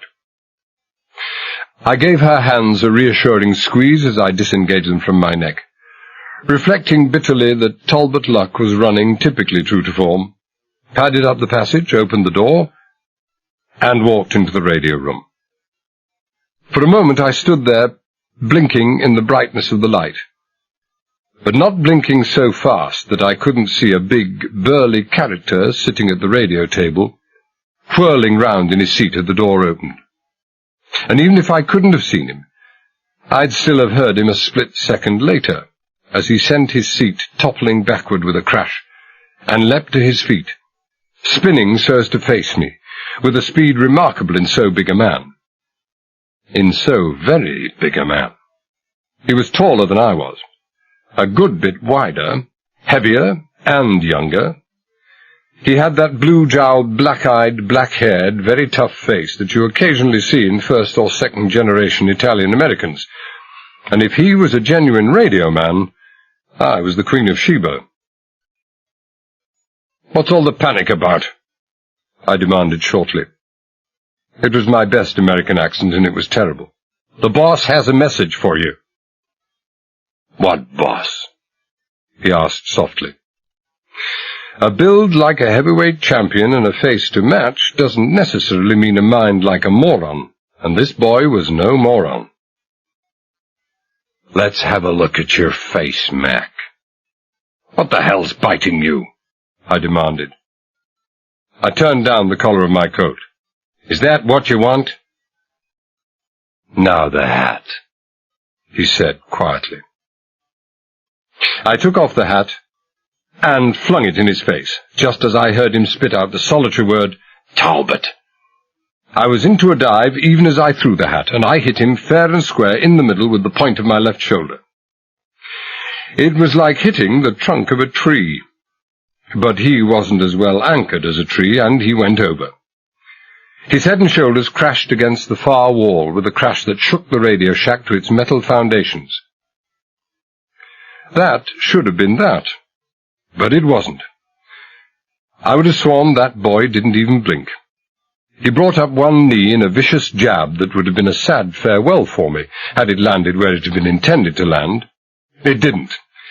It caught me on the chest and upper arm, but even so it had sufficient power behind it to knock me over on one side, and the next moment we were rolling across the floor together, punching, kicking, clawing, and gouging.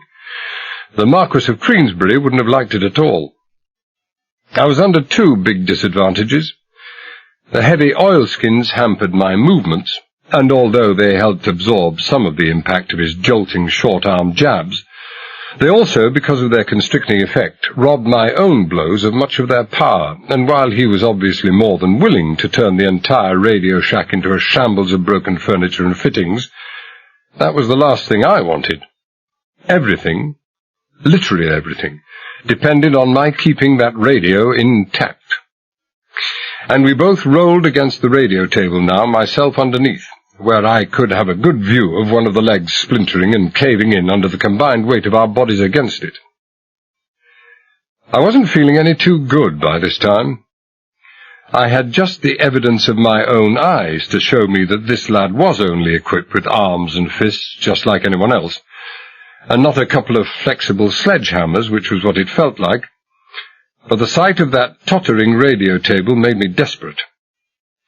A particularly vicious clubbing blow to the lower ribs didn't make it at all hard for me to gasp out in pain and fall back limply on the floor, and while he was taking advantage of my cooperation, and time to wind up his right sledgehammer to drive me through the floor, I brought up my knee and simultaneously chopped him across the exposed neck with the edge of my right hand, and all the power those hampering oilskins would permit. By all the rules, he should have gone out like a light, only he had never read any of the rules. But I had hurt him, though. The grunt of agony was as genuine as mine had been faked, and he was momentarily dazed, just long enough to let me squirm out from under and roll over and over, until I brought up against the half-open doorway through which I'd entered. I might have nailed him then, back where we'd been, but I wasn't going to take even the chance of touching the few splintered pieces of table leg which were all that kept the transmitter from crashing onto the steel deck. He was tough, all right. By the time I was on my feet, he was on his, shaken but still on his feet. For a moment, I thought he'd lost all taste for the hand-to-hand stuff. The heavy wooden chair that he'd picked up and was bringing whistling over his shoulder certainly made it seem so, but when I ducked and heard the chair smash to pieces on the door jamb behind, it turned out that this was only his long-range artillery bombardment, and the assault troops were moving in later. Later, in this case, was almost right away, but I managed to avoid his wild, flailing bull-rush and whirled round to meet his next charge. It never came. He was crouching there, facing me, teeth showing, and his eyes a couple of wicked slits in his dark Latin face, hands pressed against the wall behind him, ready to help him in his take-off, when I saw a slender wrist appearing in the doorway behind him, high up. At the end of the wrist was a white, gloved hand, and gripped in the hand was a broken chair leg. Mary Ruthven hit him as I would have taken long odds that she would hit him. A hesitant, experimental tap on the head that wouldn't have dazed a cockroach, but for all that it did have the galvanic effect of an electric shock.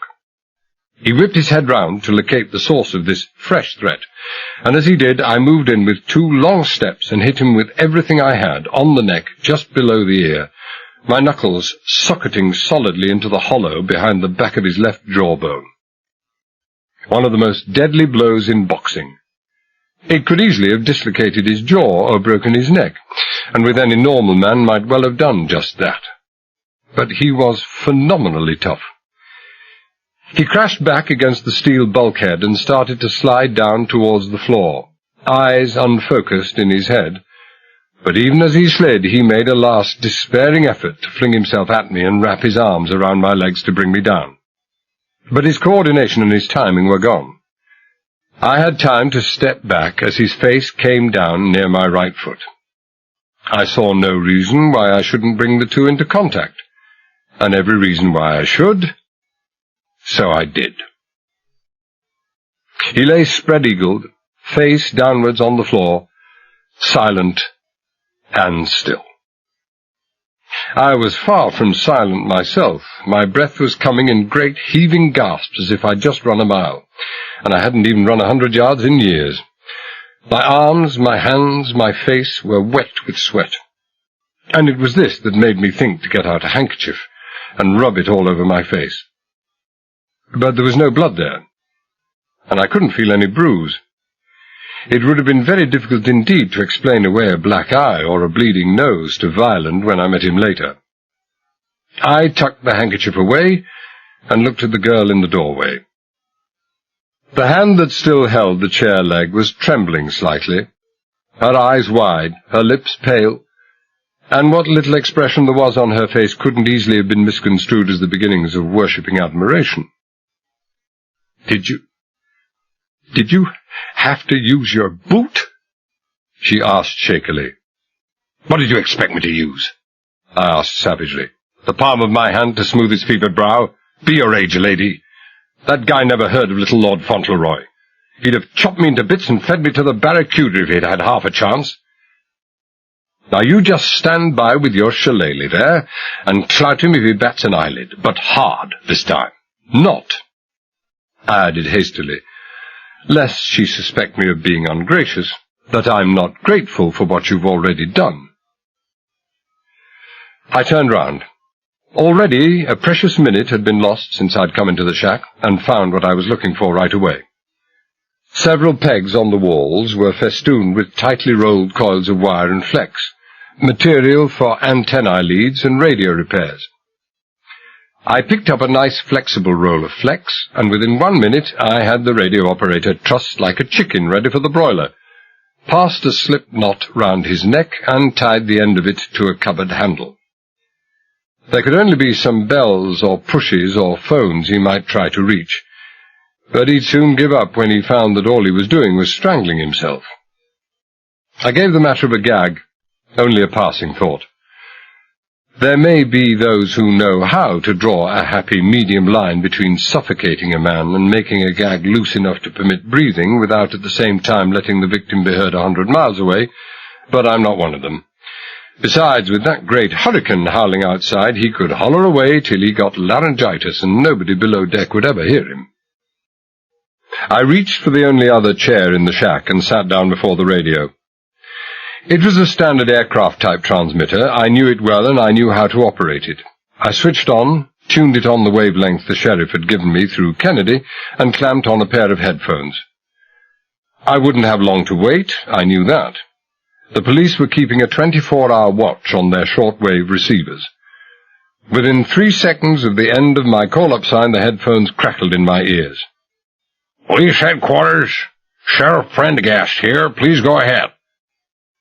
I threw the transmitter switch from manual to microphone. "Car 19 reporting." The agreed subterfuge wasn't necessary for identification. Every police car in the county had been warned to stay off the air, and the sheriff knew it could only be me. But in these days of enthusiastic radio hams, airwave eavesdroppers abound, and I wouldn't have put it past Violent's organization to maintain a permanent listening watch on the police wavelengths. I continued. "Suspect answering to description detained near Ventura Crossroads. Shall we bring him in?" "Negative." The voice crackled. A pause. "We found our man. Please release suspect." I felt as if someone had given me $1 million. Almost without realizing it, I relaxed heavily against the backrest of the chair. The strain of the keyed-up tension of the past 48 hours had been far greater than I'd realized. The sheer mental relief, the depth of satisfaction I experienced then surpassed anything I'd ever known. "Car 19, I said again. Even to myself, my voice didn't sound quite steady. "Would you repeat that, please?" "Release your suspect," Prendergast said, slowly and distinctly. "We have found our man. Repeat, we have found—" The transmitter leapt backwards about 2 inches. A great jagged hole appeared in the center of the tuning band, and the radio shack seemed to explode about my ears, so deafening, so shattering was the effect of a heavy gun being fired in that confined space. I didn't jump more than a couple of feet, and after I came down I got to my feet the normal way, but slowly, carefully. I didn't want anyone getting too nervous, and whoever had pulled that stupid trick, unnecessarily smashing the set and tipping off the cops that something had gone wrong, was very nervous indeed. Almost as nervous as I felt as I turned slowly round and saw who my guest was. It was Larry, and the smoking Colt in his hand was lined up, as nearly as his shaking hand would permit, on a spot somewhere between my eyes. It looked as large as a howitzer. His lank, black hair was plastered wetly over his forehead, and the coal-black eye behind that wavering barrel was jerking and burning and crazy as a loon's. One eye. I couldn't see the other. I couldn't see any part of him except half his face, his gun hand and left forearm crooked round Mary Ruthven's neck. The rest of him was completely hidden behind the girl. I looked at her reproachfully. "Fine watchdog you are," I said mildly. "Shut up!" Larry snarled. "A cop, huh? A John, a dirty, crawling, double-crossing screw." He called me several names, all unprintable, his voice a venomous hiss of hate. "There's a young lady here, friend," I murmured. "Lady? A tramp!" He tightened his grip around her neck as if it gave him pleasure. And I guessed he had at some time mistakenly tried to make time with her, and the roof had fallen on him. "Thought you were clever, Talbot, didn't you? You thought you knew all the answers. You thought you had us all fooled, didn't you, cop? But you didn't have me fooled, Talbot. I've been watching you. I've been following you every second since we came out on the rig." He was jazzed up to the eyebrows, shaking and jumping as if he had St. Vitus dance, and his voice held all the venomous and vindictive triumph of the consistently ignored and derided nonentity, who's been proved right in the end, while all those who despise him have been proved wrong. It was Larry's night to sing, and he wasn't going to miss out a single note. But I had listened to pleasanter voices. "Didn't know that I knew you were in cahoots with Kennedy, did you, cop?" he went ranting on. "And with this tramp? I was watching you when you came up from the bath escape 10 minutes ago. I saw that smooth-talking chauffeur give it to Royale in the head, and—" "How did you know it was Kennedy?" I interrupted. "He was dressed up—" "I listened outside the door, mug. I could have finished you off there and then, but I wanted to see what you were up to. You think I care if Royale gets sat down?" He broke off suddenly, and swore as the girl went limp on him. He tried to hold her up, but heroin is no substitute for protein when it comes to building muscle, and even her slight weight was too much for him. He could have lowered her gently, but he didn't. He stood back abruptly and let her collapse heavily on the floor. I took half a step forward, fists clenched till they hurt, murder in my heart. Larry bared his teeth and grinned at me like a wolf. "Come and get it, copper. Come and get it," he whispered. I looked from him to the floor and back again, and my hands slowly unclenched. "Scared, aren't you, copper? Yellow, aren't you, copper? Sweet on her, aren't you, copper? Just like that pansy Kennedy is sweet on her." He laughed, a high falsetto giggle carrying the overtones of madness. "I'm afraid a little accident's going to happen to Kennedy when I get back over to the other side. Who's going to blame me for gunning him down when I see him sapping Royale, huh?" "All right," I said wearily. "You're a hero and a great detective. Let's go see Violent and get it over with." "Oh, we're gonna get it over with," he nodded. His voice was suddenly very quiet, and I think I liked it even less that way. "But you're not gonna see Violent, copper. You're never going to see anyone again. I'm gonna kill you, Talbot. I'm letting you have it now." My mouth felt as if someone had gone over it with a roll of high-absorbency blotting paper. I could feel the slow, heavy beat of my heart and the sweat coming on the palms of my hands. He meant every word he said. He was going to squeeze the trigger of that heavy Colt, and if he lived to be 100, nothing would ever give him half so much pleasure again. Finish. But I managed to keep my voice steady. "So you're going to kill me," I said slowly. "Why?" "Because I hate your lousy, rotten, stinking guts, Talbot, that's why," he whispered. A whisper with a shake in it, a horrible sound. "Because you've ridden me and laughed at me from the moment we met. Hophead this, junkie that, always asking about my syringe. Because you're sweet on this dame here, and if I can't get her, no one will. And because I hate cops. He didn't like me. I could see that. Even when he wasn't talking, his mouth was working and twitching like an epileptic's. He just told me things that I knew he'd never tell another, and I knew why. Dead men tell no tales. And that's what I'd be any second now. Dead. Dead as Herman Jablonski. Jablonski in 2 feet of earth. Talbot in 130 feet of water.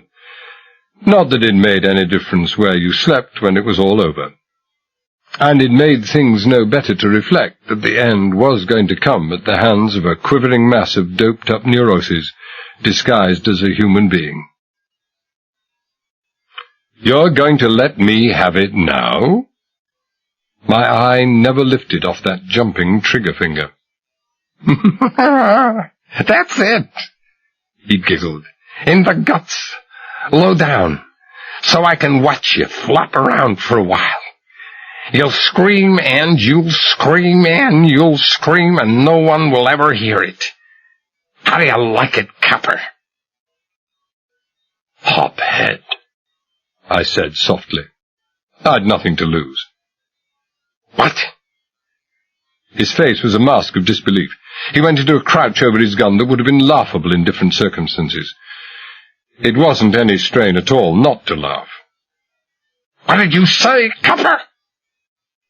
Junkie, I said distinctly. You're all doped up so that you don't know what you're doing. What are you going to do with the body? It was the first time I'd ever thought of myself as a corpse, and I didn't care for the feeling very much. 2 of you couldn't lift me out of here, and if they find me shot in this cabin, they'll know it was you who did it. And then you'll be in for the high jump, because they still need my services very badly, more than ever. You won't be popular, Larry boy. He nodded cunningly, as if he'd just thought up all this himself. That's right, Copper, he murmured. I can't shoot you in here, can I? We'll have to go outside, won't we, Copper? Near the edge, where I can shoot you and shove you into the sea. That's it, I agreed. This was macabre, this arrangement for my own tidy disposal. But I wasn't going as crazy as Larry. I was gambling on my last hope, but the gamble was crazy enough. And then they'll be running around looking for you, Larry said dreamily. And I'll be running around and looking for you, too. And all the time I'll be laughing to myself and thinking about you, and the barracuda down among the seaweed there, and knowing that I'm smarter than any of them. You have a charming mind, I said. Haven't I now? Again that high falsetto giggle, and I could feel the hairs rise on the back of my neck. He poked at Mary with his foot, but she didn't stir. The dame will keep till I come back. I won't be long, will I, Copper? Come on, you first. And don't forget, I have a torch and a gun. I'm not likely to forget. Neither Mary nor the radio operator had stirred. I was pretty sure that the operator wouldn't stir for a long time. I could still feel the ache in my fist and foot. But I wasn't at all sure about Mary. I wasn't even sure that she wasn't faking. Her breathing seemed much too quick and irregular for an unconscious person. Come on, now, Larry said impatiently. He thrust the gun painfully into the small of my back. Out! I went out, through the door, along the passage, and through the outer door, onto the wind and rain-swept deck beyond. The outer door had opened on the sheltered side of the radio shack, but in a moment we would be exposed to the pile-driving blast of that wind, and I knew that when that moment came, it would be then or never. It was then. Urged on by the revolver in my back, I moved round the corner of the shack, crouched low, and barrelling forward into that great wind as soon as it struck me. Larry wasn't so prepared. Not only was he slightly built, but he was standing upright, and the sudden wavering and jerking of the torch beam on the deck by my feet was intimation enough to me that the wind had caught him off balance, perhaps sent him staggering several feet backward. I lowered my head still farther until I was in the position of a 100-yard sprinter in the first 2 steps of the race and lurched forward into the wind. Almost at once, I realized that I had miscalculated. I had miscalculated the strength of the wind. Running into that hurricane was like running through a barrel of molasses. And I had also forgotten that while a 70-mile-an-hour wind offers an almost insuperable resistance to a human being, it offers relatively none to a heavy slug from a Colt with a muzzle velocity of 600 miles an hour. I'd got maybe 8 yards when the frantically searching torch beam picked me up and steadied on me, and managed to cover perhaps another 2 before Larry fired. Gangsters and hoodlums are notoriously the world's worst marksmen, their usual method being to come within a couple of yards before firing or spraying the landscape with a sufficient hail of bullets to make the law of averages work for them, and I'd heard 100 times that those boys couldn't hit a barn door at 10 paces. But maybe Larry had never heard of this. Or maybe the rule applied only to barn doors. A mule kick is nothing compared to the slamming, stopping power of a 45. It caught me high up on the left shoulder and spun me round in a complete circle before dropping me in my tracks. But it was this that saved my life. Even as I fell, I felt the sharp tug on my oilskin collar as another slug passed through it. Those weren't warning shots Larry was firing. He was out to kill. And kill he would if I'd remained another couple of seconds on that deck. Again I heard the muffled boom of the Colt.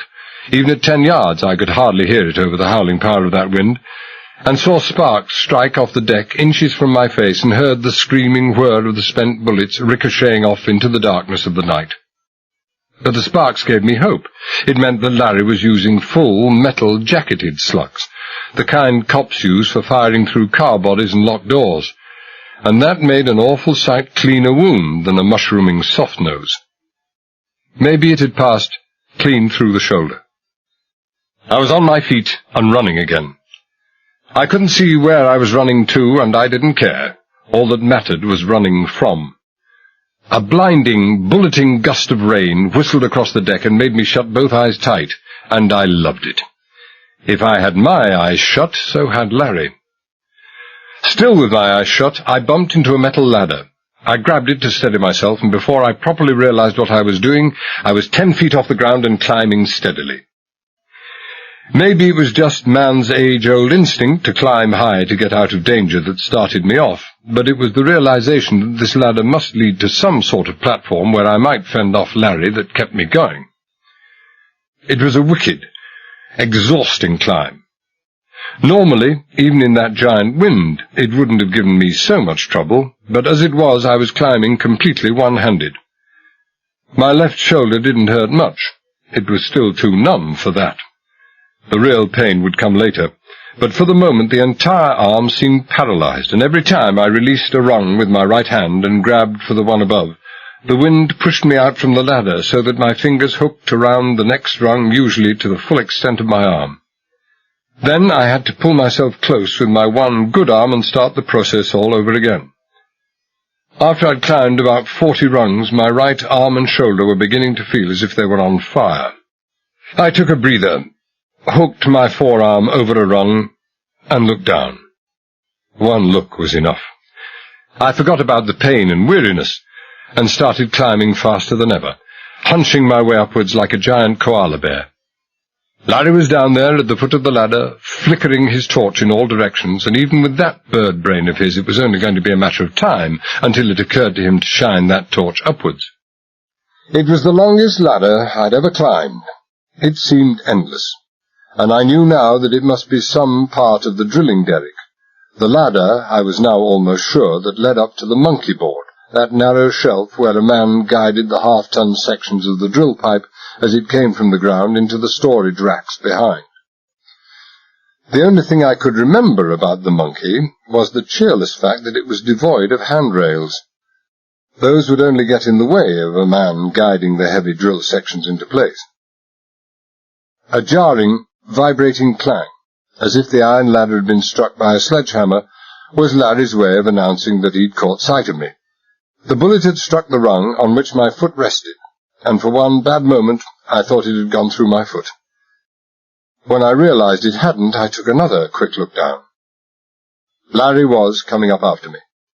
I couldn't see him, but I could see the torch clutched in one hand, making regularly erratic movements as he swarmed his way up the ladder, making about 3 times the speed I was. It wasn't in character, this. Larry could never have been accused of having an excess of courage. Either he was loaded to the eyes, or he was driven by fear. Fear that I should escape and Violent find out that he'd been trying to murder me. And there was the further possibility, and a very strong one, that Larry had only 1 or 2 shells left in his gun. He couldn't afford not to make those count. I became gradually aware of lightness above and around me. I thought at first that this must be a glow cast from the aircraft warning lights in the top of the derrick, but in the same instant as the thought occurred, I knew it to be wrong. The top of the derrick was still over 100 feet above where I was. I took another breather, screwed my eyes almost shut against the stinging lash of the rain, and peered upwards into the murky gloom. There was a platform not 10 feet above my head, with a light shining off feebly to the right. It wasn't much of a light, but enough to let me see something of the dark maze of girders that was the derrick, enough to let me see a dark shadow above, and also to the right, which looked like some tiny cabin. And then Larry's torch steadied and shone vertically upwards, and I saw something that made me feel slightly sick. The platform above was no solid sheet metal, but open grillwork, through which a person's every move could be seen. Gone were my hopes of waiting till Larry's head appeared above the level of the platform and then kicking it off his shoulders. I glanced downwards. Larry was no more than 10 feet below, and both his gun and torch were levelled on me. I could see the dull glint of light on the barrel, and the dark hole in the middle where death hid. One little pull on the trigger finger, and that dark hole would be a streaking tongue of fire in the darkness of the night. Curtains for Talbot. I wondered vaguely, stupidly, if my eyes would have time to register the bright flame before the bullet and the oblivion it carried with it closed my eyes forever. And then, slowly, I realized that Larry wasn't going to fire. Not even Larry was crazy enough to fire, not then. The 185-pound dead weight of my falling body would have brushed him off that ladder like a fly, and from that 10-story height, neither of us would have bounced off that steel deck enough so that anyone would notice. I kept on climbing, and reached the top. Had it been a solid platform there, I don't think I would have managed to pull myself onto it against that wind. My one good hand would just have scrabbled about on the smooth metal surface, until exhaustion took me and I fell back off the ladder. But as it was, I managed to hook my fingers in the open-work steel grill, and drag myself onto the platform. Larry was close behind. He gestured with his torch, and I got his meaning. I moved to one side, past the little cabin at the corner, where a lamp on a recessed shelf threw a faint light that was cut off abruptly at waist level, and waited. Slowly, carefully, his eyes never leaving my face, Larry came over the top and straightened to his feet. I moved farther along the monkey board, slowly, backwards, with my face to Larry. On my right I could dimly make out the big pipe storage racks. On my left, the edge of the monkey board, no handrail, just a sheer drop of 100 feet. And then I stopped. The gallery of the monkey board seemed to run all the way round the outside of the derrick, and it would have suited Larry just fine to have me out on the northern edge, where, wind or no wind, a good shove, or a .45 slug, might have sent me tumbling direct into the sea 150 feet below. Larry came close to me. He'd switched off his torch now. The fixed light on the cabin side might leave the lowermost 3 feet in darkness, but it was enough for him, and he wouldn't want to take even the remote chance of anyone spotting a flickering torchlight and wondering what any crazy person should be doing up on the monkey board in that hurricane wind, and with all the work stopped. He halted 3 feet away. He was panting heavily, and he had his wolf grin on again. "Keep going, Talbot!" he shouted. I shook my head. This is as far as I'm going." I hadn't really heard him. The response was purely automatic. I had just seen something that made me feel ice cold, colder by far than the biting lash of that rain. I had thought, down in the radio shack, that Mary Ruthven had been playing possum, and now I knew I'd been right. She had been conscious. She must have taken off after us immediately we'd left. There was no mistaking at all that gleaming dark blonde head, those heavily plaited braids that appeared over the top of the ladder and moved into the night. "You fool," I thought savagely, "you crazy, crazy little fool." I had no thought for the courage it must have taken to make that climb, for the exhausting nightmare it must have been, even for the hope it held out for myself. I could feel nothing but bitterness and resentment and despair, and behind all of those the dim and steadily growing conviction that I'd count the world well lost for Mary Ruthven. "Get going!" Larry shouted again. "So you can shove me into the sea? No. Turn round.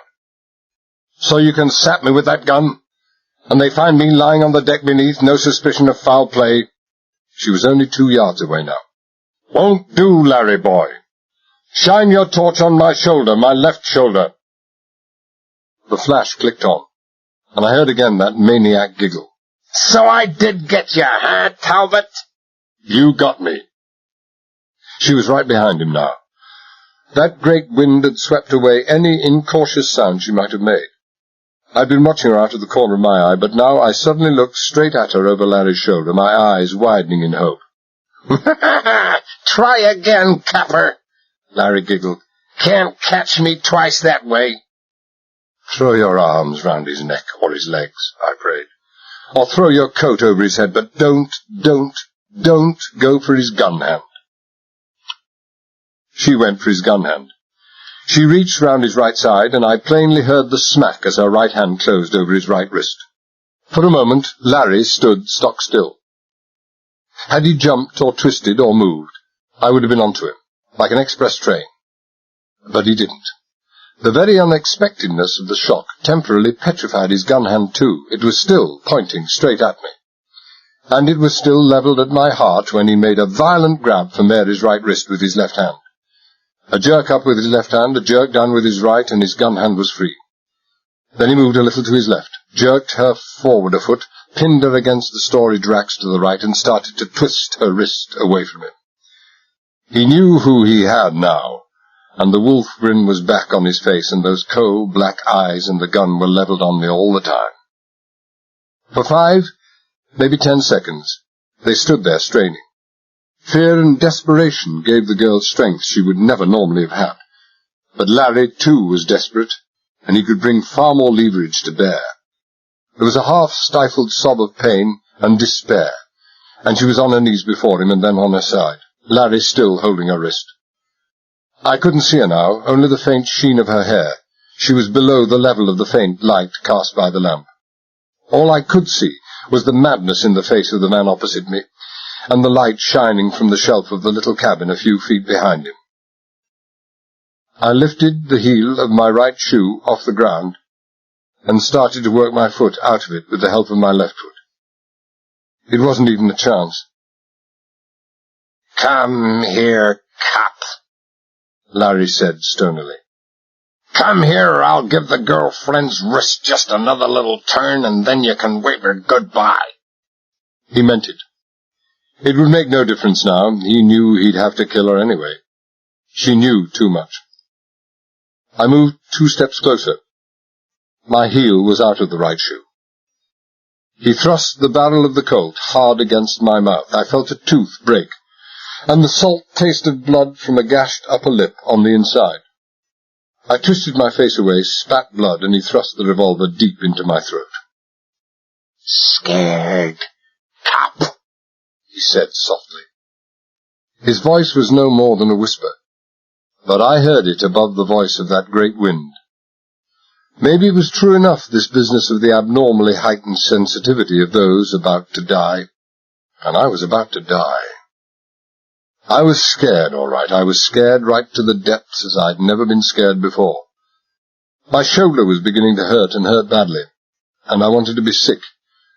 That damned revolver grinding into my throat was sending waves of nausea flooding through me. I drew my right foot back as far as I could without upsetting my balance. My right toe was hooked over the tongue of the shoe. "You can't do it, Larry," I croaked.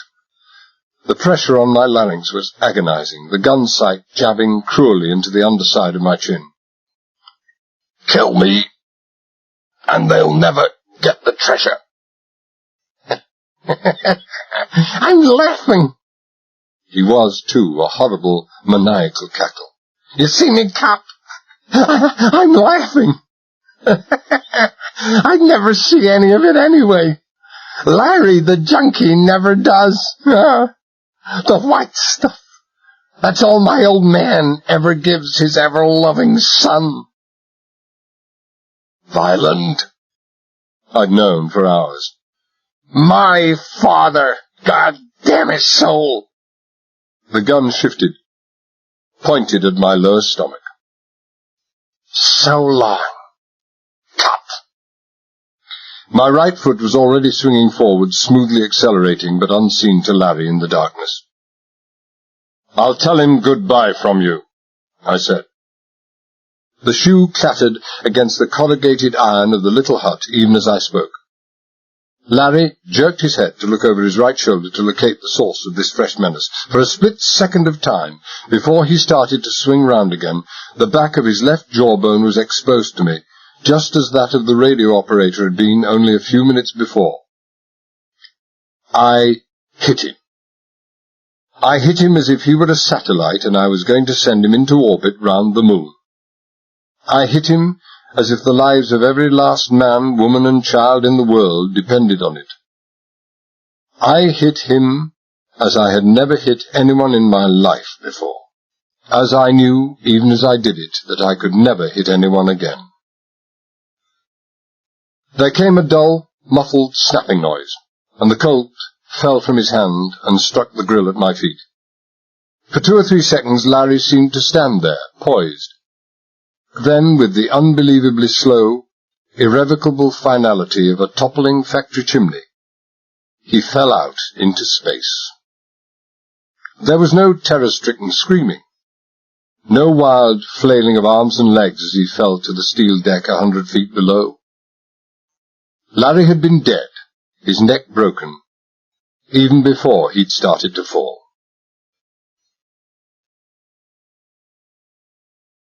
Chapter 11.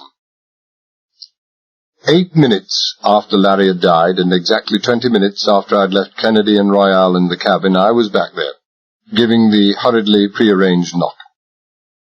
The door was unlocked, and I passed quickly inside. Kennedy immediately turned the key again, while I looked down at Royale, spread-eagled and unconscious on the deck. How's the patient been?" I inquired. My breath was coming in heaving gasps.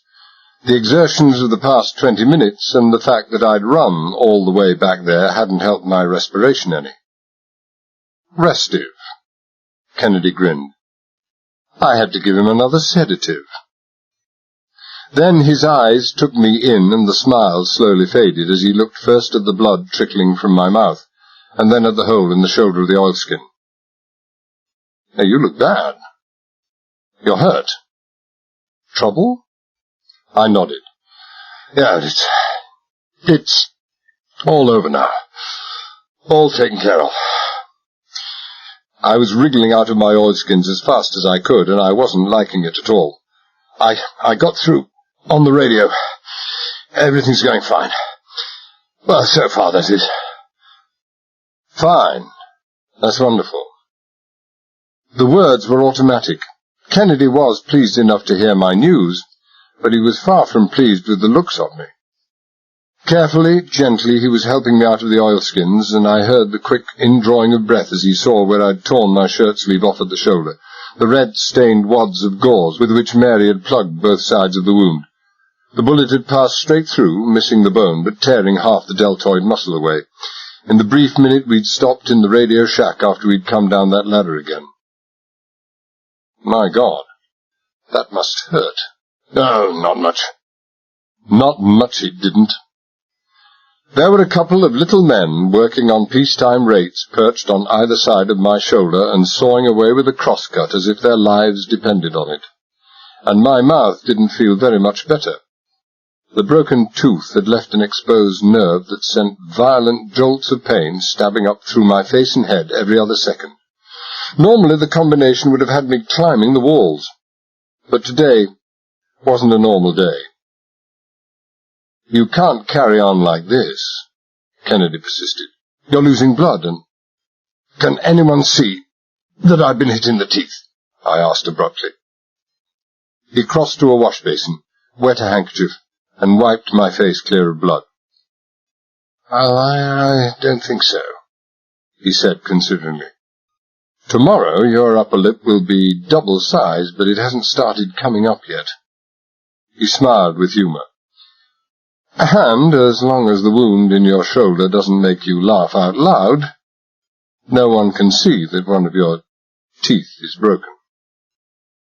Fine. That's all I need. You know I've got to do this. I was slipping off the oilskin leggings and had to reposition the gun in my waistband.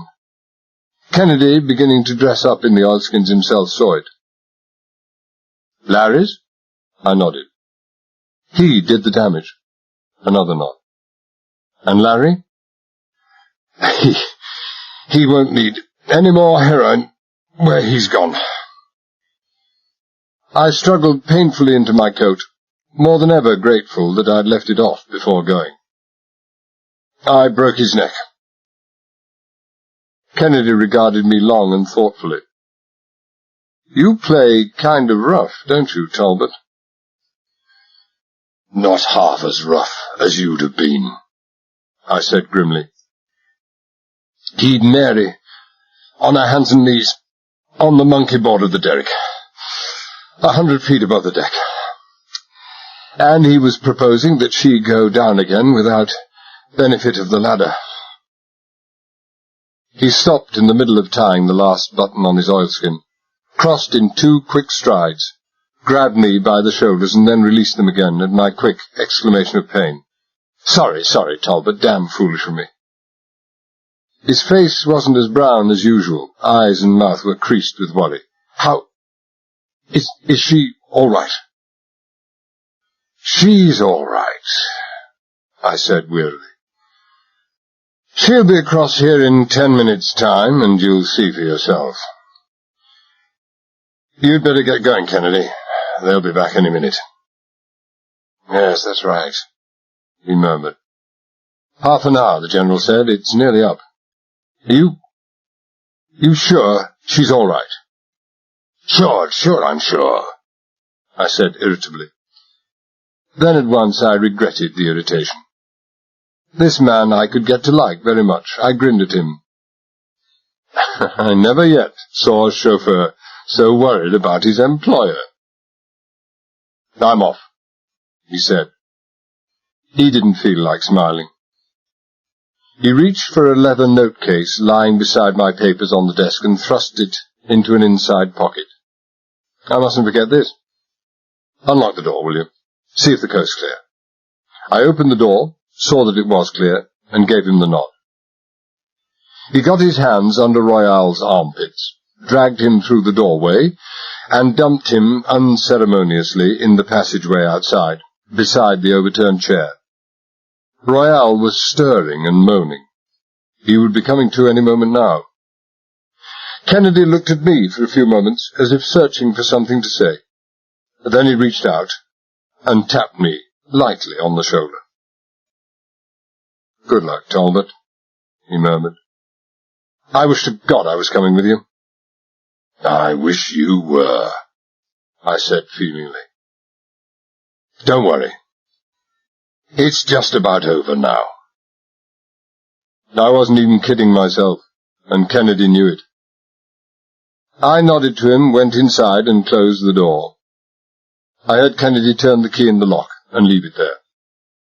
I listened, but I didn't even hear his footsteps as he left. For so big a man, he was as silent as he was fast. Now that I was alone, with nothing to do, the pain struck with redoubled force. The pain and the nausea came at me in alternate waves. I could feel the shore of consciousness advancing and receding. It would have been so easy just to let go. But I couldn't let go. Not now. It was too late now. I would have given anything for some injection to kill the pain, something to see me through the next hour or so. I was almost glad when, less than 2 minutes after Kennedy had left, I heard the sound of approaching footsteps. We had cut things pretty fine. I heard an exclamation. The footsteps broke into a run, and I went and sat behind my desk and picked up a pencil. The overhead light I'd switched off, and now I adjusted the angle extension lamp on the wall so that it shone directly overhead, throwing my face into deep shadow. Maybe, as Kennedy had said, my mouth didn't show that it had been hit, but it certainly felt as if it showed, and I didn't want to take any chances. The key scraped harshly in the lock, the door crashed open and bounced off the bulkhead, and a thug that I'd never seen before, built along the same lines as Chipetti, jumped into the room. Hollywood had taught him all about opening doors in situations like this. If you damaged the panels or hinges or plaster on the wall, it didn't matter. It was the unfortunate proprietor who had to pay up. In this case, as the door was made of steel, all that he had damaged was his toe, and it didn't require a very close student of human nature to see that there was nothing he would have liked better than to fire off that automatic he was waving in his hand. But all he saw was me, with a pencil in my hand and a mildly inquiring expression on my face. He scowled at me anyway, then turned and nodded to someone in the passageway.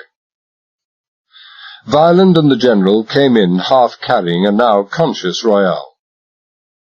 It did my heart good just to look at him as he sat heavily in a chair. Between myself a couple of nights ago and Kennedy tonight, we had done a splendid job on him. It promised to be the biggest facial bruise I'd ever seen. Already it was certainly the most colourful. I sat there and wondered, with a kind of detached interest, for I could no longer afford to think of Royale with anything except detachment, whether the bruise would still be there when he went to the electric chair. I rather thought it would. "Have you been out of this room this evening, Talbot?" Violent was rattled and edgy, and he was giving his urban top executive's voice a rest. "Oh, sure. I dematerialized myself and oozed out through the keyhole." I gazed at Royale with interest. "What's happened to the boyfriend? Derek fall on him?" "It wasn't Talbot." Royale pushed away Violent's supporting hand, fumbling under his coat, and brought out his gun. His tiny, deadly little gun that would always be the first thought in Royale's mind. He was about to shove it back when a thought occurred to him, and he broke open the magazine. Intact, all the deadly little copper and nickel shells there. He replaced the magazine in the automatic and the gun in his holster, and then, almost as an afterthought, he felt in his inside breast pocket. There was a couple of flickers of his one good eye that a highly imaginative character might have interpreted as emotions of dismay, and then relief, as he said to Violent, "My wallet. It's gone." "Your wallet?"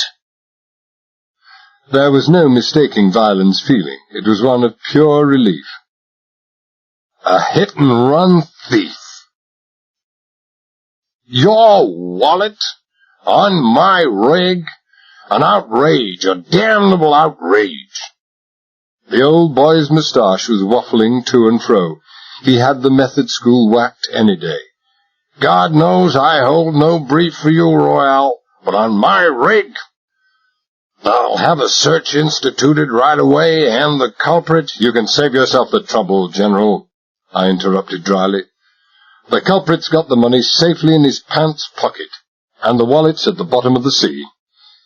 Besides, anyone who takes money away from Royale deserves a medal.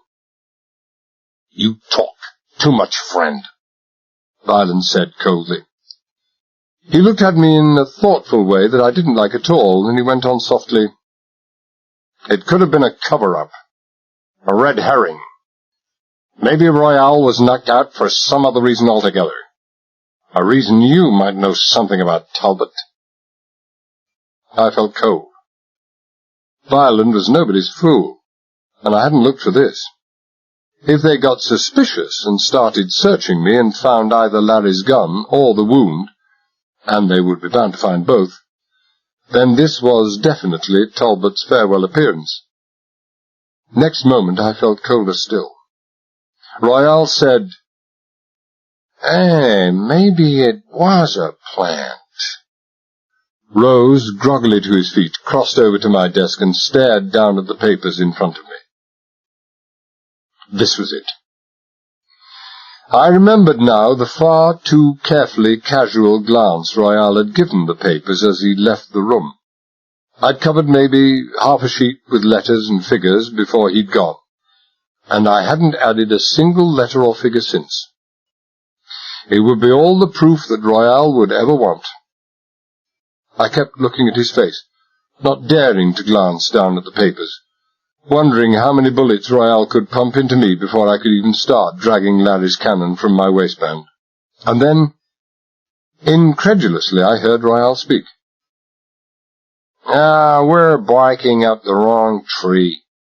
Talbot's in the clear. He's been working, Mr. Violent. Pretty well non-stop, I should say." I glanced at the papers in front of me. Where I'd left half a page of scribbled figures and letters, there were now 2.5 pages. They'd been written with the same pen, and it would have taken a pretty close look to see that they hadn't been written by the same hand, and it was upside down to Royale. The scribbled nonsense was as meaningless as my own had been, but it was enough. It was more than enough.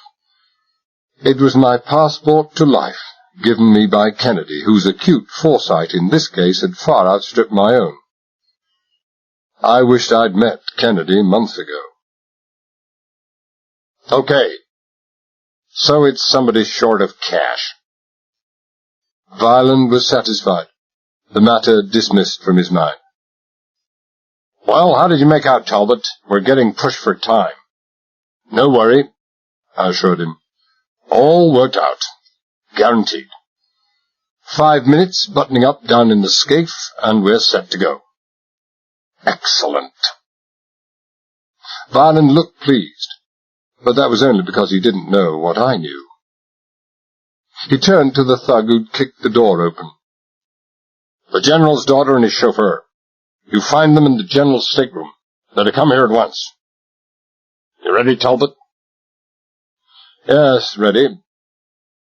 I got to my feet, a bit shakily, but compared to Royale I looked positively healthy, and nobody noticed.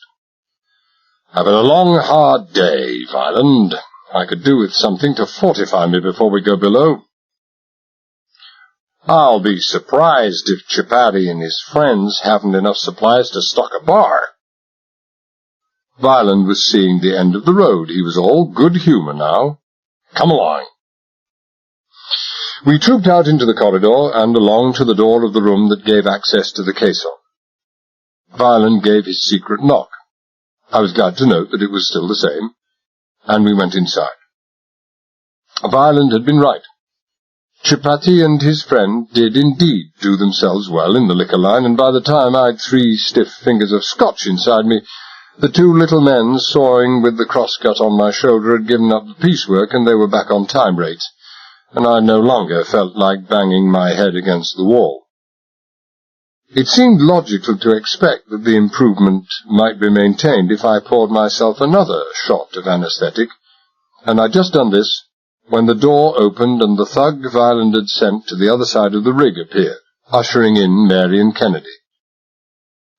My heart had been through a lot that night, heavy overtime stuff to which it wasn't accustomed, but it only required one look at Mary and it started doing its handsprings again. My mind wasn't doing handsprings, though. I looked at her face, and my mind was filled with all sorts of pleasant thoughts about what I'd like to do to Violent and Royale. There were big, bluish, dark patches under her eyes, and she looked white and strained and more than a little sick. I'd have taken any odds that that last half hour with me had scared and shaken her as she'd never been scared and shaken before. It had certainly scared and shaken me enough. But neither Violent nor Royale seemed to notice anything amiss. People forced to associate with them and not scared and shaken would be the exception rather than the rule. Kennedy didn't look scared and shaken. He didn't look anything at all except the perfect chauffeur. But Royale wasn't any more fooled than I was. He turned to Chipati and his sidekick and said, "Just go over this bird here, will you? See he's not wearing anything that he shouldn't be wearing." Violent gave him a questioning look. "He may be as harmless as he looks, but I doubt it," Royale explained. "He's had the run of the rig this afternoon. He might just possibly have picked up a gun, and if he has, he might just possibly get the drop on Chipati and the others when they weren't looking." Royale nodded to the door in the convex wall. "I just wouldn't fancy climbing 100 feet up an iron ladder with Kennedy pointing a gun down the way all the time." They searched Kennedy and found nothing. Royale was smart, all right. You could have put in your eye all the bits he missed. But he just wasn't smart enough. He should have searched me. "We don't want to hurry you, Talbot," Violent said with elaborate sarcasm. "Right away," I said. I sent down the last of the anesthetic, frowned owlishly at the notes in my hand, folded them away in a pocket, and turned towards the entrance door to the pillar. I carefully avoided looking at Mary, the General, or Kennedy. Violent touched me on my bad shoulder, and if it hadn't been for the anesthetic, I'd have gone through the deckhead. As it was, I jumped a couple of inches, and the two lumberjacks on my shoulder started up again, sawing away more industriously than ever. "Getting nervous, aren't we?" Violent sneered. He nodded at a mechanism on the table, a simple solenoid switch that I'd brought up from the scave. "Forgotten something, haven't you?" No, we won't be needing that anymore." "Right, on your way. You first. Watch them real close, Chipati, won't you?" "I'll watch 'em, boss," Chipati assured him. He would, too. He'd bend his gun over the head of the first person to breathe too deeply. The General and Kennedy weren't going to pull any fast ones while Violent and Royale were down there with me in the bathyscaphe. They'd stay there under gunpoint until we returned. I was sure that Violent would even have preferred to have the General with us in the bathyscaphe as extra security, but apart from the fact that the scaphe held only 3 in comfort, and Violent would never move into the least danger without his hatchet man by his side, that 180-rung descent was far too much for the old General to look at. It almost proved too much for me, too. Before I was halfway down, my shoulder, arm, and neck felt as if they were bathed in a mould of molten lead, and the waves of fiery pain were shooting up into my head, and there the fire turned to darkness, and down into my chest and stomach, and there they turned to nausea. Several times the pain and the darkness and the nausea all but engulfed me. I had to cling on desperately with my good hand until the waves subsided and full consciousness returned. With every rung descended, the periods of darkness grew longer and awareness shorter, and I must have descended the last 30 or 40 rungs like an automaton, from instinct and memory, and some strange sort of subconscious willpower. The only point in my favour was that, courteous as ever, they'd sent me down first, so that I wouldn't have to fight the temptation of dropping something heavy on their heads. and so they weren't able to see how I was suffering. By the time I'd reached the platform at the bottom, and the last of them, Chipati's friend, who was to close the platform hatch, had arrived, I was at least able to stand up without swaying. My face, I think, must have been the colour of paper, and it was bathed in sweat. But the illumination from the tiny lamp at the foot of the cylindrical tomb was so faint that there was little danger of Violent or Royale detecting anything unusual. I suspected that Royale wouldn't be feeling so good after the trip either. Any man who sustained a blow or blows sufficient to put him away for half an hour isn't going to be feeling on top of his form a mere 15 minutes after he recovers. As for Violent, I had a faint suspicion that he was more than a little scared, and that his primary concern at the moment would be himself and the journey that lay ahead of us. The platform hatch was opened, and we clambered down through the entrance flooding chamber of the bathyscaphe into the steel ball below. I took the greatest care to favour my bad shoulder when I was negotiating the sharp, almost right-angle bend into the observation chamber, and the journey wasn't any more than agonizing. I switched on the overhead light and made for the circuit boxes, leaving Violent to secure the flooding chamber hatch. Half a minute later, he wriggled into the observation chamber and shut the heavy, wedge-shaped circular door behind him. They were both suitably impressed by the profusion and confusion of the wires dangling from the circuit boxes, and if they weren't equally impressed by the speed and efficiency with which, barely consulting my notes, I buttoned them all back in place again, they ought to have been. Fortunately, the circuit boxes were no higher than waist level. My left arm was now so far gone that I could use it only from the elbow downwards.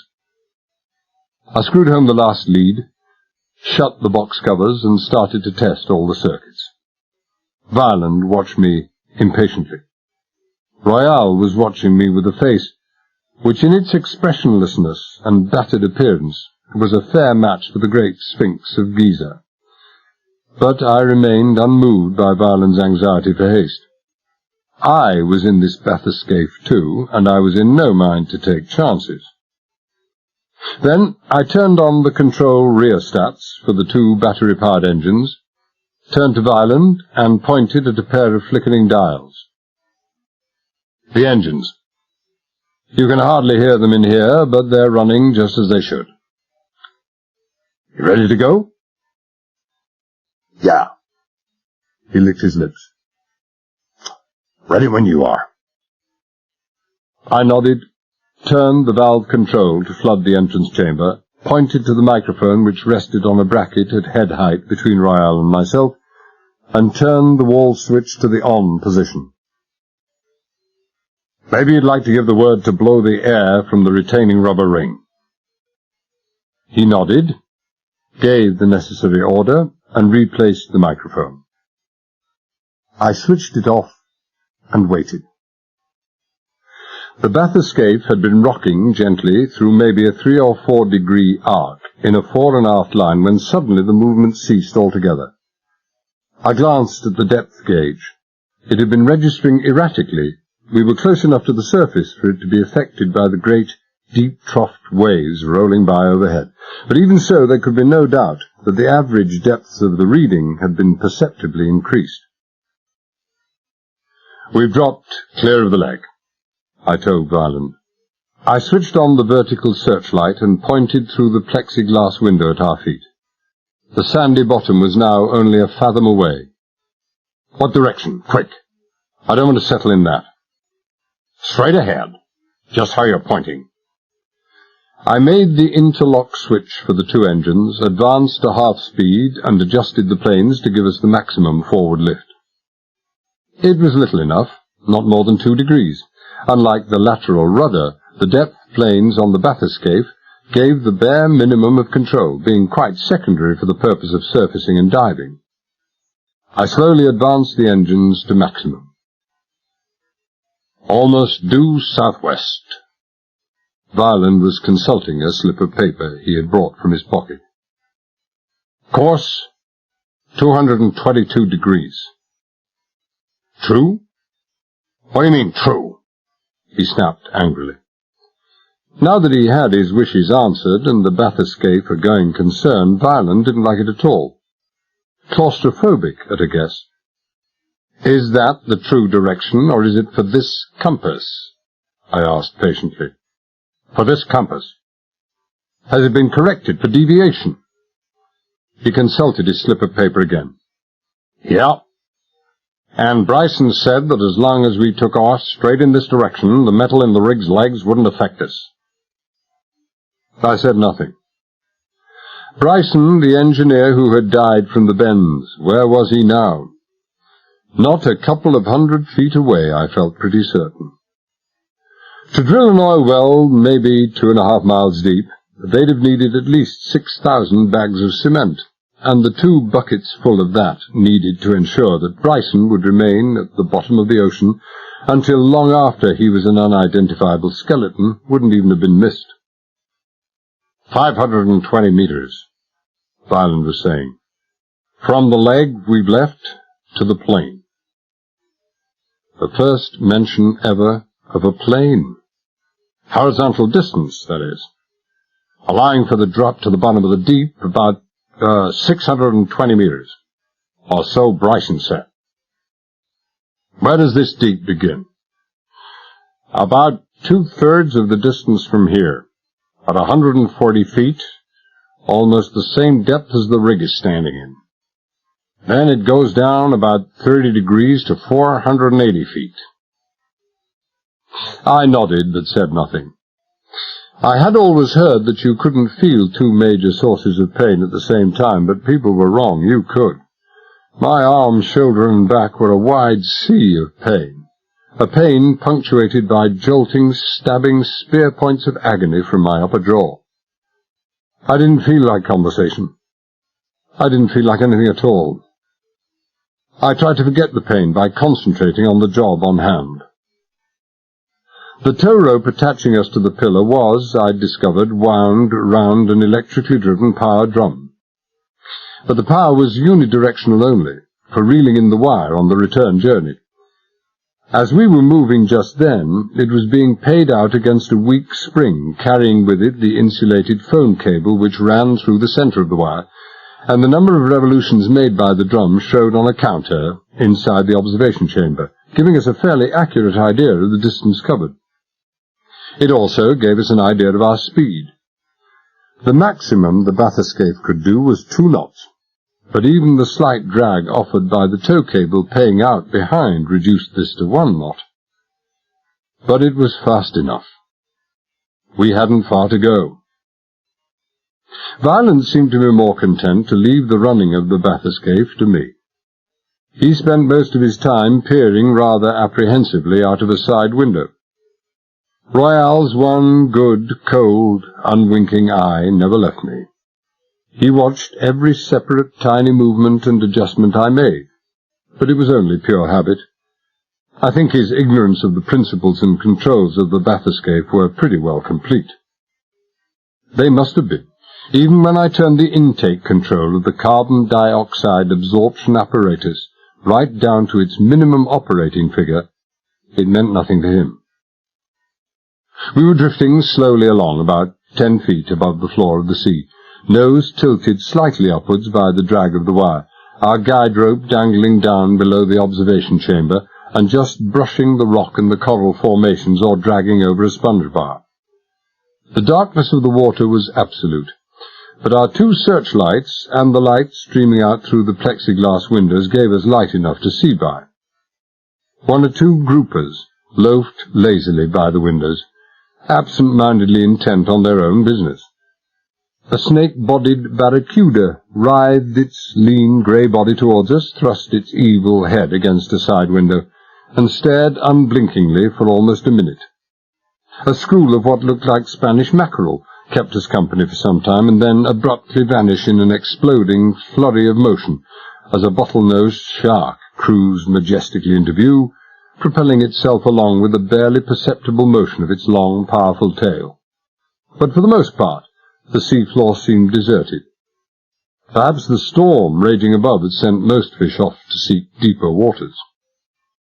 Exactly 10 minutes after we'd left, The sea floor abruptly dropped away beneath us, in what seemed, in the sudden yawning darkness that our searchlight couldn't penetrate, an almost vertical cliff face.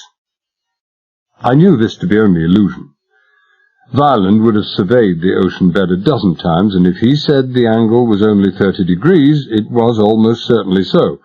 But nevertheless the impression of a sudden bottomless chasm was overwhelming. "This is it," Violent said in a low voice. On his smooth, polished face, I could make out the faint sheen of sweat. "Take her down, Talbot." "Later." I shook my head.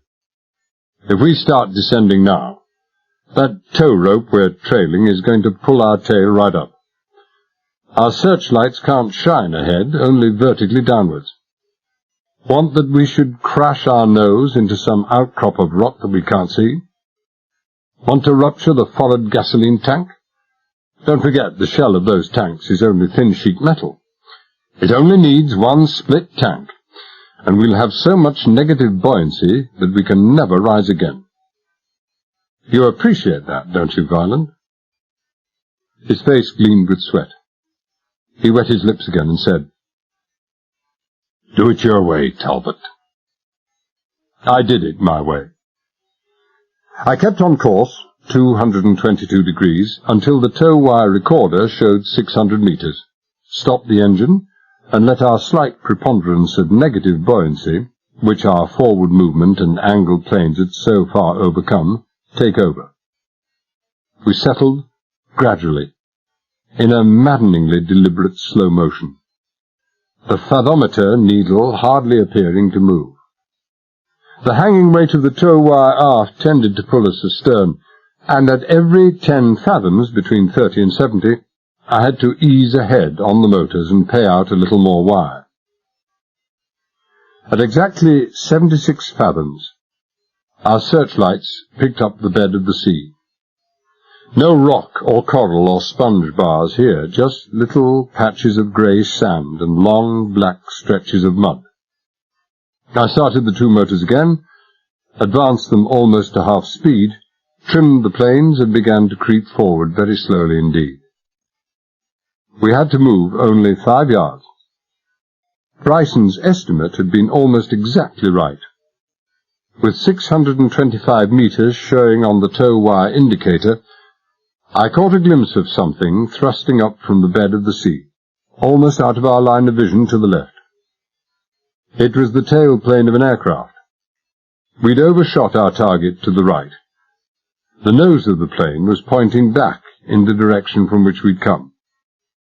I put the motors in reverse, started up the tow wire drum, backed about 20 yards, and then came forward again, angling to the left. Arrived at what I judged to be the right spot, I put the motors momentarily into reverse and then cut them out altogether. Slowly, surely, the bathyscaphe began to sink. The dangling guide rope touched bottom. But this lessening of weight failed to overcome the slight degree of negative buoyancy as it should have done, and the base of the observation chamber sank heavily into the black mud of the ocean floor. Only 15 minutes had elapsed since I'd turned down the intake control of the carbon monoxide absorption unit, but already the air in the cabin was growing foul. Neither Violent nor Royale seemed to be affected. Maybe they thought that this was the normal atmospheric condition, but they probably didn't even notice it. Both of them were completely absorbed in what could be seen, brightly illuminated by the forward searchlight through our forward observation window. I was absorbed in it myself. God only knew. 100 times I'd wondered how I'd feel, how I'd react when I finally saw, if I ever saw, what was lying half buried in the mud outside. Anger I had expected. Anger and fury and horror and heartbreak, and maybe more than a little of fear. But there was none of those things in me. Not any more. I was aware only of pity and sadness, of the most abysmal melancholy I'd ever known. Maybe my reactions were not what I had expected, because my mind was befogged by the swirling mists of pain. But I knew it wasn't that. And it made things no better to know that the pity and the melancholy were no longer for others but for myself. Melancholy for the memories that were all I would ever have. The pity, a self-pity, of a man irretrievably lost in his loneliness. The plane had sunk about 4 feet into the mud. The right wing had vanished. It must have broken off on impact with the water. The left wing tip was gone, but the tail unit and fuselage were still completely intact, except for the riddled nose, the starred and broken glass that showed how the DC had died. We were close up to the fuselage. The bow of the bathyscape was overhanging the sunken cabin of the plane, and the observation chamber no more than 6 feet distant from those shattered windows, and almost on the same level. Behind the smashed windscreens I could see 2 skeletons. The one in the captain's seat was still upright, leaning against the broken side window, and held in position by the seat belt. The one in the co-pilot's seat was bent far over forward, and almost out of sight. "Wonderful, huh, Talbot? Isn't that just something?" Violent, his claustrophobic fear in momentary abeyance, was actually rubbing his hands together. "After all this time. But it's been worth it. It's been worth it. And intact, too. I was scared it might have been scattered all over the floor of the sea. Should be no bother for an experienced salvage man like yourself, huh, Talbot?" He didn't wait for an answer, but turned away immediately to stare out of the window and gloat. "Wonderful," he repeated again. "Just wonderful." "It's wonderful," I agreed. I was surprised at the steadiness, the indifference in my own voice. With the exception of the British frigate De Brac, sunk in a storm off the Delaware coast in 1798, it's probably the biggest underwater treasure in the Western Hemisphere. $10,250,000 in gold, specie, emeralds, and uncut diamonds. "Yes, sir." Violent had forgotten he was an urbane top executive, and he was back at the hand-washing again. 10,200,000 and... His voice trailed off, slowly, faltered to a stop. How did you know that, Talbot?"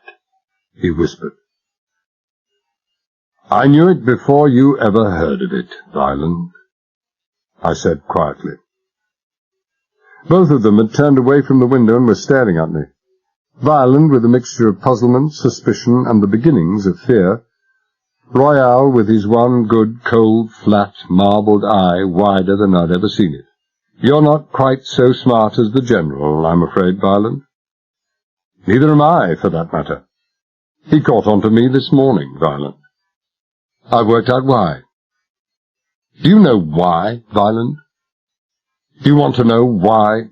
"What are you talking about?" he demanded hoarsely. "He's smart, is the General." I went on as if I hadn't heard the interruption. "He saw when we landed on the rig this morning that I only hid my face until I was certain that a certain person wasn't among the reception committee, and that then I didn't bother any longer. It's careless of me, I admit, but that tipped him off to the fact that I wasn't a murderer. If I were, I'd have hidden my face from everybody. And it also tipped him off to the fact that I'd been out on the rig before, and was frightened someone there would recognize me. He was right on both counts.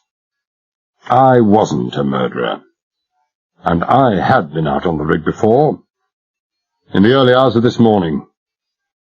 Violent had nothing to say.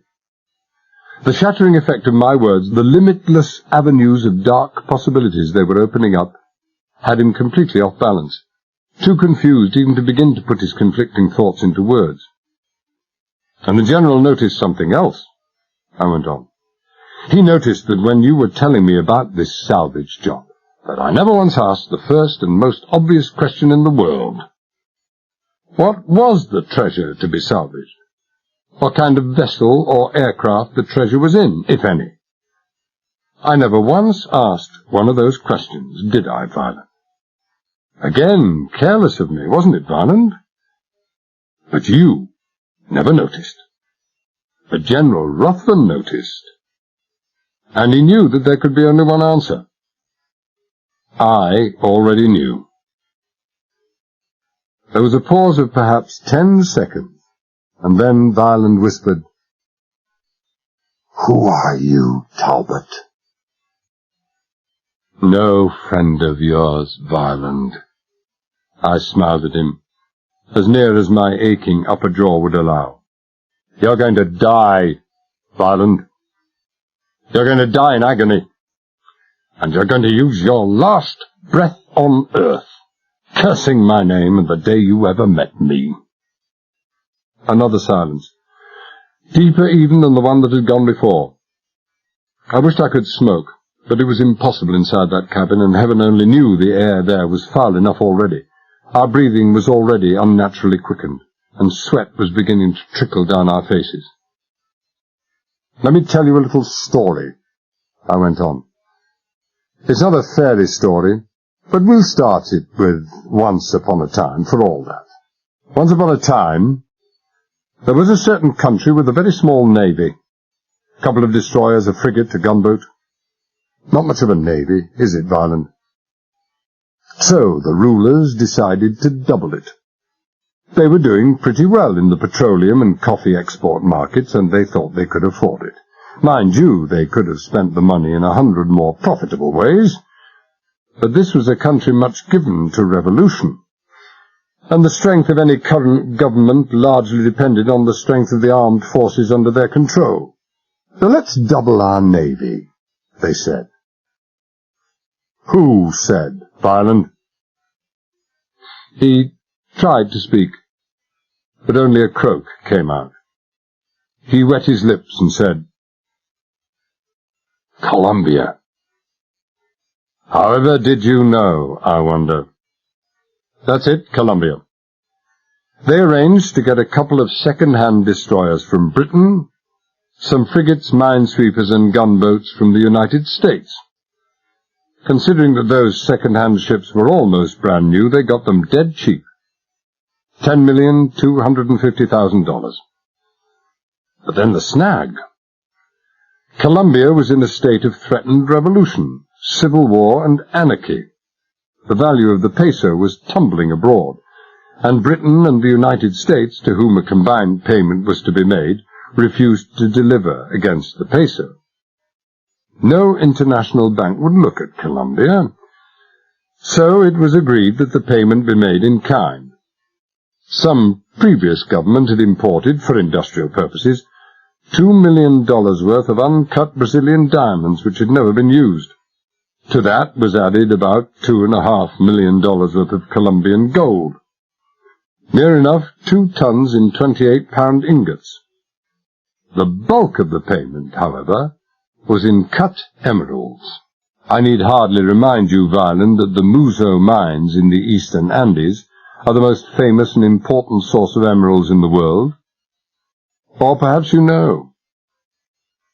Violent said nothing. He pulled out his display handkerchief and mopped his face. He looked sick. Well, no matter.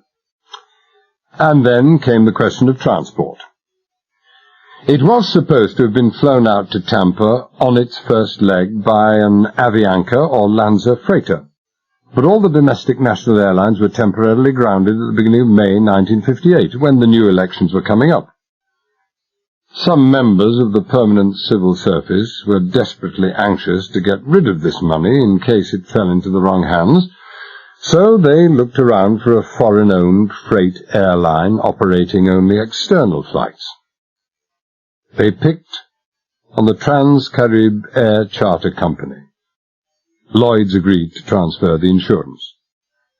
The Trans-Carib freighter filed a false flight plan and took off from Barranquilla, heading for Tampa via the Yucatan Strait. There were only 4 people in that plane, Violent. There was the pilot, a twin brother of the owner of the Trans-Carib line. There was the co-pilot, who also doubled as a navigator, and a woman and a small child, whom it was thought wiser not to leave behind, in case things went wrong at the elections. And it was found out the part played by the Trans-Carib in getting the money out of the country. They filed a false flight plan, Violent, but that didn't do them any good at all, for one of those noble and high-minded civil servants, who'd been so anxious to pay the debt to Britain and America, was as crooked as they come, and a creature of yours, Violent. He knew of the true flight plan, and radioed you. You were in Havana, and you'd everything laid on, hadn't you, Violent? How do you know all this? Violent croaked. Because I was, the owner of the Trans-Carib Air Charter Company. I felt unutterably tired. I don't know whether it was because of the pain or the foul air, or just because of the overwhelming sense of the emptiness of living. I was grounded at Belize in British Honduras at the time, but I managed to pick them up on the radio after they'd repaired it. They told me then that someone had tried to blow up the plane, but I know now that wasn't quite true. All they tried to do was to wreck the radio, to cut the DC off from the outer world. They almost succeeded, but not quite. You never knew, did you, Violent, that someone was in radio contact with that plane just before it was shot out of the sky? But I was. Just for 2 minutes, Violent. I looked at him slowly, consideringly, emptily. 2 little minutes that mean you die tonight. Violent stared at me with sick terror in his eyes. He knew what was coming all right, or thought he knew. He knew now who I was. He knew now what it was to meet a man who had lost everything, a man to whom pity and compassion were no longer even words. Slowly, as if at the expense of great effort and pain, he twisted his head to look at Royale. But for the first time ever there was no comfort, no security, no knowledge of safety to be found there. For the incredible was happening at last. Royale was afraid. I half turned and pointed at the shattered cabin of the DC. Take a good look, Violent, I said quietly. Take a good look at what you've done, and feel proud of yourself. In the captain's seat, that skeleton was once Peter Talbot, my twin brother. The other is Elizabeth Talbot. She was my wife, Violent. In the back of the plane will be all that's left of a very little boy. John Talbot, my son. He was 3.5 years old. I thought 1,000 times about how my little boy died, Violent. The bullets that killed my wife and brother wouldn't have got him. He'd have been alive till the plane hit the water. Maybe 2 or 3 minutes. The plane tumbling and falling through the sky, Violent. And the little boy sobbing and screaming, and terrified out of his mind. And his mother not coming when he called her name. When he called her name over and over again. But she couldn't come, could she, Violent? She was sitting in her seat dead. And then the plane hit the water, and even then, perhaps, Johnny was still alive. Maybe the fuselage took time to sink. It happens that way often, you know, Violent. Or had it air trapped inside when it sank? I wonder how long it was before the waters closed over him. Can't you see it, Violent? 3 years old, screaming and struggling and dying, and no one to hear him. And then the screaming and the struggling stopped. and my little boy was drowned. I looked out at the smashed plane cabin for a long time, or what seemed like a long time. And when I turned away, Violent caught my right arm.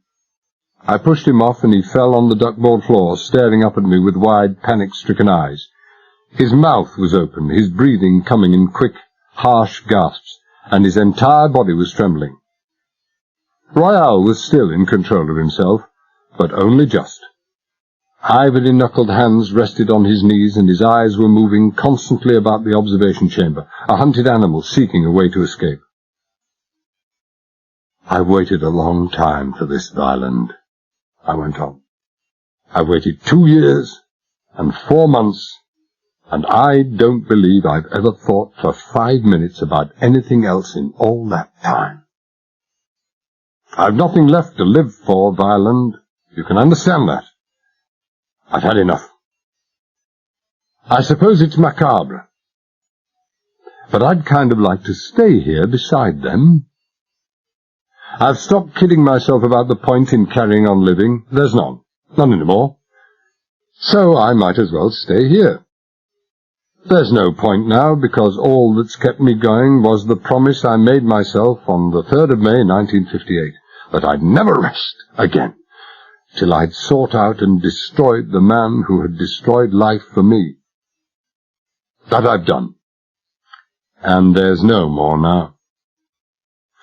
It should spoil it for me, I suppose, the thought that you'll be here also. But on the other hand, I suppose it's kind of fitting. The killers and their victims, all together in the end. You're mad, Violent whispered. You're mad. What are you saying? Only this.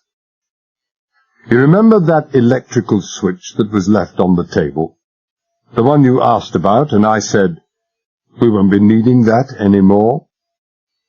Well, we won't. Not anymore. That was the master control for the ballast release switches, and without it, the ballast release is completely jinxed. And without releasing ballast, we can never rise again. Here we are, Violent, and here we stay. Forever. Chapter 12. The sweat poured down our faces in rivulets.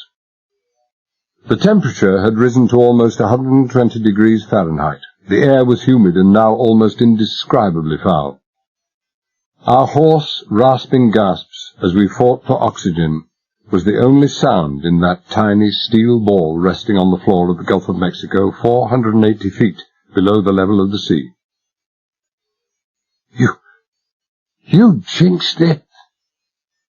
Violent's voice was a weak, incredulous whisper, his eyes near crazed with fear. We're stuck here. In this... His voice faded away as he turned his head and started looking around with all the terror-stricken desperation of a cornered rat about to die, which was all he was. There's no way out, Violent, I assured him grimly. Only through that entrance hatch. Maybe you want to try opening it.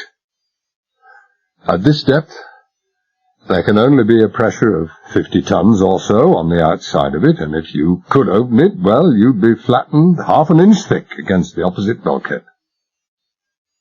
Don't take it too badly, Violent. The last few minutes will be agony, such as you've never believed man could know. You'll be able to see your hands and your face turning blue and purple in the last few seconds before all the major blood vessels in your lungs start to rupture.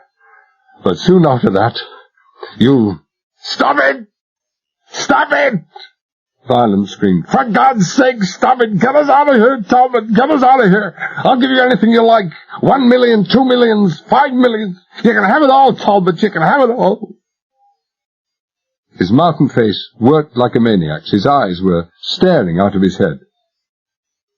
You make me sick, I said dispassionately. I wouldn't get you out if I could, Violent.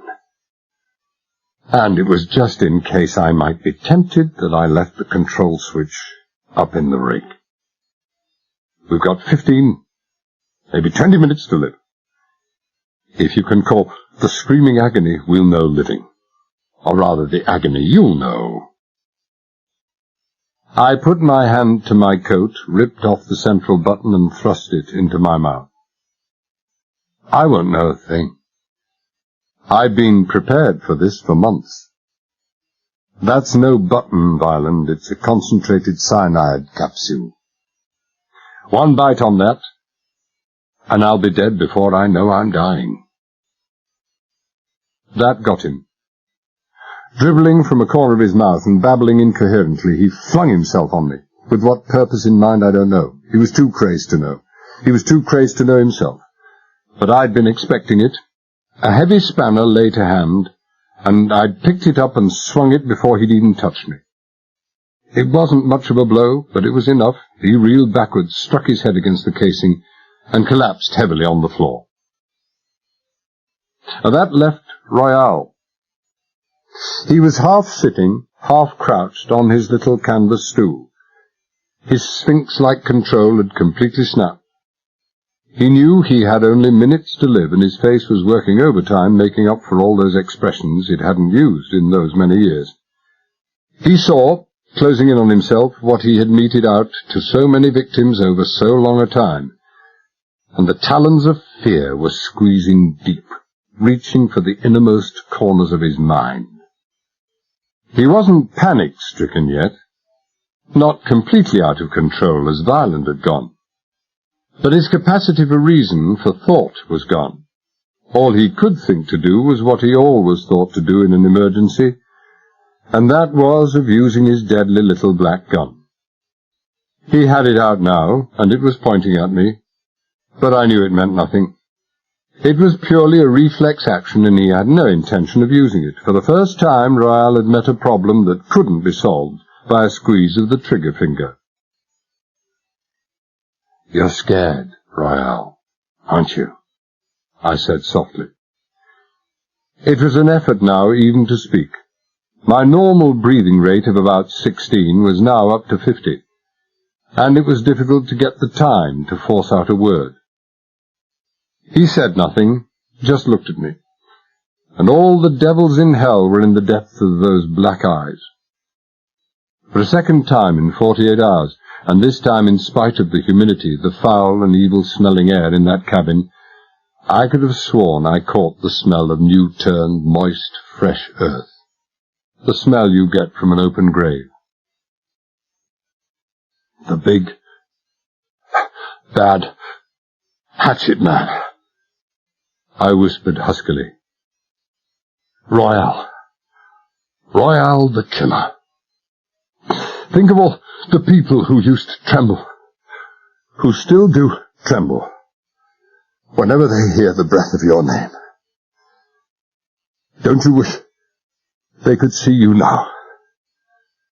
Don't you, Royale? Don't you wish they could see you trembling? You are trembling, Royale, aren't you?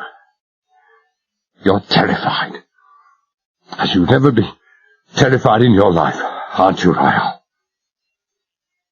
Again he said nothing. The devils were still in his eyes, but they weren't watching me anymore.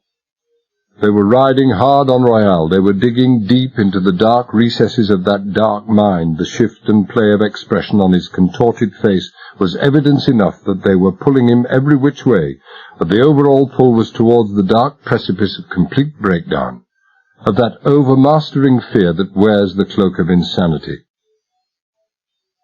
"You like it, Royale?" I said hoarsely. "Can't you feel your throat, your lungs starting to hurt? I can feel mine. And I can see your face starting to turn blue. Not much yet. It's just starting under the eyes. The eyes and the nose. They always show up first." I thrust my hand into my display pocket, brought out a little rectangle of polished chrome. "A mirror, Royale." Do you want to look into it? Don't you want to look into it? Don't you want to see? Damn you to hell, Talbot! He knocked the mirror flying out of my hand. His voice was halfway between a sob and a scream. I don't want to die! I don't want to die! But your victims did, didn't they, Royal? I could no longer speak intelligibly. It took me 4 or 5 breaths to pant out that one sentence. They all had their mind bent on suicide, and you had just helped them out of the depths of the kindness of your heart. Isn't that it, Royal? You're going to die, Talbot. His voice was a frenzied croak. The shaking gun was lined up on my heart. It's coming to you now! I'm laughing. I'm laughing out loud. I've got a cyanide tablet between my teeth. My chest was hurting. The inside of the observation chamber was beginning to swim before my eyes. I knew I couldn't last out much longer. Go ahead, I gasped. Go ahead! Come on, pull the trigger! He looked at me with crazy, unfocused eyes that had hardly any contact left with reality and fumbled the little black gun into its holster. The beating he'd taken over his head was now beginning to take its toll. He was in an even worse state than I was. He began to sway in his seat and suddenly fell forward onto his hands and knees, shaking his head from side to side as if to clear away a fog. I leaned across him, barely conscious myself, closed my fingers over the control knob of the carbon dioxide absorption unit and turned it from minimum all the way up to maximum. It would take 2 minutes, perhaps 3, before there would be any noticeable improvement, maybe the best part of 10 minutes before the atmosphere inside that chamber was anything like back to normal. Right then, it made no difference at all. I bent over Royal. You're dying, Royal, I gasped out. How does it feel to die, Royal? Tell me, please, how does it feel? How does it feel to be buried in a tomb 500 feet beneath the surface of the sea? How does it feel to know that you'll never breathe that wonderful, clean, fresh air of the world above again? How does it feel to know you'll never see the sun again? How does it feel to die? Tell me, Royal, how does it feel? I bent still closer to him. Tell me, Royal, how would you like to live? He didn't get it. He was that far gone. How would you like to live, Royal? I almost had to shout the words. I want to live. His voice was a harsh moan of pain. His clenched right fist was beating weakly on the deck of the chamber. Oh, God, I want to live. Maybe I can give you your life yet. Maybe. You're down on your hands and knees, aren't you, Royal? You're begging for your life, aren't you, Royal? I thought I'd see the day when you were on your hands and knees begging for your life. And now you're doing just that, aren't you, Royal? Damn you, Talbot! His voice was a hoarse, despairing, agonized shout. He was swaying on his hands and knees now, his head turning from side to side, his eyes screwed shut. Down there on the floor, the air must have been foul and contaminated to a degree, almost completely without oxygen. And his face was really beginning to show the first tinges of blue. He was breathing with the rapidity of a panting dog, each brief, indrawn breath a whoop of agony. Get me out of here! For God's sake! Get me out of here! You're not dead yet, Royal, I said in his ear. Maybe you will see the sun again. But maybe you won't. I lied to Violin Royal. The master switch for the ballast release is still in position. I just altered a couple of wires. That's all. It would take you hours to find out which two. I could fix it in 30 seconds. He stopped swaying his head, looked up at me with a blue-tinged, sweat-sheened face, with bloodshot, fear-darkened eyes that carried far back in them the faintest flicker of hope. "Get me out of here, Talbot," he whispered. He didn't know whether there was any hope, or whether this was just a further refinement of torture. I could do it, Royale. Couldn't I? See, I've got the screwdriver right here. I showed it to him, smiled down without any compassion. But I've still got this cyanide tablet in my mouth, Royale. I showed him the button gripped between my teeth. "Don't!" A hoarse cry. "Don't bite on that! You're mad, Talbot, mad! God, you're not human!" Coming from Royale, that was good. "Who killed Jablonski?" I asked quietly. It was becoming easier to breathe now, but not down where Royale was. "I did. I killed him," Royale moaned. "How?" "I shot him through the head. He was asleep. And then we buried him in the kitchen garden." Royale was still moaning and swaying, but he was putting everything he could muster into his reeling thoughts to try to express them coherently. His nerve for the moment was gone beyond recall. He was talking for his life, and he knew it. "Who's behind Violin?" "Nobody." "Who's behind Violin?" I repeated implacably. "Nobody!" His voice was almost a scream. He was so desperate to convince me. There were two men, a Cuban minister in the government, and Juarez, a permanent civil servant in Colombia, but not now." "What happened to them?"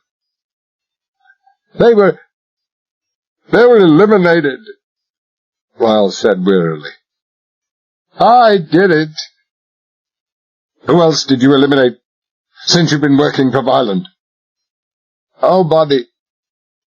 I showed him the button between my teeth, and he shuddered. The pilot flying the fighter that shot down this plane, he knew too much."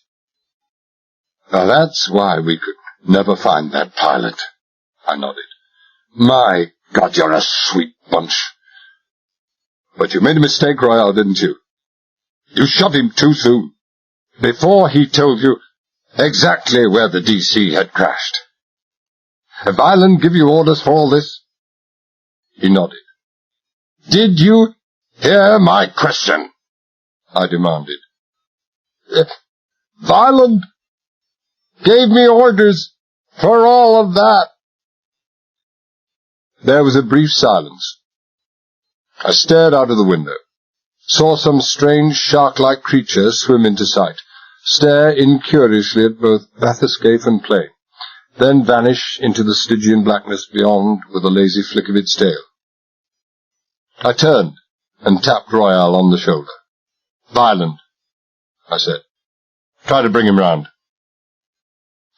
While Royale stooped over his employer, I reached above him for the oxygen regenerating switch. I didn't want the air getting too fresh too soon. After maybe a minute or so, Royale managed to bring Violin to. Violin's breathing was very distressed. He was pretty far gone in the first stages of anoxia. But for all that, he still had some breath left. For when he opened his eyes, staring wildly around, and saw me with the button still between my teeth, he started screaming, time and again, a horrible nerve-drilling sound in that tiny, confined metal space. I reached forward to smack his face, to jolt him out of his panic-stricken hysteria, but Royale got there first. Royal had had his tiny, fleeting glimpse of hope, and he meant to play that hope to the end of the way. He lifted his hand, and he wasn't any too gentle with Violent. "Stop it!" Royal shook him violently. "Stop it! Stop it! Stop it! Talbot says he can fix this machine. You hear me? Talbot says he can fix it." Slowly the screaming died away, and Violent stared at Royal with eyes where the first faint flicker of comprehension was beginning to edge in on the fear and the madness.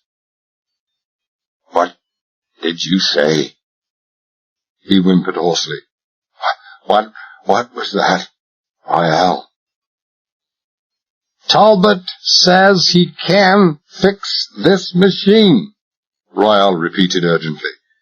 "He says he lied to us. He says that the switch he left up top wasn't important. He can fix it." You can fix it, Talbot?" Violent's eyes widened until I could see a ring of white all round the irises.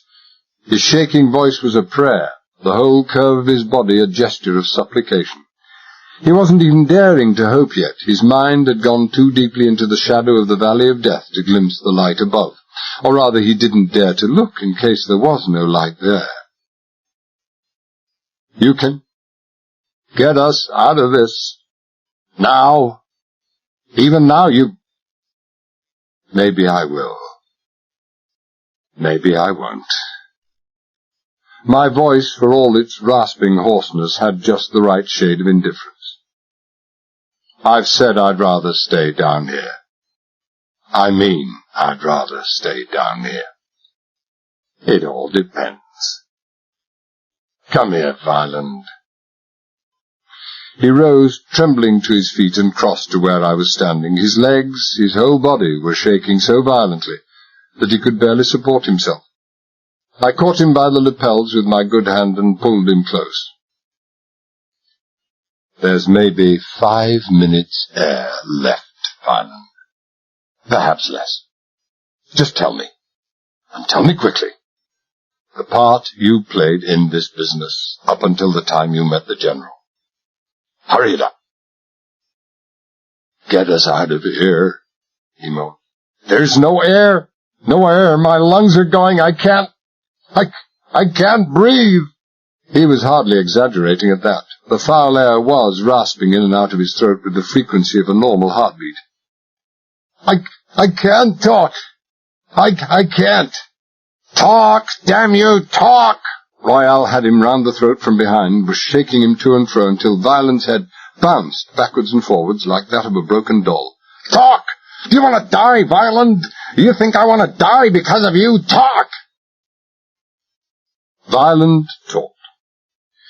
In less than 3 gasping, coughing, choking minutes, he'd told me all I ever wanted to know.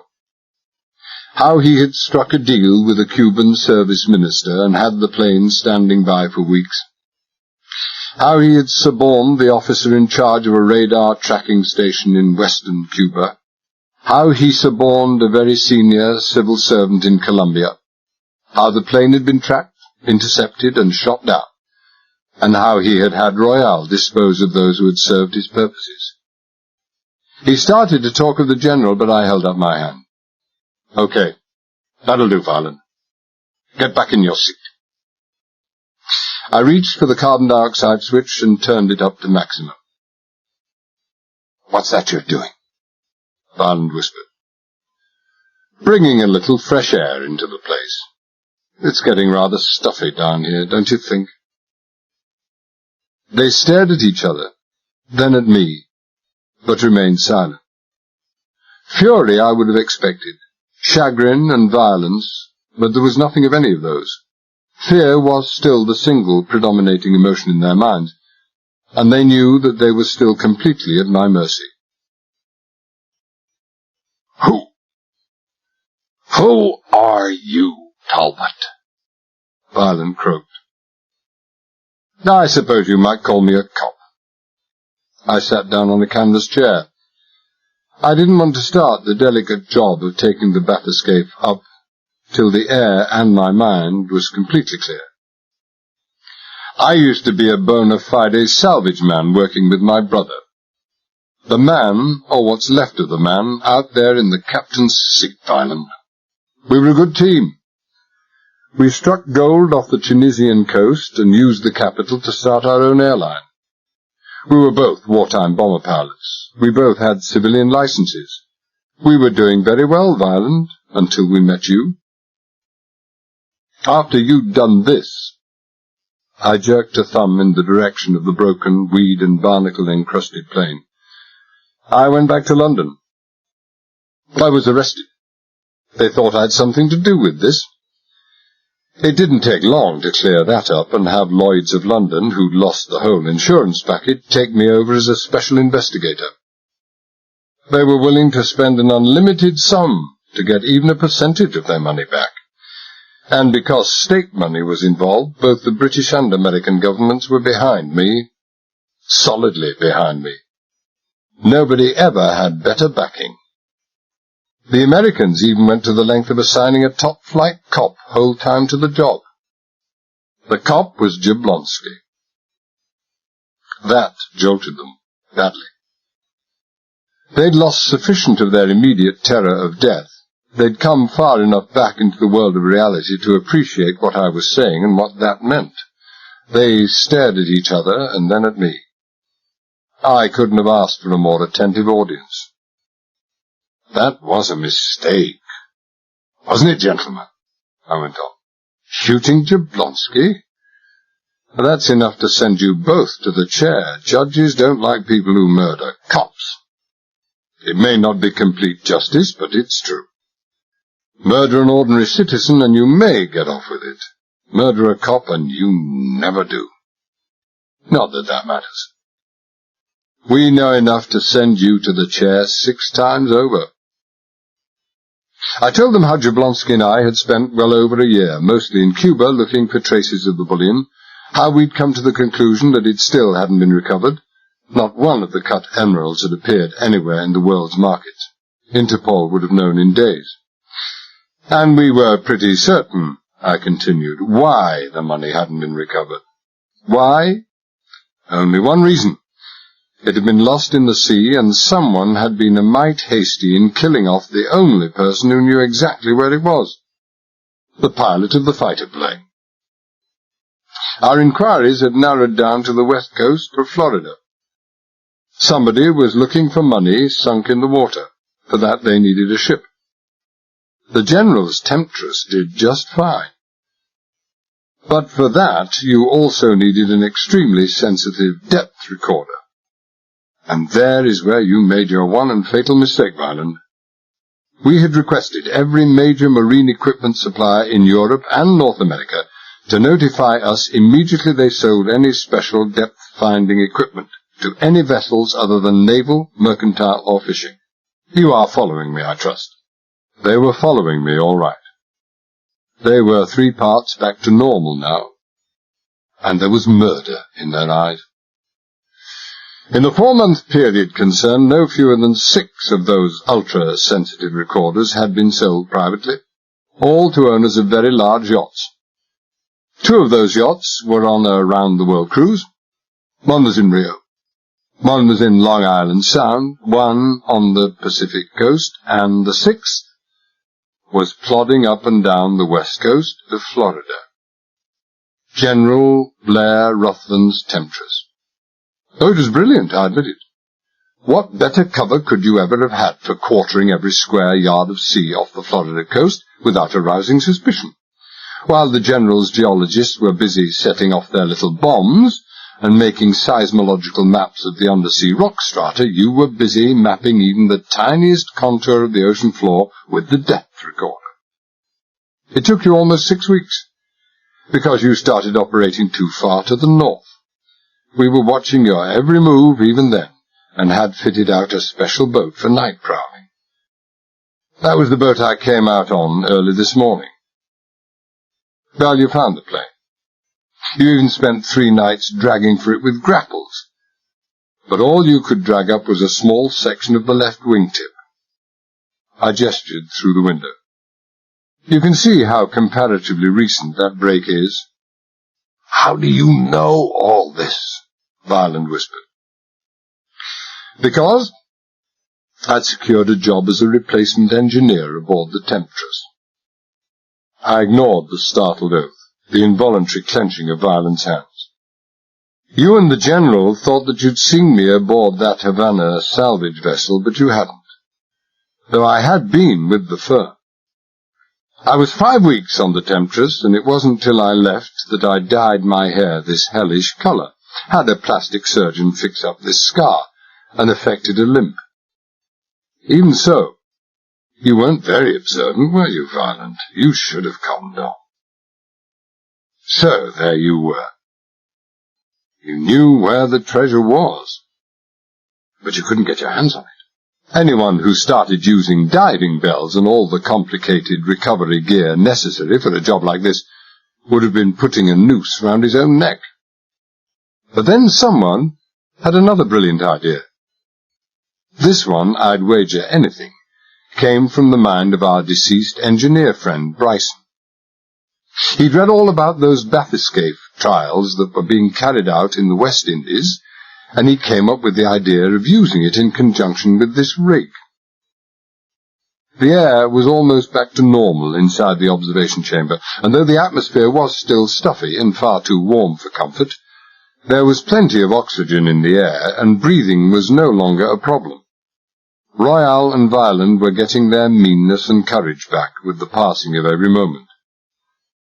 So, you see, everyone was having brilliant ideas, I continued. But the real beauty, the one that's brought you two to the end of the road, was Jablonski's. It was Jablonski who thought that it would be real kind and helpful of us if we could provide a bathyscaphe for you to do the job. Violent swore, softly and vilely, looked slowly at Royale and then back to me. You mean... he began. It was all laid on, I said tiredly. I was taking no pleasure in any of this. The French and British navies were carrying out tests with it in the Gulf of Lions, but they readily agreed to continue those tests out here. We made sure that it got terrific publicity. We made sure that its advantages were pointed out time and time again, that not even the biggest moron could fail to understand how good it was for stealthy underwater salvage and recovery of buried treasure. We knew it would be a matter of time before the Temptress turned up, and so she did. So we left it in a nice, lonely place. But before we left it, I jinxed it. So thoroughly that no one, apart from the electrician who'd wired it in the first place, and myself, could ever have got it going again. You had to have someone to unjinx it, didn't you, Violent? Wasn't it a fortunate coincidence that I happened to turn up at the right time? Incidentally, I wonder what our friends the field foreman and petroleum engineer are going to say when they find that they've spent the better part of 3 months drilling a couple of miles away from where the geologists told them to. I suppose it was you and Bryson who altered the reference navigation marks on the charts to bring you within shouting distance of the treasure and miles away from where the oil strata lie. At the present rate, they'll end up with the pipe in the Indian Ocean and still no oil. You're not gonna get off with this, Violent said savagely. By God, you're not. Shut up, I interrupted contemptuously. Shut up, or I'll turn a knob here, pull a switch there, and have the two of you grovelling on your hands and knees and begging for your lives as you were doing not 5 minutes ago. They could have killed me there and then. They could have watched me die in screaming agony, and the tears of joy would have rolled down their cheeks. Nobody had ever talked like this to them before, and they had just no idea what to say, what to do about it, for their lives were still in my hands. And then, after a long moment, Violent leaned back in his stool and smiled. His mind was working again. I suppose, Talbot, that you were entertaining some idea of turning us over to the authorities. Is that it? He waited for a reply, but when none came, he went on. If you were, I'd change your mind about it. For such a clever cop, Talbot, you've been very blind in one spot. I'm sure you wouldn't want to be responsible for the deaths of two innocent people, would you not, Talbot? What are you talking about? I asked slowly. I'm talking about the General. Violent flicked a glance at Royale. A glance for the first time empty of fear. A look of triumph. General Blair Ruthven. The General, his wife, and his younger daughter. Do you know what I'm talking about, Talbot? What has the General's wife got to do? My God! And for a moment I thought you had us. The relief in Violent's face was almost of a tangible quality. You fool, Talbot. You blind fool. The General. Did it never occur to you to think how we got him to come in with us? Did it never occur to you to wonder why a man like that would let us use his yacht, his rig, and anything else we wanted to? Didn't it, Talbot? Didn't it? Well, I thought. You thought, he sneered. You poor fool. Old Ruthven had to help us whether he wanted to or not. He helped us because he knew the lives of his wife and his young daughter depended on us. His wife and young daughter? But they've had a legal separation, haven't they? The General and his wife? I mean, I read all about it. Sure you read all about it. Violent, his terror forgotten, was almost jovial now. So did 100 million others. The General made good and sure that the story got around. It would have been just too bad if the story hadn't got around.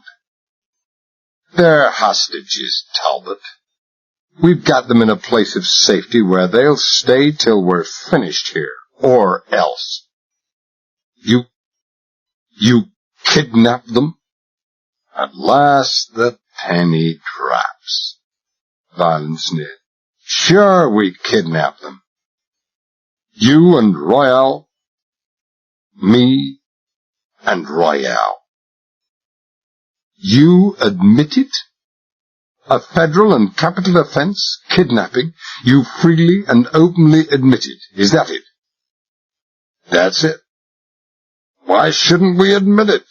Violent blustered. But he'd suddenly become uneasy. So you'd better forget about the cops, and any ideas you have about delivering us to them. Besides, how do you think you're going to get us up the caisson and off the rig without being chopped into little pieces? I reckon you're mad, Talbot. The General's wife and daughter, I mused as if I hadn't heard him. It wasn't a bad idea.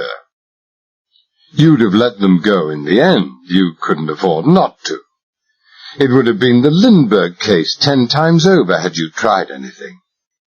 On the other hand, you knew the General wouldn't start anything afterwards. It would only be his word against yours, and up your sleeve you always carried the trump card, Royale. As long as Royale walked the face of America, the General would never speak. This whole operation probably cost him a cool $1 million. For the General, a bagatelle, compared to the value of a wife and children. A sweet setup. Correct. I hold the trumps, Talbot. Yes, I said absently. And every day, just on noon, you sent a coded telegram in the General's company code to your watchdogs who kept an eye on Mrs. Ruthven and Jean. You see, Violent, I even know the daughter's name. And if the coded telegram didn't arrive in 24 hours, they had instructions to ship them to another place, a safer hideout. Atlanta wasn't too safe, I'm afraid. Violent's face was grey, his hands beginning to shake again. His voice came as a strained whisper. What are you saying? I only caught on 24 hours ago. I replied. "We've been blind. We'd been checking every outgoing cable from Marble Springs for weeks, but we forgot all about the inland telegrams. When I did catch on, a message to Judge Mollison from me, through Kennedy, remember that fight we had? I slipped it to him then, started off what must have been the most concentrated and ruthless manhunt for years. The FBI would stop at nothing. Not since Jablonski got his, and obviously they stopped at nothing. Mrs. Ruthven and Jean are safe and well. Your friends, Violent, are under lock and key, and talking their heads off to beat the rap." This last bit was guesswork, but I thought my guess wouldn't be so far out. "You're making this up," Violent said huskily. Fear was back in his face, and he was clutching at straws. "You've been under guard all day, and—" "If you were up in the radio shack and could see the state of that creature of yours who tried to stop me from putting through a radio call to the sheriff, you wouldn't say that. It was Kennedy who gave Royale here his sore head. It was Kennedy who dragged him inside the room and kept on making those calculations on the papers on my desk while I went up to attend to things. You see, I didn't dare move till they were free. But they are free." I looked at the grey and stricken and hunted face and looked away again. It wasn't a pretty sight. The time had come to get back. I had found out all I wanted to know, got all the evidence I would ever want. I opened up a circuit box, unbuttoned and repositioned 4 wires, closed the circuit box again, and pulled the first of the 4 electromagnetic releases for the lead shot ballast. It worked. 2 clouds of grey pellets showered mistily by the side observation windows and disappeared into the black mud on the seabed. It worked, but the lightening of the weight made no difference. The bathyscaphe didn't budge. I pulled the second switch, emptied the second pair of containers. Still, we remained immovable. We were sunk pretty deep into that mud. How deep, I didn't know. But this had never happened before on tests. I sat down to work out if there was any factor I'd forgotten. And now that the strain was over, the pain was back in my shoulder and mouth, and I wasn't thinking so well any more. I removed the button from between my teeth and absent-mindedly placed it in a pocket. Was that cyanide? Violent's face was still grey. "Don't be silly. Antler horn, best quality." I rose, pulled the other 2 switches simultaneously. They worked, but again, nothing happened. I looked at Violent and Royale, and saw reflected in their faces the fear that was beginning to touch in my own mind. God, I thought, how ironic it would be if, after all I'd said and done, we were to die down here. There was no point in putting off the moment of decision. I started up both motors, inclined the planes to the maximum upwards elevation, started up the tow rope motor, and at the same moment pressed the switch that jettisoned the 2 big electric batteries mounted on the outside of the scaphe. They fell simultaneously with a thud that jarred the bathyscaphe, sending up a dark, spreading cloud of viscous-looking mud. For 2 moments of eternity, nothing happened. The bolt was shot. The last hope gone. When all in a second the scaphe trembled, broke suction aft, and started to rise. I heard Violent sobbing with relief and terror. I switched off the engines, and we rose steadily, smoothly, on an even keel, now and again starting the tow rope motor to take in some slack. We were about 100 feet up when Royale spoke. "So, it was all a plant, Talbot. You never had any intention of keeping us down there." His voice was an evil whisper, the one good side of his face back to its expressionless normal again. "That's it," I agreed. Why, Talbot? To find out exactly where the treasure was. But that was really secondary. I knew it wasn't far away. A government survey ship could have found it in a day. Why, Talbot? He repeated in the same monotone. Because I had to have evidence. I had to have evidence to send you both to the chair. Up till now we had no evidence whatsoever. All along the way your back trail was divided into a series of watertight compartments with locked doors. Royale locked those doors by killing everybody and anybody who might talk. Incredibly, there wasn't a single solitary thing we could pin on you. There wasn't a person who could split on you for the sufficient reason that all those who could were dead. The locked doors. But you opened them all today. Fear was the key to all the doors. You got no evidence, Talbot, Royale said.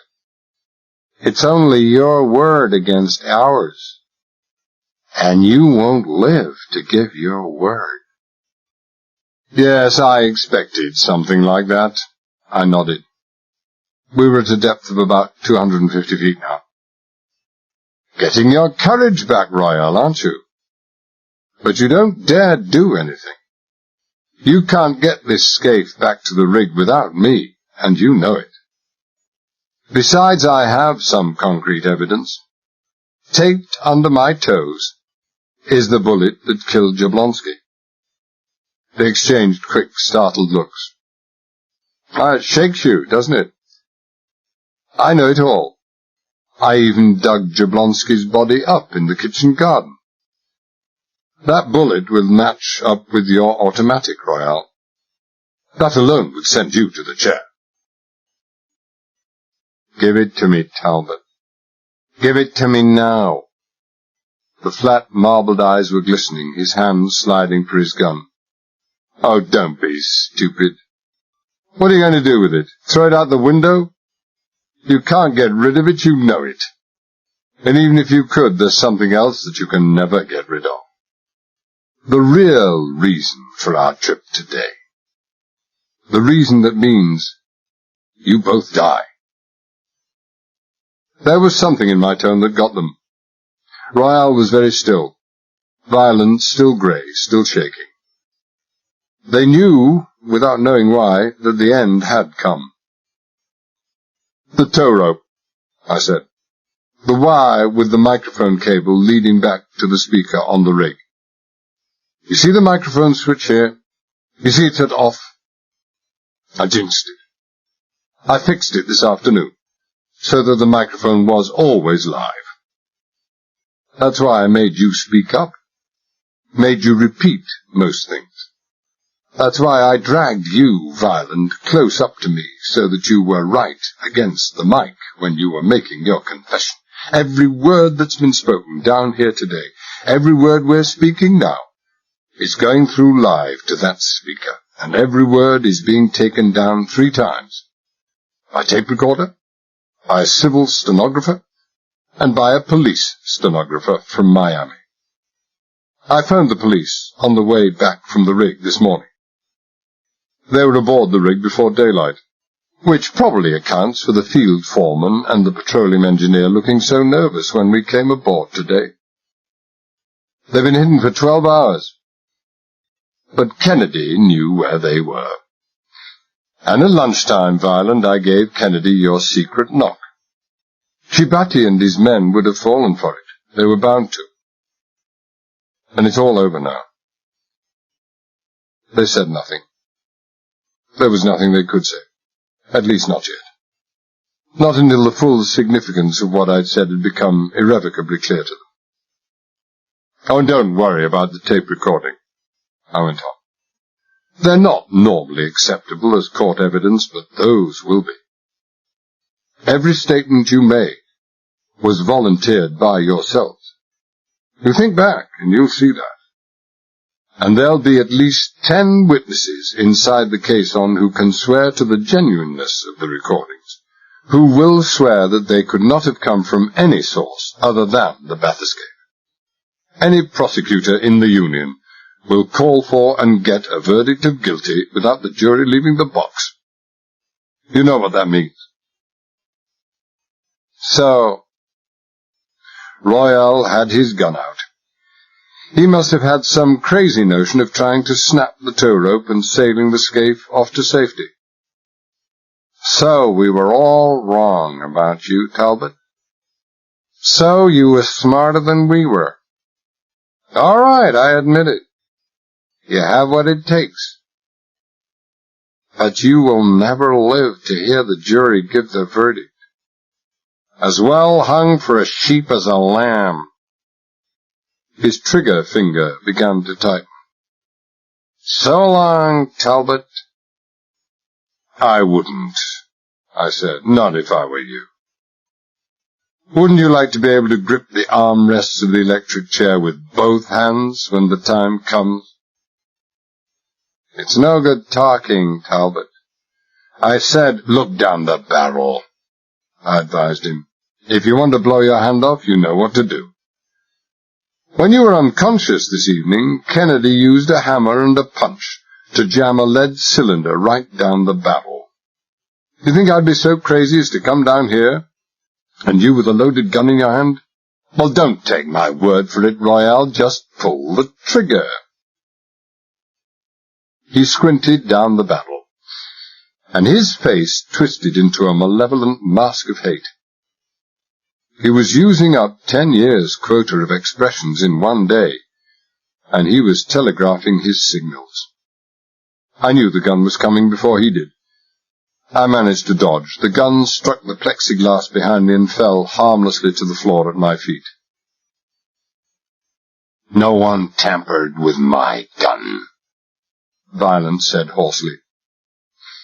He was almost unrecognizable as the smooth, urbane, slightly florid top executive he'd been. His face was haggard now, curiously aged and covered in a greyish sheen of sweat. Made a mistake at last, haven't you, Talbot? His breath was coming in brief, shallow gasps. You're not going... He broke off, hand halfway inside his coat, and stared down into the muzzle of the heavy Colt, pointing in between his eyes. Where did you get that? It's Larry's gun. Was. You should have searched me, shouldn't you? Not Kennedy. Fools. Sure, it's Larry's gun. That dope-headed junkie who claimed he was your son. I looked steadily at him. I didn't want any gunfire 150 feet below sea level. I didn't know what might happen. I took it off him this evening, Violent, just about an hour ago.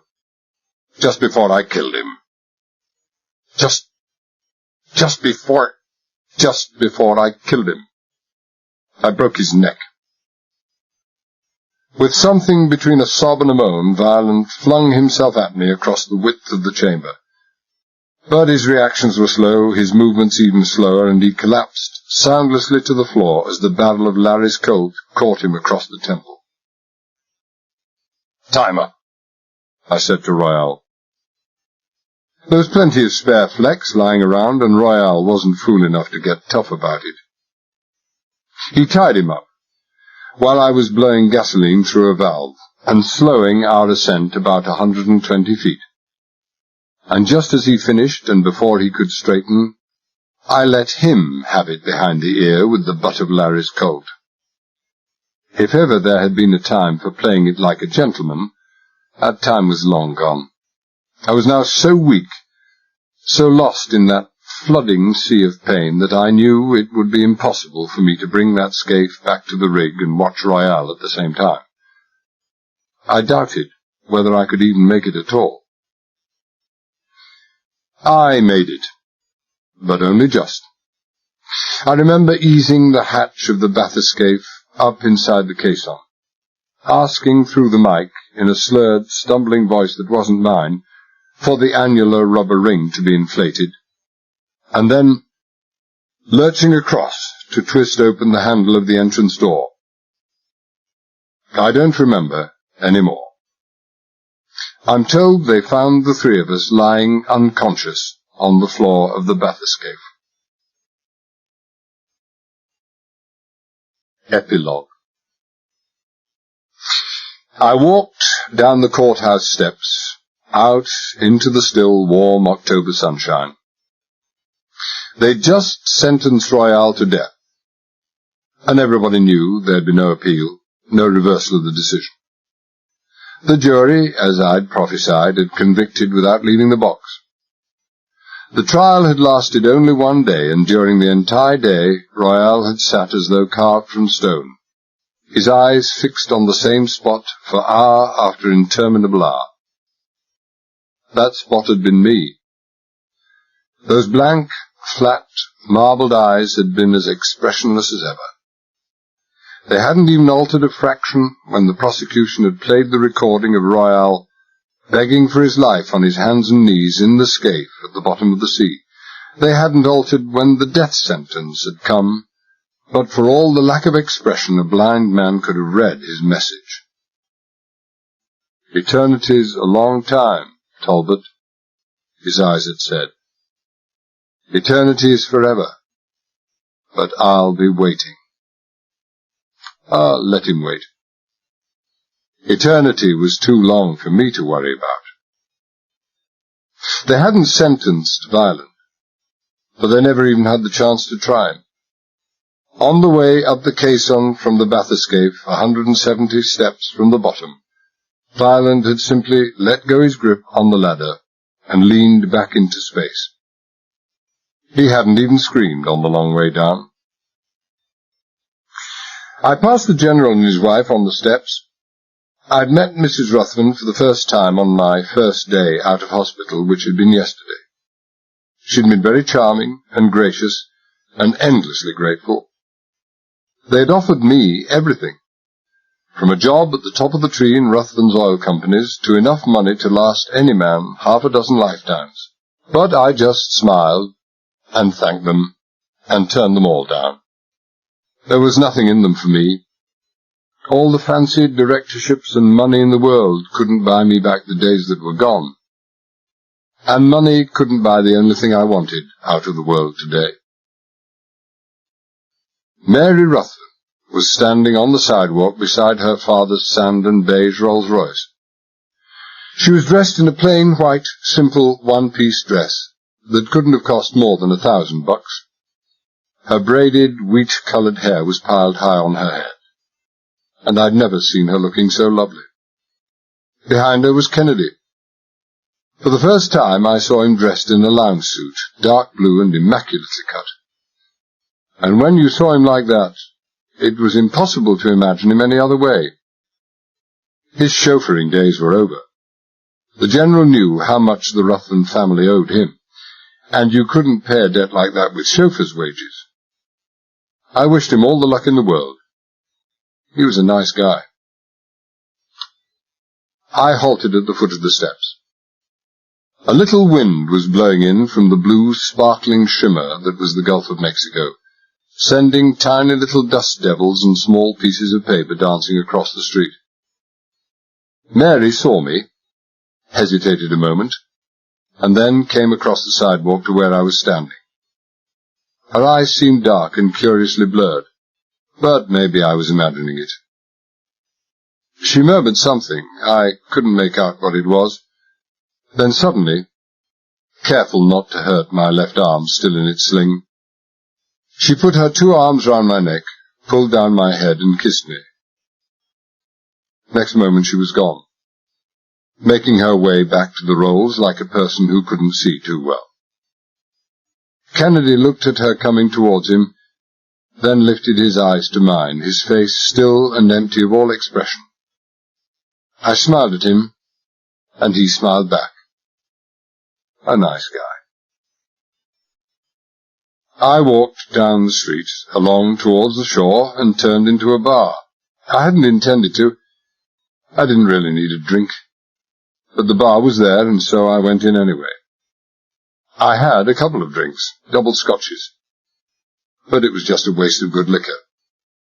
I left, and made my way down to a bench by the shore. An hour, 2 hours, I don't know how long I sat there. The sun sank down close to the rim of the sea and the sky turned to orange and gold, and I could see, faintly on the horizon, and weirdly silhouetted against this flaming backdrop, the massively grotesque angularity of the oil rig X-13. X-13. I suppose that would always be a part of me now. That and the broken-winged DC that lay 580 yards to its southwest, buried under 480 feet of water. For better or for worse, it would always be a part of me. For worse, I thought, for worse. It was all over and done with, and empty now, and it meant nothing. For that was all that was left. The sun was on the rim of the sea now, and the western world a great red flame, a flame that would soon be extinguished and vanish as if it had never been. And so it had been with my red rose, before it had turned to white. The sun was gone, and the night rushed across the sea. With the dark came the cold. So I rose stiffly to my feet and walked back to the hotel. That was Fear is the Key by Alistair MacLean, read by Francis Matthews.